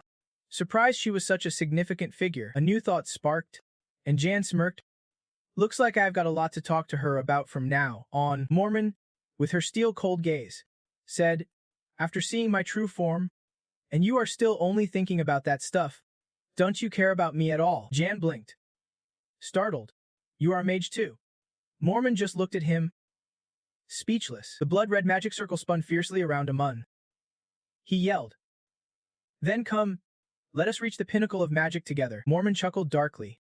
I am already in this form, and you still do not recognize me. Blood magic circle intensified. Amun roared amid the energy storm, unleashing full power, then amplified the magic. Hellfire. A strike that shook the very ground beneath them. Amun's eyes burned with rage, madness creeping in as he screamed. Take this. A relentless barrage fell like a meteor shower laser storms, slicing through the air, obliterating terrain defenses. Amun was thrown violently backward, slamming into the ground amid the bombardment, a groan of pain escaping reflexively. Bent forward, his voice rasping like a demon's. He hissed, abandon your mortal shell and live with me forever. The energy swirling in Amun began to dissipate. Mormon's voice dripped with contempt. Pathetic. Amun froze amid the chaotic aura. From the opposite side, Mormon stood firm, her voice echoing. Ignoring the demonic energy Amun wielded, she raised her hand, summoning a series of ancient magical circles around her. You really thought that attack would be enough to take me down? Magic recharges. Mormon's eyes narrowed sharply, enunciating each word. Are you truly an apprentice of the magic tower? Amun shouted, ripping a massive chunk of earth from the ground with both hands, hurling it skyward as a defiant reply. The giant boulder soared through the air. Mormon lightly stepped aside, knowing magic would not work, so he switched to physical attacks. She nodded slightly. Not bad. As the rock crashed down, Mormon remained unfazed. She raised a hand. A glowing protective circle appeared behind her like a gravity shield. But it is all part of my plan. The Lovel magic circle spun rapidly. Mormon frowned. Come, Ev. You forget that hastily drawn magic circles are easy to break. Mormon stood in the light, unflinching, her gaze sharp as a blade. His thinking is way too simple. Can't he be more creative with his mana? Amun's eyes blazed red as Mormon continued, and above all else, Amun glared at Mormon, who hovered in the magic array above, shooting back a sharp critique. Relying on demonic energy to gain power quickly. That just shows laziness. Plain and simple. He spread his arms, revealing a forbidden magic array behind him. A surge of dark energy. Amun muttered, repeating the words demonic energy. It is what I do, even if it is demonic energy. As long as I can rebuild the magic tower. Mormon's eyes tilted, no longer scolding but filled with sorrow. I just want to restore the magic tower. Amun clutched his head, his body trembling. A hoarse voice breaking through the mask. Bring back the students and the master. His fists clenched tight. His voice deepened. Let us uncover the secrets of magic together. An image flashed in his mind. The magic tower bathed in moonlight. I just want to rebuild it. For the tower's sake. Mormon stared quietly into the distance, her voice echoing in his mind. For the tower. Even I had to leave. I have had countless chances to return to the magic tower. Amun's shadow stood waiting in the courtyard, silent but telling a story, yet I ignored it. Blinded by my hatred, he spread his arms wide, revealing the forbidden magic circle glowing behind him. A surge of dark sorcery pulsing forth. I am done carrying the weight of responsibility. I have walked away. Bathed in moonlight over the mage tower, Amun stood silent, haunted by years of solitude. Mormon closed her eyes softly and whispered, it is all my fault. Amun looked up at Mormon and said, that day, he came to me bearing the mark. Mormon paused. Puzzled he. The mark? What is he talking about? A hand raised high, engulfed in a blazing black magic array. A grim voice echoed with this power. You can have everything you desire. A sorcerer in a deep red robe, lips curled into a sinister smile. I will give it to you, so you can use it. Mormon's voice rang inside Amun's chaotic mind. Amun, that name. He is the one who injected the demonic energy into you. Is not. Amun gripped his head. Breath ragged, his voice breaking as he fought against the darkness rising within. He screamed madly, his entire body erupting in a fiery red force like molten lava. An uncontrollable rage surged. Mormon stood inside a circle of magic light, eyes grave, the powers going haywire. A pillar of fiery red light shot into the sky. Amun was swallowed by the energy, turning him into something no longer human. Amun howled, the words echoing in pure despair. Swallowing sound echoed not from earth, but from the magical armor.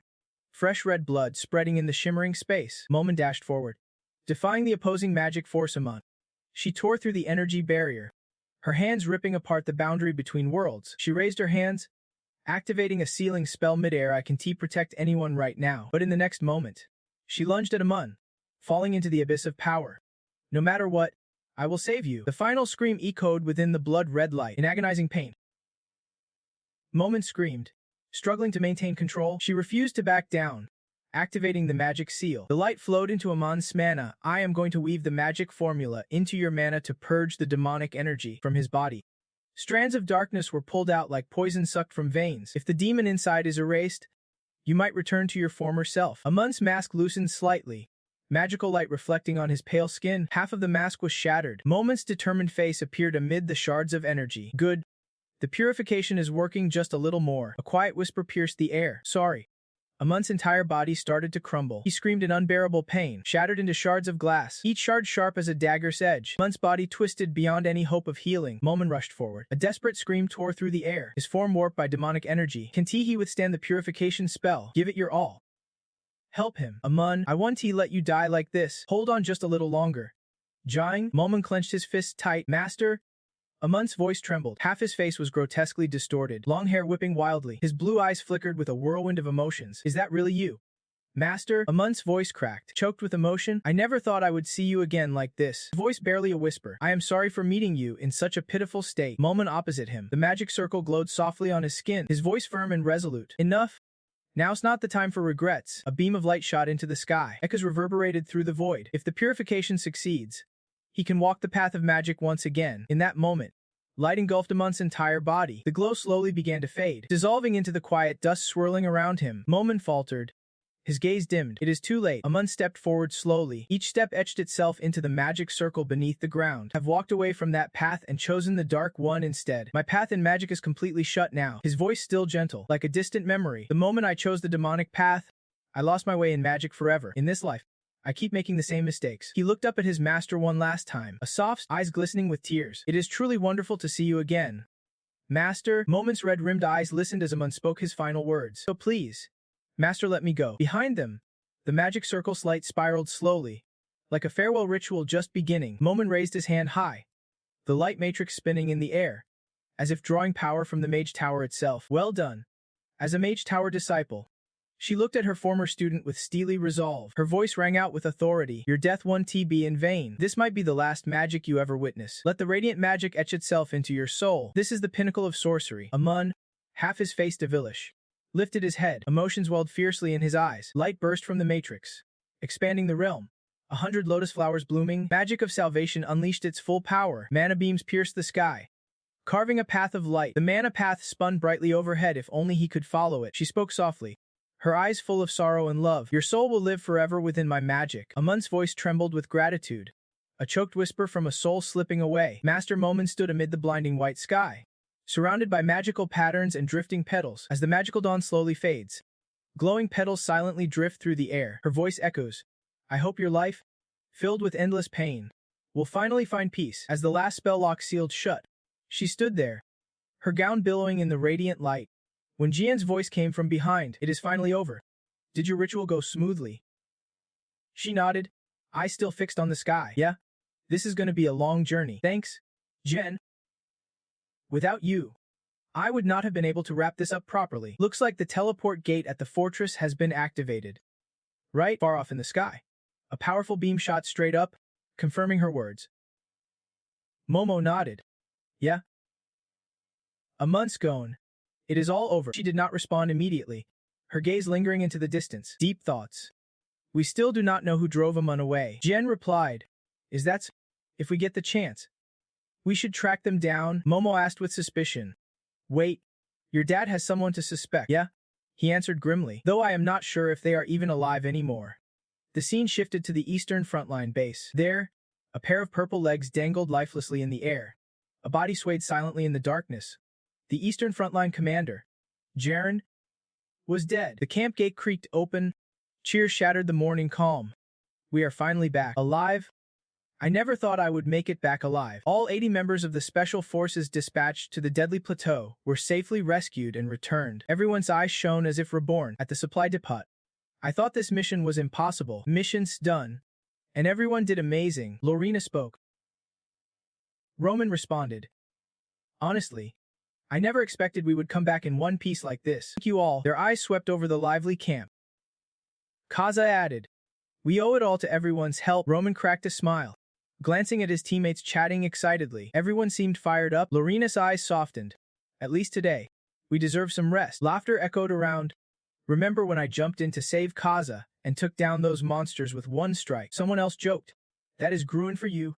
Always gotta show off. Gruen sighed. There is always someone trying to steal my spotlight. Lorina thought silently. They say everyone's back, but that is not entirely true. Her eyes darkened. Jan was still missing. Cheryl bowed her head. Anxiety slipping out. I can't take this anymore. Worried sick about Jan. Where is he? Lorina stood near me. Emotions tightly held back. Quietly replied, Cheryl, do not say things like that. Suddenly, a blinding light tore through the dark purple sky. A teleport beam shot up in the middle of the camp. Lorina spun around. A teleport gate. A figure stepped out of the glowing portal. His voice rang out. Looks like I am the last one here. Jan appeared clearly in the dim light. His face cold. Everyone is safe. Right? Cheers erupted. Jan's here. Jan's back. Lorina shot Jan a look full of reproach. You are late. Roman pressed. You are back. You took down the enemy leader. Did not you? Jan replied curtly. Yeah, I did. Everyone swarmed around Jan, faces lighting up. Jan's back. Thanks to you. We survived. Thank you so much, Jan answered gently. Don't mention it. Rescuing comrades is just what we do. Gruen stood in the corner. Squinting. Huh. Jan just stole my spotlight. Jan chatted with Lorina. Lorina, since you got back, have you seen Baron Jaren yet? Lorina frowned. Exhaling disdainfully. Jaren? That loser. Haven't he seen him? Probably hiding out in shame. Lorina turned away nonchalantly. Shrugging. Or maybe he is just off getting wasted with some ladies at the inn. Jan clenched his sleeve. I need to check that out. Inside a dim room, a rope swayed from the ceiling. A blood-stained figure hung suspended. A weak voice trembling in terror. What are you going to do now? Is there no way to avenge Amun? Jan glanced sideways. Lips curling faintly. Now. What should I call you? The Moman snapped back angrily. I am the great Moman. You know, Jan continued. What is with that attitude? I thought you were about to kick the bucket. The Moman retorted. Are you kidding? I am in this mess because I tried to save you. Now that Jaren's dead, what are you gonna do? Jan's eyes hardened as he replied. Don't worry. Even if you lose your tail, the scar remains. This is Jaren's personal communication device. He recalled the braggart trader boasting about having Viscount Nenji backing him up. Jan activated the encrypted code, locking on the target. If Sengye's name popped up in the final call log, that'd be solid proof he was behind everything. Let us contact him. A teleportation beam opened, showing Snes hand choking Biola. Jan asked who he was, then confirmed Viscount Nin. Zung sneered arrogantly. Knowing who I am, and you still dare to contact me openly. Biola cried out in despair. Pleading, Viscount. Then choked out apologies. Please forgive me. Zeng ignored him. So rude, Jan greeted formally. As per Academy orders, may I have your attention? Viscount Sin. A Special Ops member. Sorry for contacting you despite your busy schedule. Zin chuckled coldly. I am not just teaching a clueless fool some manners. Now scram, Biola's pleading voice replied. Yes? Viscount. What does Special Ops have to do with me? Zumin growled. This is Jaren's personal communication device. He recalled the trader's boastful words, how he bragged about having the Marquis backing him up. Jan keyed in the kill code sequence to identify the target. If the name Marquis appeared in the final call log, it would prove he was the mastermind behind all this. Contact him now. The teleportation light beam opened, and Marquis' hand was tightening around the desperate leopard's throat. Jan asked who he was, then confirmed Marquis. Marquis sneered arrogantly. You know who I am, and yet you still dare to contact me. The leopard whimpered in despair. Trembling. Marquis? The voice cracked. I am Please have mercy on me. Marquis ignored him. How rude. Jan greeted formally per Academy protocol. May I have your attention? Marquis? A member of the Special Forces. I apologize for contacting you despite knowing how busy you are. Marquis smirked coldly. I am just teaching a fool some manners. You can leave now. The leopard's meek reply. Yes. Marquis? What does the Special Forces have to do with me? Marquis snarled. Jan countered with the evidence he just decoded. Count Jaren confessed everything. Marquis' expression darkened. He said you are his superior and his protector. Marquis clenched his jaw tightly. Jan stared straight into those arrogant eyes. Horn continued. I get it now. So Jaren's been dealt with. Then I guess I should be honest too. Sunbim smirked arrogantly. Interesting theory. All right then. Right, the old man teased. He is generous with his money, but his mouth, well, let us just say it is a bit much. My bad. Jan narrowed her eyes. But Horn chuckled slyly like a cunning fox. Is that really a problem? The eastern sector's ledger sat firmly behind him. Its lines tied tightly to the royal seal smark. All money from the east passes through my hands before going anywhere, and in the end, it always comes back to me. His eyes flashed with a wild gleam. Do you really think I will be punished for that? Jan nodded slowly, cutting in to confirm. Sure enough. Her voice dropped low. Someone like you with eyes and ears everywhere. Horn froze, a flicker of doubt crossing his brow. I never said Viscount Jaren was dead, yet you already know. Now I see where your confidence comes from. The image of Jaren arrogantly puffing a cigar. Guess you have wiped out every shred of evidence you could. Then suddenly his finger was severed, bloodied, and the cigar stub discarded whole thing. Senbaim smirked arrogantly. Interesting theory. All right. Right, a familiar agent like you, daring to interrogate me. His towering presence echoed in the hall. A noble gifted powers by goddesses and royalty. Yet some low-ranking special ops soldier dares to question a viscount like me. I will show you. Kid, a voice cut through sharply. Authority is granted? That voice belonged to the Supervision Institute and the Special Investigation Division of the Task Force. Both agencies were empowered by the Kavalan Empire to investigate and punish all noble families. Damien's tone was calm but firm. Jan's position is Chief Investigator of the Special Investigation Division. He locked eyes with his opponent unflinchingly. Now you understand he has full authority to investigate nobles. Sun laughed aloud. Damien, did not expect to see you here. Damien replied. Just like the Viscount, I have been sneaking around for all this time. The noble frowned, his tone dripping with disdain. A punk like him is the chief. Since when? Damien did not wait. Fine. Let us start right now. Sun's expression darkened, but Damien stayed stone-faced. Sun tried to keep calm. I have got other matters, so I can linger. If you have questions, come see me directly. The image faded as the transmission cut, but Sun's voice remained taunting. I will personally welcome you. Jen and Damien stood before the communication orb. Jen looked grateful. Thank you for promoting me to Chief Investigator. Master? But Damien responded coldly. No need for thanks. Also, you are officially dismissed from the Chief Investigator role. Damien continued. I had a feeling you would cause trouble sooner or later, and you did not disappoint. Jian responded, confused. Are you really going to let Viscount Sun off that easily? Damien's reply was icy cold. Jian, Viscount Sun is not someone you can recklessly challenge. His influence snakes through the entire empire, coiling like a venomous serpent. If you recklessly oppose him, you will get what is coming. Damien ordered. Escort the team back by train. You lead the squad. Jian asked. Are we leaving now? Where exactly are we headed? Damien answered curtly. Not a mission yet, but stay on high alert. Then he announced, Crown Prince Line has summoned you to Avalon. The capital. Cut to a gleaming fortress in the capital. Cherry blossoms drifting through the air. A figure in a scarlet cloak stepped forward slowly. Benzir's gaze swept the battlefield, cold and unyielding. His voice carried beneath his hood. Never thought she would die so easily. Time to adjust the plan. As his magic flickered and faded, expanding his territory was one thing. But suddenly, in the distance, a burst of sword energy exploded like a rocket, tearing through the sky. Jen, your sword's cutting arc is scorching the ground. Who dares to wield the Emperor's founding sword technique? The hat fell, and he emphasized each word. Jen, huh? I have got to remember that name. The massive layers of Avalon Empire's capital gates slowly unfolded before his eyes. Towering arches, spires bathed in the soft morning light, and delicate petals drifting on the breeze, all gently pulling the gaze of those stepping here for the first time. But in a heartbeat, that peaceful image was ripped apart. A different scene emerged, a fortress engulfed in flames, a blood-soaked Jian's silhouette stood rigid before the palace steps, gripping his sword's hilt tight in the flickering firelight. Jian slowly turned his head. I heard a voice call out. Jian, startled. Jian heard Lorena ask, Hey, why are you just standing there? You okay? The group behind moved into the square, a mix of curiosity and excitement bubbling up. Looks like Jian was overwhelmed seeing the Avalon Kingdom for the first time. Carol chimed in, I am nervous too.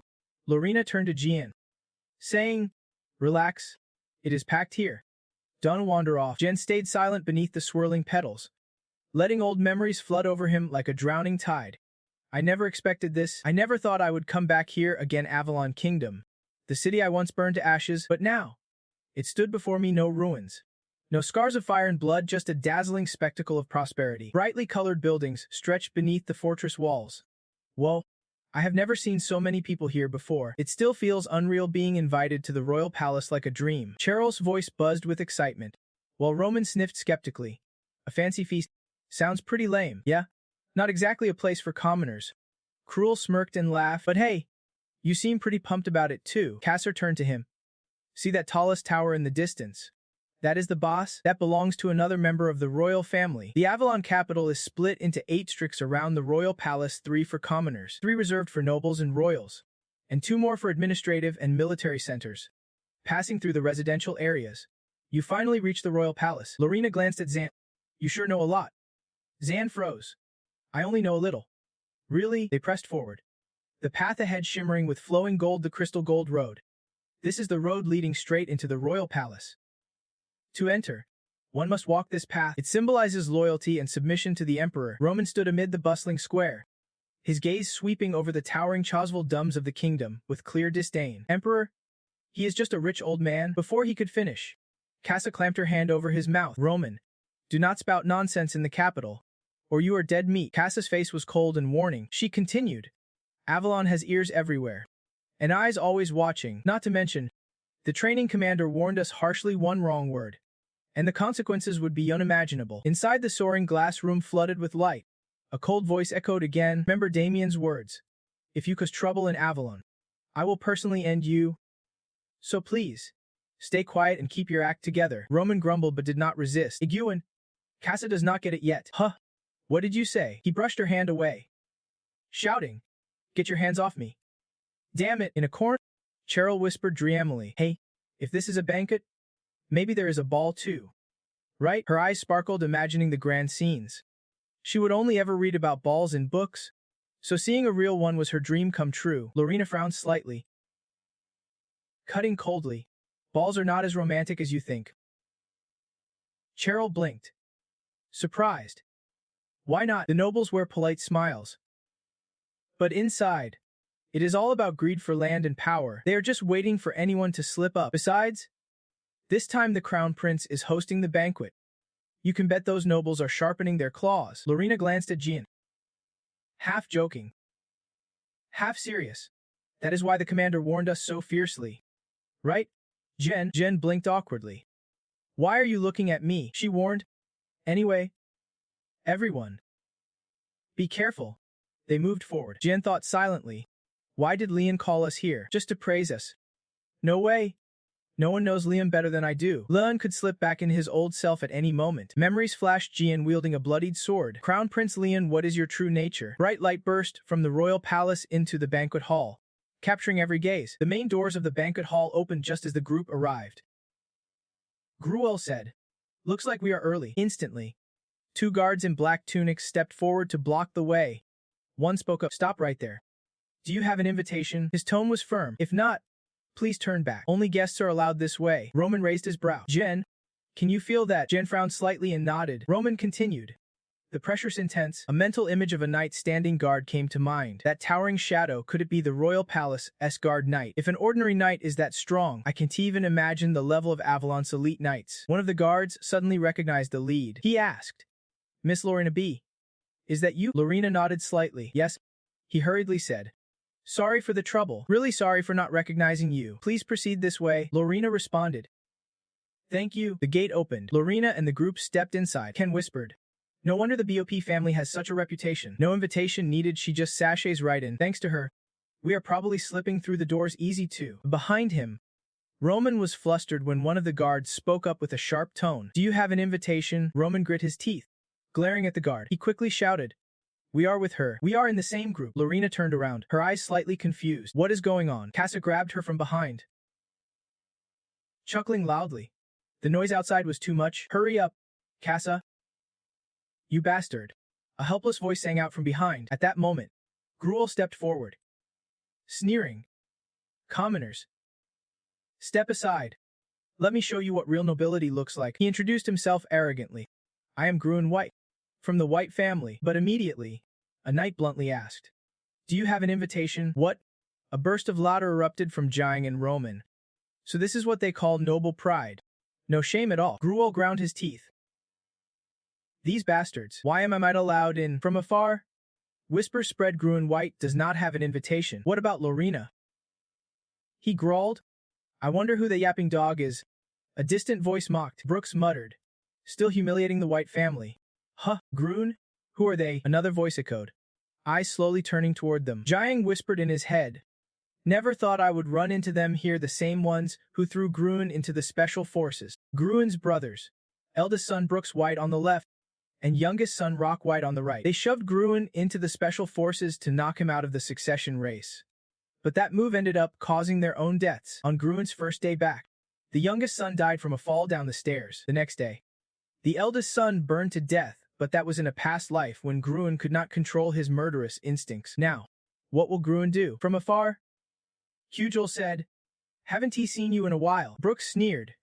Disgusting little parasite. Who is your brother? Roman stood next to Jiang, shaking his head. Pathetic. Jandab stayed calm. Forget them. Family drama, let us see how it plays out. Brooks stepped closer to Gruen, eyes heavy with disdain. Now hanging with trash like these commoners suits you. Gruen lowered his head, lips trembling with rage. Living like a rat in the gutter. Hugel gritted his teeth. Stop staring and listen. Gruen stood firm, blocking his teammates. Don't look down on them, just because they are commoners. They are my comrades. Gruen continued. I know you want to provoke me, trying to make me lose it. Right? Make a scene at the banquet. Ruin my chance at succession. Gruen held his breath. Brooks, are you really that afraid of me? Brooks' lip twitched, but he quickly masked it with a commanding tone. Oh right. Almost forgot. We need to discuss this. Gruen squinted.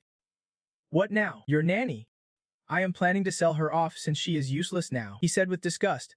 Even beating her hurts my hand. In that moment, Gruen's memory flashed the woman who once protected him in that rundown house, trembling as she held him back from the master's torch. Whispering, it is poor kid. Better sell her to a tavern before she gets too old. Before Brooks could finish his hateful sentence, an enraged shout echoed. You bastard. A powerful kick crashed down like thunder from above. Blood splattered everywhere. No one had time to react. Roman and Jiang's eyes went wide in shock. Gruen stared in stunned silence, eyes wide as his gaze locked onto the figure who had descended like a shadow falling from the sky. Jan landed, knee driving up into Brooks' chest. Cold, emotionless eyes fixed on him. A voice from behind blurted out. Inside the hallway, windows were tightly shut, with only a few rare rays of sunlight sneaking through the cracks. Suddenly, a bad feeling crept in. I still feel uneasy leaving them out there. Someone muttered, his brows furrowed tightly as if bracing for a fight. They won Tika's trouble. Right? While he was still hoping, in just a few moments, Jan had already shattered the family peace with a single brutal kick, straight into Brooks' face. His younger brother shouted in panic. Brooks. He was caught off guard and just fell flat on the ground. He hurriedly covered the spot where he was kicked. The crowbar-wielding guy cursed. You lowlife scum. Who the hell do you think you are? A fierce aura radiated from N as he raised his fist, ready to land another blow. Didn't you see? I'm about to smash that pitiful face of yours. Lucky for that Brooks guy, someone swung a magic sword to stop the brawl just in time. Enough! Magic swords pointed simultaneously at Anne's neck, leaving him no room to move. The person coldly accused. I can't believe you would start a fight right at the royal palace gates. This is a serious offense. But suddenly, the accuser's voice faltered when Anne's eyes darted behind him. Wait a minute. You are... He gasped out a name in shock. N was just as surprised by this sudden arrival. Lord K. After confirming he was not mistaken, he smiled mockingly. So it really is you. The smooth talker stepped forward to chat. Enzi recognized him, and N responded warmly. It has been a while. Lord K. He nodded sympathetically. Yeah? Since that mess on the train, Roman looked over curiously at Cruel. You know the Royal Knights. Cruel calmly explained the backstory. We ran into them on our way north. Suddenly, he wondered about some rumors. The Royal Knights. Are they really that strong? Cruel's memories flashed back to that train incident. Don't even mention it, just remember Lord Kai standing alone against that thing. A chill ran down his spine. Even a whole train crew working together might not have survived. While everyone was chatting, Brooks burst in furiously. What do you think you are doing? This guy attacked and insulted two nobles right here in the royal palace. Arrest him? Kai suddenly remembered his duties, feeling a bit awkward. Sure. Yaden. Even you can just insult a noble without consequences. But Yen flat out denied the accusation. I did not insult him. This shocked Brooks so much he blurted out. What? Brooks gritted his teeth at Yaden's shamelessness. Don't lie. You just kicked me in the face with your filthy foot. He was demanding proof when suddenly a glove flew straight into his face. The culprit. None other than Yan. I simply issued a formal challenge. I can't forgive anyone who insults a dear comrade of mine. That line made both Cruel and Roman think they were hearing things. Comrade? Dear, before the two loudmouths could spit out more nonsense. Yan cut them off sharply. Shut up, Lord K caught on to Yan's intent, smiling as he closed the matter with, I see how it is in that case. This is not an insult, but a duel putting both parties on equal footing that is written in the founding laws set by Emperor Banja himself. A knight can challenge anyone to defend his honor, no exceptions. Now it was Brooks's turn to panic. Stammering. Don't be ridiculous. Why would I? A noble. Duel some lowlife like him, and nodded in agreement. Lord White, you do have the right to refuse. Then he kindly reminded him. But have you looked around? Brooks glanced and saw a crowd had gathered long ago. They were buzzing non-stop. A duel? Well, people still do that these days. Real men. Then Kai threatened and challenged him. If you refuse in front of all these nobles, your honor will take a serious hit. Brooks clicked his tongue, grumbling. When did they all show up? He knew his situation was grim, so even though he was cursing Kai's entire family tree in his mind, he kept a polite face. Fine. I accept. I am putting my noble honor on the line. The surrounding ladies gasped in excitement. Woo! They are really dueling. Roman could not understand why noble ladies loved duels so much. The girls around buzzed with excitement. Wow! They are actually dueling. Roman could not wrap his head around why noble ladies loved one-on-one fights so much. Moments later, in a courtyard beside the palace, the announcer's voice boomed with enthusiasm. With nobles and royal knight Kai watching, the duel between Brooks White and Anne from the Special Forces was officially sanctioned. As the word settled, both fighters quickly readied their weapons, and Jir let this battle be fought with honor. Kai noticed Anne did not have a weapon and stepped forward. Anne. No sword. Here. Borrow mine. Anne just shook his head with a sly smile. No thanks. Well, Anne casually explained to Kai that 5 punches from him were enough. Suddenly, a blade appeared out of nowhere right in front of him. Turns out Brooks had seized the moment Anne was not paying attention and swung a downward slash. But thanks to quick reflexes, Anne dodged just in time. Anne smirked and mocked his opponent. Sneaky attack. Classic noble move. Brooks refused to admit such underhanded tactics and fired back with snarky criticism. Fools who do not stay alert only have themselves to blame. For a while, Brooks kept swinging wildly at Anne, forcing him to backpedal to avoid the strikes. The sharp blade sliced dangerously close to vital spots at times. It felt like it would cleave Yen's head clean off. A strand of hair flew off from one slash, and the nobles whispered among themselves. Impressed, Brooks White did live up to his reputation. As the eldest son of a legendary sword family, he was rumored to be a level 6, but I suspect he is even stronger. Unlike his opponent, Brooks, overhearing the whispers, proudly nodded in agreement. Looking calm, Cruel nodded too. Of course, stared at Ain with admiration. No matter what anyone says, I respect that guy. In a corner of the crowd, amidst the chatter of noble ladies, someone whispered, he is so handsome. Well, who is that kimono guy? It was the curious silence of the White family's second son. Brooks thought he had the upper hand and let loose recklessly. Dodging was all Ian had to do. Meanwhile, his younger brother sneakily cast a blinding spell. Now was Ian's chance. That spell would steal an opponent's vision. And sure enough, En's pupils instantly went dark. He could not see a thing. Seizing the moment, Brooks swung with all his might, a triumphant grin plastered on his face. This is it. In a flash, blood splattered everywhere, yet Kai stayed as calm as ever. Unshaken, neither Brooks nor Roman showed any concern for their teammate, confidently watching the outcome. Game over, because the one bleeding was not En, But the braggart, who'd been loud all along Brooks, had been stabbed straight through the gut. He spat out blood. Eyes wide with shock, how could this be? His younger brother was equally stunned. The spell had no effect. The soul hiding inside Anne surfaced, demanding its due. You owe me one again. But Anne did not need that little mercy. Even blind. This was nothing to him. Brooks staggered back, as if he would just seen something terrifying. When Anne raised his fist to deliver another blow, Brooks frantically begged for mercy. Wait. I surrender. But Anne was not about to go easy on his enemy. The punch landed square on Brooks. The force sent Brooks flying, tumbling several times across the ground, now lying sprawled with a few teeth knocked loose. The referee's shout shook the area. Brooks White was no longer fit to fight. Then came the official announcement. The winner was Anne from the Special Forces team. Though he tried to celebrate, Anne could not shake a strange, awkward feeling. The nobles who had been watching started gossiping. What a shout! He waited for the perfect moment and flipped the script with one strike. Yeah? It has been a while since I saw such a thrilling match. Praise poured in for Anne. A commoner knight daring to challenge nobility to protect his friend, that is the real deal. But for the loser, the crowd unleashed a wave of mean-spirited jabs. Meanwhile, Brooks White not only lost but had resorted to magic through his younger brother. With an hair like that, the White family might as well be doomed. Just then, slow clapping echoed, and a deep voice praised the match. Well fought. He moved toward the center of the crowd, much stronger than the last time I saw him. Anne and everyone else started to realize this familiar voice belongs to none other than Leon.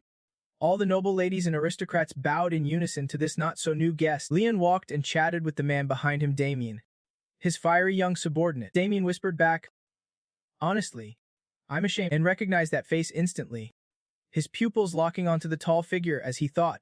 He arrived sooner than I expected, a face I would recognize anywhere, the Crown Prince Leon Cavallin. He smiled politely. Pleasure to meet you. And Damien snapped angrily at the steward. Why did not you stop the challenge? Even with the royal knights around. You let such a disrespectful scene play out right at the palace gates. The steward calmly defended himself.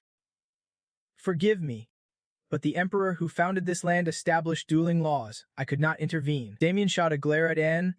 I warned you countless times. You really made a spectacle, right in front of the banquet hall. Anne shrugged casually. Better out here than inside the banquet. Damien ground his teeth. Watch your mouth. Leon laid a hand on Damien's shoulder. Soothing. Don't be too hard on him. He smiled gently. After all, is not Anne the star of today's celebration? Leon glanced at Anne, then subtly reminded everyone. This is the ceremony welcoming the new justice official. We're all stunned. Unable to believe their eyes, he is the new justice official. The scene shifts to a dazzling grand hall. A commanding voice rings out. Listen up, Anne. Before the nobles and royal family of the empire gathered here today, at the center of the hall where the red carpet flows, and obediently kneels down, on the high steps, Leon stands tall, holding the decree, and solemnly begins to speak as the spokesperson of the great emperor and the representative of the merciful goddess. Leon Cavallin, hereby commend the tremendous contributions you have made to the empire. He starts listing Anne's achievements, thwarting a terrorist attack on the imperial train, saving royal advisor Hugo, and countless civilians on the northern front lines. He helped repel an invasion of tens of thousands of barbarians, and even defeated their leader. Later, he moved east to rescue isolated comrades, successfully brought them back, and cleansed the area to prevent any further monster outbreaks. Leon declares solemnly, and as part of the special forces, I hereby grant him the title of Baron and appoint him as the chief enforcer. And slowly rise, accepting the decree from him. I humbly accept the emperor's favor and command. With the ceremony complete, Leon immediately kicks off the banquet, inviting everyone to enjoy the feast in celebration of the empire's new hero. As the soft violin music begins to play, many nobles swarm in, offering drinks and banter. Congratulations, Baron N. Let us celebrate. Baron N. Have you tied the knot yet? Does not reply fully, just chuckles dryly. Thanks for the well wishes, but deep down, every noble enjoying the feast is thinking the same thing. What can I gain from this guy? What can I squeeze out of this situation? The chief enforcer is a position with authority to oversee all aspects of the empire. A role that has existed for 900 years since its founding, yet it has been vacant until now. And suddenly, a commoner is appointed as chief enforcer. The chief enforcer holds power beyond even the nobles and royal family, able to instantly judge anyone guilty of crimes. Some even say this role has more power than the emperor himself. When Damien, the Special Forces Training Commander, appeared alongside Crown Prince Lian. Nobles assumed the prince had struck a deal with the commander. Many also believed the prince was preparing to ascend the throne, signaling that the power structure within the palace was already shifting back in reality. En finally finds a moment of peace alone and lets out a relieved breath, exhausted. He mutters, "Man, dealing with monsters is easier than handling these nobles," and carefully contemplates. Chief Enforcer. I never imagined I would be handed a position like that. Maybe the prince got plans to use me. Suddenly, a familiar voice calls from behind. Enjoying the banquet? Baron N. Startled, En turns around. Who is there? Lorena appears unexpectedly in a flowing purple dress. Teasing En. How's it feel to be a noble now? Huh? En smirks. Lorena sighs. Looks like you are having more fun than I thought. En shoots back coldly, eyeing her outfit. You are enjoying this banquet more than me. Huh? Lorena blushes. Flustered. Hannah, my dad forced me into this dress. To ease the awkward vibe, she quickly changes the subject. A commoner becoming a baron is one thing. But what is more important, you have been appointed Chief Enforcer. Are you leaving the Special Forces now? And answers vaguely. Not sure yet. Recalling Lorena's pouty, biting her lip expression, she says, just wait. I will catch up to you soon, and suddenly feels a bit suspicious. Hold up. Does this mean another showdown is coming? But unexpectedly, she just gives him a sweet, gentle smile. Congrats. And I really mean it. And is stunned, scratching his cheek in confusion. Thanks. They continue chatting. Ian jokes. You surprised me. I thought you would say, I will catch up to you soon, or something like that. Lorena stammers. Well, I actually planned to say that. She lightly punches his shoulder. But I also see how hard you have been working. Lorena's lashes flutter, a warm glow lighting her face, making her look even more stunning. Of course. I have to congratulate you. You deserve so much more. Lorena's eyelashes fluttered down, warm light bathing her face, making her beauty even more captivating. Of course. I have to congratulate you. You deserve so much more. And pursed his lips. Honestly, being recognized by you feels even more like an honor than receiving a title from the Crown Prince. Lorena hesitated. Hey, En. Suddenly, En's shoulders were grabbed tightly from both sides, their voices low and threatening as they cornered him. Pleasure to meet you. Sir En. A noble. I am determined to teach you proper etiquette. Do not refuse this kindness. The party buzzed with lively energy. Cheryl's eyes sparkled with excitement. Roman nibbled nervously in a corner.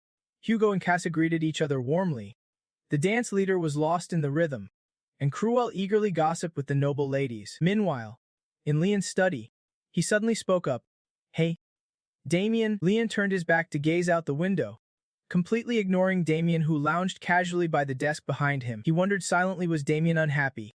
Jealous that his disciple was becoming an enforcer, Damien quietly asked if Leon's plan was to control Special Forces Captain Rodrigo. Leon had no choice but to spill everything. Rodrigo's recent moves were suspicious as hell, lost in memories and self-doubt. Leon muttered. As a cap, he is running strange experiments. But we have failed to track them every time. No one knows when it started or what the goal is. Now it seems he is secretly contacting nobles. I can't just stand by anymore. Leon stressed that appointing Yen as an enforcer was not just hope, it was a message straight to the Special Forces captain. Staring at his own reflection in the glass, he declared fiercely, my sword is already aimed at him. Damien furrowed his brow, watching Liam with growing unease. You sure you have got everything under control? He challenged. Without hesitation, Liam spun around and walked away, leaving behind a calm farewell. I hope everything goes as you planned. Silence fell over the room. Leon lightly swirled the glass in his hand and whispered to himself, Damien, you still. A smug voice suddenly cut him off from the hallway outside. You can't control it, the voice taunted, making Leon jerk his head up in surprise. Leon's reflection in the mirror suddenly shifted, his own face, replaced by someone else's. A twisted, cruel face grinned maniacally back at him. Not yet.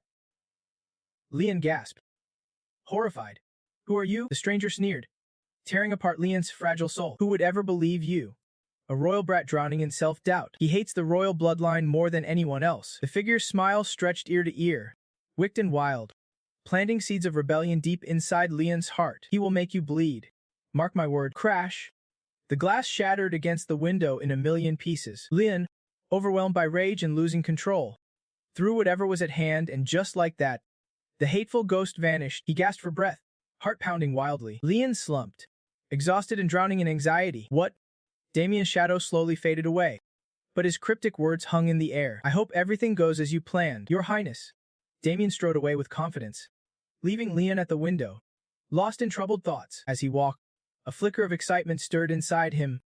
Though I am not sure if it will work, the door to Lian's room slowly closed, the space now eerily silent with only a faint glow piercing the darkness. Damien paced the hallway deep in thought, convinced that making Yan an enforcer was the right move. But then he grimaced, remembering how Yan had gotten a bit full of himself lately. Now that I am an enforcer, are not we basically equals? Actually, you are way above me. Damien scowled.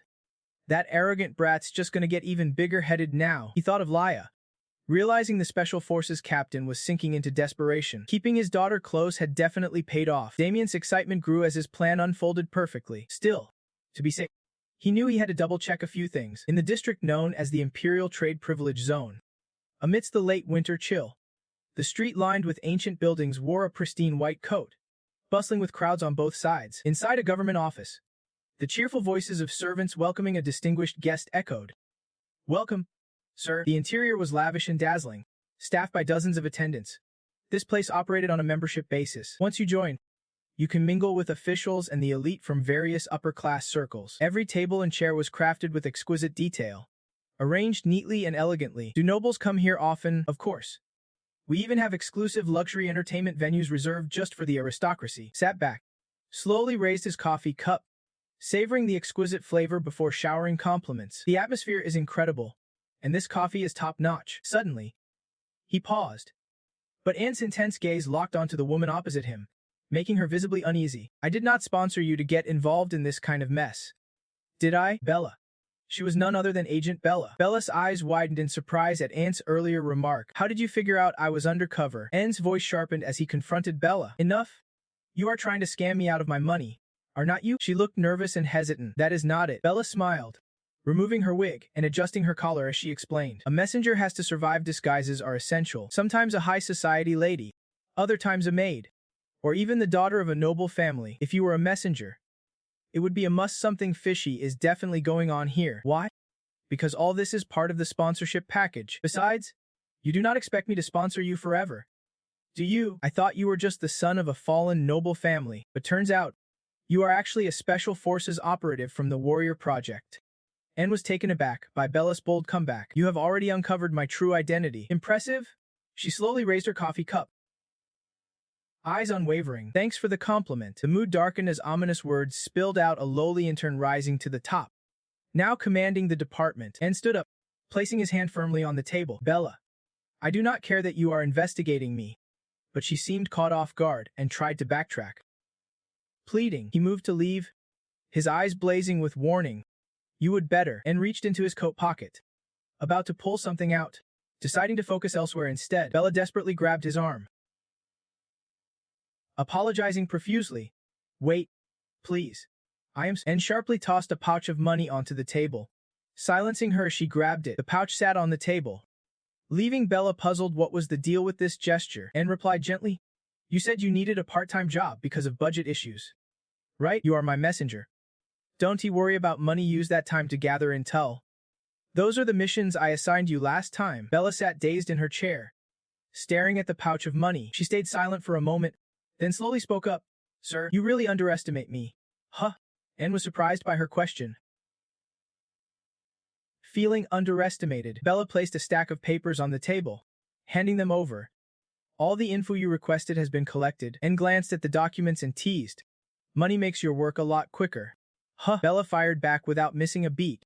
That is just how I roll. Anne picked up the papers and began reading carefully. The first report was a Special Forces team leader's activity log. Recently, he has been attending private meetings with certain nobles, all from families unhappy with the commander's strict training regime. Just as predicted, the star player at these gatherings, besides Captain Rodrigo, there was also Marquis Dan. Report 2 was surveillance on Marquis Dan, confirming he controls several top-secret facilities within his territory, suspected to be used for biological experiments, with numerous unidentified mages reportedly conscripted. Holding the stack of reports, he focused on reading every single word, and could not help but be curious about the experiments mentioned inside. The next experiments they were treating far beyond even the most advanced suppression witches. Sitting back down opposite Bella, he praised her.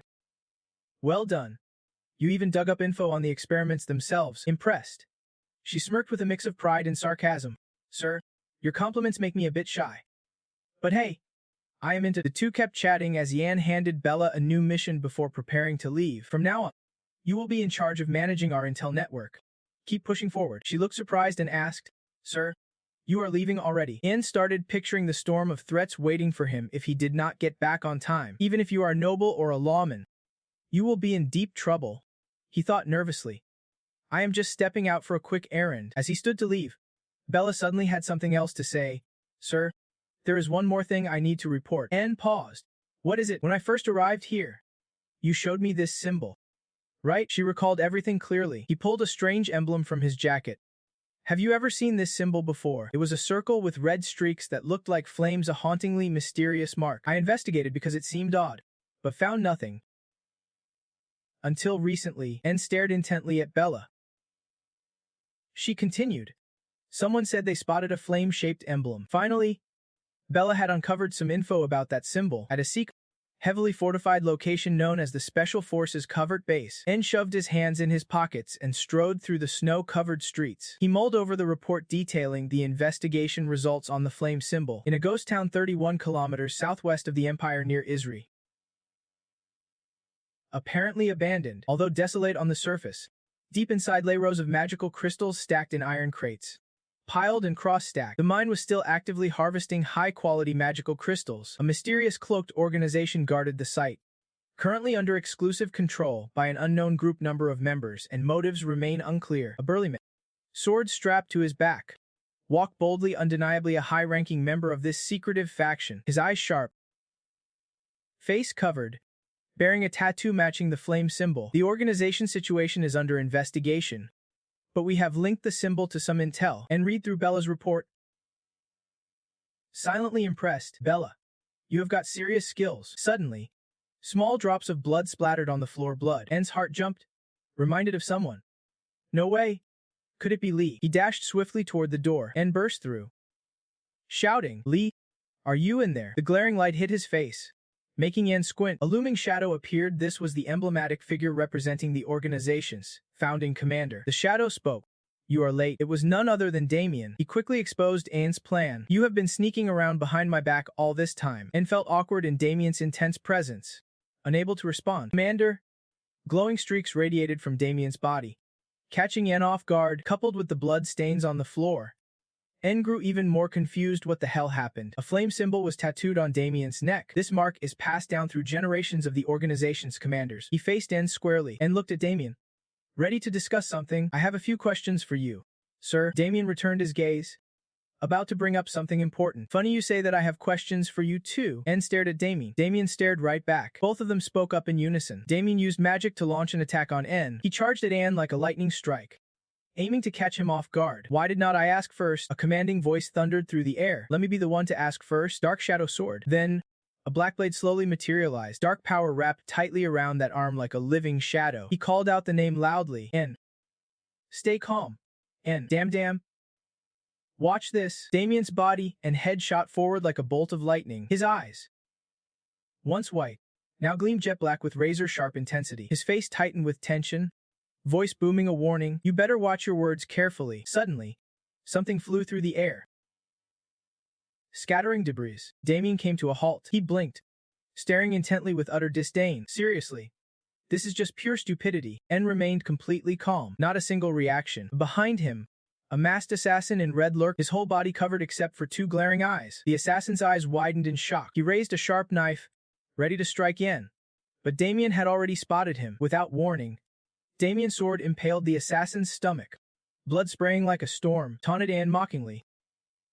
My disciple, getting ambushed from behind this easily. Pathetic lack of training. The assassin lost consciousness, collapsing to the ground. Anne glanced at the sprawled figure and said, You got cocky, just because you got a lucky break. Damien folded his arms calmly and reminded him. Maybe take a moment to reflect on yourself. Anne's expression stayed unreadable. I knew that already. I stayed quiet to save you from embarrassment. Damien stood beside him with a friendly smile. Of course I knew. And every word you said is spot on. N tensed, looking up at the shattered ceiling, revealing a huge hole. Then spoke, but I never expected him to make such a bold move like that. In this special ops unit, only one person could pull that off. Damien frowned seriously, though reluctant to admit it. Looks like we have been too complacent and careless. He remembered the captain, Rodrigo. Realizing Laya was here, a subordinate in a red cloak rushed over to report. Training commander. Situation update. Damien asked calmly. What is the current status? The subordinate replied. The pursuit team is tracking the intruders, but it seems they have already slipped out of the training grounds. Damien glanced at the man lying on the floor and ordered with disappointment. Call off the chase. Even if we try, we won't catch them. Instead, deal with the guy over there. The vast room. Sound echoed beneath the dome. Damien's voice was stern. He is still breathing. Drag him away and get ready to interrogate. A dangerous, devilish smile crept across his lips. Clearly plotting something. Suddenly, Damien turned to Yan and said, Oh right, N. I have not asked my question yet. N stayed calm. The dark sword in Damien's hand pressed against his neck. Damien's voice rose. I am asking again, who exactly is Liar? Thoughts flooded his mind. It seemed the captain tried to corner Liar during their absence. He recalled the battle, the assassin crying out, Die, and the training commander's voice. Damien realized the captain had deployed more assassins than expected. In the blink of an eye, slashes spread like spiderwebs. Blood splattered everywhere. Yet Damien stood calm amid the chaos. These threats were nothing to him. He walked forward smoothly. You are not planning to give up, are you? Damien fixed his gaze on an assassin holding Liar captive. Do you really think you can escape my grasp? He witnessed the terrifying scene moments ago. Frozen, mouth sealed, his face full of worry, sword drawn sharply. Threatening Damien, one more step and I will kill her. Liar covered his mouth. Blinded, helpless and terrified. Damien sneered disdainfully. What a clumsy threat. Don't bother me. I am not pretending. If I can bring back the target. He looked at Liar coldly. I was ordered to eliminate her. He paused to think deeply. The real danger is. Liar's body suddenly tensed up. Her face darkened, and beams of light radiated around her. The assassin was clueless about what was happening and screamed in panic. What the hell? Wait. Hold on. Liar's eyes snapped wide open. Like a completely different person, her sclera turned jet black, and she glowed with an otherworldly light. Damien was thrown off too, dazzled by the blinding light pouring from her that filled the entire room. The power of that light was so intense it pierced right through the ceiling, shooting up in a straight beam toward the sky. Snapping back to reality, Damien told Anne how a blinding flash erupted from Liar. She had blacked out, and the hidden assassination squad saw their chance to let her escape. The hole in the ceiling. She made that herself. Damien did not hold back, demanding, Tell me who the hell is Liar? Really? And finally spoke up. Liar is not the captain's daughter. Damien frowned, disappointed by the answer. So you lied about her being the trump card to throw me off. And smiled calmly and said slowly, Don't worry. I guarantee Liar will become an even stronger trump card than the captain's daughter. Images of Liar appeared between playing cards as Ian explained. Because she is the sole survivor of the Destroyer Project, an experimental human trial. The ancient room echoed with Damien's voice. I get it now. If everything you said is true. He rubbed his chin thoughtfully. No wonder the captain had to take such desperate measures. Human experimentation. And stood beside him. Serious? Emphasizing. Yes. Now, we have to risk everything to protect her, because the captain broke the Theta Treaty. N continued. Just like the deathmatch laws, the Theta Treaty was decreed by Emperor Bahamut himself. The book states, Article 1. Clause 2. Anyone who conducts human experiments that damage human dignity is permanently exiled from the Empire. Damien pondered deeply. Honestly, this actually makes things easier, imagining the poor souls trapped in the lab. He said, The Theta Treaty holds the highest authority, above all laws, if we get proof of human experiments. Toppling the Special Forces captain becomes a walk in the park. Damien crossed his arms and took calm, deliberate steps toward the door. Subject no. We gotta get that hit back first. N stood watching. Then asked, Do you know where they took her? Damien replied calmly. Don't worry. We will find out soon enough. We just need to dip into the mind of the one we caught. The image of that twisted human, both horrifying and pitiful. N blinked, confused. But did not you say human experiments are outlawed? Damien chuckled softly. What are you talking about? You call every time you grill fish an experiment. Suddenly, N called out, "Oh right, master," and tossed something black toward Damien. Damien caught it and turned, curious. "What is this now?" N's face turned serious. "There is one more question I have not asked. Master, can you take a look at this pendant?" Damien raised his hand and opened the box to examine the pendant inside, and leaned in and said quietly, "Please answer me as my master." Regarding this pendant, Damien furrowed his brow, staring intently at the pendant's intricate red patterns carved inside. Then gasped. Inside was a complex red geometric symbol. Damien wondered about its origins. "Where did you get this pendant?" he asked, and responded quietly, "This is the only thing left from my clan." The other half of the box held a photo of a white-haired boy with his family. Ian kept both the photo and the symbol to get through his time at the training center. That boy was Ian himself. He believed that if he could trace the symbol's origins, he might find his family again. Damien gently lifted the box higher and spoke softly. "Your family? Huh.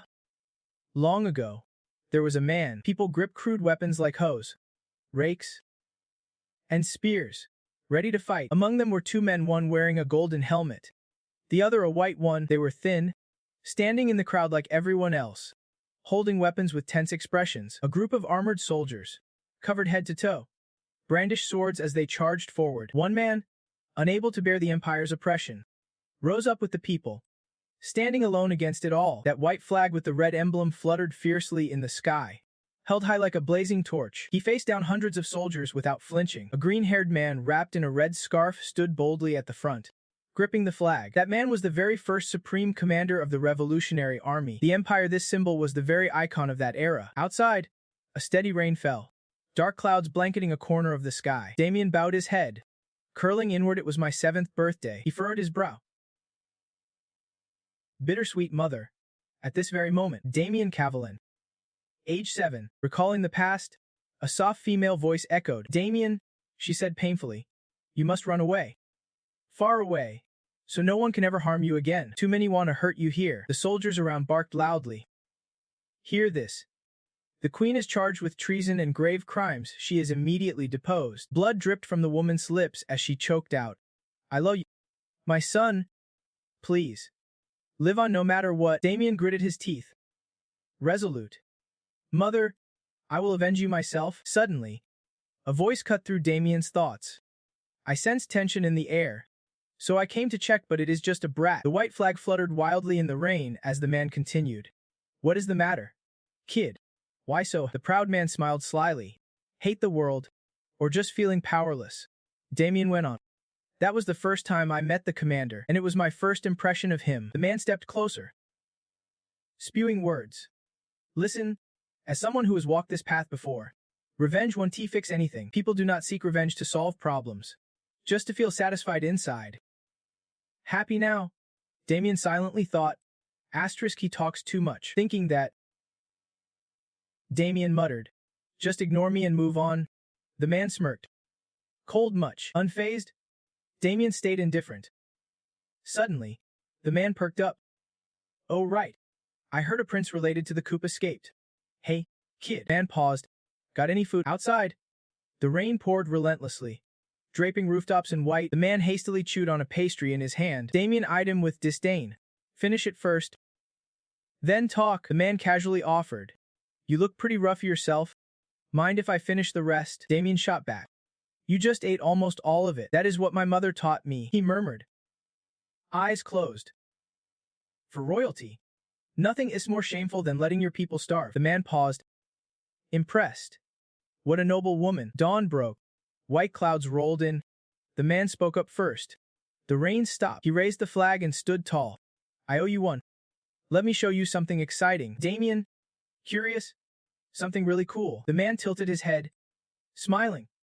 "I mean, watching the whole empire come crashing down." Reading Damien's puzzled look, he assured, "Come with me, it will be a show you won't forget." Damien thought to himself.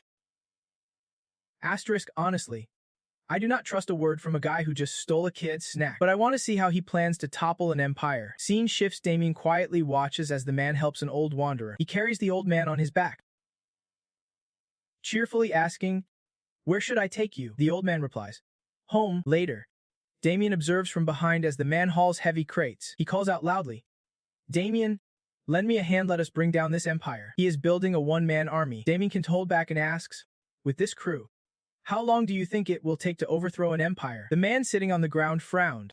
Kid, that hit deep. Then he quickly forced a smile. But still, can we just ignore this poor guy? Watching the flag flutter wildly, a stirring feeling welled up inside him. He spoke loudly, but he genuinely wanted to help others. Even those who hated him at first slowly began to warm up to him. From just one person, they started gathering around him in the Dudri district.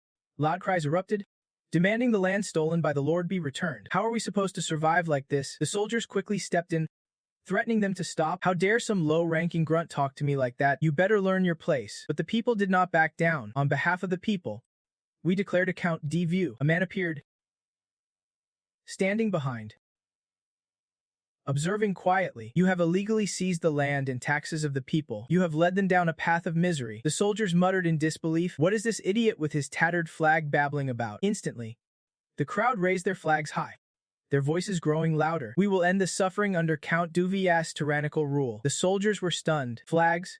How are there so many? They pressed on. Today, in the name of the revolutionary masses, we declare liberation. Damien turned his head, thinking silently. That man, the one who talks too much, meddles in everyone's business, always preaching about overthrowing the empire. He finally founded the Revolutionary Army. The commander grabbed the flag and leapt high into the air. A fierce red light spun around him as he jumped, crowning him the first supreme commander. The radiant beam shone brightly against the hazy sky. Back to reality.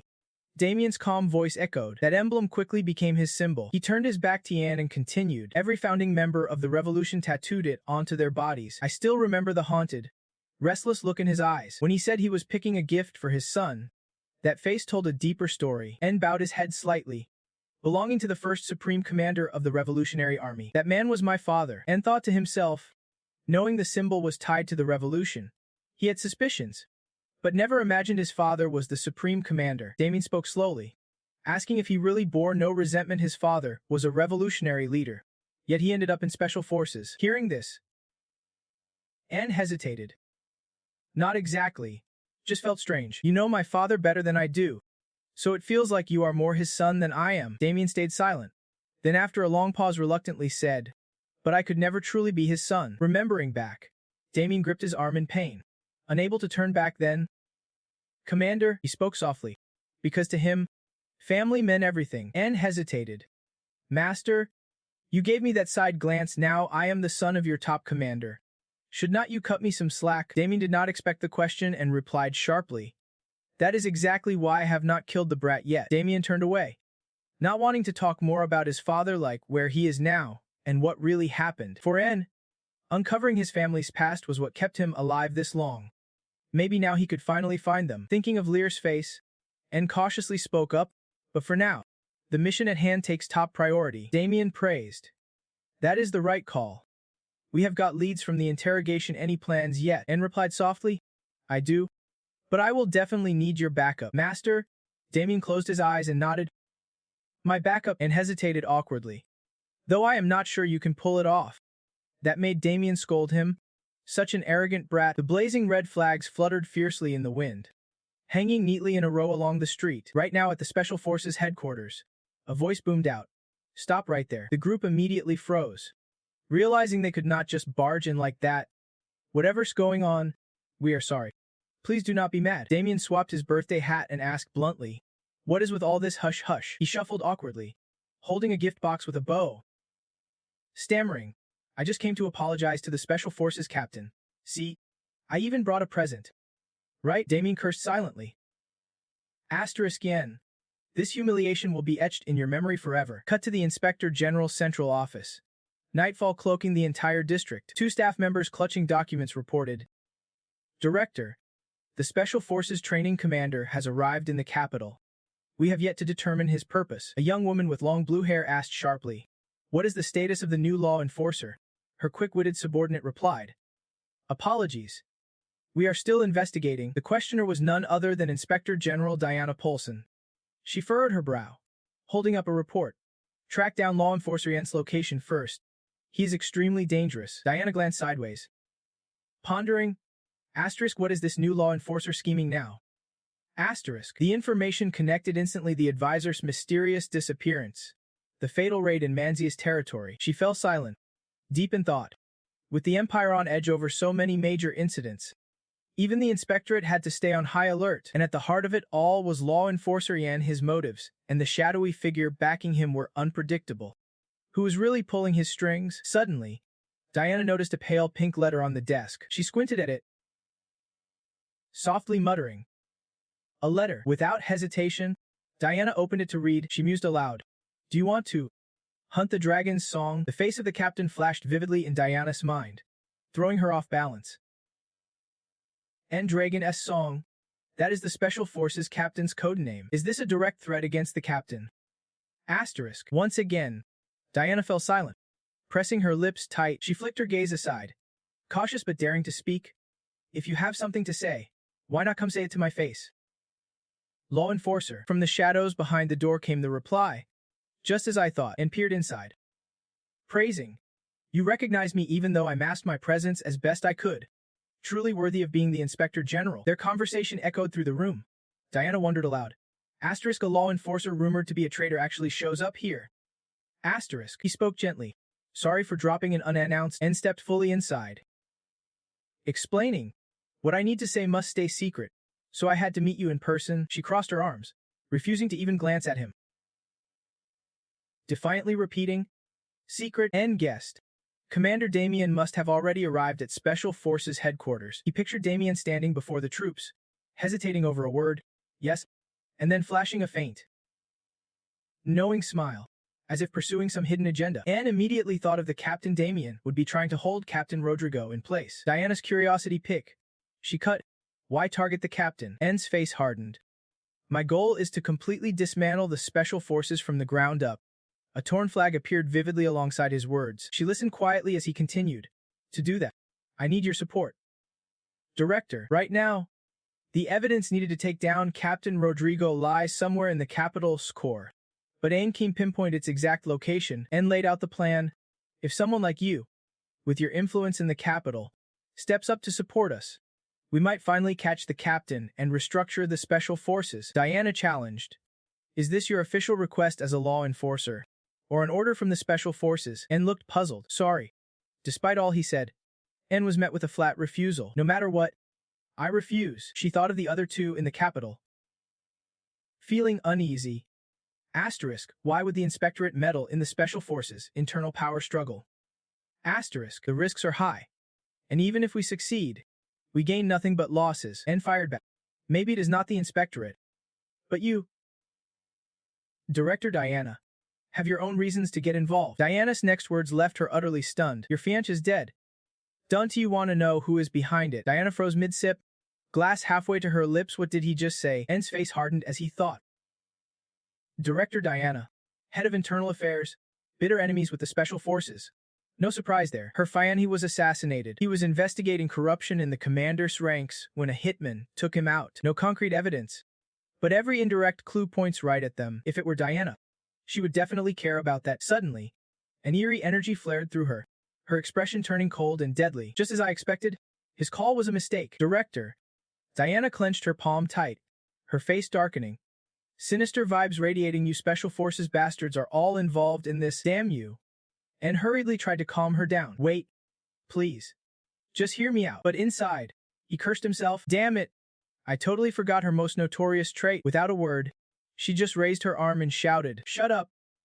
Suddenly, shards of shattered glass exploded outward everywhere. Cut to the outskirts of the Imperial Capital's central district. The scene was eerily silent here. Tiny houses were crammed tightly together. Some were abandoned. The faint sound of dripping water echoed steadily. Lo was alone, no sound of anyone else. She did not even know how long she would been here, sitting on a magic circle.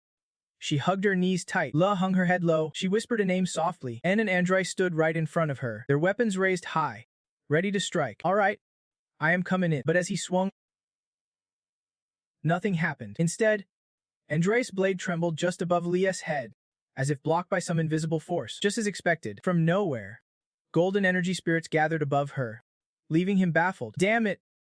Why can't I get through? Why not?" Andrei's frustration exploded as his weapon shattered. He roared in anger. "Damn it! How is she even surviving this hit?" Two others stepped forward from behind. One sneered mockingly. "You do not stand a chance." Andrei blocked immediately, grabbing his weapon. The two exchanged whispers. eyes locked ahead. What kind of freak power is this? I never thought we would be unable to get close to her. These are the 3 devil assassins. The covered hit squad under the Special Forces captain. They operate unofficially. Even in the Special Forces secret missions, they handle all the dirty work in the shadows, but have 0 official recognition. Damn that Sly Fox. She is right in front of me, and I can't even touch her. The blue-haired guy planted his hands on his hips. Frustrated, but killing her would cause too much noise. Andre nodded in agreement. As long as she is dead, nothing else matters. Suddenly, the blue-haired man's eyes flicked sideways. Sensing something off, a flash of realization crossed his face. He drew his sword from behind, commanding, "Step aside. It is my turn now." His teammate called out, "Again?" Seriously, the blue-haired man was confident. No matter what this power was, it could not be endless. Just keep attacking, and eventually it will break. He pointed his blade down and began chanting, "3 devil assassins. Bloodstorm fury." Then he swung his sword with full force. But first, he spun quickly and launched a swift strike at a little rat hiding in front. Suddenly, a terrifying explosion erupted from the path behind them. They fell back, on high alert. "How did you get all the way in here? Isn't he this canal under tight surveillance by the Special Ops squad?" His sword was quickly flung out of the shadows. It plunged straight into the ground, a clear challenge from the mysterious figure. From the thick darkness came the sound of heavy footsteps. The young woman appeared slowly, her voice cutting through the night. Once, a priest investigated the captain's corruption, someone crucial to uncovering Laia's trail for director Paul Sen-André Kingert. Why was she here? Diana strode forward, her tone dripping with deadly intent. During the investigation, that priest was brutally murdered. Now, she had boundless stamina, with senses sharp enough to detect superhuman presence. Diana clenched her hand tightly and continued. The investigation revealed 3 intruders. This was the skill that made her infamous. She opened her hand, sharp claws suddenly snapping into view. "You all used swords and mercilessly slaughtered him." Her eyes blazed fiercely. From her head sprouted 2 small arms as she shifted into beast form. Berserk mode activated. Target locked. Diana bared her razor-sharp teeth. "Damn bastards." She leapt into the air, swinging her arm back to gain momentum. "Too bad for you, all of you are caught for murdering a special agent from the priesthood." This desolate, isolated spot was perfect for a showdown. The assassin's rage surged like a wildfire. "I am sick of hanging around this dump. Yet the director of the priesthood came here personally to see me." Diana's long hair whipped in the wind, her fighting spirit blazing fierce. Dark magic erupted from their swords, blackened aura swirling ominously. "All right, let us turn this into a party." They combined their efforts, channeling that strange energy toward her. "Tear them apart. Die here." Diana roared. Diana's hand darted out to slash. Those rookie kids relying only on sneaky hits. With a single downward swing of her arm, she unleashed her iron claw technique, slicing through that glaring red energy. "You really think you can stand against me?" The ground shattered, dissolving into a thick cloud of dust. The 2 froze, utterly shocked. She blocked the attack head-on. What kind of monster is she? Her power was terrifying. Diana stood firm, facing the blinding light. Suddenly, she twisted her foot backward. Seeing Diana turn and run, they shouted in alarm. "What the hell? You trying to run? We'll tear you to pieces. Get back here." Chase her down. Donnie let her escape. Soon after, only Lai sat alone in the cold emptiness. Suddenly, someone appeared. "Speaking up, you are late." "Huh, no one else but him." It was. He spoke with sorrow. "Sorry, Lai." Flashback to minutes earlier, when Anne and Diana were discussing their plan. She suggested, "Then I will leave rescuing the kidnapped child. Lai? To you, law enforcer. I will handle capturing the 3 demon assassins myself." Back to the present. Hearing no response, he softly called out, "Lai?" Silence answered, along with a bowed head. Her heartbreak was palpable, breaking anyone's heart. Anne remembered his promise. He swore he would never let her get hurt. Now, he reached out his hand, whispering, "It is okay now. Let us go home together." Suddenly, a strange light pierced Leah's face. Her eyes went vacant and instinctively pulled back, calling out desperately into the glow, "Lai?" Soon, Lai's entire body was engulfed in that energy and struggled to reach her. "Lai? Wake up. Damn it. She is unconscious." Losing control. "The gravity field's too strong, I can't get close." And Tret noticed the 2 symmetrical magic circles behind him, and a voice echoed from them. "How did it come to this?" Mummun quickly appeared between the 2 magic circles, adding, "I even crafted a suppression device for her." And interrupted. Surprised, Mummun glanced at Entrenjanen, relieved she had regained some strength before losing control, and crossed his arms, blaming her. This all happened because your suppression device was garbage. Mun placed her hands on her hips and asked sardonically, "Are you seriously blaming me?" He admitted bluntly, "Of course. When she wore that device, you said she would be safe. Remember?" She thought about the suppression ring and explained. But it only stops her power from going haywire due to emotional spikes. It can handle life-threatening situations like the extreme pressure she is under right now. Mun leaned toward Anne, flipping the blame. "Besides, you are the one who pushed her into danger. You are responsible, right?" Anne hesitated but finally admitted, "Yeah, you are right." Anne fixed his gaze on Laya and called her name thoughtfully. "Laya?" He glanced at the glowing light, berating himself. "I have been way too careless," and said, "Anne, we have to—" Before she could finish, 3 darts zipped right past Anne's eyes. He stared in shock as the darts flew through the air, throwing weapons. Before he could react, the 3 darts swerved back the way they came. They lunged at Anne in a furious attack, but his lightning-fast reflexes let him dodge. Anne thought to himself, that dart trajectory is not normal, only one group fights like that. Lost in thought, a flash swept past Anne's sleeve. He quickly stepped back, alert and cautious, and eyed the 2 darts stuck in the ground in front of him, suspicious of the assassin's throwing technique. His eyes widened in disbelief. "No way." I slipped up and slammed his hand on the ground, cursing. "Damn it!" Min stood nearby. "Serious? And what is going on?" "Just a scratch." He dropped to his knees, retorting, This is—" At that moment, a voice echoed from behind the entrance. "Even standing is tough now? That is Hydra's deadly poison. It kills instantly." The sound of rushing water came from outside as the voice continued. "I have been wanting to meet you for a long time." Magic wielder. A mysterious figure stepped forward, walking on the water's surface. "You are a disciple of this sect, are not you?" En's face hardened as he thought. He is walking on water. He spoke cautiously. "You are Black Dew, right? This guy's a 3rd-class Special Forces assassin. Loudmouth. Loves a challenge. Lucky me. I get to kill one of this sect's disciples myself." Black Dew, the 3rd-ranked assassin in the Special Forces, and the Captain Rodrigo's right-hand man, a ruthless enemy, just showed up. Suddenly, Black Dew praised, "You even lured the Chief Inspector here and pinpointed this exact spot. Impressive. Now I see why the Captain sent me." En's hands began to bleed as he sized up his opponent, an assassination master with extraordinary combat skills, but strictly an assassin. Blood trickles from his mouth, but it does not faze him. This guy's a total wild card, especially given Anne's current state. After a moment of analysis, Anne speaks confidently. He is probably the one who understands this girl's power better than anyone else. If we do not stop her right now, she is gonna lose it. And at that exact moment, Lear's feet lift off the ground. His voice echoes through the tunnels. If Lear goes berserk, this entire sewer system will collapse.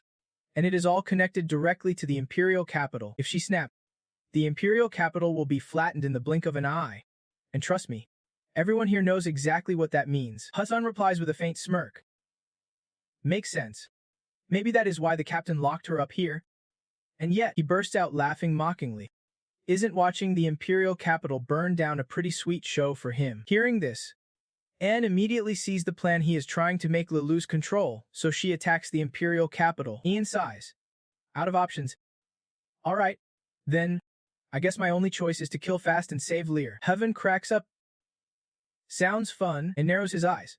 You are about to die from poison, and you still want to kill me.